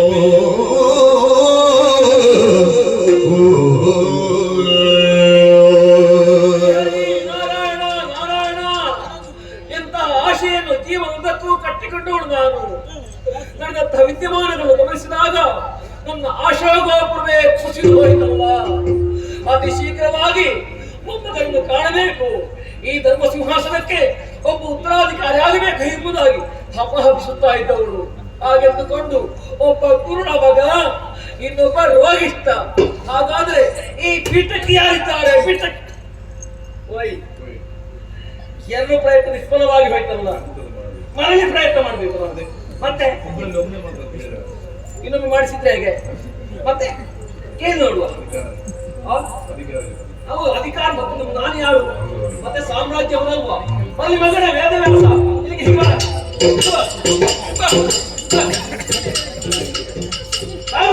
ಏನಮ್ಮ ನೀನು? ಮಗ ಒಬ್ಬ ಇದ್ದಾನೆನ್ನುವಂತಹ ವಿಷಯವನ್ನೇ ಮರೆತು ಇದ್ದವಳು ಇವಾಗ ವರುಷಕ್ಕೊಂದಾವರ್ತಿ ಮಗನೇ ವ್ಯಾಸ. ಏನಮ್ಮ ವಿಪರ್ಯಾಸ! ನೀನು ಹುಟ್ಟಿ ಹಿಮಾಲಯಕ್ಕೆ ಹೋಗುವ ಕಾಲ ಕೇಳಿದ್ದೆ ಹೇಗೆ? ಕಷ್ಟ ಬಂದ್ರೆ ಕರೆದ ಕಾಲಕ್ಕೆ ಕರೆಸೋ ಬರ್ತೇನೆ ಹೀಗುವುದಾಗಿ. ಇದು ನಿನಗೆ ವರ್ಷವೂ ಕಷ್ಟವೇ. ಕಷ್ಟ ಕಲಿಸಿದ್ದು ಮತ್ತೆ ಏನು ಕಷ್ಟಮ್ಮ? ಏನು ಕಷ್ಟ? ನಿನಗೇನು ಕಷ್ಟ ಆಯ್ತಲ್ಲ? ಏನು ತಿಳಿದರ ಹಾಗೆ ಏನು ಕಷ್ಟ ಎಂಬುದಾಗಿ ಕೇಳ್ತಾ ಇದೆಯಲ್ಲ. ಈರುವರು ಸೊಸೆಯಂದಿರನ್ನು ಬಳಸಿ ಆಯ್ತು. ಹೌದು, ಋಷಿ ನಿಯೋಗ ಪದ್ಧತಿಯ ವಿಷಯ ಬದಿಗೆ ಇರ್ಲಿ. ಇನ್ನೇನು ತಾಯಿ? ಹುಟ್ಟಿನ ಮಕ್ಕಳು ಯಾರು? ಒಬ್ಬ ಕುರುಡ, ಹೌದು, ಮತ್ತೊಬ್ಬ ರೋಗಿಷ್ಠ, ಹೌದು. ಸಿಂಹಾಸನಕ್ಕೆ ಆಗ್ತದೆ. ಬಾಹಿರ ಮೊದಲು ನೀನು ಹೇಳಿದೆಯಲ್ಲ. ಹೌದಮ್ಮ, ಒಬ್ಬ ಸಿಂಹಾಸನಕ್ಕೆ ಯೋಗ್ಯ ಜನವೇ ಬೇಕು ನಮಗೆ. ಅದಕ್ಕೆ ಬರಿಸಿದ್ದ. ಹೌದು, ಇದು ಭೀಷ್ಮನೇ ಹೇಳಿ ಮಾಡಿದ್ದ ತಾಯಿ. ಎಲ್ಲ ಮತ್ತೆ ಅವನೇ ಹೇಳಿದ, ಮತ್ತೆ ನಾನೆಂತದ್ದು? ನಾನು ರಾಜಮಾತೆ ಹೌದಾ ಅಲ್ವಾ? ಉತ್ಸವ ಮೂರ್ತಿ ಅಲ್ವಲ್ಲ ಅಮ್ಮ? ನಾನು ಹೇಳಿದ ಹಾಗೆ ಅವ್ನು ಕೇಳಬೇಕು. ಭೀಷ್ಮ ಈಗ ಏನ್ ಮಾಡ್ಬೇಕು? ಈಗ ಮರಳಿ ಪ್ರಯತ್ನ ಮಾಡಿದ್ರೆ ಹೇಗೆ ಅಂತ ಹೇಳಿ. ಯಾರಲ್ಲಿ? ಒಬ್ಬಳಲ್ಲಿ. ಅಮ್ಮ, ಒಬ್ಬರಲ್ಲಿ ಒಮ್ಮೆ ಮಾತ್ರ ಋಷಿ ನಿಯೋಗ ಪದ್ಧತಿ ಸಾಧ್ಯ. ನಾ ಇದನ್ನು ಏನಾದರೂ ಬಳಸಿಕೊಂಡೆ ಅಂತಾದರೆ ನನ್ನ ಋಷಿತ್ವಕ್ಕೆ ಅಪಮಾನವಾಗುತ್ತದೆ. ನನ್ನನ್ನು ಒತ್ತಾಯಿಸಬೇಡ ತಾಯಿ. ಋಷಿತ್ವಕ್ಕೆ ಅಪಮಾನ? ಹೌದು. ನಾನು ಯಾರು? ನೀನು ತಾಯಿ. ನಾನು ಯಾರು? ಅಮ್ಮ, ಹೆತ್ತ ತಾಯಿ ನಾನು, ಹೌದಲ್ಲ? ಹೆತ್ತ ತಾಯಿ ಋಣೆಂಬುದಾಗಿ ಉಂಟೋ ಇಲ್ವೋ? ಆದಕ ಇದೆ ಎಂದಾದ್ರೆ ನಾನು ಹೇಳಿದ ಹಾಗೆ ನಡೆಯತಕ್ಕದ್ದು ನೀನು. ಮತ್ತೆ ಇದು ಕೊನೆಯದು, ಕಡೆಯದು. ಇನ್ನು ಕೇಳಿದ್ರು ನಾನು. ಅಮ್ಮ, ಮಾತೃ ಋಣದಿಂದ ನನ್ನನ್ನು ಬಂಧಿಸ್ತಾ ಇದ್ದೀಯ. ಒತ್ತಾಯಕ್ಕೆ ಮಣಿದಿದ್ದೇನೆ. ಆಯ್ತು, ನಿನ್ನ ಹಿರಿಯ ಸೊಸೆಯನ್ನು ಕಳುಹಿಕೊಡು, ಅನುಗ್ರಹಿಸಿ. ಅದಕ್ಕೆ ಅರಮನೆ ಬೀದಿಯಲ್ಲಿನ ಪ್ರಜೆಗಳು ಏನಂತೆ? ಕುರುಡನ ತಾಯಿ ರಾಜಪಾಸೆ ಮಾಡ್ತಾರೆ. ಮಗನೇ, ಮಗಳೇ, ನಾನು ಹೊರಗಡೆ ಬರುವುದಿಲ್ಲ. ಕೇಳುವವರು ಹೇಳಿಕೊಳ್ತಾರ ಮಗನೇ. ಹಾಗೆ ಏನು ನಮಗೇನು? ಈಗ ತಾಯಿಯಾದ ಮಗ ಹೇಗಿದ್ದಾನೆ? ಆರೋಗ್ಯವಾಗಿದ್ದನಲ್ಲ? ತೊಟ್ಟಿಲ್ಲ ಹಾಕಿ ಜೋಜ ಮತ್ತು ಹೋಗಿದ್ದೇ ಇಲ್ವೋ? ಇದು ಇನ್ನೊಂದು ಕೆಲಸ ಆಗಬೇಕು.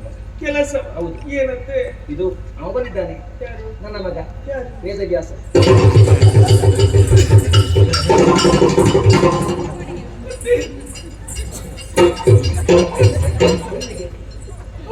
ಅವರ ಹೆಸರನ್ನು ತೆಗಿಬೇಡಂತೆ. ಅವರ ಹೆಸರನ್ನು ಕೇಳುವಾಗ ನನಗೆ ಭಯ ಆಗ್ತದಂತೆ. ಅಲ್ಲ, ಹೆಸರು ಕೇಳಿದ ಮೈಯಲ್ಲಿ ಬರ್ತದೆ ನಿನಗೆ? ಇಲ್ಲ, ಏನಾಗಿ ಅವರ ಹತ್ತಿರ ಹೋಗ್ಲಿಕ್ಕೆ ಆಗುದಿಲ್ಲ. ಮತ್ತೆ ಹುಟ್ಟಿದ ಮಗ ಕುರುಡ ಅಲ್ವಾ? ಹೌದು. ಇನ್ನೊಬ್ಬ ಒಳ್ಳೆಯ ಮಗ ಹುಟ್ಟಬೇಕು ನಮಗೆ. ಅದಕ್ಕೆ ಚಂದನ ಮಗ ಅದಕ್ಕೆ ಕಾಣುತ್ತಾ ಬಯಕೆ ನನಗೆ. ಆದ ಕಾರಣ ಇನ್ನೊಂದು ಪ್ರಯತ್ನ ಮಾಡಬೇಕು. ಅದೊಂದು ಕೆಲಸ ಆಗುವುದಿಲ್ಲ. ನೀನು ಸಹಕಾರ ಕೊಟ್ಟಿದ್ರೆ ಎಲ್ಲ ಆಗ್ತದೆ. ಇದುವರೆಗೆ ನೀವು ಹೇಳಿದೆಲ್ಲ ಕೆಲಸ ಮಾಡಿದ್ದೆ, ಇದೊಂದು ಕೆಲಸ ಆಗುದಿಲ್ಲಂತೆ. ಮನೆಯ ಕೆಲಸ ಯಾವುದು ಬೇಕಾದ್ರೂ ಹೇಳಿ ನಾನು ಮಾಡ್ತೇನೆ. ಮನೆ ಕೆಲಸಕ್ಕೆ ಬೇಕಾದ ಸೇವಕರಿದ್ದರೆ ಗೊತ್ತಾಯ್ತಲ್ವಾ? ರಾಣಿವಾಸದಲ್ಲಿ ದಾಸಿಯರು ಕಡಿಮೆ ಆಗಲಿಲ್ಲ, ಕೆಲಸ ನಾನು ಮಾಡ್ತೇನೆ ಗೊತ್ತಾಯ್ತಲ್ವಾ?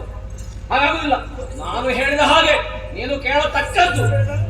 ಬೇಡ ಬೇಡ ಬೇಕು ಹೇಳುದು ನೀನ ಮೊದಲು ಹೇಳ್ತೀನಲ್ಲ, ಬೇಡ ಎಂಬ ವಿಚಾರ ಬಿಟ್ಟು ಬೇಕು ಬೇಕೇ ಬೇಕು ಹೋಗು ಅಂದಂತೆ.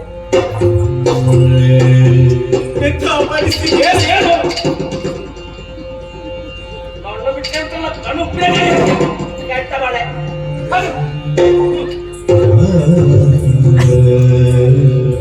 ಎಂಥ ಪರಿಸ್ಥಿತಿಗೆ ಸಿಲುಕಿ ಬಿಟ್ಟೆ ನಾನು.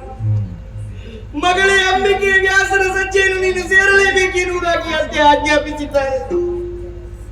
ಅತ್ತೆಯ ಮಾತನ್ನು ನಾನು ಮೀರುವಂತಿಲ್ಲ. ವ್ಯಾಸರ ಸಜ್ಜೆಯನ್ನು ಸೇರುವುದಕ್ಕೆ ಭಯ ನನಗೆ ಯಾಕೆ?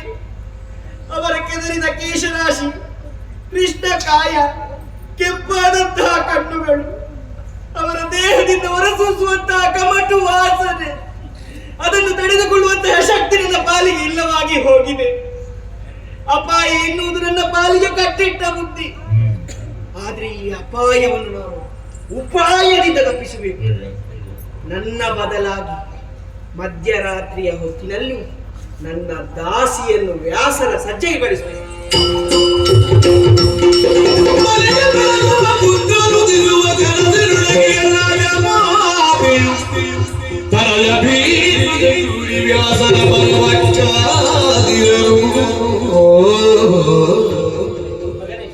ವೇದವ್ಯಾಸ ಹೇಗೈತು ಮಗ? ಚಂದನ ಮಗ ಹುಡ್ತದಲ್ಲ. ಇಷ್ಟರವರೆಗೆ ನೀ ಏನೆಲ್ಲ ಪ್ರಯತ್ನ ಪಟ್ಟಿದ್ದು ಎಲ್ಲವೂ ವಿಫಲವಾಯಿತು. ಆದರೆ ಈ ಫಲ ಮಾತ್ರ ಸತ್ಫಲವನ್ನೇ ಒದಗಿಸಿದೆ ತಾಯಿ. ದೇವರು ದೊಡ್ಡವ. ಇದು ನಿನ್ನ ಬದುಕಿನ ಭಾಗ್ಯೋದಯ. ಅಯ್ಯೋ ದೇವರೇ, ಇದು ನಿನ್ನ ಬದುಕಿನ ಪುಣ್ಯೋದಯ ತಾಯಿ. ಮುಂದಕ್ಕೆ ನಿನ್ನ ವಂಶದಲ್ಲಿ ಹುಟ್ಟುವಂತಹ ಮಗ ಮಹಾಜ್ಞಾನಿಯಾಗುತ್ತಾನೆ, ವಿಚಾರವಂತನಾಗುತ್ತಾನೆ, ಎಲ್ಲದಕ್ಕಿಂತಲೂ ಮಿಗಿಲಾಗಿ ಪರಮ ಹರಿಭಕ್ತನಾಗುತ್ತಾನೆ, ಪರಮ ಹರಿಭಕ್ತನಾಗುತ್ತಾನೆ. ಆದರೆ ಆದರ ಒಂದು ಹೇಳಬೇಡ. ಆದ್ರೆ ಹೇಳಿ ನಾನು ಹೆದರಿಸಿದೆವು. ಅಮ್ಮ, ಧರೆಯ ಮೋಹವನ್ನು ಹೊಂದಿರುವಂತಹ ನಿನ್ನೊಂದಿಗೆ ಆದರೆ ಎನ್ನುವಂತಹ ಶಬ್ದವನ್ನು ಹೋಲಿಸದೆ ನನಗೆ ಮುಂದುವರಿಯುವುದಕ್ಕಾಗುವುದಿಲ್ಲ. ಇಂಥದಾದರೆ ಅಮ್ಮ, ಮೊದಲೇ ನನ್ನ ರೂಪವನ್ನು ಕಂಡು ಭೀತಿಗೆ ಒಳಗಾಗಿದ್ದಂತಹ ನಿನ್ನ ಸೊಸೆ ತಾ ಬಾರದೆ ದಾಸಿಯೊಬ್ಬಳನ್ನು ಕಳುಹಿಕೊಟ್ಟ ಕಾರಣ ಹುಟ್ಟುವಂತಹ ಮಗ ಮಾತ್ರ ದಾಸಿಪುತ್ರನಾಗುತ್ತಾನೆ. ದಾಸಿಪುತ್ರನಿಗೆ ಸಿಂಹಾಸನವನ್ನು ಏರುವಂತಹ ಯೋಗ ಯೋಗ್ಯತೆ ಇರುವುದಿಲ್ಲವಮ್ಮ.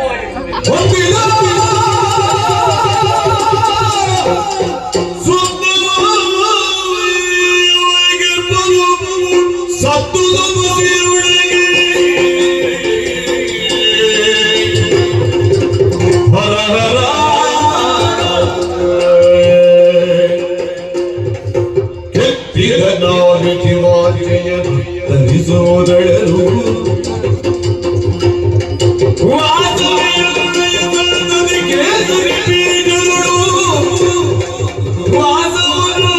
ಪಾಲಿಸುವ ಆಶೆಯು ಮಣ್ಣಾಯಿತು, ಆಸೆಯು ಮಣ್ಣಾಯಿತು.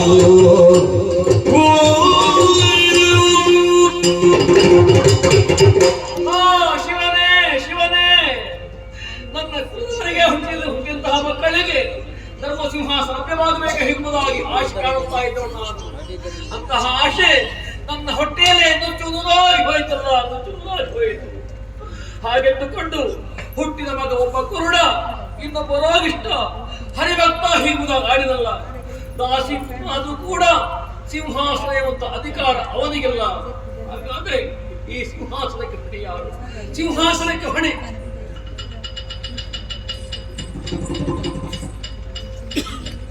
ವೇದವ್ಯಾಸ. ಅದೌದು,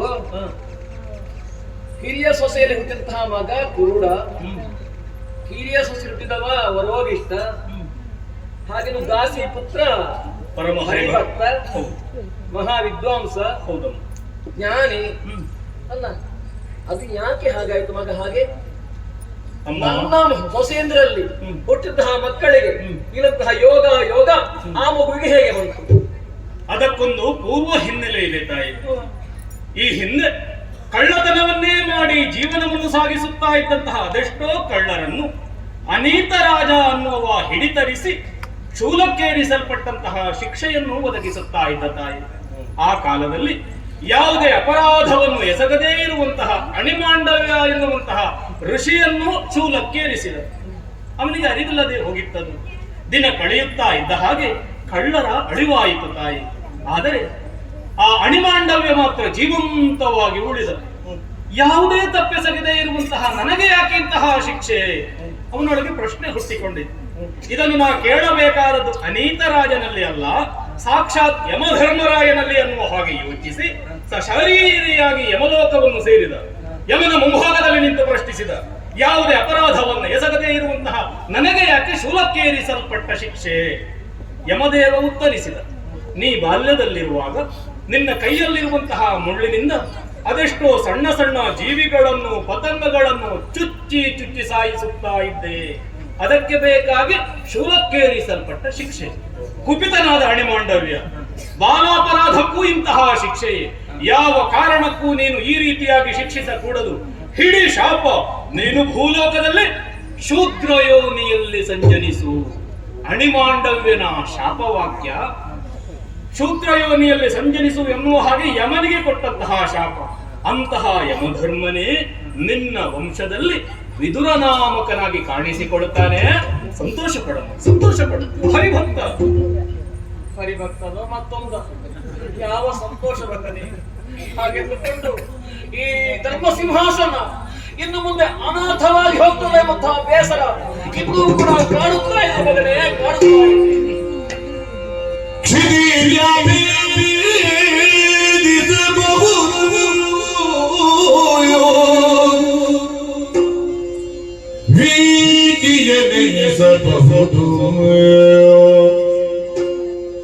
ಮತದಿ ಸಾಗರಗಳೆಳಲು ದಾಟಬಹುದು ಸತಿಯ ಮಾನಸದಾಳ ಗತಿ ವಿಗತಿ ದುರ್ಧರವ ತಿಳಿಯುವರಿ ದುಸ್ತರವು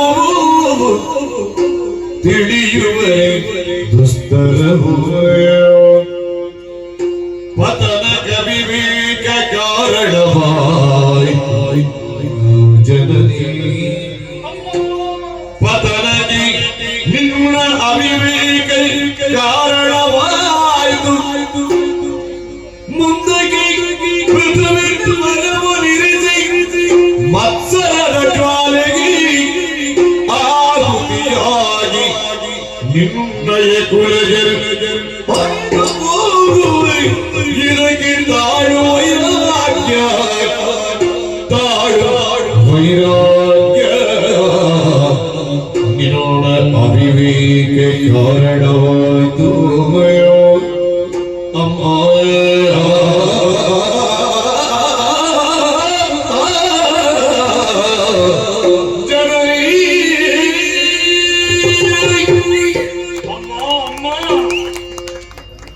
ಕಣ್ಣ ಮುಂಭಾಗದಲ್ಲಿ ಸಾಲು ಸಾಲು ದುರಂತಗಳು ಸಂಭವಿಸಿದರು.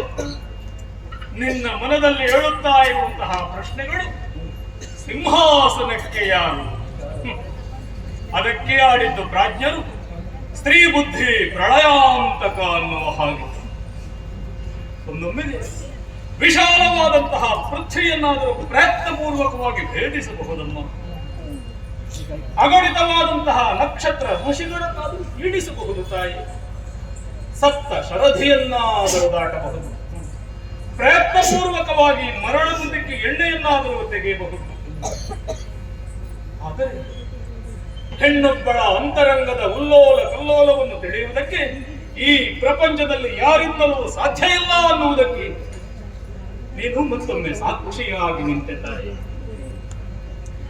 ಸಿರಿಮುಡಿ ಹೊತ್ತಂತಹ ನಾನೇ ಮುಂದೆ ನಿಂತು ಎಲ್ಲವನ್ನು ನಿಭಾಯಿಸುತ್ತೇನೆ ಅನ್ನುವ ಹಾಗೆ ಕೆಟ್ಟ ಚಟಕ್ಕೆ ಬಿದ್ದೆಯಮ್ಮ ನೀನು. ಜನನಿ, ಹೂವೊಂದು ಸಹಜವಾಗಿ ಅರಳಿದರೆ ಅದು ಸೌಂದರ್ಯ ಅನ್ನಿಸಲ್ಪಡುತ್ತದೆ. ಅದೇ ಹೂವನ್ನು ನಾವು ಪ್ರಯತ್ನ ಪೂರ್ವಕವಾಗಿ ಅರಳಿಸ ಹೊರಟೆವು ಅಂತಾದ್ರೆ ಅದು ಸರ್ವನಾಶ ಆಗುವುದಲ್ವೇ?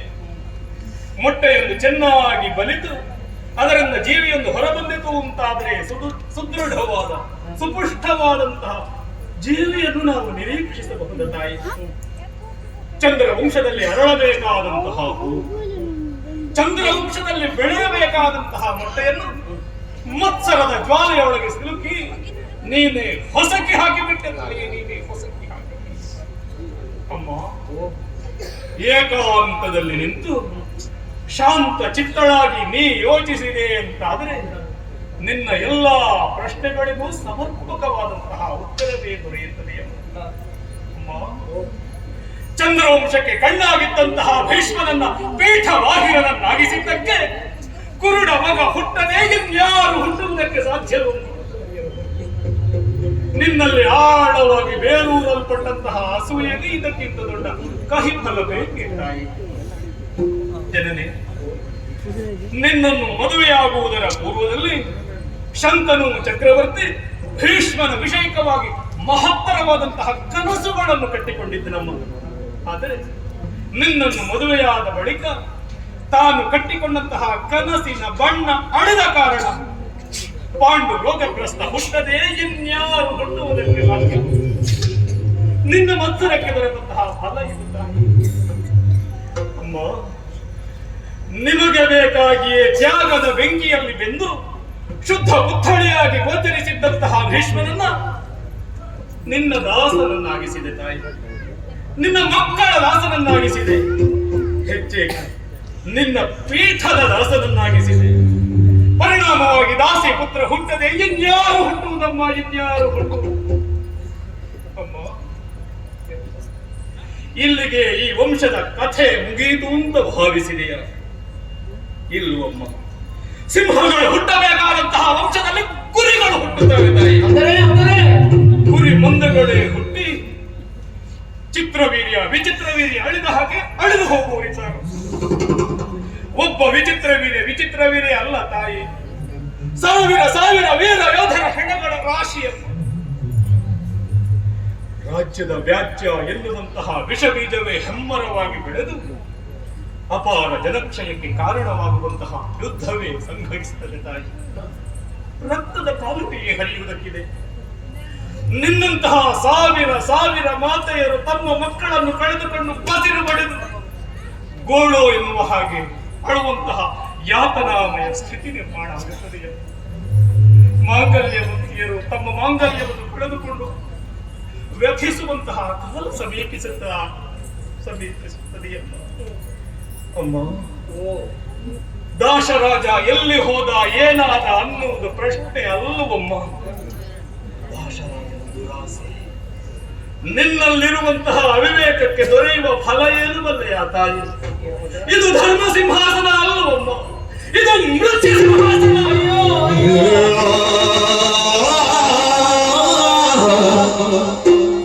ಅರಿದಿಲು ದೋಷ ದುರ್ಗತಿಯ ಮಗನೇ, ಅರಿದಿಲು ದೋಷ ದುರ್ಗತಿಯ ಚಿತ್ರ ಅರಸಿದೆ ಶಾಂತಿಯ ನೀಡು ವೈರಾಗ್ಯ.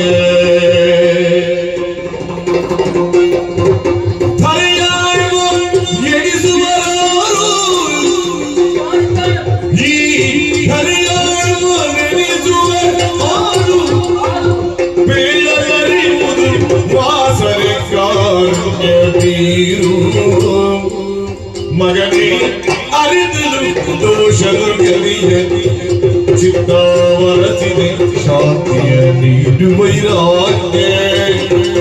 ಮಗನೇ, ಅರಿದೆ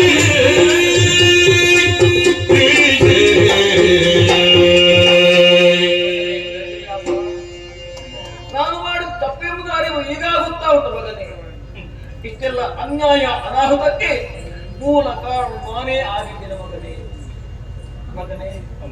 ಆದರೆ ನಿತ್ಯವೂ ನನ್ನ ಮನೋನಿವಾಗುತ್ತಾ ಚಿಂತೆ, ಈ ಚಿಂತಾ ಭಾರವನ್ನು ಕಡಿಮೆ ಮಾಡುತ್ತಾ ಬಗೆಯಾದ್ರೂ ಹೇಗೆ ಮಗನೇ?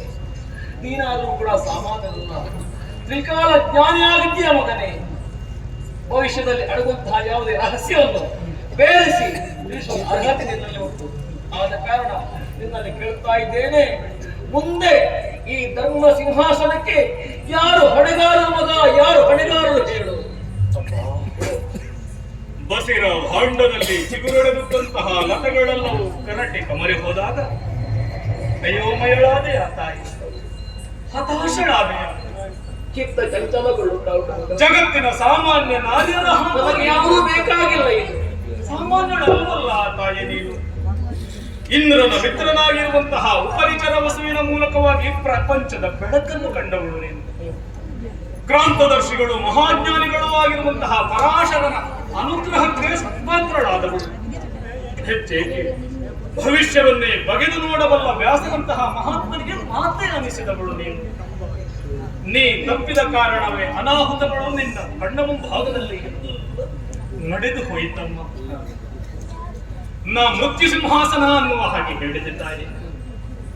ಅಮ್ಮ, ಯಾವ ಮನುಷ್ಯ ಪ್ರಯತ್ನದಿಂದ ಇದು ಮೃತ್ಯು ಸಿಂಹಾಸನ ಅನ್ನಿಸಲ್ಪಟ್ಟಿತು, ಮತ್ತೆ ಅದೇ ಮನುಷ್ಯ ಪ್ರಯತ್ನದಿಂದ ಇದು ಧರ್ಮ ಸಿಂಹಾಸನ ಆಗಲಾರದು ತಾಯಿ.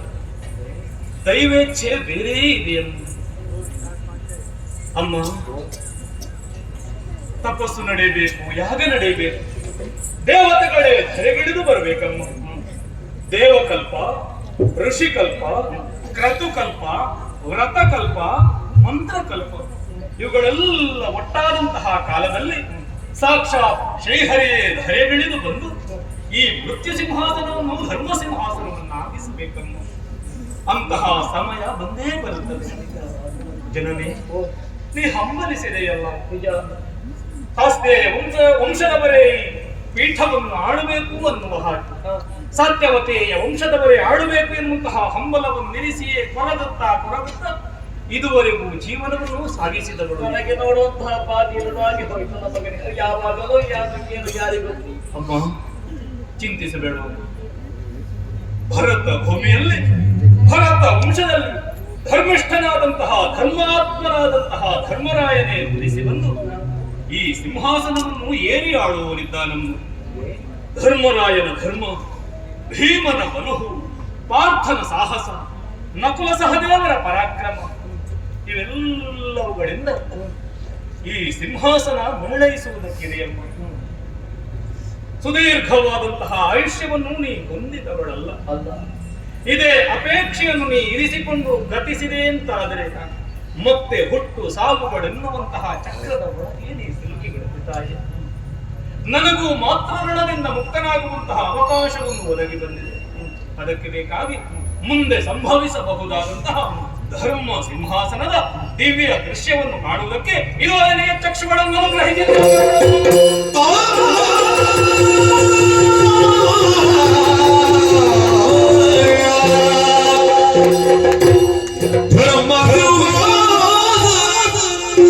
ಇದು ಧರ್ಮ ಸಿಂಹಾಸನ, ಧರ್ಮ ಸಿಂಹಾಸನ, ಇದು ಧರ್ಮ ಸಿಂಹಾಸನ, ಧರ್ಮ ಸಿಂಹಾಸನ. ಧರ್ಮದ ಧರಿಸಿದೆ, ಧರ್ಮದ ಕೀರ್ತಿ, ಧರ್ಮದ ನಾಡುವ ಧರ್ಮ ಸಂಗೀಡವು ಧರ್ಮ ಸಿಂಹಾಸನ. ಇದು ಧರ್ಮ ಸಿಂಹಾಸನ, ಧರ್ಮ ಸಿಂಹಾಸನ, ಇದು ಧರ್ಮ ಸಿಂಹಾಸನ.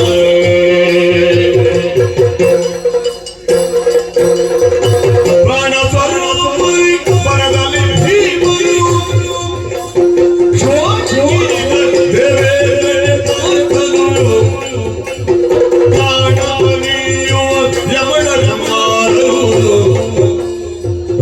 ದ್ರೌಪದಿ ಪಂಚವಲ್ಲಭೆಯು ಧರ್ಮ ಸಿಂಹಾಸನ.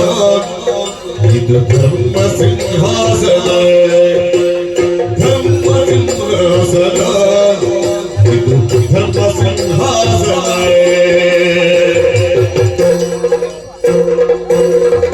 ಶ್ರೀವರಗಿ ಪರಮ ಸಿಂಹಾಸನ, ಶ್ರೀವರಗಿ ಪರಮ ಸಿಂಹಾಸನ, ಸುರನ ವಿಪಾಲಕ ಪುಲಿವ ಸಿಂಹಾಸನ.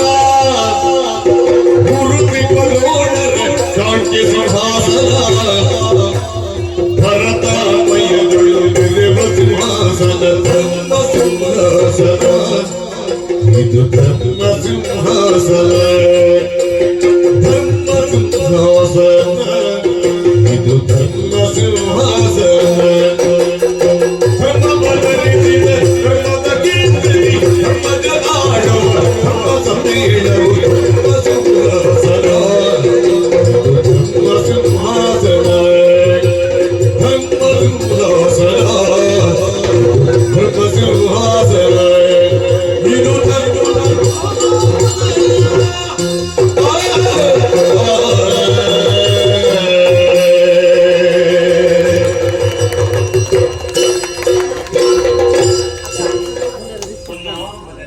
ನಿನ್ನ ಅಳಿದುಳಿದ ಕ್ಲೇಶವನ್ನು ನಾ ಬಯಲುಗೆಳಿದ್ದೇನೆ. ಶೇಷ ಆಯುಷ್ಯವನ್ನು ವೃತ್ತಮಾನಸಳಾಗಿಯೇ ಮುಂದಕ್ಕೆ ಕಳೆಯಲು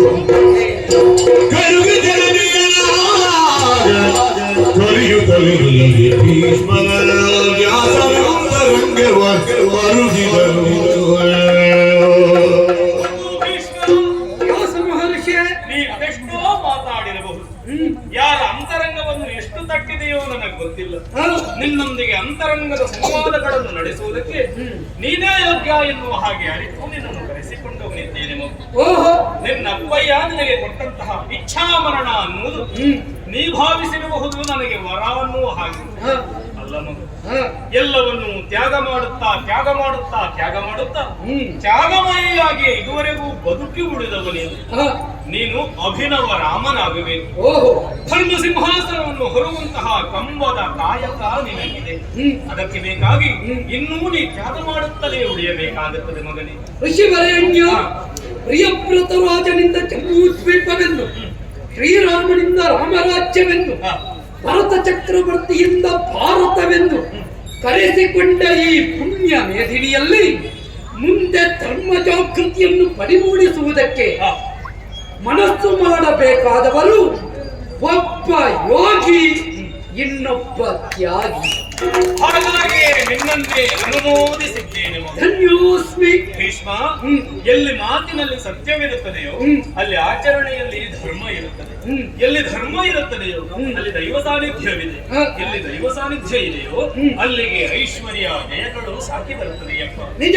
ಧರ್ಮ ಸಿಂಹಾಸನ ಎನ್ನುವಂತಹ ಈ ಪುಣ್ಯ ಆಖ್ಯಾನದ ಕಥಾಂತರ್ಗತವಾದಂತಹ ತತ್ವವೇ ಪ್ರಸಾದವೆನಿಸಿ ಈ ಕಥೆಯನ್ನು ಯಾರು ಆಡುತ್ತಾರೋ ನೋಡುವಂತಹ ಸೌಭಾಗ್ಯವನ್ನು ಒದಗಿಸಿಕೊಡುತ್ತಾರೋ ಅಂಥವರೆಲ್ಲವರಿಗೂ ನಾವು ನಂಬಿಕೊಂಡು ಬಂದಿರುವಂತಹ ಶ್ರೀ ಜ್ಞಾನಶಕ್ತಿ ಸುಬ್ರಹ್ಮಣ್ಯ ಸ್ವಾಮಿ, ವರಪ್ರದ ಗಣಪತಿ ದೇವರು, ಶ್ರೀ ಮೂಕಾಂಬಿಕಾ ಮಾತೆ, ದುರ್ಗಾ ಪರಮೇಶ್ವರಿ ತಾಯಿ ಆಯುಷ್ಯ ಆರೋಗ್ಯ ಭಾಗ್ಯವನ್ನಿತ್ತು ಕಾಪಾಡಲೆನ್ನುವ ಹಾಗೆ ಪ್ರಾರ್ಥಿಸುತ್ತಾ ಮಂಗಳ ಗೀತೆಯನ್ನು ಹಾಡುವುದೇ ಅಪ್ಪಣೆಯನ್ನು.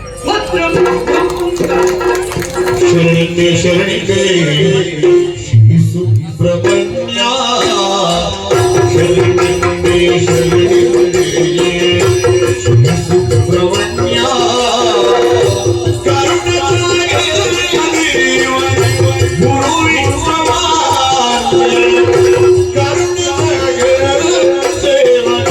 ಗುರು ವಿಶ್ವಮಾನ್ಯ ಶ್ರೀ ಸುಬ್ರಹ್ಮಣ್ಯ ಶರಣೋ ಮಯೂರವಾಹನಂ ದೇವ ದೇವ ಶರಣೋ ಮಯೂರವಾಹನಂ ದೇವ ದೇವ ಶರಣಕ್ಕೆ ಮಣಿಬೇಕು ನಡಿಬಿಟ್ಟು ಶರಣಕ್ಕೆ ಮಣಿಬೇಕು ನಡಿಬಿಟ್ಟು ಶರಣಕ್ಕೆ ಸುಬ್ರಹ್ಮಣ್ಯ ಕರುಣಾಗಲಿ ಗುರು ವಿಶ್ವಮಾನ್ಯ ಸುಬ್ರಹ್ಮಣ್ಯ ಗುರು ವಿಶ್ವಮಾನ್ಯ ಸುಬ್ರಹ್ಮಣ್ಯ ಬರಲಿಲ್ಲದ ಮೋಮಕ್ಕೆ